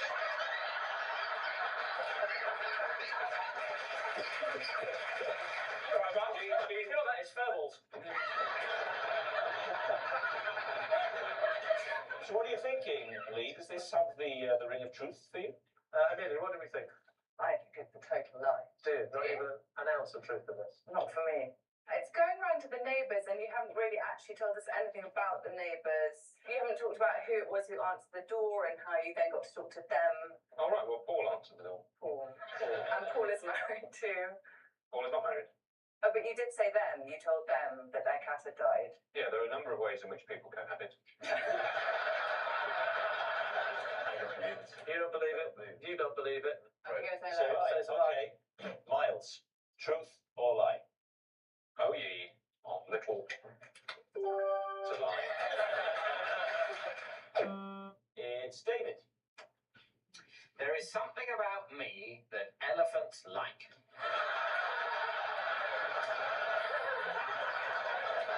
Every time I visit a zoo, they thunder towards me and point their trunks in my direction.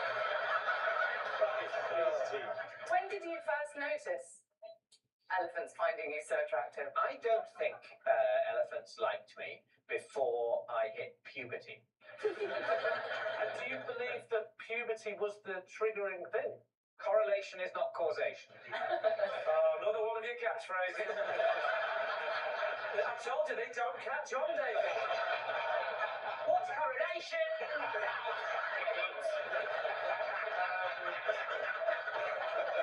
Okay, where were you? When did you first notice it?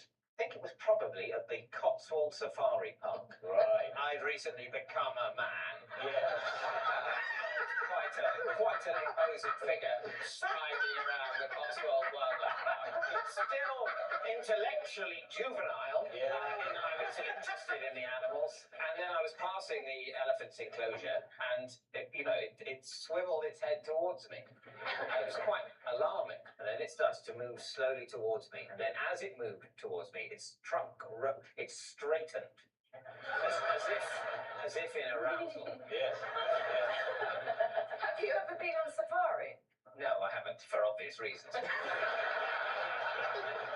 How many zoological gardens stroke safari parks have you been to and observed this in elephants? At least 9 or 10 at a time. You play you, right? I'll play the elephant.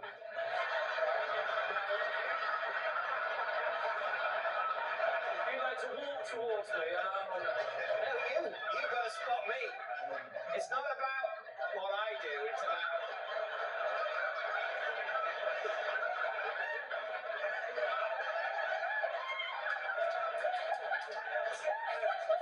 It's exactly like Is that how it happened? Yes. Wow. There was something about being the elephant then. I believe it to be true. Have you always been with the same people or different people to the safari park? It's a bit mixed up enough to know it's you specifically. Yes. The only person who's always with me is my friend Kevin the bun seller.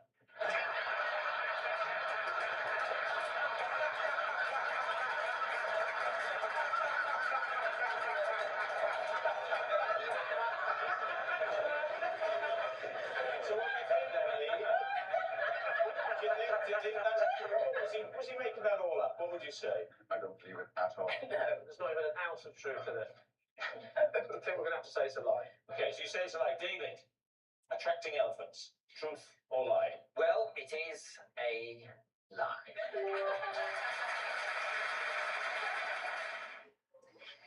Rather than use a flannel or a sponge, I wash with an orange. David's team, what do you think? How do you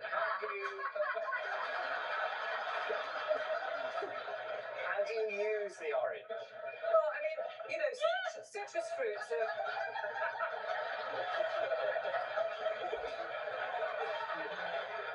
Instinctively, I think Carol doesn't believe me. I don't know, she's cute. Look, I mean, citrus fruits are known to be very good for your skin.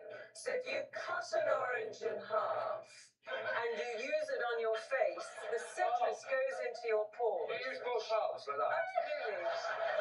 Saves time, that, doesn't it? Yeah. Then you wash it off with water, just with your hands, and then the best bit is to then take the other side of the orange and buff your skin. I tell you what, this is a northern man's nightmare, washing and fruit. I mean, I'm 73, and honestly, it's fantastic, and you smell so fabulous. Can I come over and have a smell? Oh, the old ones chat up like that. I should be able to smell it, yeah? I should be able to smell it.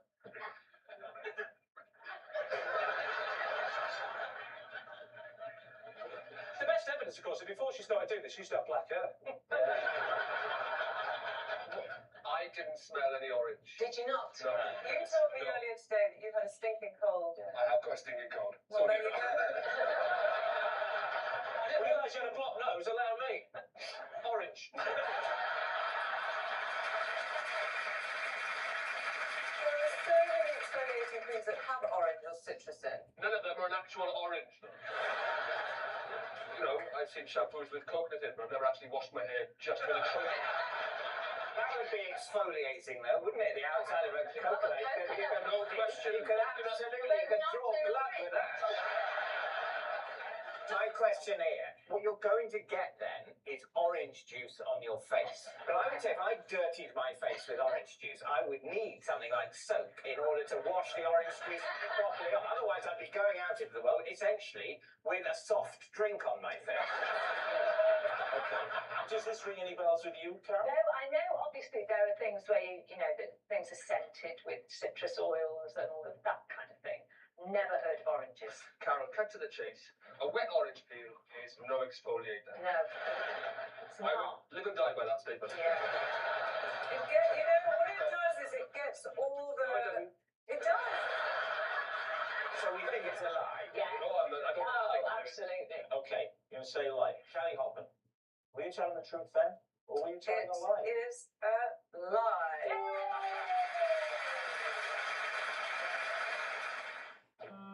It's David. Whenever I see my postman Roy, he shouts, "Oggy, oggy, oggy," and won't move on until I have replied, "Roy, Roy, Roy."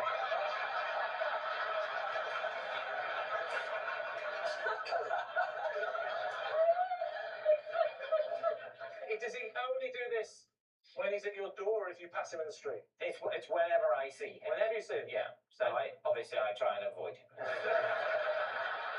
he a very friendly person? He is friendly, but his name is Oggy. No, Roy.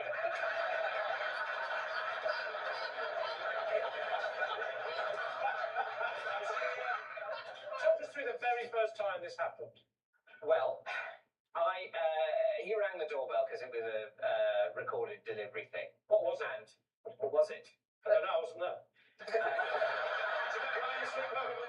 I can't remember what it was. Right. Okay. So he's rang the doorbell, and then what happened? I'm not in. So. Very handy answer. Yeah. On another occasion, with a different delivery, I am. I opened the door. Why is he not knocked? Before he'd rang the bell. Yeah. Or did I ring the bell? No, you must did. have been him. No. Before he'd rung the bell, I hadn't met him. So he rung the bell. Yes. Right. I answered the door. Right. And I signed for the thing. He says, "Oh, you're off the telly, aren't you?" I say, "Yes." So he says you're on the telly. Yeah. Yeah. And I say, "Oh my God, I must be hallucinating. It seems like I'm on the doorstep." And I go, I say yes, and he goes, "Oh, nice to meet you." Nice to meet me. Yeah. Great. Anyway, the next time I see him, it's out on the street. Oh, I see. So this is a different time now, completely. Right. Now you just bump into him. And now he goes, initially, hello. Then he goes, oggy, oggy, oggy. Wow. And goes, and I've remembered his name is Roy. I go, huh. And he says, so Roy, he makes me, he goes, Roy, like in a questioning way. So, and I go, yeah, Roy. Does he do it to everyone?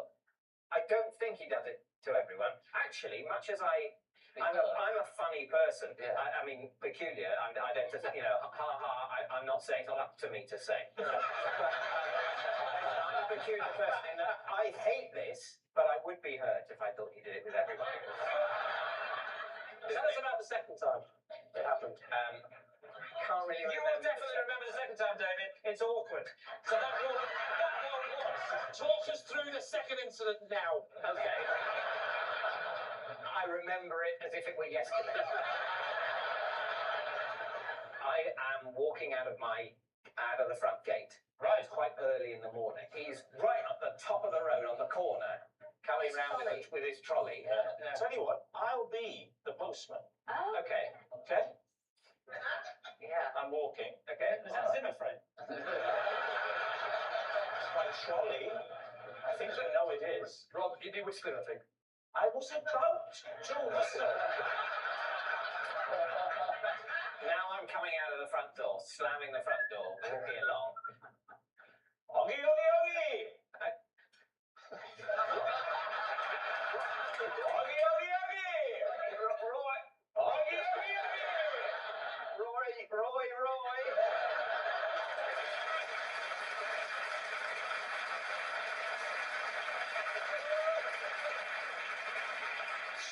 What are you thinking? I really haven't got a clue, but I suspect it's absolutely lie. You've just got me, hasn't it? Definitely. Yeah, I think it's a lie. Okay. David, truth or lie? It is a lie. A quick technique I often use to determine if someone has singing potential is to get them to sing Bar Bar Black Sheep as if they are frightened. David. Is it? As if they are frightened. Yes. And what is it about that that tells you anything? It's to determine whether they can perform. But that, not just to sing, but whether they can take it to the look next level. terrified while singing, because that's the key skill needed in a choir. No, it's more about them. You know, it might be that I want them to get under the skin of a piece of music that I'm going to do later. So I want to see whether they've got what it takes emotionally to connect with the song, even if it is Bar Bar Black Sheep. Is that one of your favourites, Bar Bar Black Sheep? Well, it's a very good tune. Well, look, talk is cheap. Let's see some of that, and I use this phrase advisedly, Malone magic. Greg, could you sing Bar Bar Black Sheep as if you were frightened, please? Right, I'm an incredibly versatile actor. Let's go. Frightened. Oh.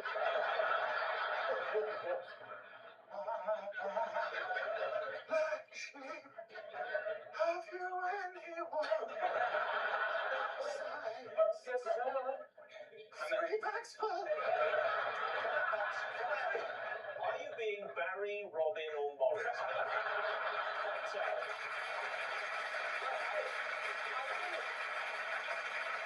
We've established that he's got potential. The important thing is Give me another emotion, Gareth. No, well, it's that's. Yeah, I know, but give me another one. Just... All right. Sensual joy. Hang on a minute.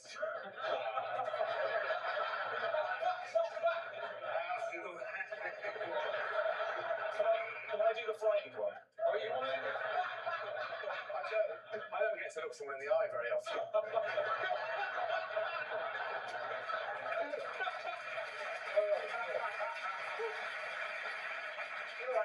I'd love to see, is there anybody here, what do you think, who perhaps doesn't like singing, who might be sat in between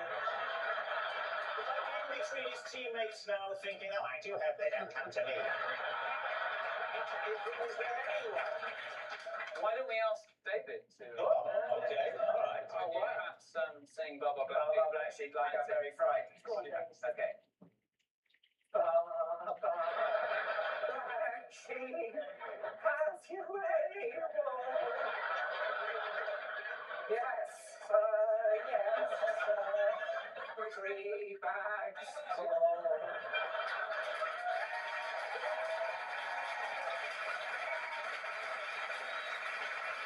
You know that Gareth didn't want you to sing Bar Bar Black Sheep as if you were a sheep, don't you?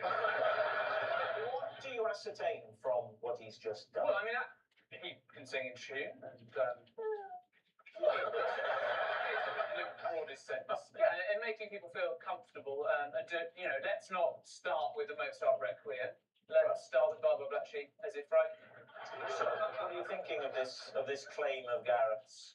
I think it's true. Also, you have got to have a thing. If you're auditioning lots of people, you can't think about it with each one. You've got to have a thing you ask everyone to do. Yeah. So I think we're saying it's true. I think it's true. Okay. Gareth Malone, truth or lie?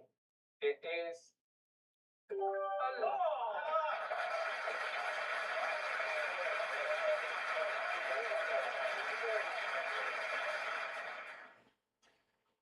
Every time I lock my front door, I squawk like a parrot. That way.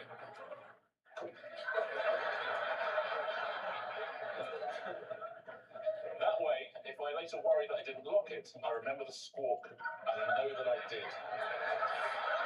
David's team. quite genuinely, I think that makes perfect sense. As someone who's slightly OCD about locking stuff, and what you need is to remember the moment when you knew it was locked. Yes. And a squawk of a parrot's as good as anything else. Give us a squawk. I can see the door now. Yeah. What's confused? Maybe I think, oh, I squawked and I didn't lock it. And then I No, you squawk after you lock. Oh, okay. It goes, And when you do your doorway, I don't know your doorway, but are you in view of neighbours? Have you ever been witnessed doing this? I'm in hearing view of neighbours that side, not Hearing view. I mean, whatever the word for hearing view Earshot. is. Richard, you're coming out of the house, okay? Yep. You're reaching into your pocket to get your keys. Act it out for us. Shall I do the door? Yeah, what do you... Yeah, I'll tell you This is what going to be the worst mime ever. There's my keys. Are you going to penetrate Gareth? If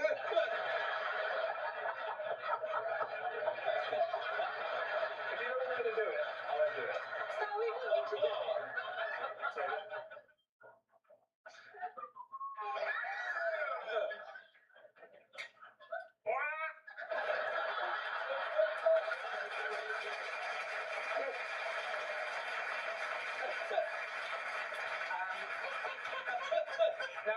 No, I don't believe him anymore. No, the squawk was too nonchalant. Yeah, what was What you need is the OCD focus. Yeah. The squawk is your point of remembrance. Yeah, You just squawk like you were saying goodbye to the door in parrot language. By and large, it's quite perfunctory. I'll admit to that. It's kind of plausible because it's him and he's a bit of an oddbod. What? What on earth has given you that opinion? Well, he's so tall. You want to say this in hearing view of me, don't you? Maybe he does a different bird. That's what's going to happen to us. We say, I don't do a parrot, I do this one. What bird is that? I don't know, but it's in all the Tarzan films. It's also reminded me I turned the gas off when I left the house. Is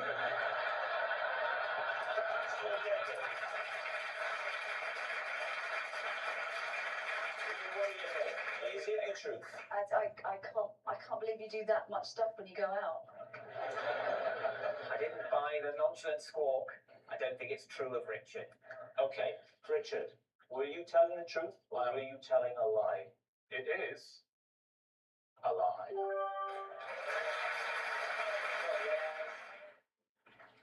It's Lee. A man from Brazil once taught me a very simple noise you can make that will always stop a fox in its tracks. David Steve, can we hear the noise? I'll be honest with you, it's a very instinctive thing, and without a fox, I'll be a fox. Ready? Yeah. Ready? Yeah. Can you do fox not reading a book?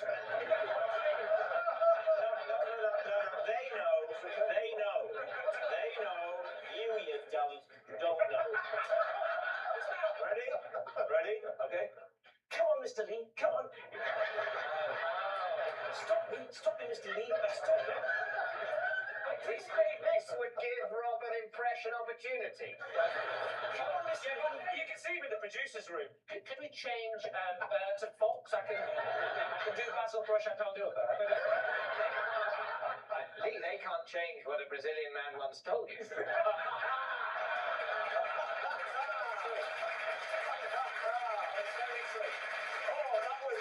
was like something out of Poirot, wasn't it?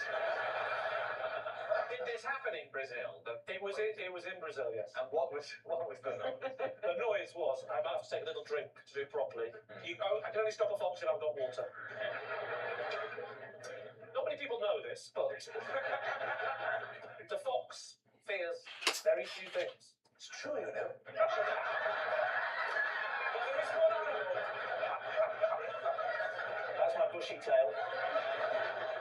There is one animal that if a fox hears, the tone is so weird to the fox, it will scare the fox. And that beast, if I may call it a beast, is the dolphin. And the noise that you make is simply the noise of the dolphin, which I will now demonstrate. The fox comes towards you and a simple will stop the fox in its tracks.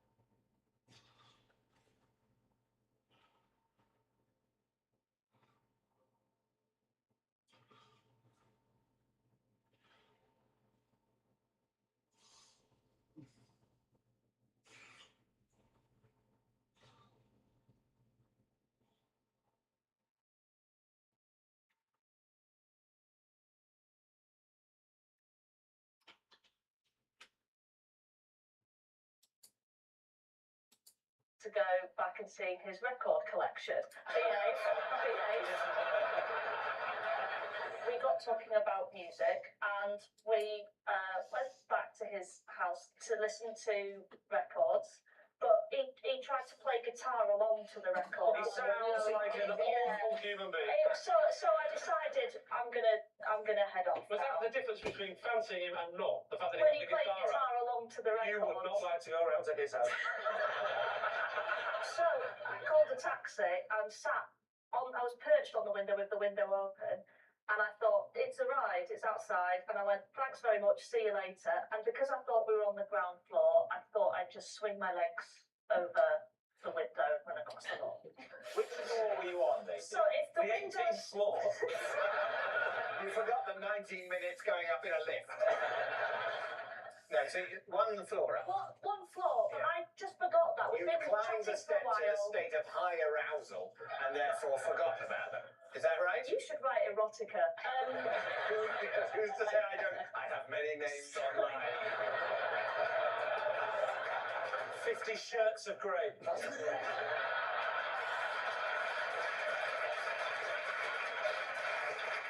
So I got a text saying your Uber's outside. I said, see you later then, and sort of twirled round, and at that moment I clocked out it was not on the ground floor. You tell an entire story. Or she made up a whole story. What happens once you leave the window ledge and you're in the air? I just remember landing on the small of my back because I was so winded I couldn't speak, and he appeared out of the window and was like, oh blimey, why'd you jump out the window? Now again in a New Zealand accent. And so then I had to commando crawl across the garden with him watching from above. Was he still playing the guitar? And what was the taxi driver doing? He must have seen this. He didn't do anything. He just wound down the window and was like, just so you know, the meter's running. All right, David's team, what are you thinking? The mechanics of the situation doesn't add up for me, so lie. Laura? I just don't know why you didn't land on your face. I don't get why you landed on your back. And that's the reason why I think it's a lie. You see, I think it's true. Did you? Interesting. But if my teammates say it's a lie, we'll go lie. Maisie, were you telling the truth or were you telling a lie? That was true.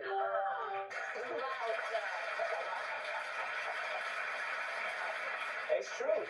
Maisie did land in a flower bed trying to impress a date. 5 years ago, I spent a whole week building an elaborate contraption just so my wife can let me know when lunch is ready. David's team. What is this contraption? A telephone. It's a contraption that goes from the house to the bottom of the garden where I spend most of the morning. Why? Because I've got a little shed down there where I write. Describe this contraption to us. Okay, well, it's long. I've got a very long garden, and it's on a slight incline. It's made out of tubes, and my wife operates one end. I receive. Are you thinking what I'm thinking? I receive something that comes out the other end of the tube. So it's a very long tube, and she puts a little ball in one end, and the ball plops out the other end, and that's when lunch is ready. You sound like somebody who is teaching sex education but hasn't got a clue yourself. Well, there's a ball at one end and a ball comes out the other end and that's when lunch is ready. What makes it elaborate? Is it the length of it? Yes, How long is it? long, 60 metres. 60-metre long garden. I mean, you're doing well. Not very long, right? How wide is your garden? Is it 1 metre? That would be great, wouldn't it? 8 metres wide. Why doesn't she just phone you or text you or WhatsApp you? Because, Rob, there's no phone reception at the bottom of the garden. You said your garden's on an incline, so if she's Yeah, he putting said- a ball in one end, how's that travelling up? Well, it's an Well, incline. the incline from my end. is at the house, Yeah, and the bottom part is, it really is quite simple. That's a Well, decline. decline is what you would do if David was to suggest something a bit fruity. That is a decline. What happens when it reaches the shed? It plops. Oh, yes, yes. Into the lid of a metal bin. Okay. So once it's installed, that's it. You can forget about it. I should take the pipes off the ground. Oh, How did you suspend it off the ground?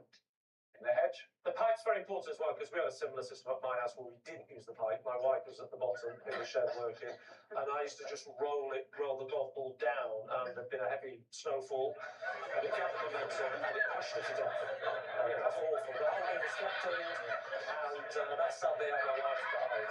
So it's very important to keep it in case. All right, well, look, what are you thinking? It does sound to me a little fantastical. It's peak boredom, isn't it? And some people get bored. I think the show's going fine.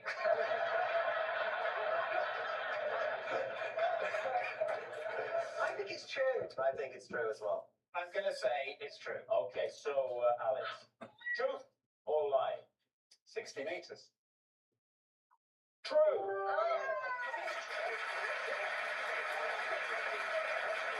It's true. Alex has built a contraption just so his wife can tell him when lunch is ready, and we've got a clip of it.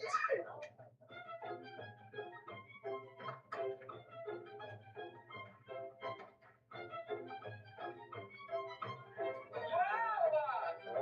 I love it! I once helped Damon Hill to Grand Prix success by presenting him with a pre-race.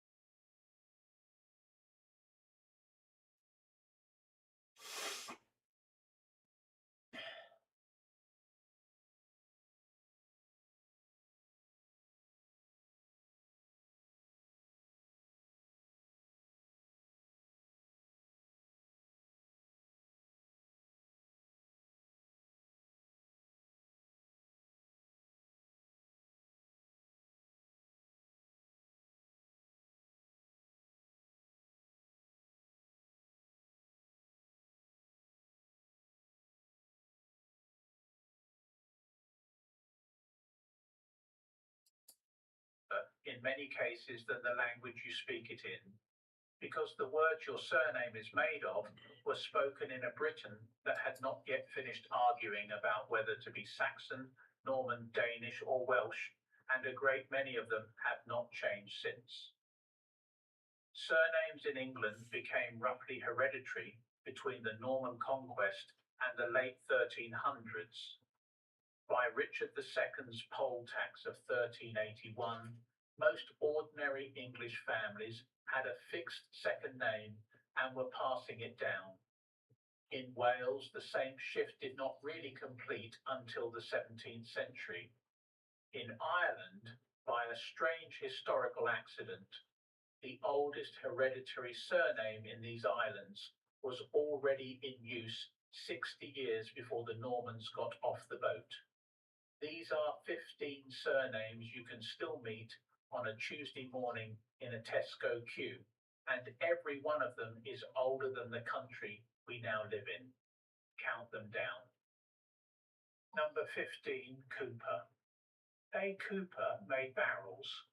It comes from the Middle English Cooper and is documented as an occupational surname from around the year 1176.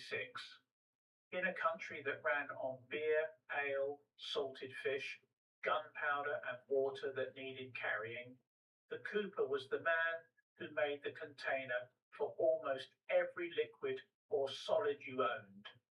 A village without a cooper was a village without a kitchen. The trade lasted 900 years in Britain. The surname outlived the trade by how long, nobody knows yet. There are tens of thousands of coopers in the United Kingdom today, and none of them, almost certainly, have ever raised a barrel. Number 14, write. From the Old English writer, a maker, a worker in wood or metal. A wheelwright made wheels. A Wainwright made carts. A playwright, in a different metaphor, makes plays. The surname on its own is documented in English records from the 11th century and is the 17th most common surname in Britain today. The Wright brothers, who built the first aeroplane, were Americans, but the name they carried back to Kitty Hawk was Anglo-Saxon and meant literally the people who build things. Number 13. King, you did not have to be one. The surname comes from the Old English signing, and the men who carried it were not royalty. They were the man who played the king in the local mystery play at Easter, or the man whose bearing struck the villagers £2,000 for his actual station, or the man who won the King of the May competition one summer and was called it ever after, documented as a surname from the 11th century. There are tens of thousands of kings in the United Kingdom right now. None of them are kings. Number 12. Shepherd or shepherd. From the Old English Shepherde, the keeper of sheep. The job is documented in surnames from the late 12th century in a country whose entire economic engine for most of the Middle Ages was wool. Britain made its early fortune on the backs of sheep. The man who watched the sheep got a name out of it that has lasted 800 years longer than the medieval wool trade did. Number 11. Knight. This one is older than it sounds. Before knight meant the man on an armoured horse with a lance. The Old English knight simply meant a boy, a servant, a young man in someone's household. The surname is documented in that earlier sense from the 11th century, before the chivalric meaning had even fully developed. A knight originally was a young retainer. The romantic medieval upgrade came afterwards. The name passed through both meanings and survives in both today. Every knight on a school register is carrying a word that meant boy before it meant Sir Lancelot. Number 10. Walsh. This is the one that tells you, just from the name, that the family came from somewhere else. Walsh, Welsh and the medieval Wallens all come from the Old English Welg, meaning foreigner or Briton, used by the Anglo-Saxons specifically for the original Celtic-speaking inhabitants of the island, documented in the Domesday Book of 1086. By the time the Saxons were giving you the name, they had been in Britain for 6 centuries and had decided that you, the Celt, whose ancestors had been there for 2,000 years longer, were the foreigner. There are tens of thousands of Walshes in Britain today. The name is technically an insult that nobody has bothered to take back. Number 9. Hat. Now here we have to be careful because the claim attached to this name is one of the boldest in English surname history and the evidence for it is genuinely shaky. The story, repeated in surname books for 160 years, is that Hat is the oldest English surname on record. It refers to an Anglo-Saxon family in East Anglia, mentioned in a document that predates the Norman conquest, making the name well over 1,000 years old. The trouble is that the document in question is undated. The Victorian scholar who first identified it, Robert Ferguson, writing in 1864, said only that it had every appearance of being earlier than the conquest, and that if so, Hat was the oldest surname we had on record. That is not the same thing as proof. I am going to be honest with you. Half the things you read about surname origins on the internet are romantic embroidery from the Victorian era, repeated as fact ever since. The Hats may well be ancient. They may also be pre-conquest. but the evidence is one undated manuscript examined by one historian in 1864. Bear that in mind every time anyone tells you with absolute confidence what their family name means. Number 8, Bulmer, from the village of Bulmer in North Yorkshire. The Domesday Book of 1086 records the manor of Bulmer as held by a Norman tenant under Robert, Count of Mortain, the Conqueror's half-brother. By the 12th century, the family who held the land had taken the place name as their surname, de Bulmer of Bulmer, and that surname has come down to today, 800 or 900 years intact. Almost every English surname ending in a place name does this. Look at any village in northern England, and you will find on the parish register descendants of the people who lived there 9 centuries ago. They never left. The name never left. Number 7, Stuart, Scotland's contribution. The surname comes from the Old English stigwerd, meaning the keeper of a house or hall, which became the Norman French senescal and then the Scottish Royal Office of Steward. Walter Fitz-Alan, a Breton knight, was made the first hereditary High Steward of Scotland by King David I around 1150. His descendants took Stuart as a surname.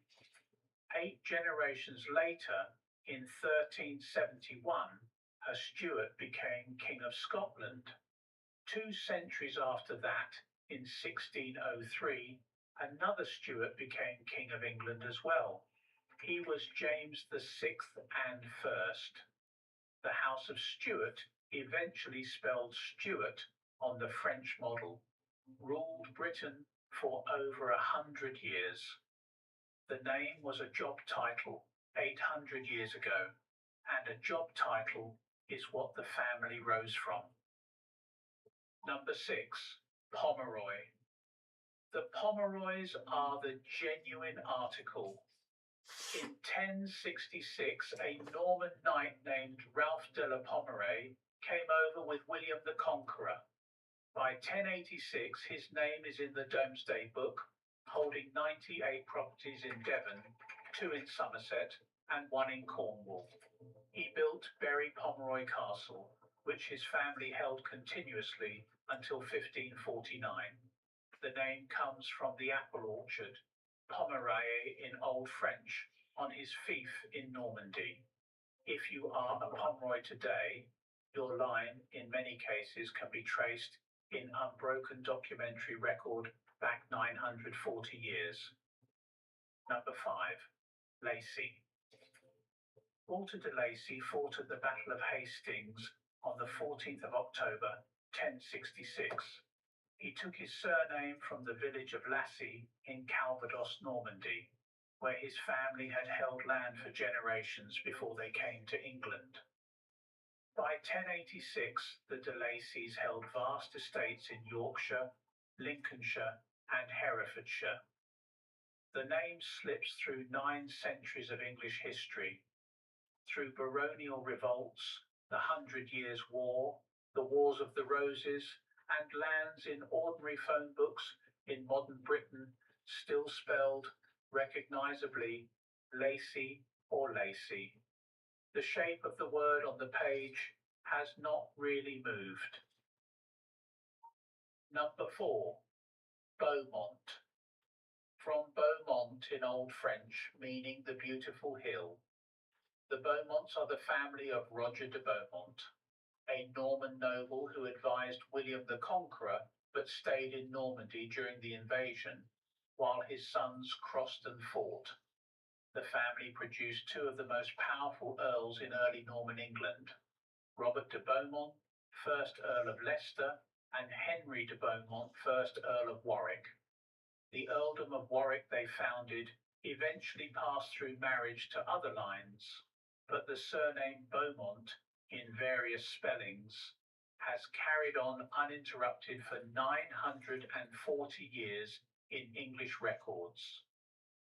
Number 3, Percy. The Percys came to England with the Conqueror. William D. Percy, born in Normandy around 1040, is in the Domesday Book of 1086 as a major landholder in Yorkshire.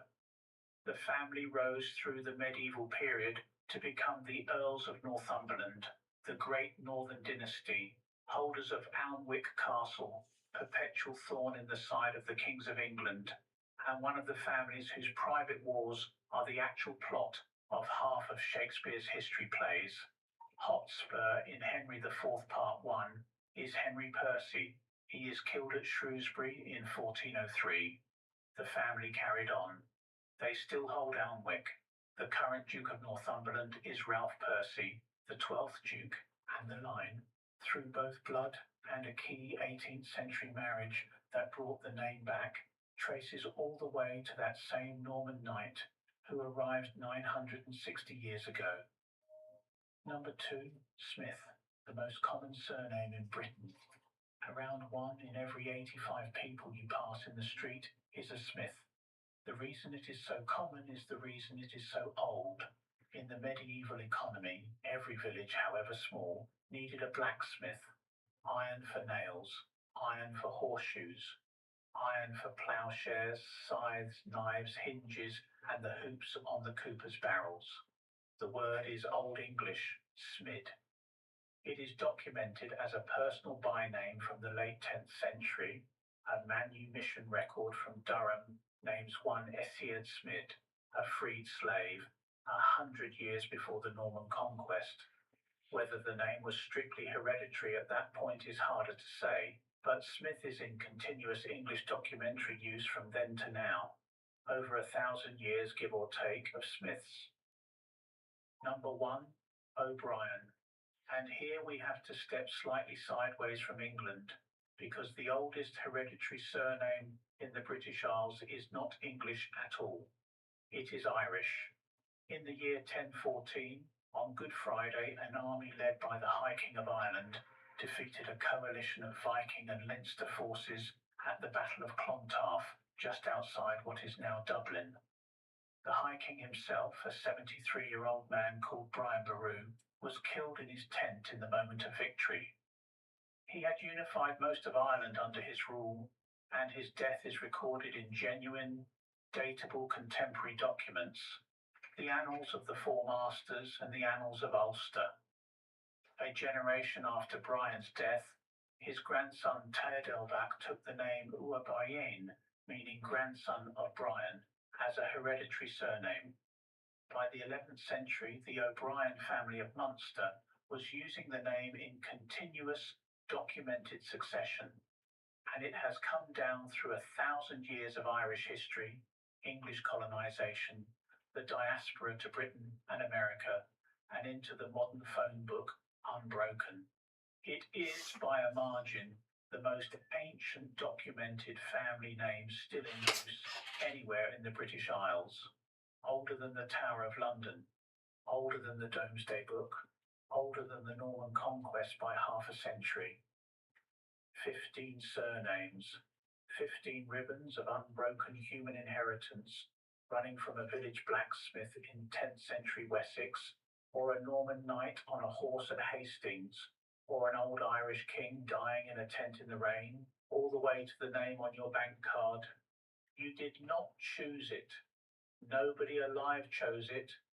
It was handed to you, and you will hand it on, and somewhere in the chain of people who carried it before you was the original one. The first Smith, the first Walsh, the first Hat, who picked the word or had the word picked for them and started a line that has not stopped since. If your surname is on this list, tell me where your line came in. The village, the county, the story your grandmother told that turned out to be true,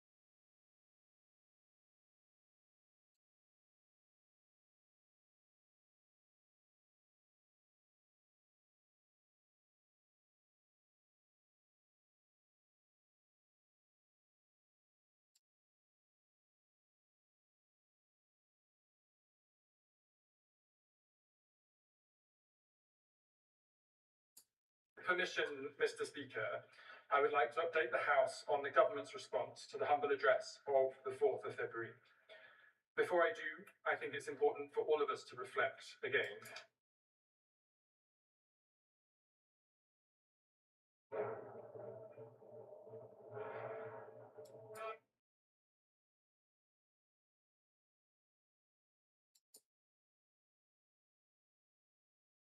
When it comes to making history, there are few figures, both before and after, who have left an indelible mark on the world stage with the same gravity and significance as Winston Churchill.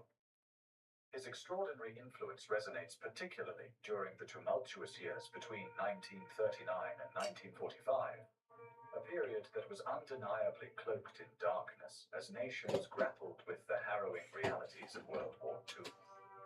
This was not just a conflict, it was an epoch that forged the destinies of nations and irrevocably shaped the latter half of the 20th century. Some may contend that Churchill was an unlikely hero, a man thrust into the crucible of war amidst doubts and challenges. Sure I am that this day, now, we are the masters of our fate. That the task which has been set us is not above our strength. That its pangs and toils are not beyond our endurance. As long as we have faith in our cause and an unconquerable willpower, salvation will not be denied us.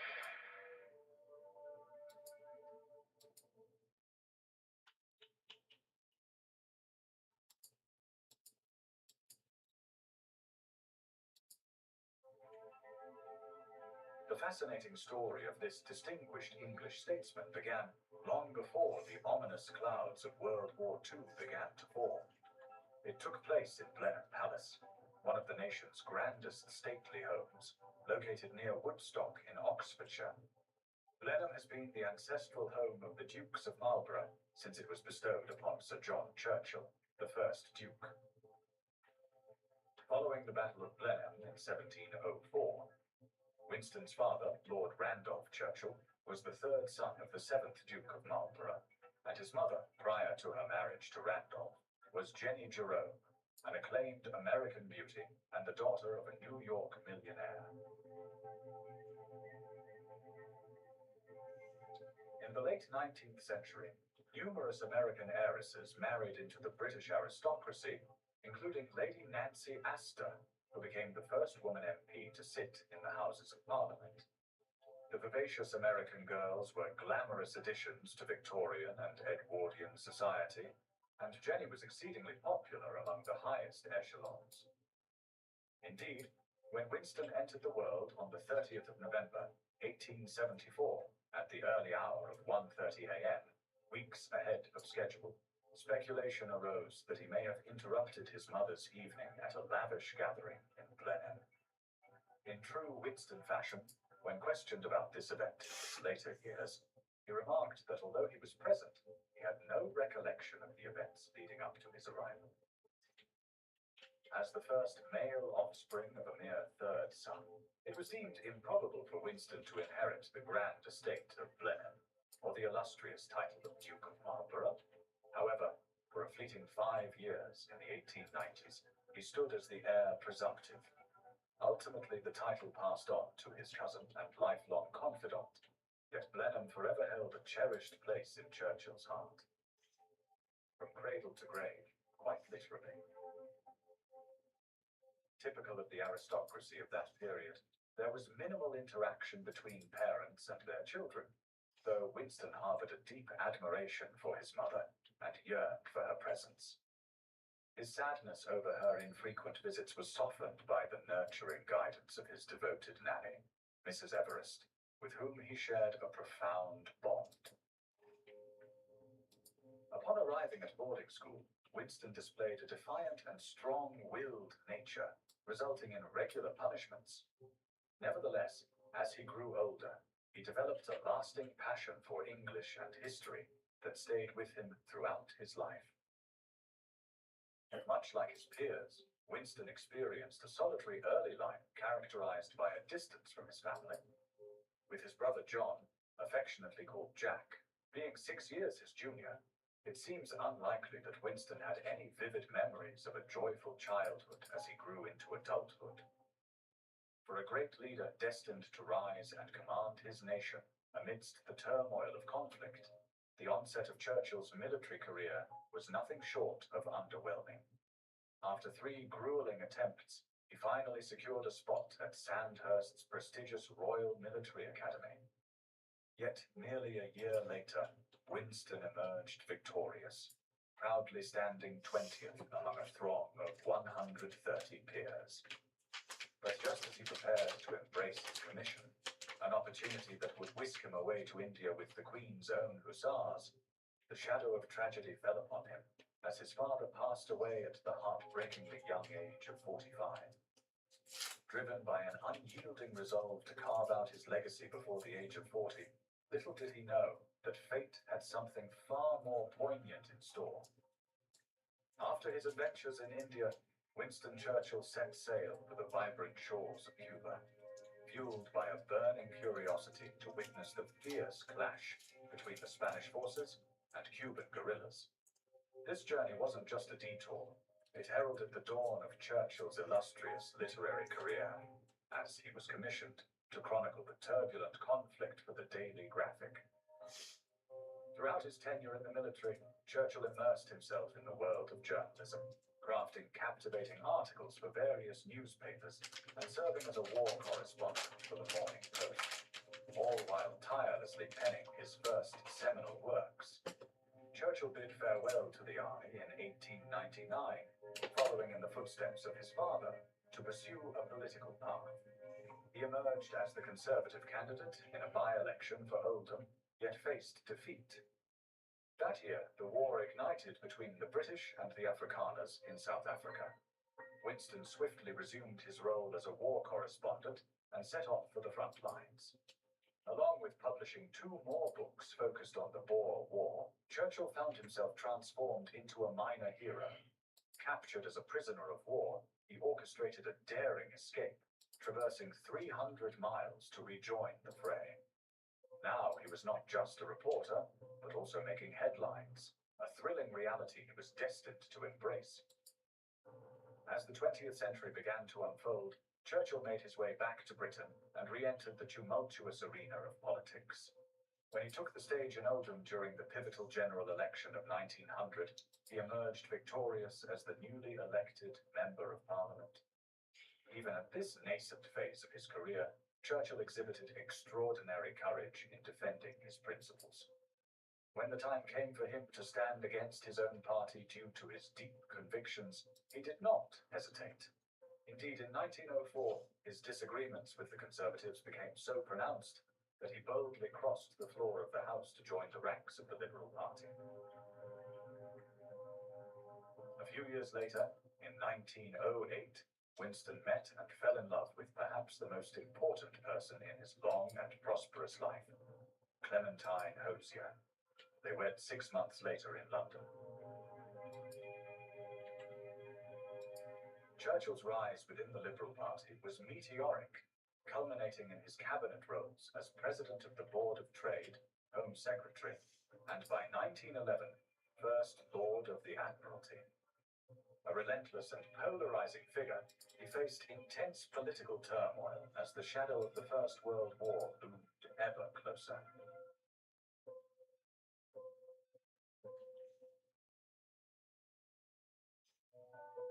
Travel today to Turkey's hauntingly beautiful Gallipoli Peninsula, where the Dardanelles starkly separate Europe from Asia.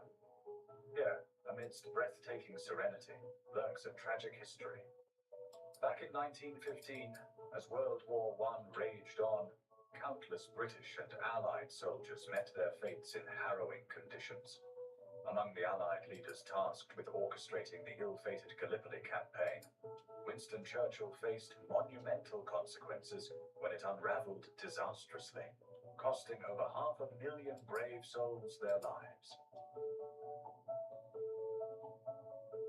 The aftermath shook the House of Commons as Prime Minister Asquith struggled to assemble an all-party coalition government. In a desperate bid for their support, the Conservative faction demanded nothing less than Churchill's demotion from his revered position as First Lord of the Admiralty. After agonizing months of stagnation and political turmoil, Winston reluctantly resigned from his governmental duties. Yet undeterred, he remained a Member of Parliament and volunteered to confront the grim realities on the Western Front, bearing witness to the horrific atrocities of trench warfare firsthand.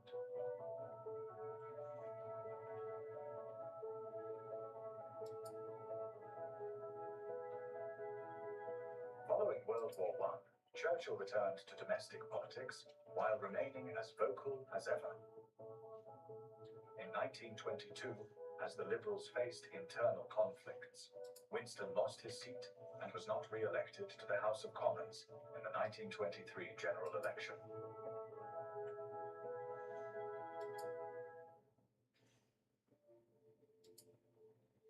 At this point in his career, he was less worried about others' opinions regarding his principles. He slowly distanced himself from the Liberals and rejoined the Conservative Party.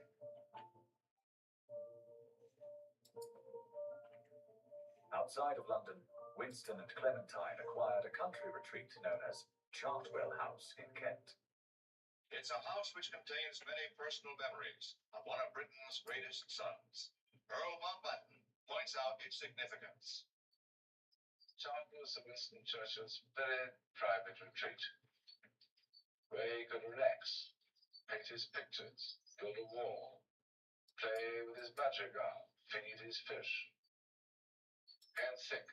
And who can doubt that some of his great decisions were made as a result of his chance of thinking quietly here at Chartwell. I knew Sir Winston for more than 50 years, and yet when we first met I was a young naval cadet, and his name was already a household word. Here at Chartwell he wrote most of his memoirs. But what a story he had to tell. What a story indeed. The home of a great man who led his fellow men through peril to ultimate victory. The memorabilia which fill Chartwell record this epic of our city. This is Sir Winston's study, where his Knights of the Garter banner hangs. Leaders of many nations were personal friends.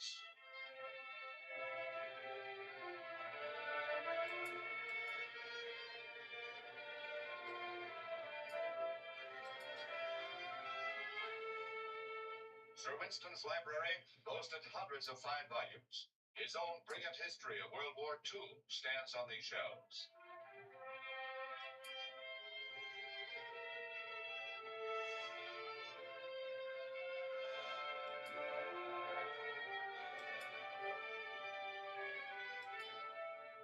The drawing room is steeped in the atmosphere of his family life and of his many interests outside of politics. He was a racehorse owner, and his love for fine cigars and a good game of cards are common knowledge.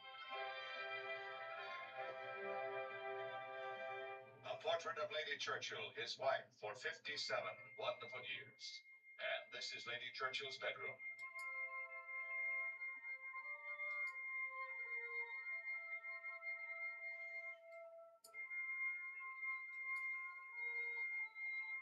At Chartwell, Sir Winston's presence still lingers. It's almost as if he has not really departed. During quiet moments, you can almost imagine that you hear his familiar, friendly voice. Neither the sudden shock of battle nor the long-drawn trials of vigilance will wear us down. Give us the tools, and we will finish the job. He knew that for an active man, the best relaxation is a hobby. So he learned to lay bricks, building this wall, whenever he had spare time during a 7-year period.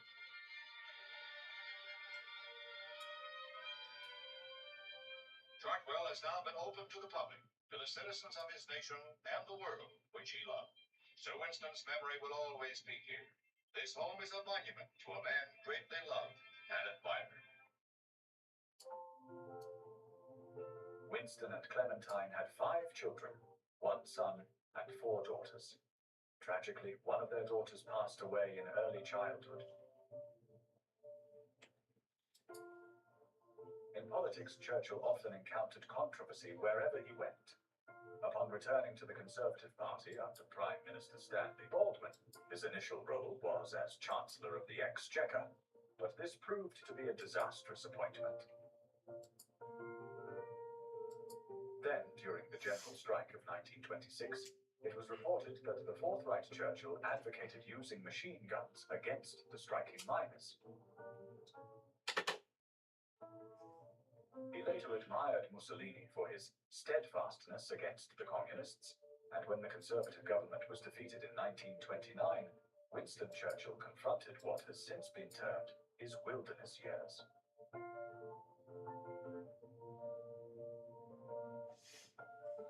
The First World War had been hailed as the war to end all wars. Yet, as Churchill worked on Marlborough, His Life and Times, a biography of his ancestor, while preoccupying himself with opposing the granting of independence to India, he became convinced that another world war was looming on the horizon.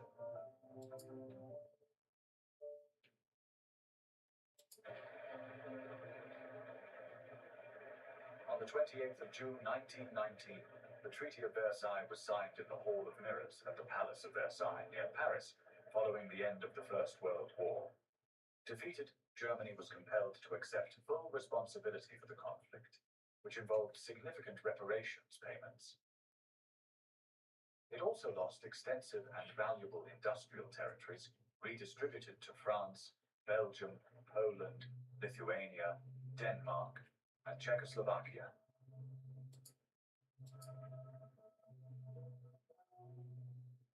Additionally, Germany had to adhere to complete disarmament, the abolition of military service, restrictions on military aircraft production, and the dismantling of arms manufacturing equipment. The burdens of war debts and sanctions had a profound impact on the German populace, and as Adolf Hitler, a former Austrian painter, began to rise in politics with a promise to restore national pride, many Germans took notice of his message.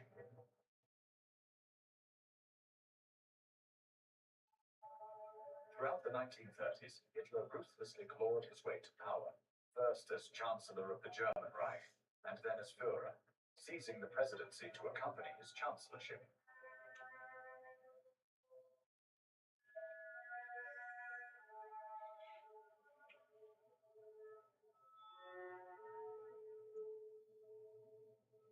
In 1933, Hitler launched a vitriolic attack on the communists for the Reichstag fire, as depicted in this Nazi propaganda film, when in truth, it was the Nazis themselves who were responsible for the blaze.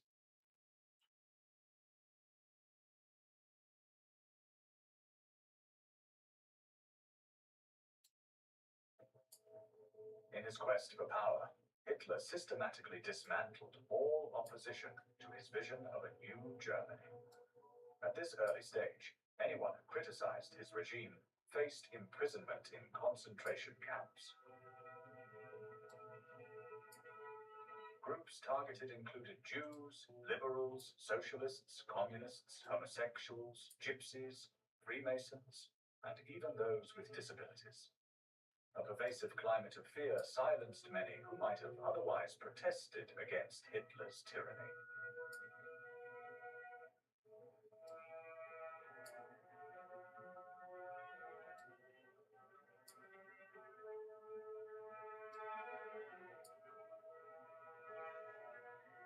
Meanwhile, the rest of Europe observed that Hitler had engaged in discussions with Western democracies about peace. However, Winston Churchill's distinctive warnings underscored that Hitler posed a grave threat to Europe's future peace and prosperity. Yet at that moment, the government remained unwilling to heed his cautions. By 1936, Hitler was defiantly shunning the Treaty of Versailles with monumental armament factories, a swiftly swelling army, and his own clandestine police force.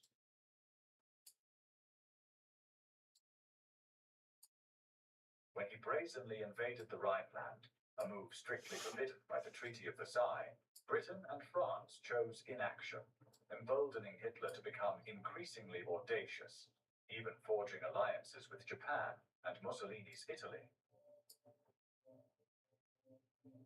In Britain, Stanley Baldwin's third term as Prime Minister faced mounting criticism over his foreign policy amid the intensifying crisis in Europe. The tension at home erupted into crisis following King George V's death. His eldest son prepared for coronation as King Edward VIII, but faced a constitutional upheaval due to his wish to marry American divorcee Wallis Simpson.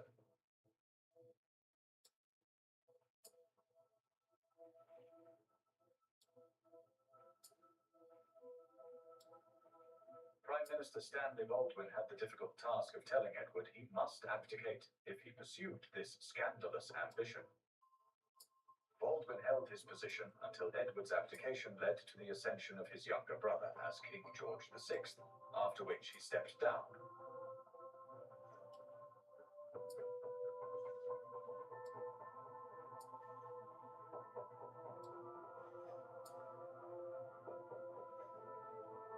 Rumours swirled about Winston Churchill succeeding Baldwin, but Neville Chamberlain ultimately took charge at number 10 Downing Street.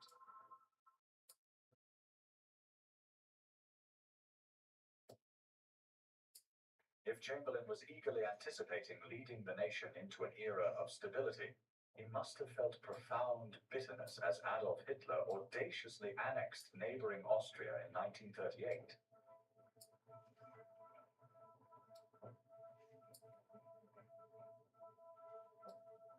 The German Führer then quickly set his sights on Czechoslovakia.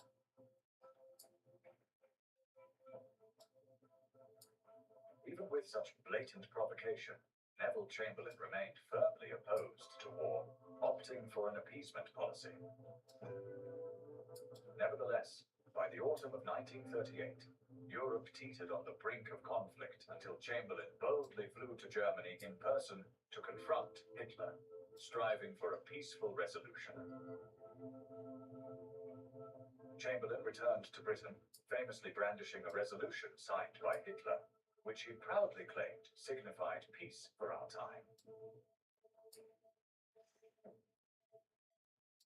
Sadly for Chamberlain and the rest of the world, the resolution merely implied peace for the moment, as Hitler was playing games.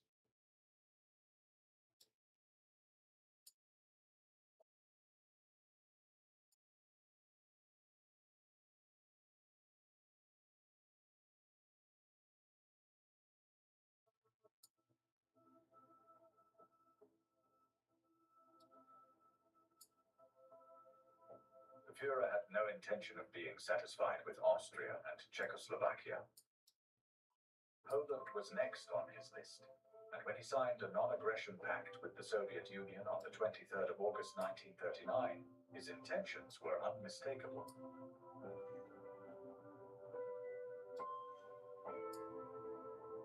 This left Britain and France with the task of stopping Hitler in his tracks, as they had promised to assist Poland if it came under attack. As the German army thundered across the Polish frontier on the 1st of September, both nations issued an ultimatum to Hitler.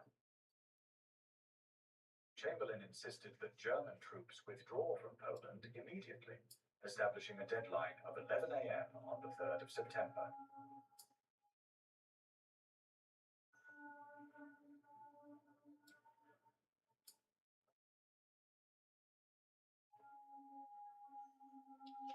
Minutes after the deadline had passed, there was no response from Hitler. Reluctantly, the peace-loving Chamberlain delivered a radio broadcast to inform the British public that they were now at war with Germany. No such undertaking has been received, and that consequently, this country is at war with Germany. France followed suit mere hours later, and the nightmare Europe had dreaded erupted into reality. Not only would Europe see the catastrophic consequences of Adolf Hitler's relentless quest for power, but the entire international community was about to be ensnared in another devastating world war.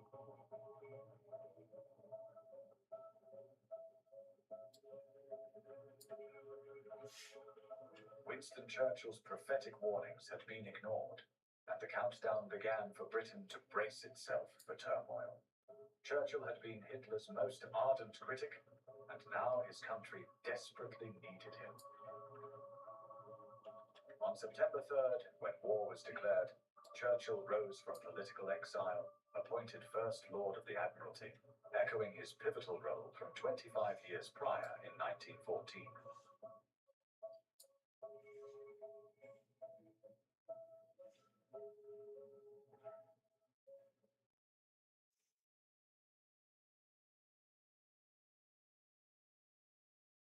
To suggest the nation felt relief would be an understatement.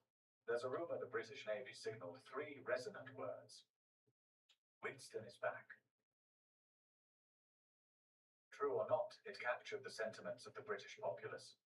However, it soon became apparent that Neville Chamberlain and the War Cabinet remained naive, blissfully ignorant of past lessons. Even Hitler was aware of Churchill's perilous role to him, a stark contrast to the War Cabinet's perception.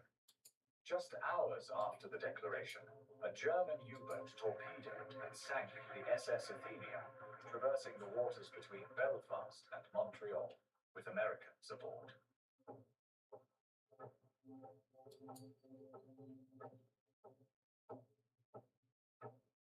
Fearing US support for Britain, the Germans spun a propaganda tale, claiming a British submarine had sunk the vessel on Churchill's orders.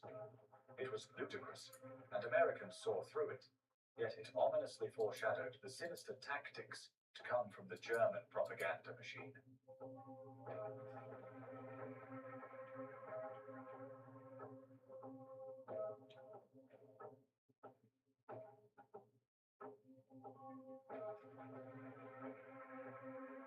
Amidst a cloud of fear and uncertainty, the early months of conflict in the autumn and winter of 1939 were strikingly anticlimactic.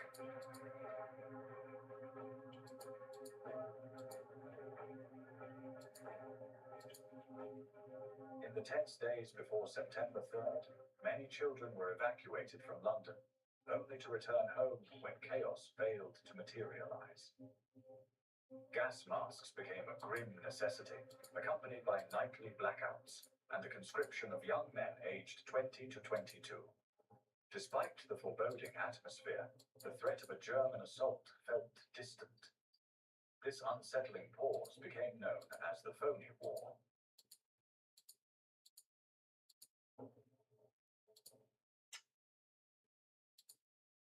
Nevertheless, Winston Churchill, a man of action, believed Hitler's next target was neutral Norway and urged the dispatch of British troops to protect the Norwegians.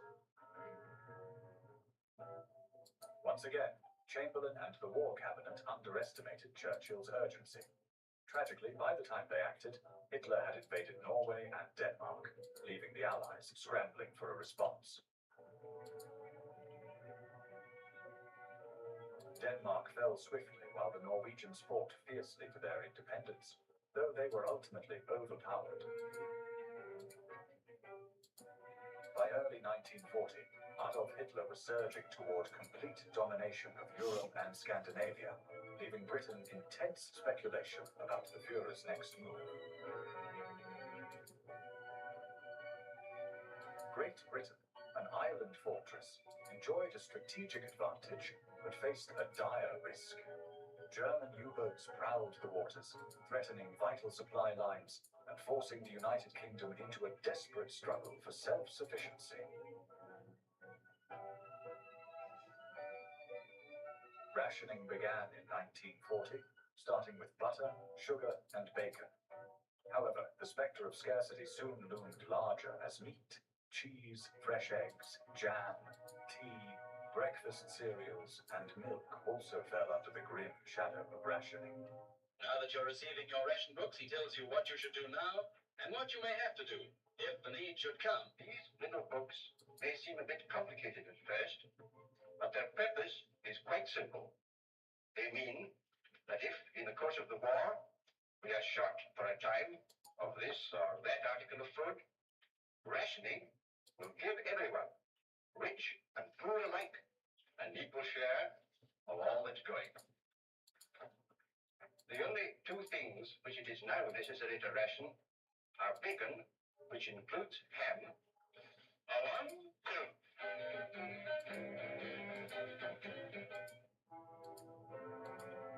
2. People were urged to cultivate their gardens, grow their own fruits and vegetables, and keep livestock like chickens and rabbits.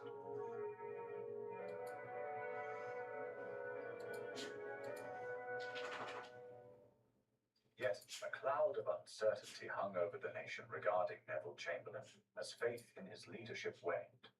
As Adolf Hitler prepared to unleash his stormtroopers into the Low Countries and advance into France, tensions peaked with Chamberlain's resignation. Ironically, he battled illness, succumbing to cancer only 6 months after leaving office, while the spectre of the Nazis loomed larger over mainland Europe. The British sensed it. Only one man could rise to the monumental challenge of leadership.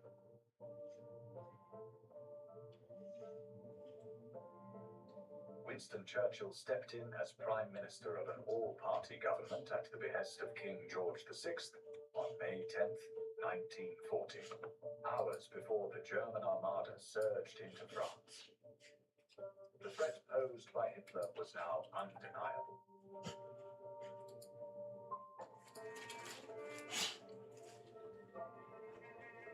Upon ascending to the country's highest office, Churchill declared a resolute policy of no surrender. Even in the nation's darkest hours, he ignited a fierce spirit within the British people, inspiring them to passionately fight for their freedom and cherished values. I have nothing to offer but blood, fire, tears, and sweat. Winston fervently heeded the haunting call of his heart, leading by fierce example, propelled by an unwavering resolve to obliterate Adolf Hitler and the malevolent machinations of the Nazis, giving rise to one of the most dramatic and pivotal narratives of the 20th century.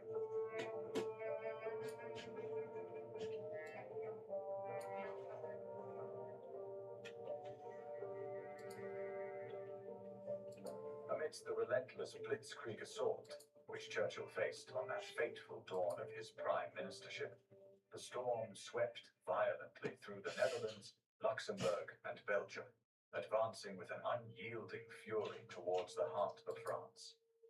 As World War II erupted with terrifying ferocity, the valiant British Expeditionary Force was dispatched to the perilous Franco-Belgian border, teetering dangerously on the brink of calamity.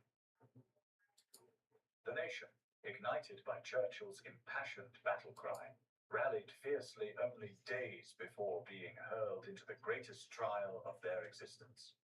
On that harrowing evening of May 14th, 1940, the Admiralty sent forth an urgent and dramatic call to arms. All owners of self-propelled pleasure craft between 30 and 100 feet must report details to the Admiralty within 14 days, if not already requisitioned. The response was a surge of defiance. Boats cascaded in from every corner of Britain, brimming with brave souls ready for the dire action ahead.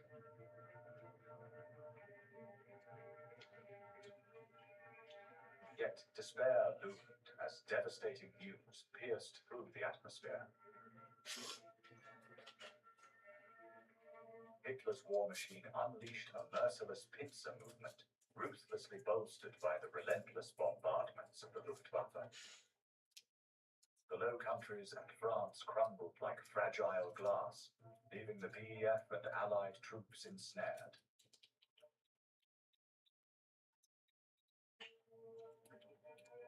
Cornered like hunted prey, staring into the grim abyss of retreat to the northern coast, bereft of reinforcements from the south.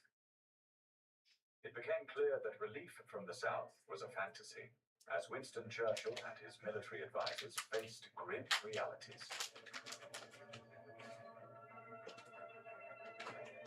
Nearly 500,000 Allied soldiers, vital to the war effort, were trapped by Hitler. Even if they reached the northern French coast, only 45,000 could be rescued, a devastatingly small number. With the weight of responsibility heavy on its shoulders, Britain's new Prime Minister longed for a miracle. The ideal lifeline was the route from Calais to Dover, but the Germans controlled this strategic port. The only hope lay in Dunkirk, a far from ideal option. But with the German advance, every second was critical. The clock was ticking. The stakes were high, and each moment threatened to extinguish hope for those on the brink of disaster.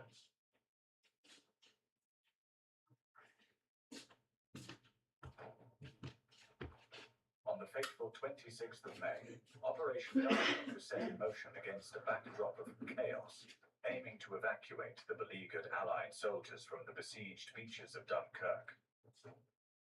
Aware that only a fraction of the stranded men could be saved, the Admiralty in London prepared for the worst. To this day, the indomitable spirit of Dunkirk is celebrated. The beaches were scenes of devastation.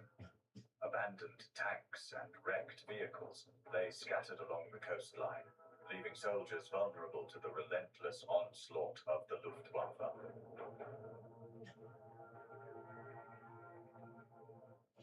In a last-ditch plea, Vice Admiral Ramsay summoned every available small boat, envisioning a daring operation that could turn the tide.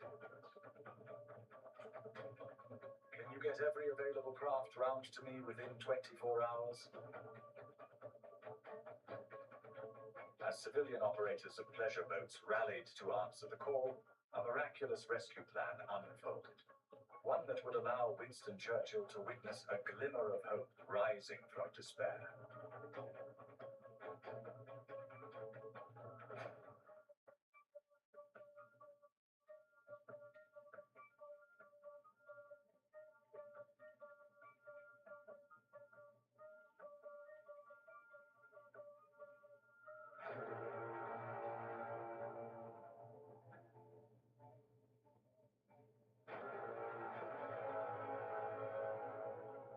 Between May 30th and June 2nd, nearly 1,000 crafts surged through turbulent waters as the brave Royal Navy heroically rescued over 330,000 men.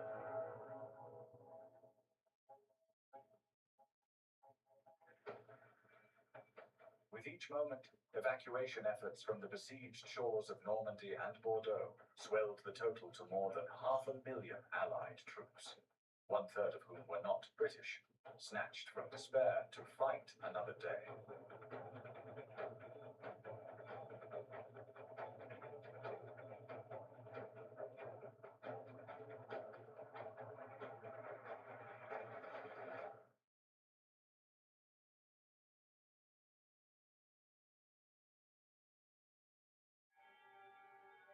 The RAF played a pivotal role in the operation, valiantly shielding the rescue craft from the relentless Luftwaffe as they crossed the perilous English Channel, inflicting staggering losses on the enemy at a fearsome rate of 4 to 1.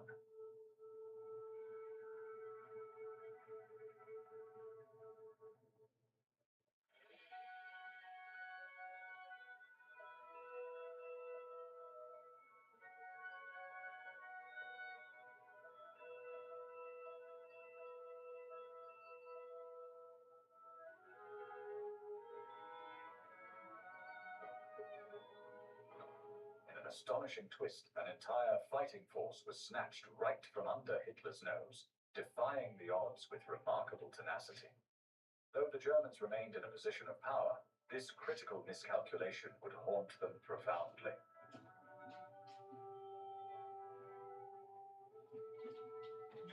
Military historians have debated why Hitler let the BEF slip through his grasp. Some argue he was blinded by his eagerness to seize Paris, while others contend that the Luftwaffe craved the glory of finishing off the stranded Allied troops from above. On the fateful 24th of May, against all expectations, Hitler unexpectedly halted his grand offensive for a period of rest and relaxation, unwittingly creating a crucial opportunity for Operation Dynamo.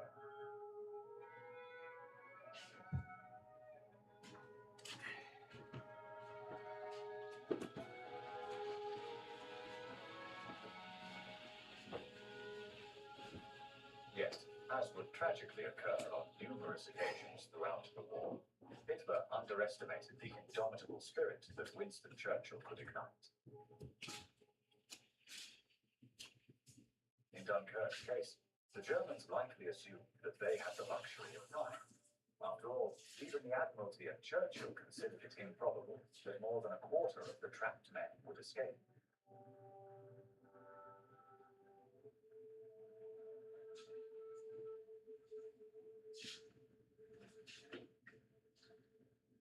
The escape from Dunkirk provided the crucial morale boost that Britain desperately needed. When Churchill addressed the nation after all was safe back in England, his speech resonated as one of his finest rallying cries. We shall fight them on the beaches. We shall fight them on the landing grounds. We shall fight them in the fields and in the streets. We shall fight them in the hills. We shall never surrender. In this powerful speech, Winston Churchill emphasized the RAF's crucial role in the daring return of the BEF from France, all while the newspapers kept their vital involvement shrouded in secrecy. If the Germans were left in doubt about the might of the British military, they could very well underestimate their foe, just as they had at Dunkirk, with catastrophic consequences looming ahead.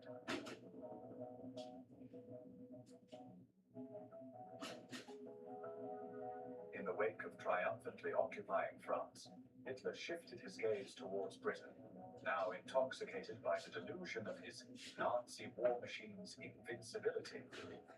Yet looming over his ambitious plans of occupation was a formidable adversary that even he recognized: the Royal Navy.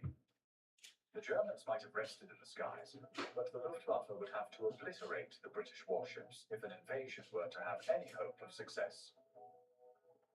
But first, the Luftwaffe had to eliminate the looming threat posed by the RAF.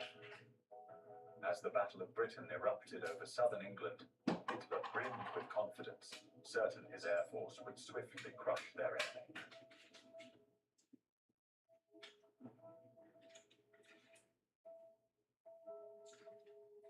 Yet again, he had overlooked the indomitable Winston Churchill factor and the raw courage of the British when all hope seemed lost.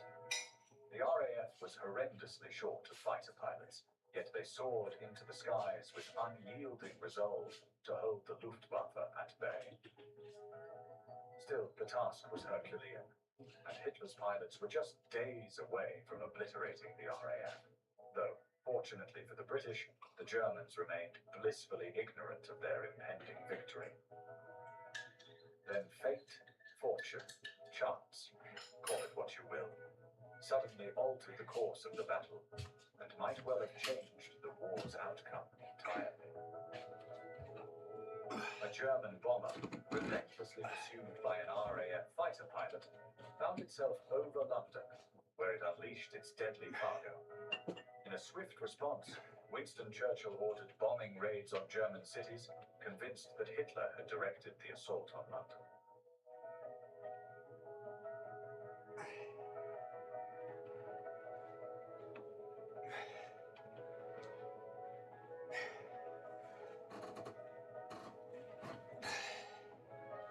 Enraged, Hitler retaliated fiercely, redirecting the Luftwaffe from RAF airfields to unleash devastation upon London instead. Though the city bore the brunt of intense damage, it bought the RAF crucial time to regroup and return to the skies. This shift in the war's tide meant any German invasion plans by sea would be stymied until the spring of 1941, with autumn and winter tides rendering an attack impossible.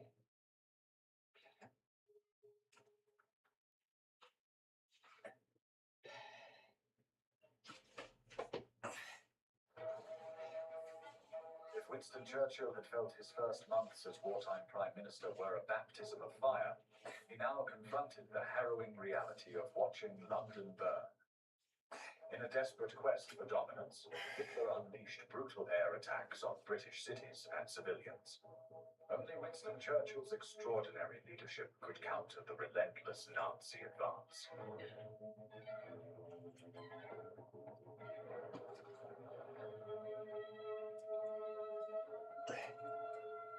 Nights turned harrowing as the Luftwaffe's bombing raids, known as the Blitz, drove terrified residents into cramped air raid shelters, where they grabbed fleeting moments of sleep.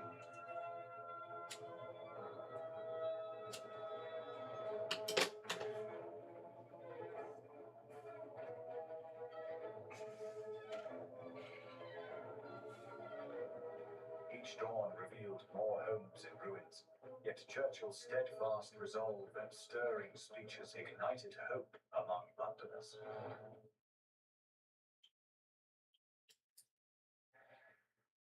Beyond London, dark shadows hovered over Coventry, Plymouth, Birmingham, Portsmouth, Southampton, Manchester, and Sheffield. But the unyielding spirit of the British people remained strong, defying despair. As the dawn of 1941 broke, Winston Churchill stood resolute, rallying the nation against a relentless enemy.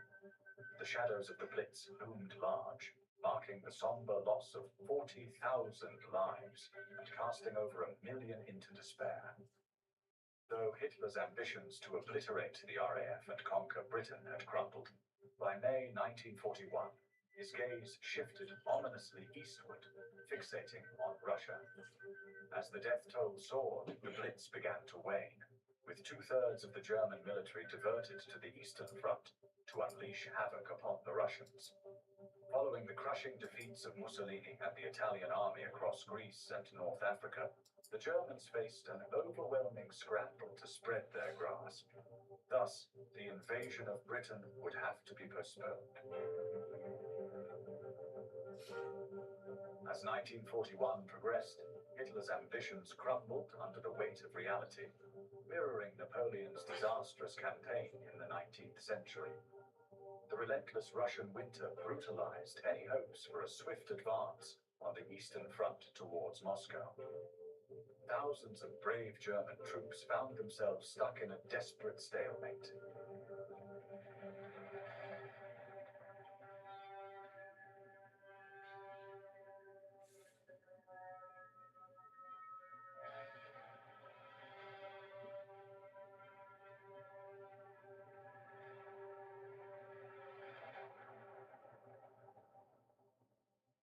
Meanwhile, throughout the early part of the war, Winston Churchill forged a crucial alliance with American President Franklin D. Roosevelt, as the United States gallantly provided essential military hardware to Britain on a lend-lease basis, salvaging the remnants of hope lost on the treacherous journey to Dunkirk. Yet, as 1941 drew to its harrowing close, the Americans faced a cataclysmic attack of their own, plunging the full might of the USA into the fray.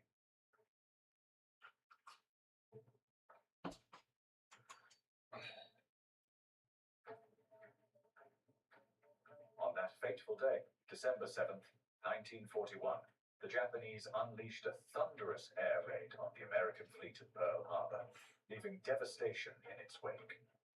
In a chilling turn of events, Germany declared war on America, and the Pacific Theater erupted into chaos as Japan marched into the Philippines, Burma, and Hong Kong. Conspiracy theorists have had a field day questioning whether Winston Churchill and Franklin D. Roosevelt were aware of the impending attack on Pearl Harbor.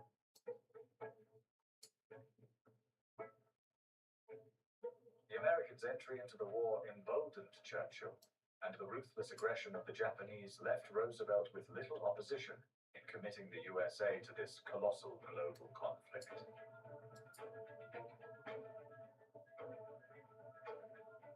However, that fateful December morning in 1941 thrust Adolf Hitler and his nefarious axis of evil into a nightmare beyond his darkest imaginings.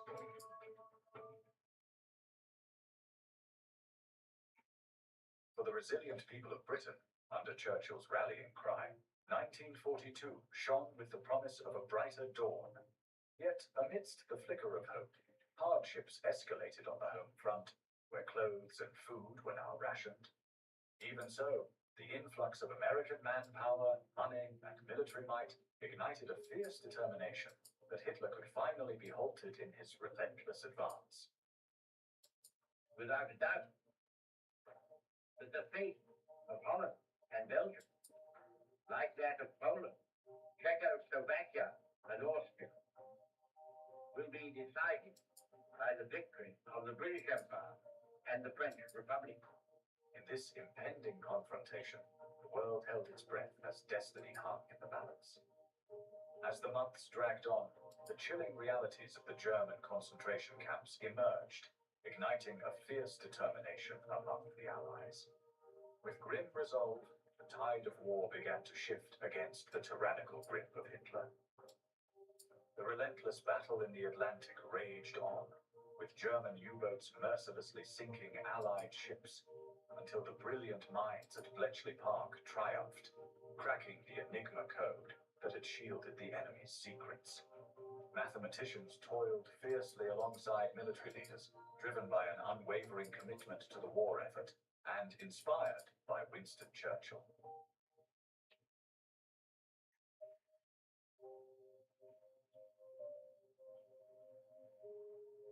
Every inch was fiercely contested in intense battles, both on the front lines and the home front. Breakthroughs erupted with Field Marshal Montgomery's audacity in North Africa, while the Russians launched a fierce counteroffensive at Stalingrad. Throughout this tumultuous period, Winston Churchill emerged as a beacon of hope. He braved the bombed-out cities and rallied the troops in battle, undeterred by the peril surrounding him. A man of the people, he stood resolutely beside them, embodying resilience. Wherever he led, the British people were ready to follow into the fray. Throughout the fateful year of 1944, the Allies pressed forward with unwavering resolve, each of their moves culminating in monumental preparations for liberation. At dawn on June 6th, the combined might of Allied forces set sail from the shores of England, poised to storm the beaches of France in the legendary D-Day, where an astonishing fleet of 6,500 vessels braved tumultuous waters to carry 130,000 brave souls undetected by the German war machine. This remarkable strategy misled the Germans into anticipating an assault on Calais, while the beaches of Normandy were chosen as the battleground. Adding to the drama, a furious tempest raged as the Armada battled monstrous waves.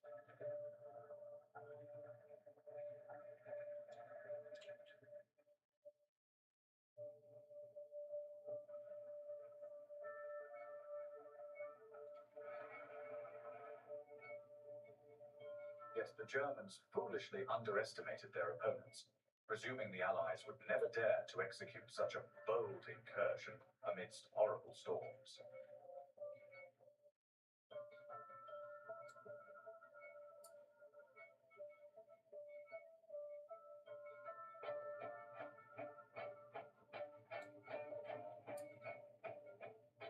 On that day, the 5 beaches, Utah, Omaha, Gold, Juno, and Sword, became sites of fierce resistance. While Utah had scarce defenders, Omaha transformed into a gruesome battleground where American troops fought valiantly against overwhelming odds.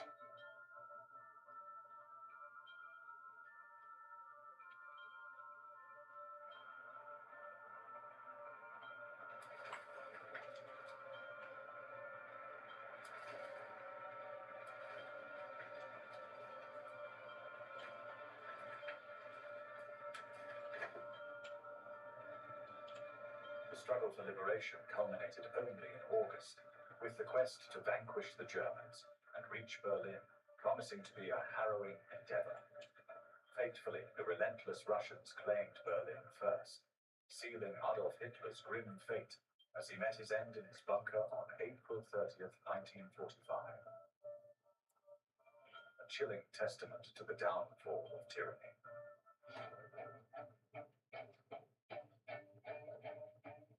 fateful 7th of May, the Germans finally surrendered unconditionally, marking a monumental shift in history.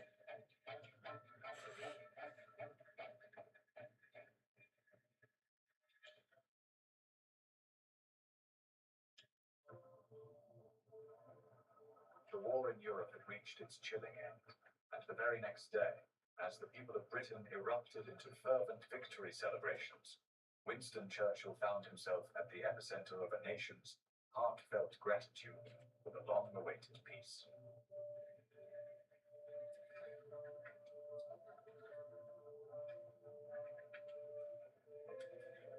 When the royal family appeared triumphantly on the gilded balcony of Buckingham Palace, waving to the jubilant crowds in the mall, Winston Churchill received a prestigious invitation to join them. With his iconic V for Victory sign and larger-than-life presence, he expertly guided Britain from the bleakest shadows of war into a resplendent new world.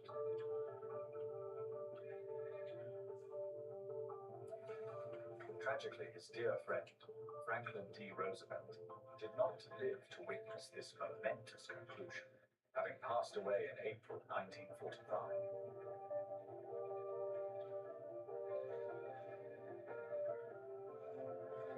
At long last, World War II had ceased, but for Churchill, the notion of retirement was an unimaginable luxury he could not contemplate. Undeniably, Winston Churchill was a towering figure, yet he proved to be a complex enigma. He wrestled with depression, calling it his black dog, and lacked the renowned tact or diplomacy of many leaders. When faced with an issue, he never hesitated to confront it head-on, though his repartee sparkled with wit. One memorable moment came when Lady Nancy Astor, irked by Churchill, declared that if she were his wife, she'd poison his coffee, to which he quipped that if he were her husband, he'd drink it. These humorous exchanges barely masked the profound changes afoot in Britain post-war, a spirit awakening that birthed a national health service, a welfare state, and educational equity for all. Churchill's pre-war views on striking miners and machine guns stood in stark contrast to the nation's urgent need for healing and rebirth.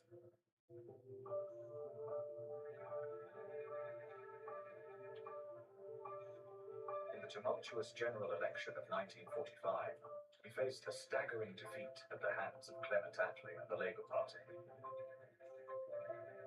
Winston Churchill returned to Downing Street as Prime Minister in 1951, yet the inexorable march of time weighed heavily upon his shoulders. Knighted as Sir Winston Churchill KG in 1953 and awarded the Nobel Prize for Literature, he embodied an indomitable spirit. However, as the shadows lengthened and he approached his 80th year in 1955, he took his final bow from public life. Spending his twilight years at cherished Chartwell in Kent, he was honoured in 1963 as the first honorary citizen of the United States. However, his frail health prevented him from accepting this commendation. After enduring a debilitating stroke, Churchill passed away on January 24th, 1965, at the venerable age of 90. Following a state funeral imbued with solemnity, he was laid to rest in the peaceful embrace of the Churchill family plot at St. Martin's Church in Blaydon, near Blenheim Palace, his birthplace.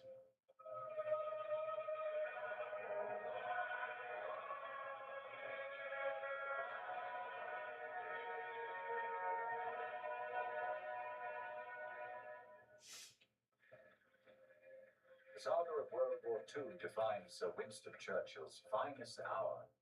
His impassioned words, a pledge of blood, toil, tears, and sweat, only partially encapsulated his towering legacy. The BBC poll in 2002 named him the greatest Briton ever, a testament to the truth that unexpected heroes can remain forever in the hearts of generations, having etched their names into the annals of history rather than merely traversing its pages.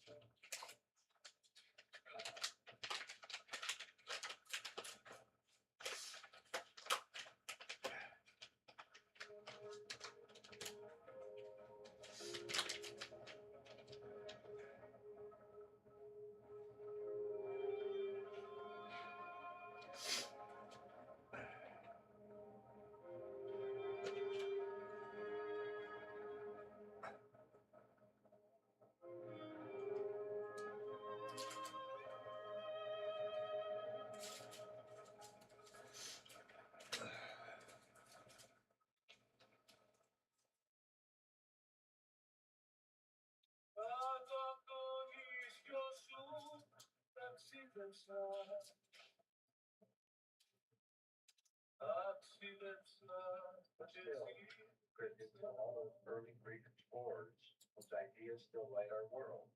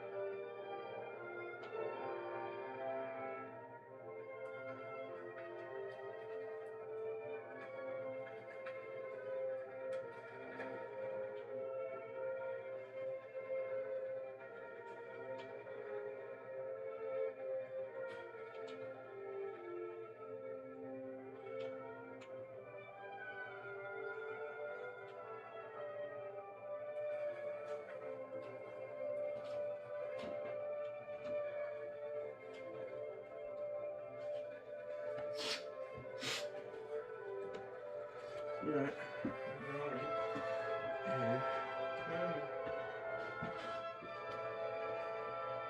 That's sweet. Oh.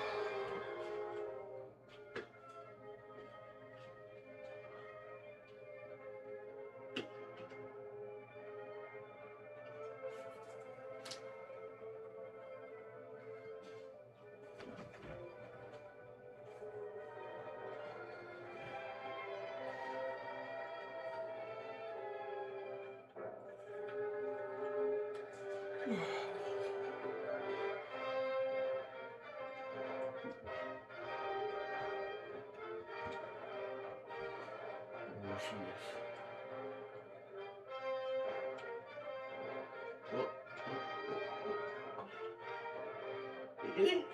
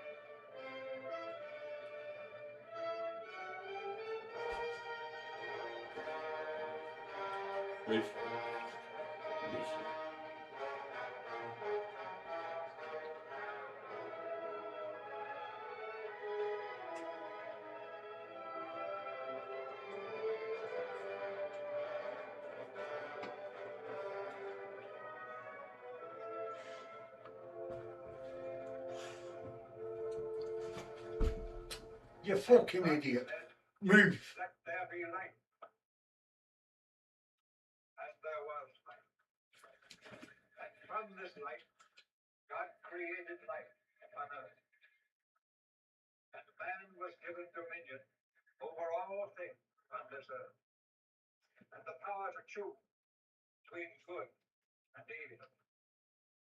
But each sought to do his own will, because he knew not the light of God's law. Man took dominion over man. The conquered were made to serve the conqueror. The weak were made to serve the strong. And freedom was born from the world. So did the Egyptians cause the children of Israel to serve with rings, and their lives were made bitter with hard bondage. And their cry came up unto God, and God heard them, and cast into Egypt, into the lowly hut of Amram and Jochebed, the seed of man, on whose mind and heart would be written God's law and God's commandments. One man stands alone against an empire. Right. That's why Carlos Rogers saw an evil star enter the house of Egypt, meaning all the frontier of Sinai and Libya to the cataracts of the Nile. The nation would there draw the sword against us. The enemy who fears in the heart of Egypt. What? Hebrew slaves, the land of Goshen. I number my enemies by their sword, not by their chains. Chains have been forged into swords before now, divine one. Among these slaves there are prophecy of a deliverer who lead them out of bondage. Star, faith is birth. Tell them they can lose God. Slaves are welcome. More slaves we have, more friction. I would still see pure Bricksmen and pure Hebrews and those. It is our eastern gate. This is deliverance from them. Only the newborn be judged. Every newborn Hebrew man child shall die. Let it be written. Let it be done. So speaks Ramesses the First.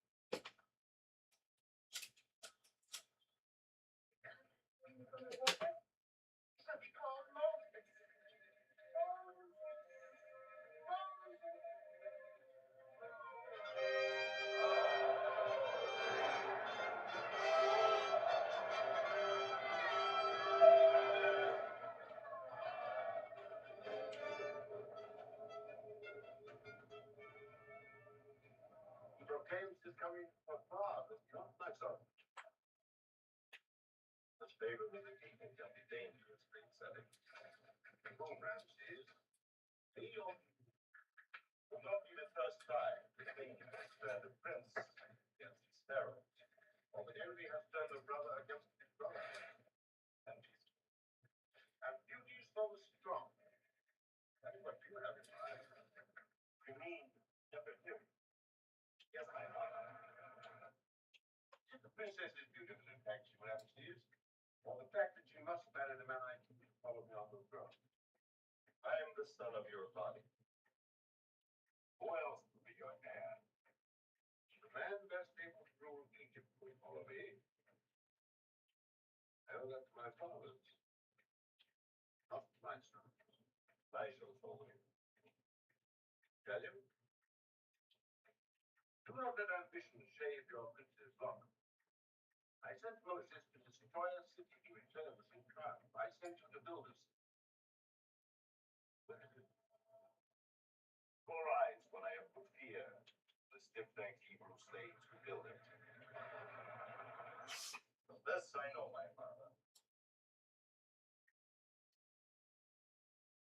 No pretended brother will ever have your crown. Or Nefertiti.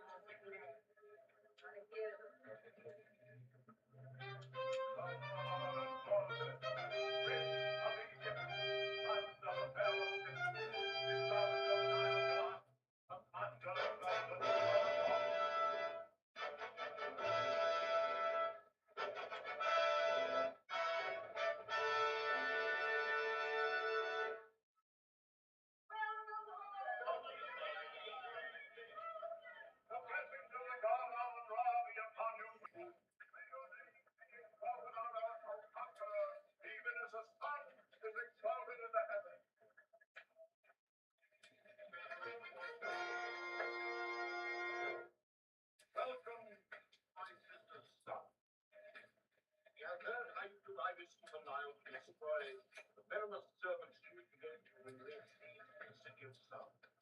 My arms stay strong, your Excellency.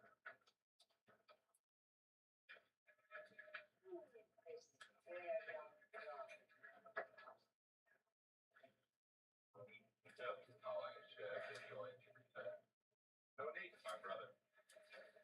Great one, I bring you Ethiopia.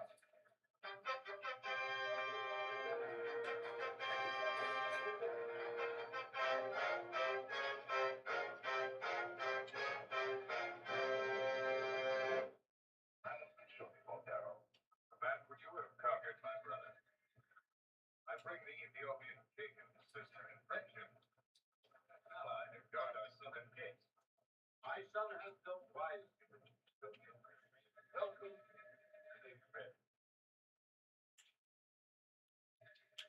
Great King, I will ask one favor of your attention. This green stone from our mountain. And I may give it to your prince of Egypt. For he is kind, as well as wise. It is pleasing to the gods to see a man honored by his enemies. Such a beautiful.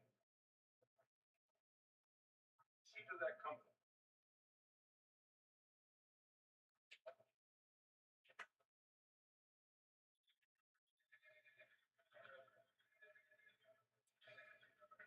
Simon, here is the full count of Ethiopia's tribute.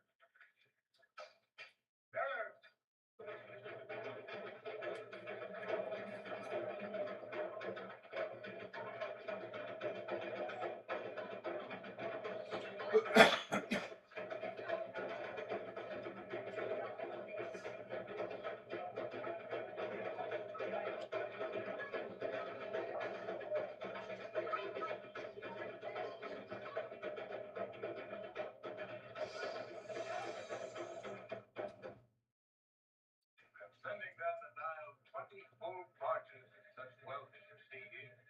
Songs of ebony, wreaths of fur, all for your new treasures. Handsome and good indeed. Fortunately, I have no need for those things. You will have none. Shipwrecked slaves die more willingly than bend their backs in their service. Why? Believe a deliverer has come to keep them from their bondage. Deliverer? You've been foretold by every falling star since my father's time. Now you make him an excuse to your failure to build my city. I am not one to make excuses. Now, there's most of the city.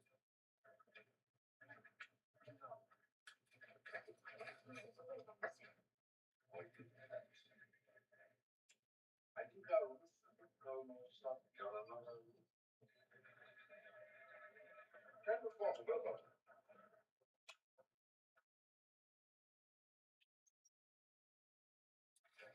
Your will. Your wish is my will. And you build my wise decision. Always ask.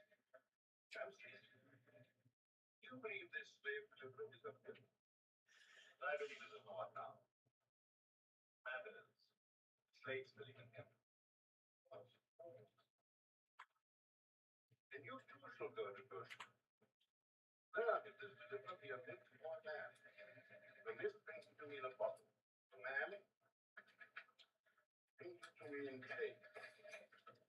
All let it be written. All let it be done.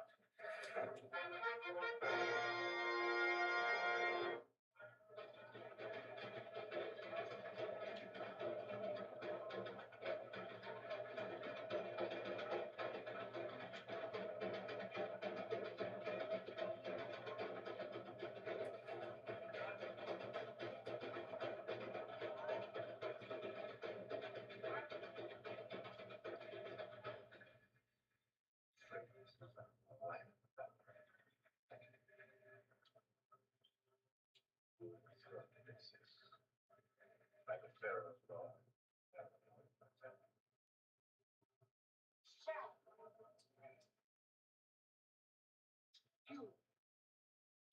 Ramses might not agree with that idea. years. But now I'm in the sea with the Prince of St. Joseph promise about the oh, no, the city. Built a city, set up for the throne of Egypt.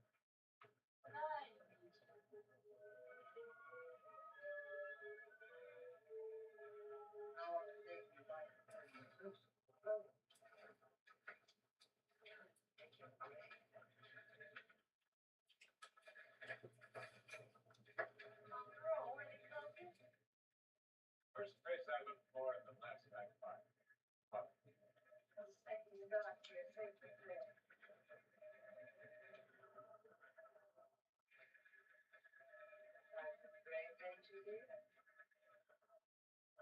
Intoxicating danger, mother.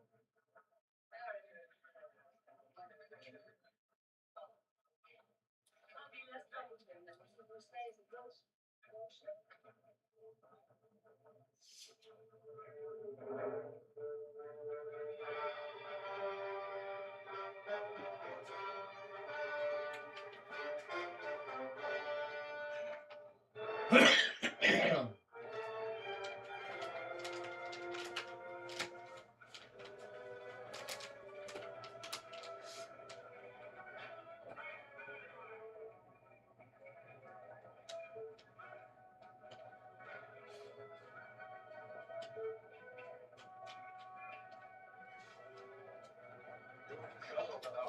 Bring those drinks up and get on.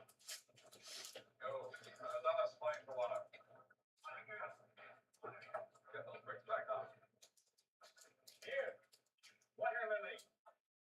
My name is Lilia. Here you are, Lily. And I want water.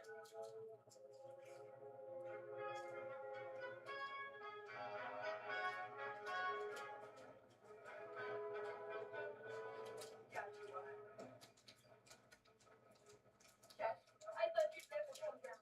Water before love, my girl.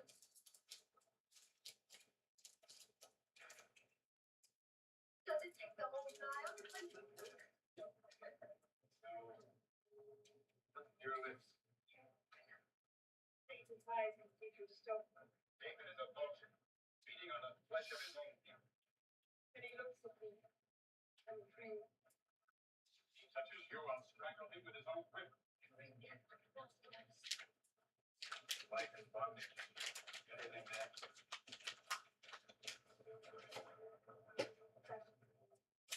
And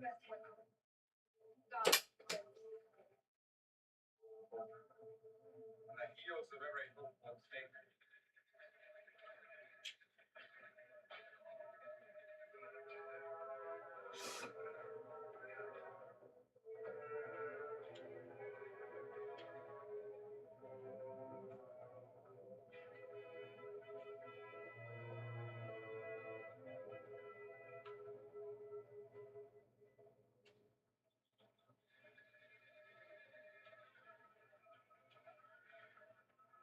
Nathan, did you always see it? He would never see it. Back in the night, the builder has told me that I can rely on. Wrong, I understand. Rely on to sell your own mother to the price. Who am I to deny it? Where is the stupid deliverer? Something to speak. Say it all. I no doubt. There are rats and ears in a ferret's nose. Using your service, son of Pharaoh. Add them in the eyes of a weasel and find it further.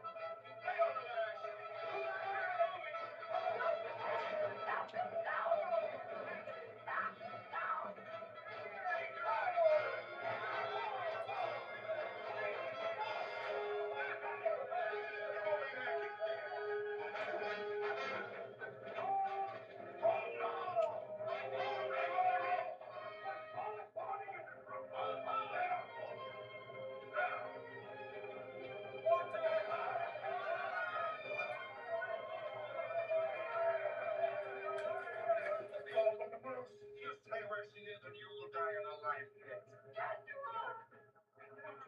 Run to the prince and beg mercy. Mercy for Ramsay. The prince knows that they're on the thicket.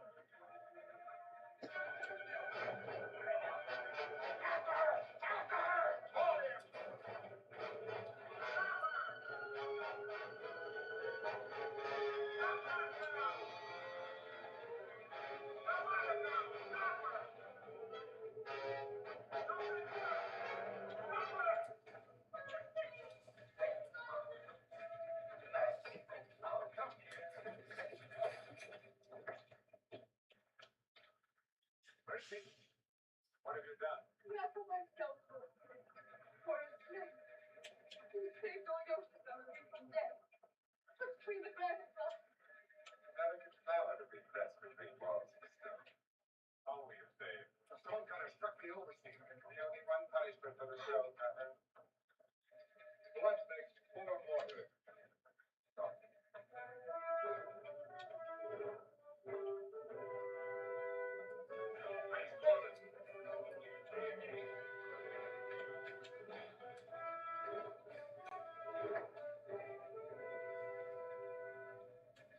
Get away! You bury the old woman alive in a tomb of rock?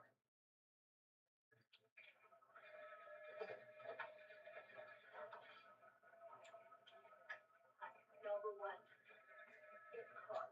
I had nothing to drink to free myself. You sure this is not fair for an old woman? It's been used like life bird. You would have done better to the woman. They use the old ones to do the work of preaching the stones, Lord Prince. They are killed in this law. Are you a master builder or a master butcher? We stop moving stones for every priest will put a fall. The city would never rise. Slaves are not driven, they will not work. If their work lags, it is because they are not fed. You seem strong enough. I am a stone cutter. The pharaoh is like their images have teeth. Hold your wits!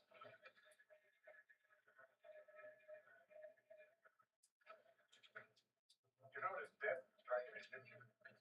I know it. It just struck me. Why? Save the old woman. What is she to you? An old woman. Lord Prince, send him to his camp. That is hurry. You do not speak like a slave. God made men. Man made slaves. Which God? God of Abraham. The Almighty God. If your God is almighty, why did he leave you in bondage? He will choose the hour of our freedom. And the man who will deliver us. Lord Prince, this man speaks. Not treason to want freedom. Release him.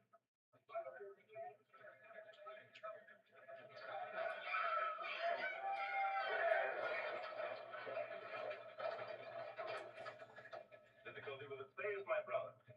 Hunger could not be cured by a ration of grain and a day of rest. A day of rest? When your horses tire, they're rested. When they hunger, they're fed. Slaves don't still strip. I have bought some sorcerers of Harold. Is there any grain stored here in Goshen? I'll let you put their face, my brother. Temple granaries are full. Bring the first pool man and some women with baskets. I will. Great Prince. I warn you, Moses, the temple grain belongs to the gods. But the gods can digest will not sour in the belly of a slave. My small man! Back where you belong! I have the prince's order! Let it twofold now! Bring a honeycomb with basket! Bring your basket with fire! Push forward, slowly!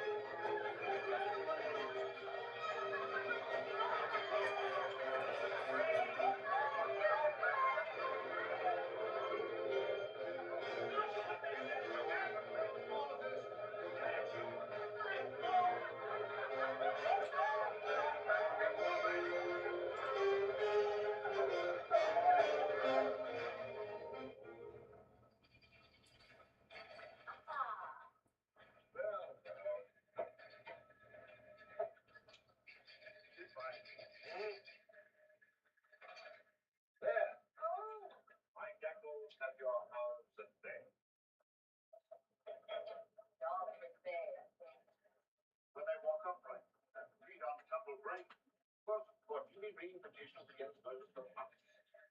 Well, the city is being built by winning this game. But not in the long term, right? Before your city is finished, right? Right. Why is this good? Right. Today I have one big point. No.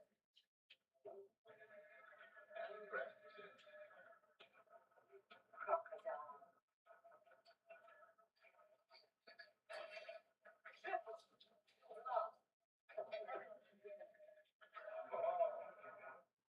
You thought about using speed with emotions. Well, you know, crowds are sometimes lost by smile, and so is patience, yours. I'll present my jubilee. Offer your proclamation for the marriage of Prince Ramsay. I'm cheering. No. Are you quite sure it'll be Ramsay? Else, the successor. No, sir. Because of Moses, there is no wheat in the temple granary. You don't believe either. You're both very generous with your advice. Will you think? No, I would choose my own successor.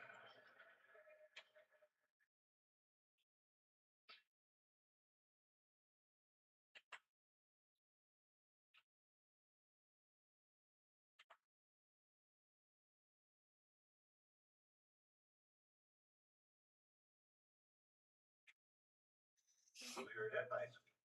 I think you could to bring me the head of the jackal who would feed the slave. That's it. Slaves do not need the deliverer now. Moses. Give them the priest's grain, 1 day 7 rest. They call it day. This man makes himself a god. I prefer. You would prefer him a sparrow. Are you afraid, Moses? Yes. But now he holds Ethiopia in his left hand, motion in his right, and my child. And between them, you imply that you raise the slaves against me. I leave this now. Ambition knows no bounds. Moses will know what this way is I. Just that he arrived. Walking here, my father. I sent the protocol. Word is that you cannot be impressed by other matters. Other matters?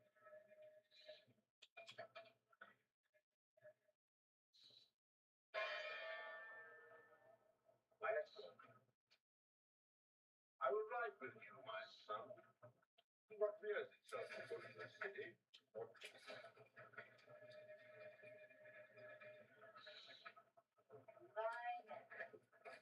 Destroy yourself with your own friends. You don't say it.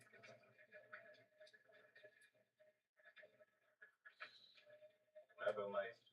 One wife and a sparrow. You are going to be mine. All mine, like my dog or my horse or my house, only I become more. Not less. You will never do the things you would have done to Moses.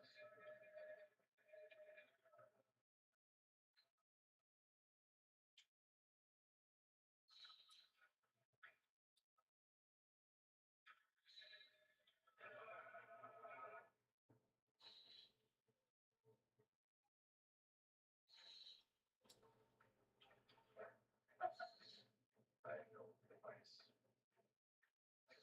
There are sharp clawed, treacherous little peacock. But you're food for the gods. I'm going to have all. No. You think my kisses will promise of what you will get? No. To let you know what you will do. Right. It doesn't matter. You will be my wife. You will come to me whenever I call. I will enjoy that very much. Whether you enjoy it or not, it's your own affair. But I think you will.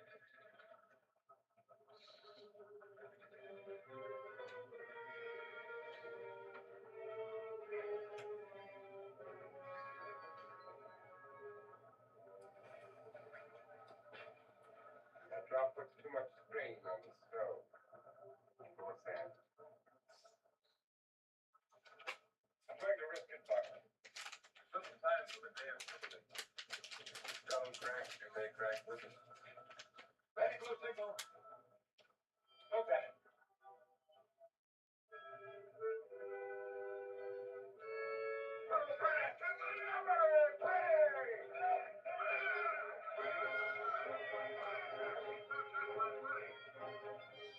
Number is ready. Green pennant.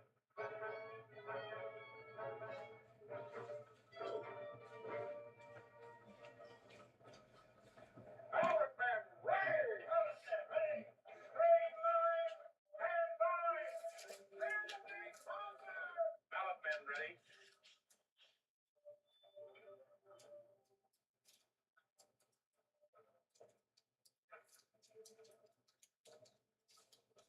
You don't see me here. I have great terror. But now I have the important things to do. Red pennant, stand by. So Ramses tells me. More important things than obeying my orders? You ordered me to finish this city. Strain in that stone is too great. We cannot wait. Red pennant.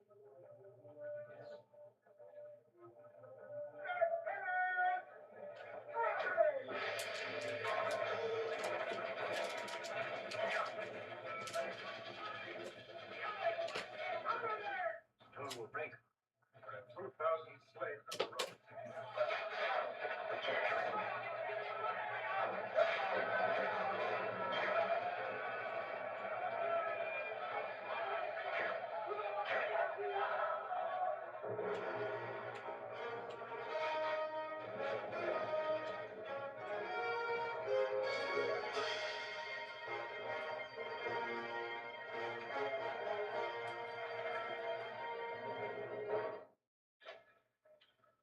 There is the obelisk of your jubilee. Maka, put 1,000 slaves to removing the sand until the stone settles to its base.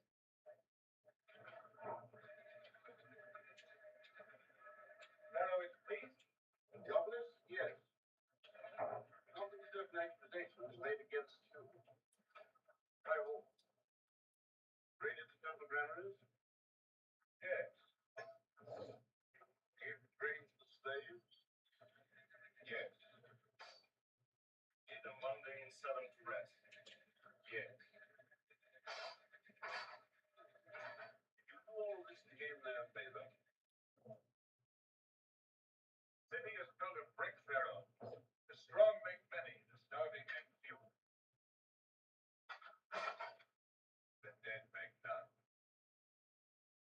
So much for accusations. Now judge the results.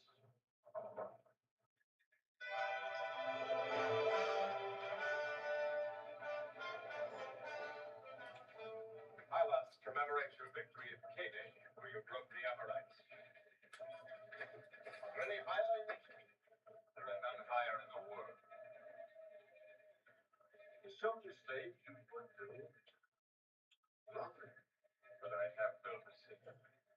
16 of these lions of Pharaoh will guard its gates. It shall be the city of Seti's glory. Are these slaves loyal to Seti's glory?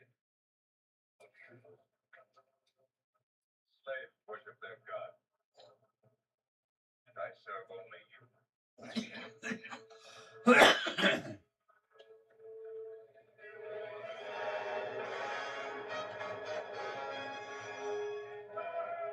Let your Oedipi proclaim my loyalty for 1,000 years.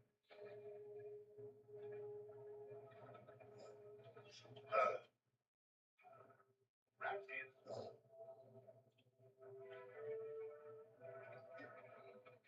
This you call treason. Who would take a throne by force that he has earned by sea? This Ethiopia, your name should be carved beside mine on every flight. Yours, Ramses, will be known. And my judgment would have accused your brother's fortune. Come, great Pharaoh. He is the son of your body. I need no help, Moses, to hold what is mine. I decide what is yours.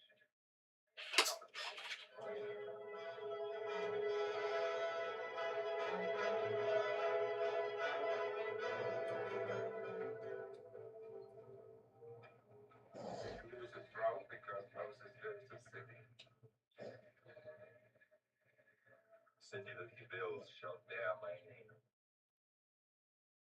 One that he loves will bear my child. It shall be written. It shall be done.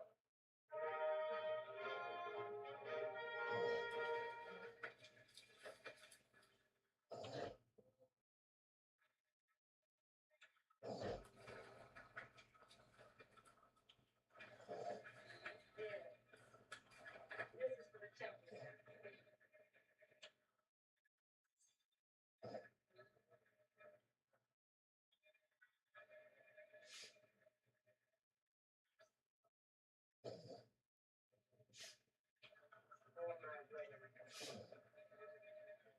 Never will.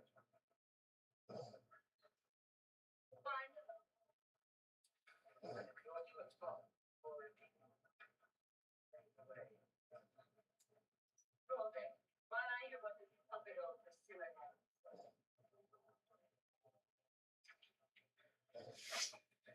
Well, what cooking to do that today?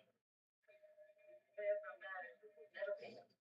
You can drink honey wine. I shall not let the barrel. I promise you be betrayed. Where'd you display a care of which barrel? Years, I'm sorry. Oh, the king of Egypt found me. So keep it now.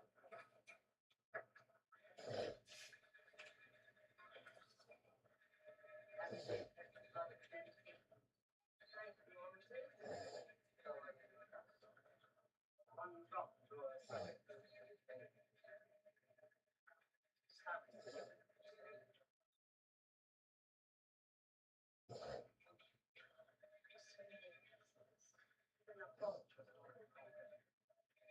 catch this lie, Ramses. Ramses does not know.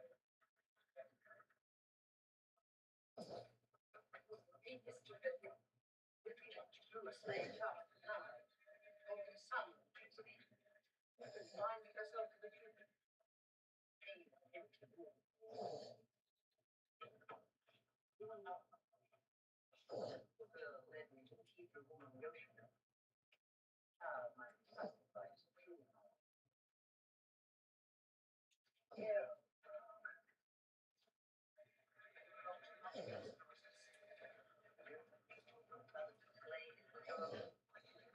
Who will be my husband?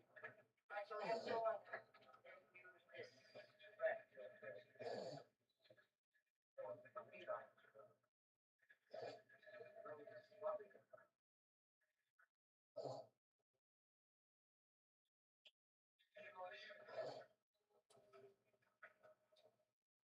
You think I care whose son he is? Yes. Oh, tell him that.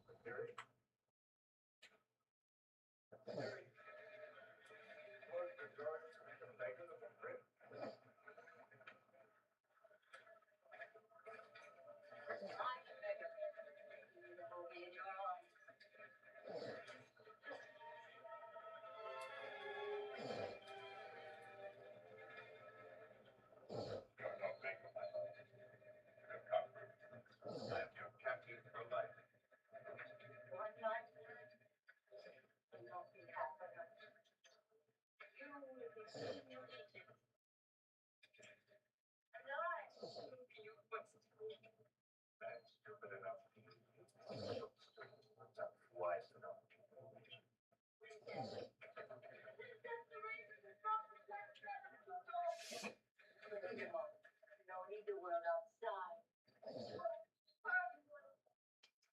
No, nurse, Ramsey. Go away. I want to hear anything.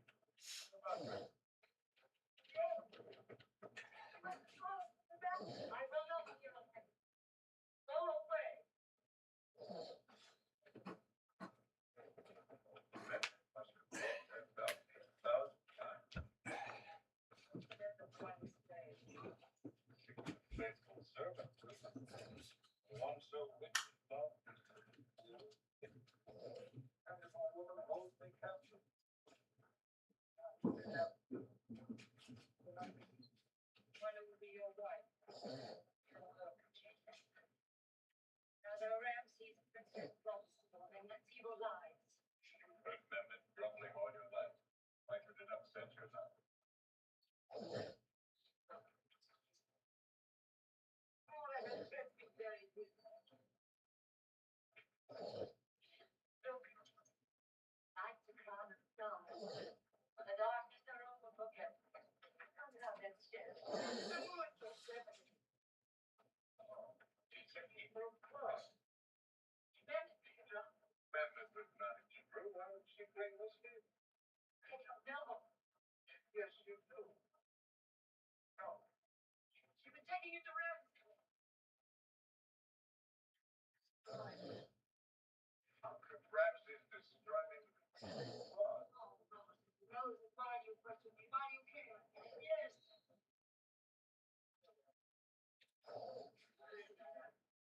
On the slave diary, Jay. It is not forgotten. What is this boss to do with me? Will make no difference between us.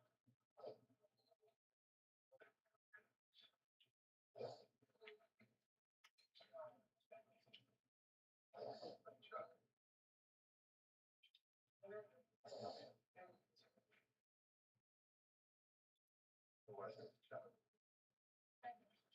No one is no good. Kill anyone that comes between us. Why did you kill Paulina? If you love me, do not lie. Who was the child?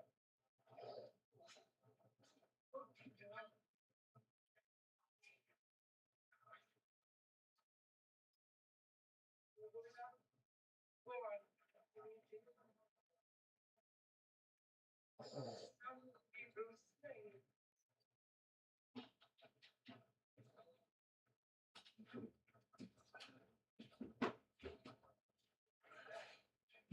I will believe anything you want me to. Say you are not a police. Oh.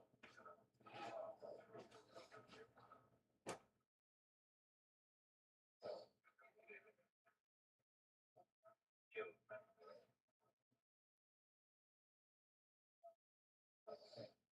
The only truth.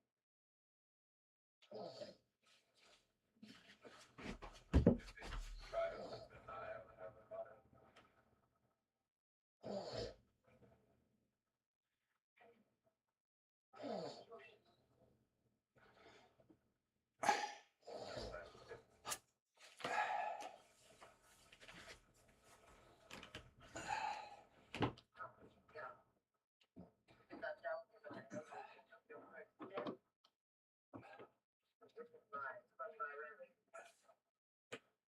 Ramses.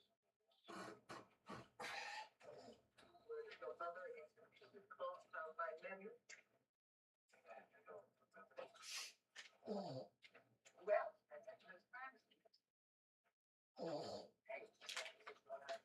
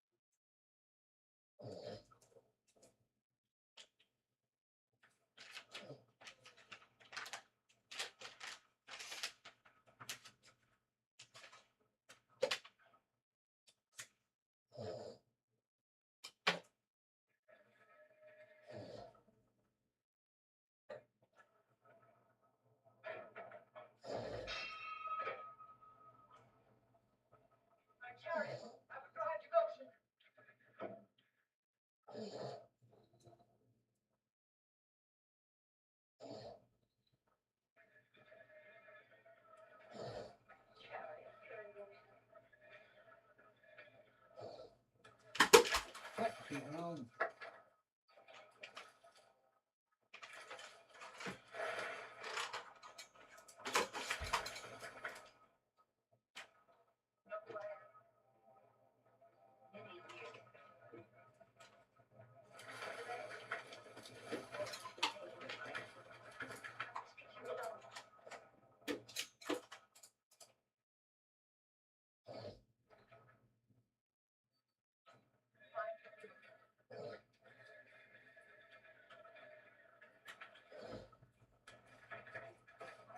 Come here, because Moses will come here. My son, no. My son. Please, no. My lips, my lips.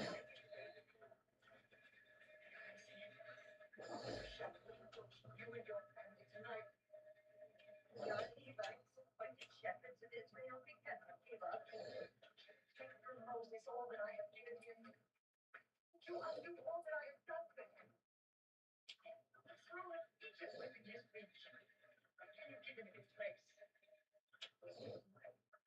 I gave him love. Was it your hand that dried his tears? And when he was troubled, was it your heart that ached for him? Yes.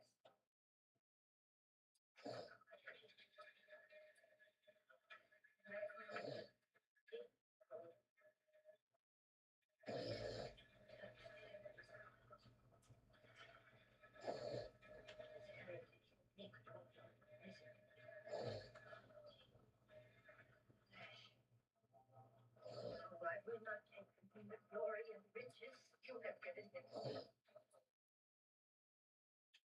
And this you shall be well here.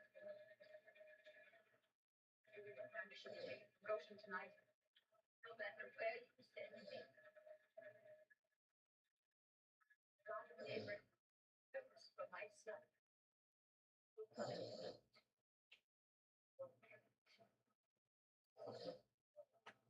Oh, quickly. I shall see you on for nothing. My mother forgot to lay this down for you, Smith. Moses, there's sorrow here. Comforting it, my mother. You're here to find this from the Jewish Smith.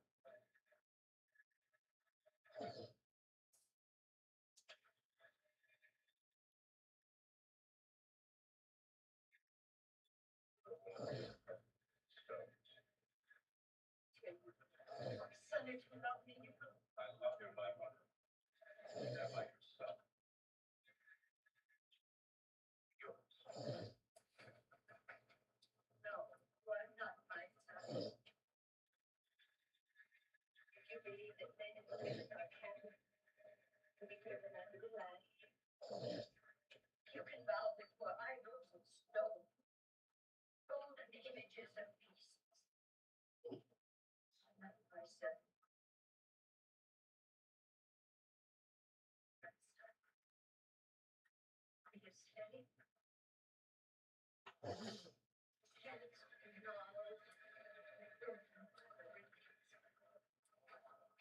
His back scarred from the taskmaster's whip, but in his heart was burned the spirit of living God. Does God demand this card back, broken hands, the price of his favor? God, Lord of the hopeless, his sinless horns, have mounted to the sun on golden wings, belong to me. Never fear it to send it to all those who love you. Unless you have no other. You swear in the name of this God that you are not my mother. Do not even know his name. In my eyes, tell me you are not my mother.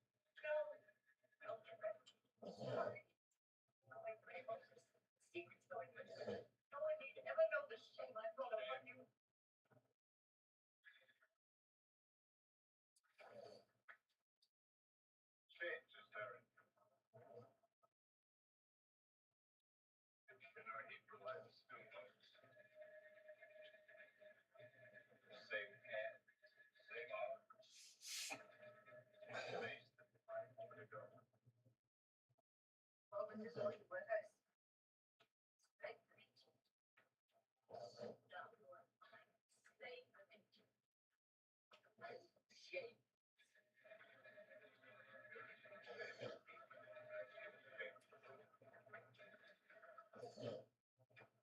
The race with Britain.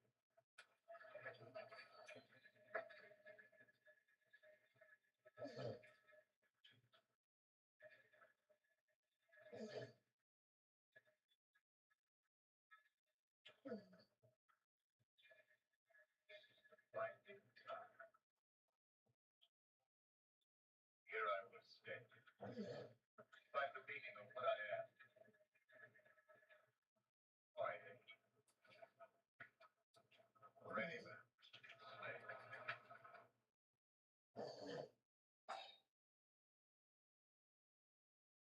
Put back your things, you are not leaving.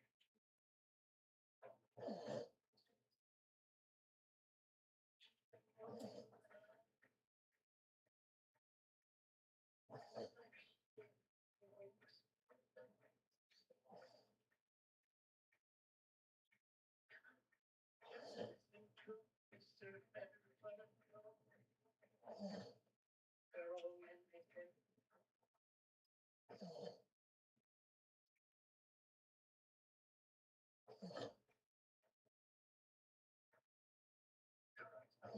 All that shapes my way.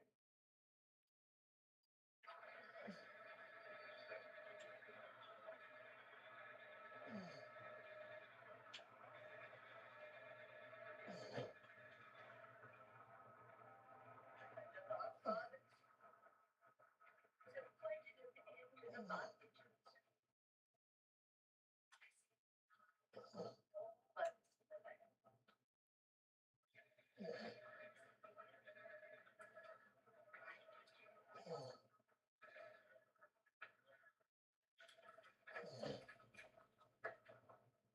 Thou shalt not muzzle the ox, and treadeth out the corn, making straw for the bricks of Egypt. Nor spare the arm, and endlessly winnow the grain into wind. Separate the wheat from the chaff. Wheat borne stolidly on the backs of countless slaves, and the heavy laden Nile boats, the teeming shore. Endlessly they flock beneath the sheaves of wheat, and endlessly return for more. A golden harvest to the thresher. The grain saved to feed the master. Bitterness to feed the slave. And to feed the brickbats, straw, carried on the bowed backs of women. Down into the never-ending valley of toil and agony, stretching mile after mile. An inferno of mud-soaked bodies, where the treader's feet churn clay and straw into the mixture of the Pharaoh's bricks. And everywhere the lash of watchful taskmasters, ready to sting the backs of the weary. Blades chopping straw. Mattocks chopping clay. A ceaseless cycle of unending drudgery. From the mixing feet of treaders to the pouring hands of brick molders moves the constant stream of mud. The lowly sea of tall cities. Day after day, year after year, century after century. Bondage without rest, toil without reward. These are the children of misery, the afflicted, the hopeless, the oppressed. And he went out unto his brethren, and looked on their burden.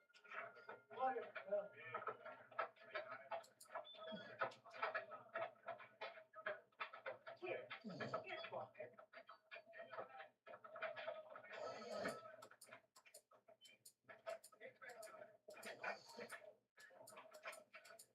Our dance, you two old man. We've been dancing for 400 years. 3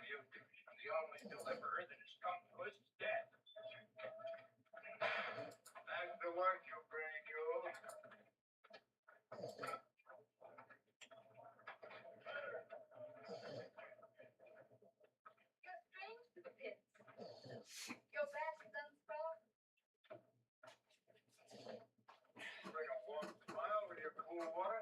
I smiled for its own kind. The water. Thank you. Your voice is not strange. One of many who thirst. You there. Come here. I spoke the master goat. Call me or you? You, water girl. I'm thirsty. Did not take for water.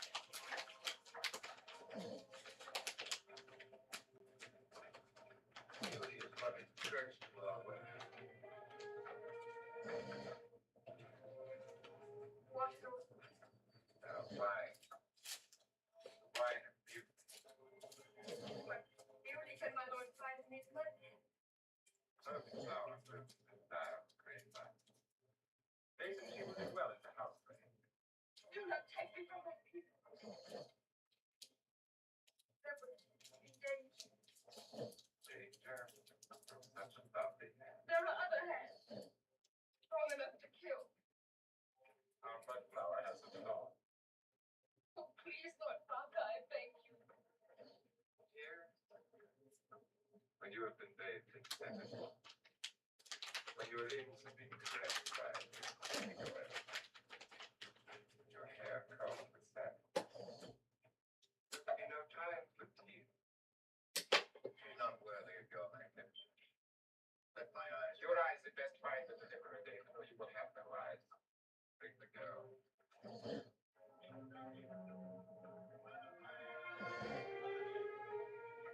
May the hand of God strike you.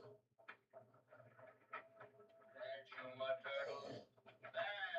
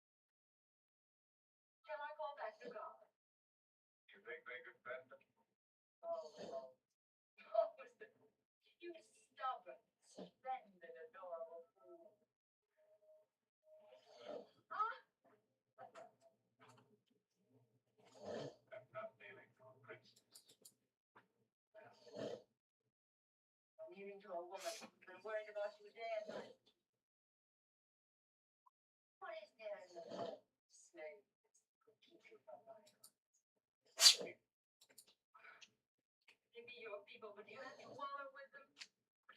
Smell like If they are stained with the blood of slavery, they reek with the stench of injustice. you want to help your people.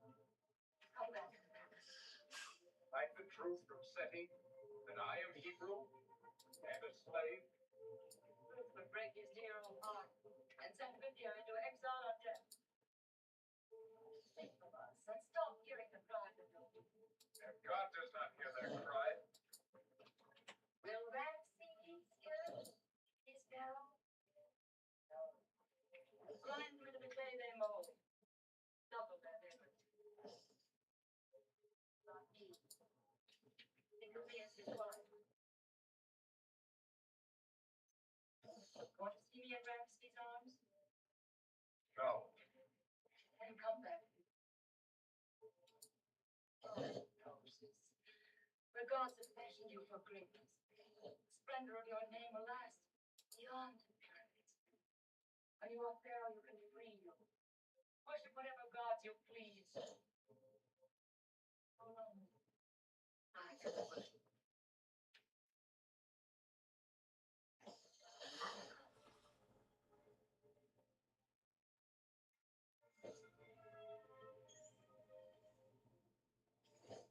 Come to you, Alice, on the day of Seti's jubilee.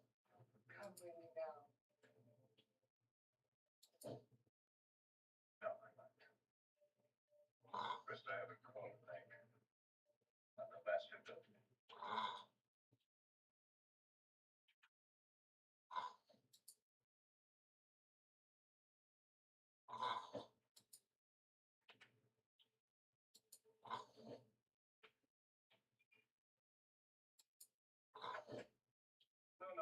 No. Not red with the temple down.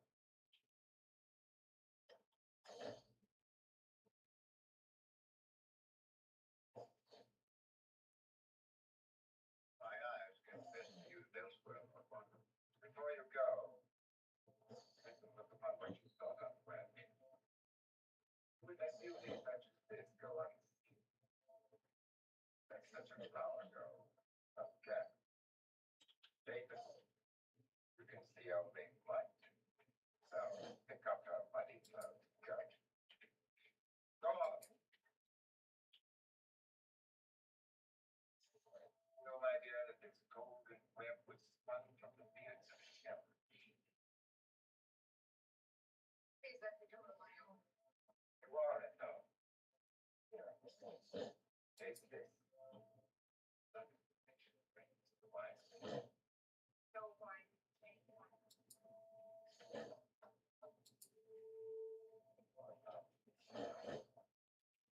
Let's fly the chariot out! The chariot out. Guards! Guards! Take over to the room. Take charge. Guard that. Put on the chariot! Clear the house!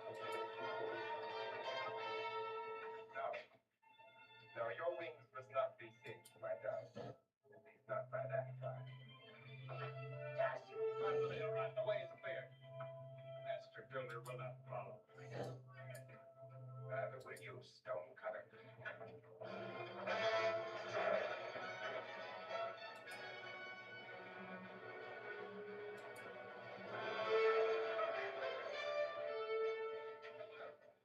Right in between the columns.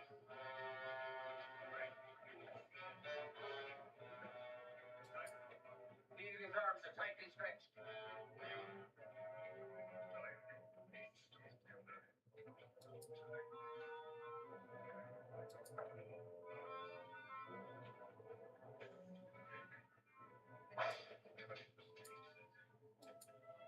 Now go after the girl. Don't come back without her.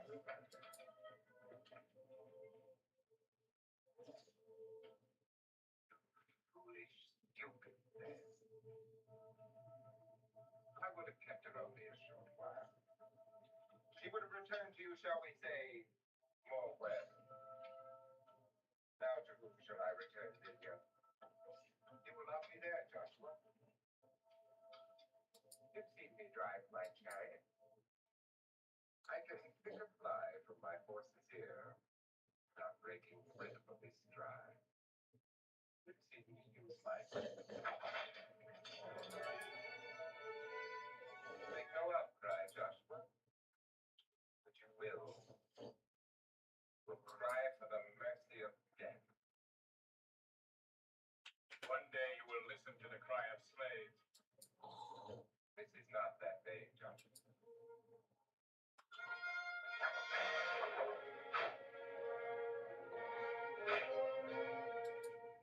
You hold your tongue almost as well as I hold my temper. The pity to kill so strong a stone cutter. Death will bring death, Baka. Who are you? One who asks what right you have to kill a slave. The right of a master to kill you or any slave. Kill me, Master Butcher.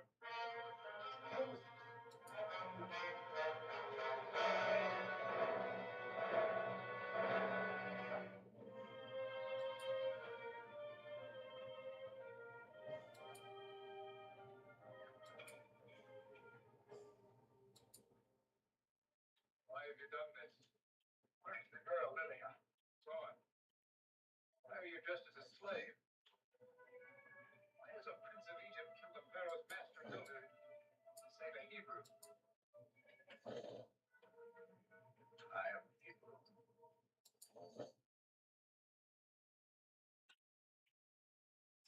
Son of Abraham. 400 years we've waited. Pharaoh's soldiers won't wait so long. The Almighty has heard our cries for bondage. You are the chosen one. I know nothing of your God. He knows you, Moses. He has brought you to us. You cannot turn your back upon it. He will deliver us. Finger of God points the way to you.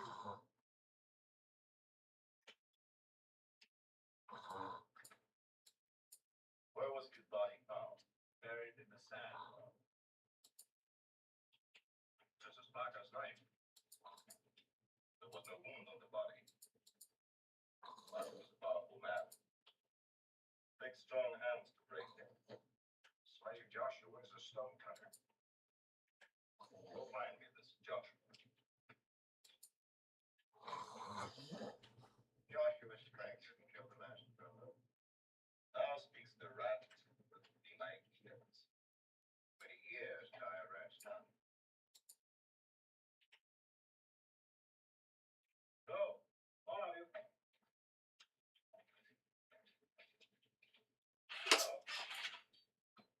Kill him. I'm a poor man, Governor's mother. But I bring you worth much.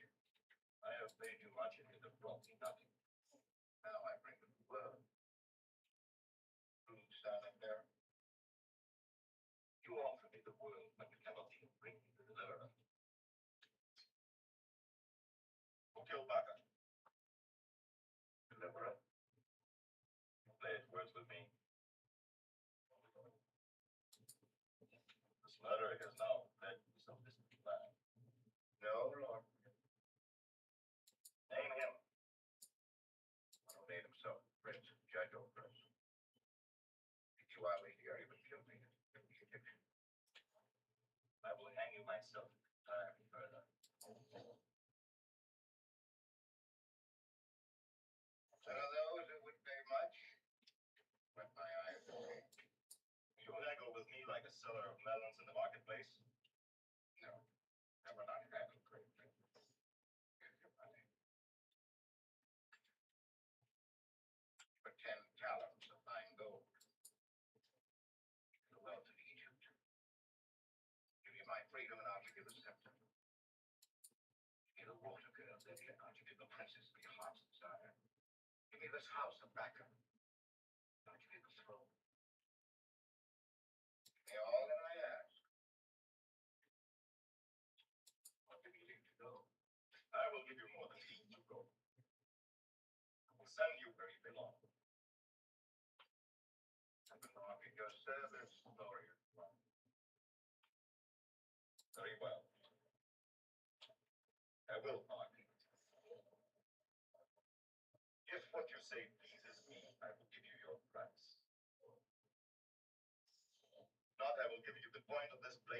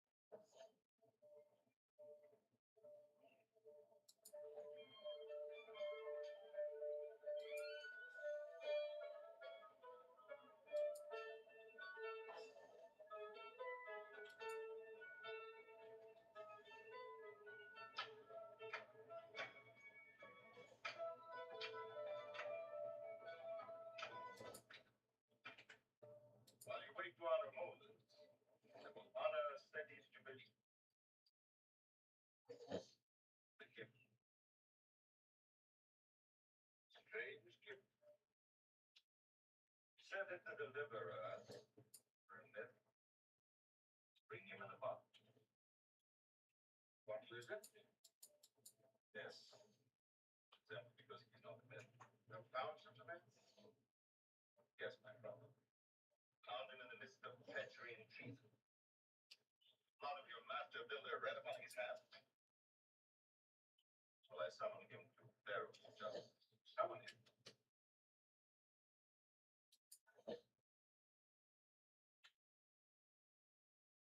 Bring the Hebrew in.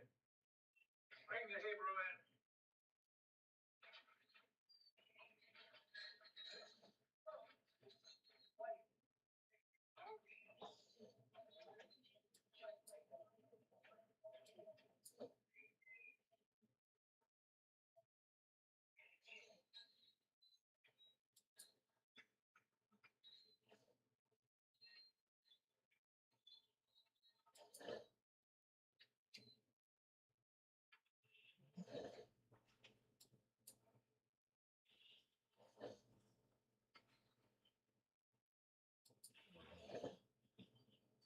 Great Pharaoh, I stand in the shadow of your justice. Whose work is this? To warn you of his treason, my brother. Judge now. I spoke truth. Evil star foretold, destroyer of Egypt, deliverer of slaves. Prince of Egypt? Not a prince of Egypt. Not the son of your sister. The son of Hebrew slaves.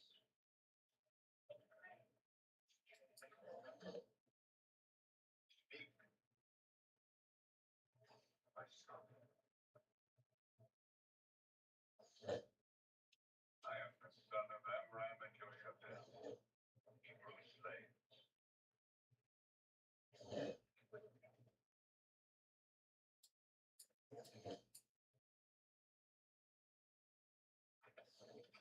Brother, it was I who deceived you, not Moses.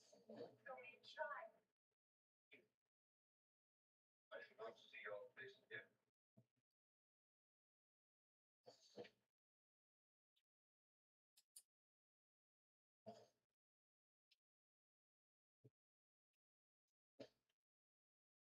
Moses,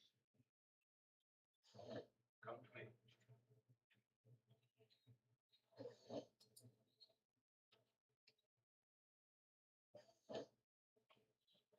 I do not care who you are or what you are or what there is there. But I want to hear from your own lips. Do not leave these people in revolt against me. I will. I have not disobeyed. It would take more than a man to lead the slaves from my people. Take a God. But if I could free them, I would.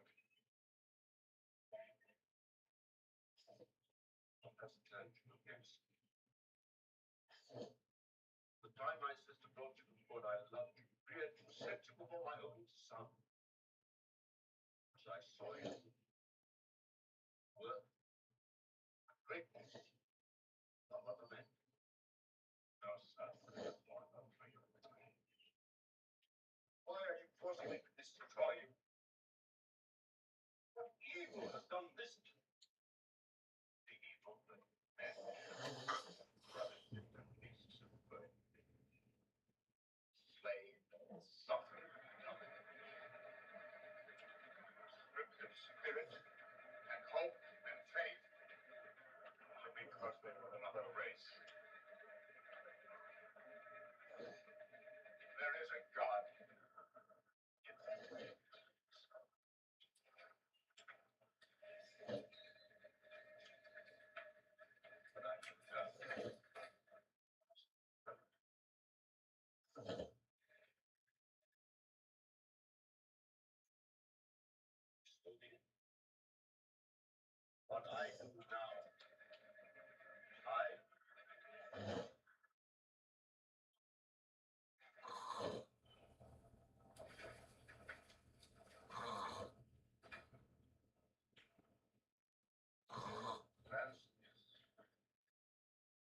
didn't tell me more.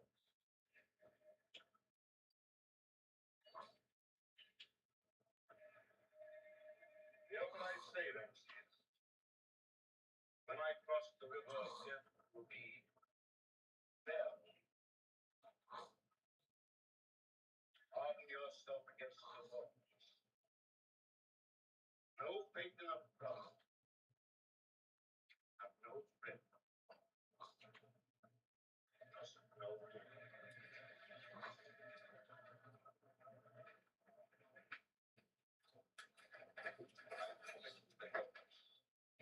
Nothing more.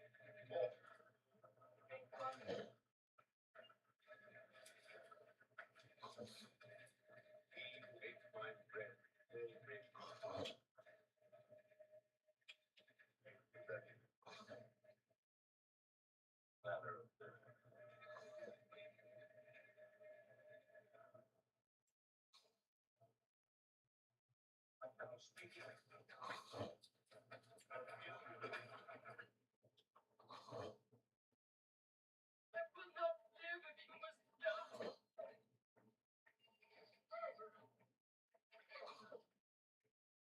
Defeat of a Hebrew slave. It's not the right place for the next queen of Egypt.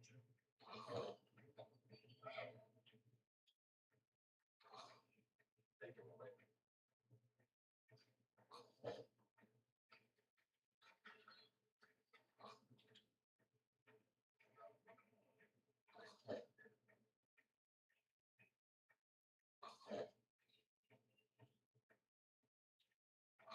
That the name of Moses is taken from every book and cabinet.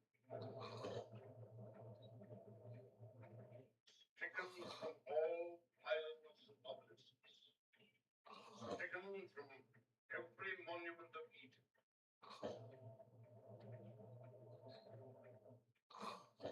That the name of Moses,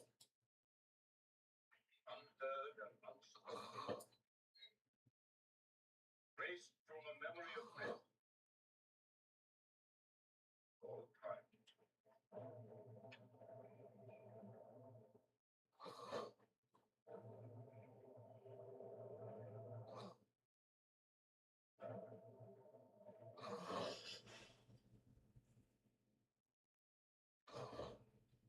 So, Moses, as I will possess all. You think when you're in my arms, only this faith that you will be mine.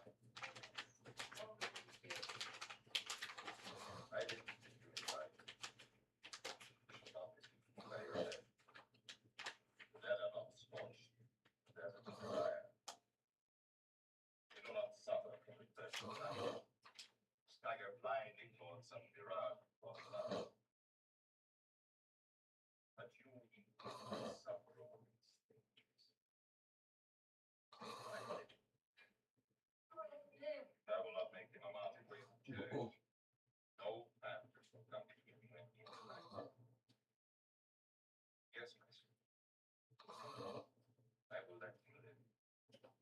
Dead will only possess you. Where I send him, there is no return. You'll never know. He has found forgiveness with another wicked one.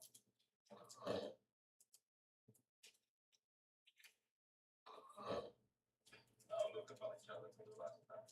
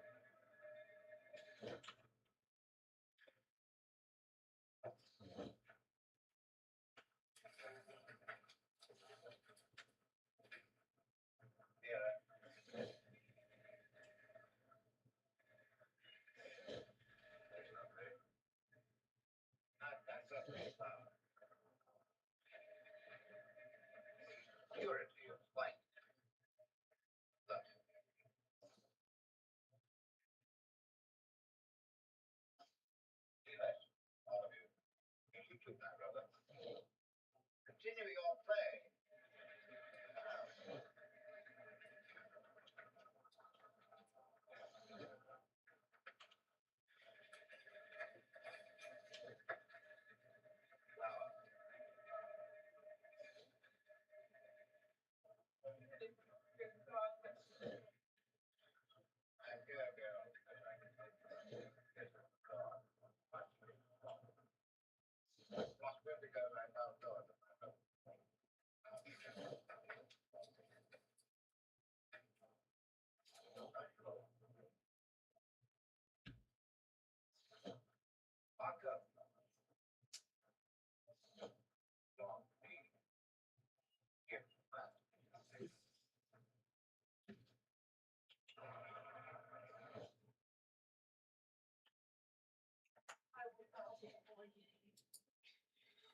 I will work my hands raw.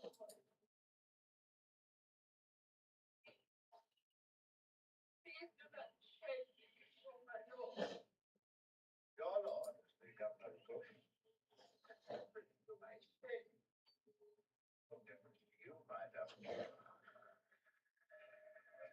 Damn slave, my son. It makes a difference. Death on the fight. And life.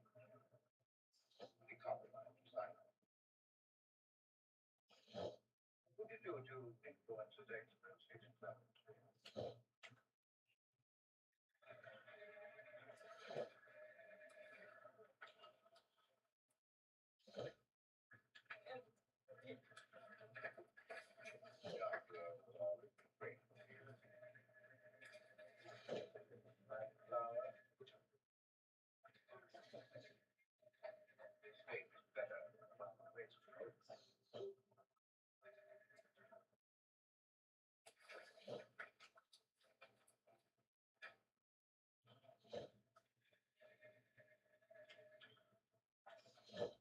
Slave will be king.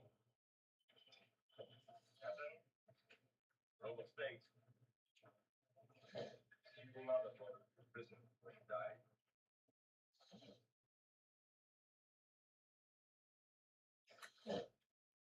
I'd rather this. Was there need of a scepter? With his body.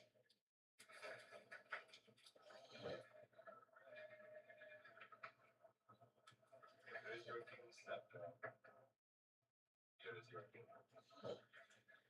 The small king, Abra, Elizabeth. Be them.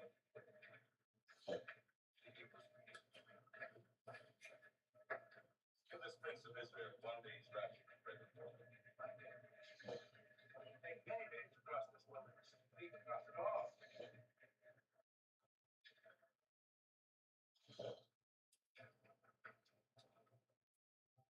I command you to your king of God. There's no name. You died with by his hand. Of my mind.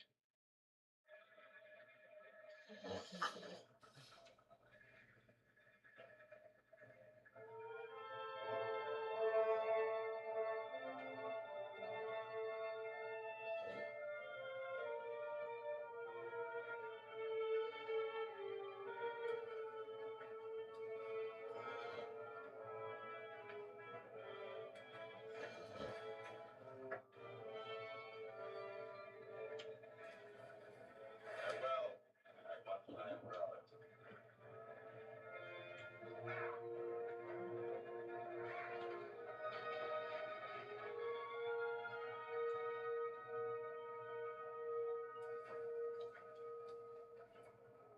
Into the blistering wilderness of Shur. A man who walked with kings. Now walks alone. Torn from the pinnacle of royal power. Stripped of all rank and earthly wealth. A forsaken man. Without a country. Without a hope. His soul in turmoil. Like the hot winds and raging sands. That lash him with the fury of a taskmaster's whip. He is driven forward, always forward, by a God unknown, or a land unclean.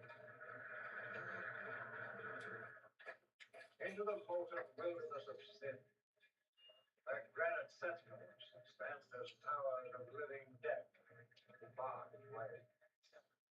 Each night brings the black embrace of loneliness. The mocking whisper of the wind, he hears the echoing voices of the dark.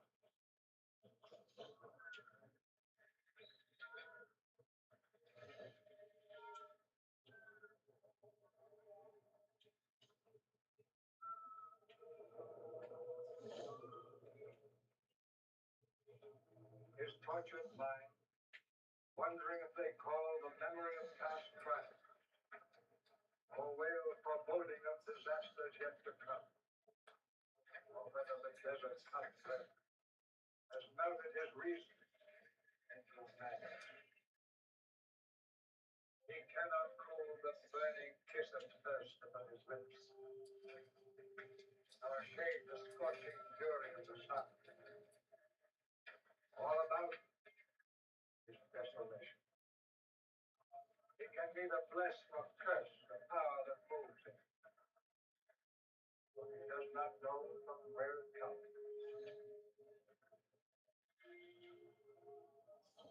Learning that it can be more terrible to live than to die, he is driven on through the burning crucible of desert, where holy men and prophets are cleansed and purged for God's great purpose. Until at last, at the end of human strength, beaten into the dust from which he came, metal is ready for the Maker's hand.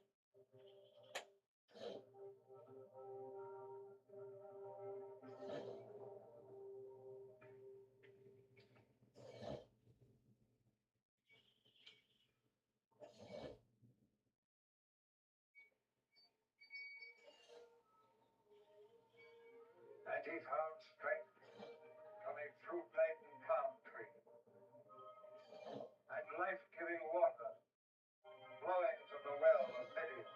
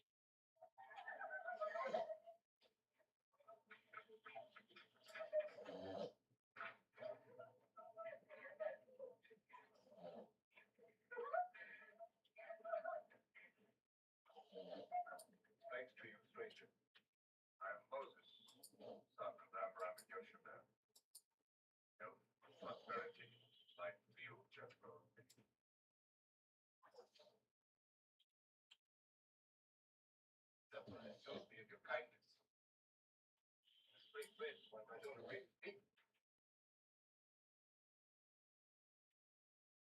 Come on.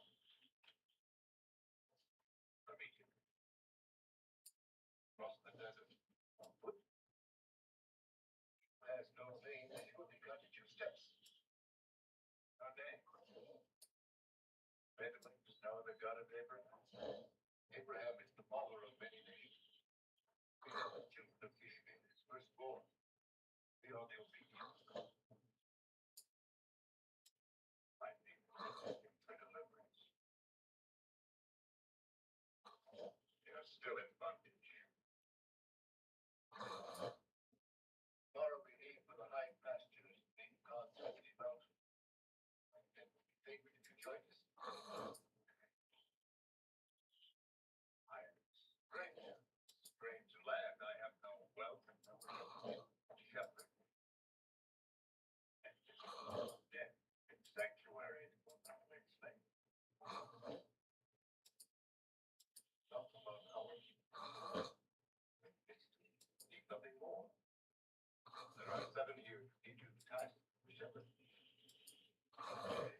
That is the eldest. And learn best from her.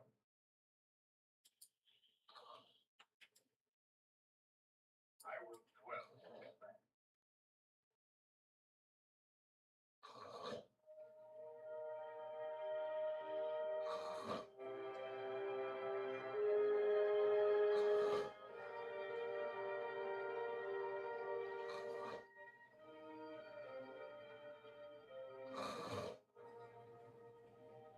Baby sleeps. Even there's no name. Could God live on this mountain? Finite is hiding. If this God is God, would live on every mountain, in every mountain. Not me, only God, Israel, Ishmael alone, for all men. He said he created all men in his image. Well, in every heart, every mind, every soul.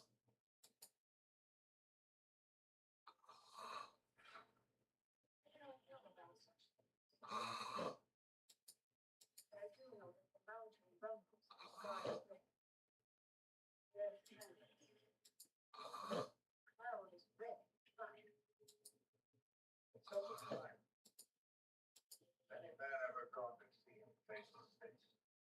No man has ever set foot on it. You want to see me? Know that he is. If he is, to know why he is not perfect pride of the slave of his mother. Houses. How many of my people have died because he's turned away? Can a man judge God? No, Moses. Cannot see his whole purpose. But Ishmael did not know that God broken into the desert with the father of Ishmael. But not enough to know that to save him from Pharaoh's anger. How do you know that? God practices. Fight like a warrior. There is word in the caravans of a great group.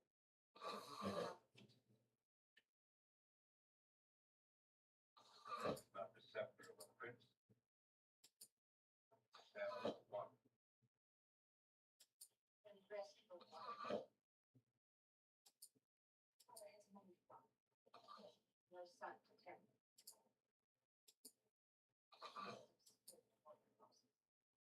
Mountains. Leave the whole mountain. You have strong faith, God, sir. Don't be spirit. I hear the word of God. God himself.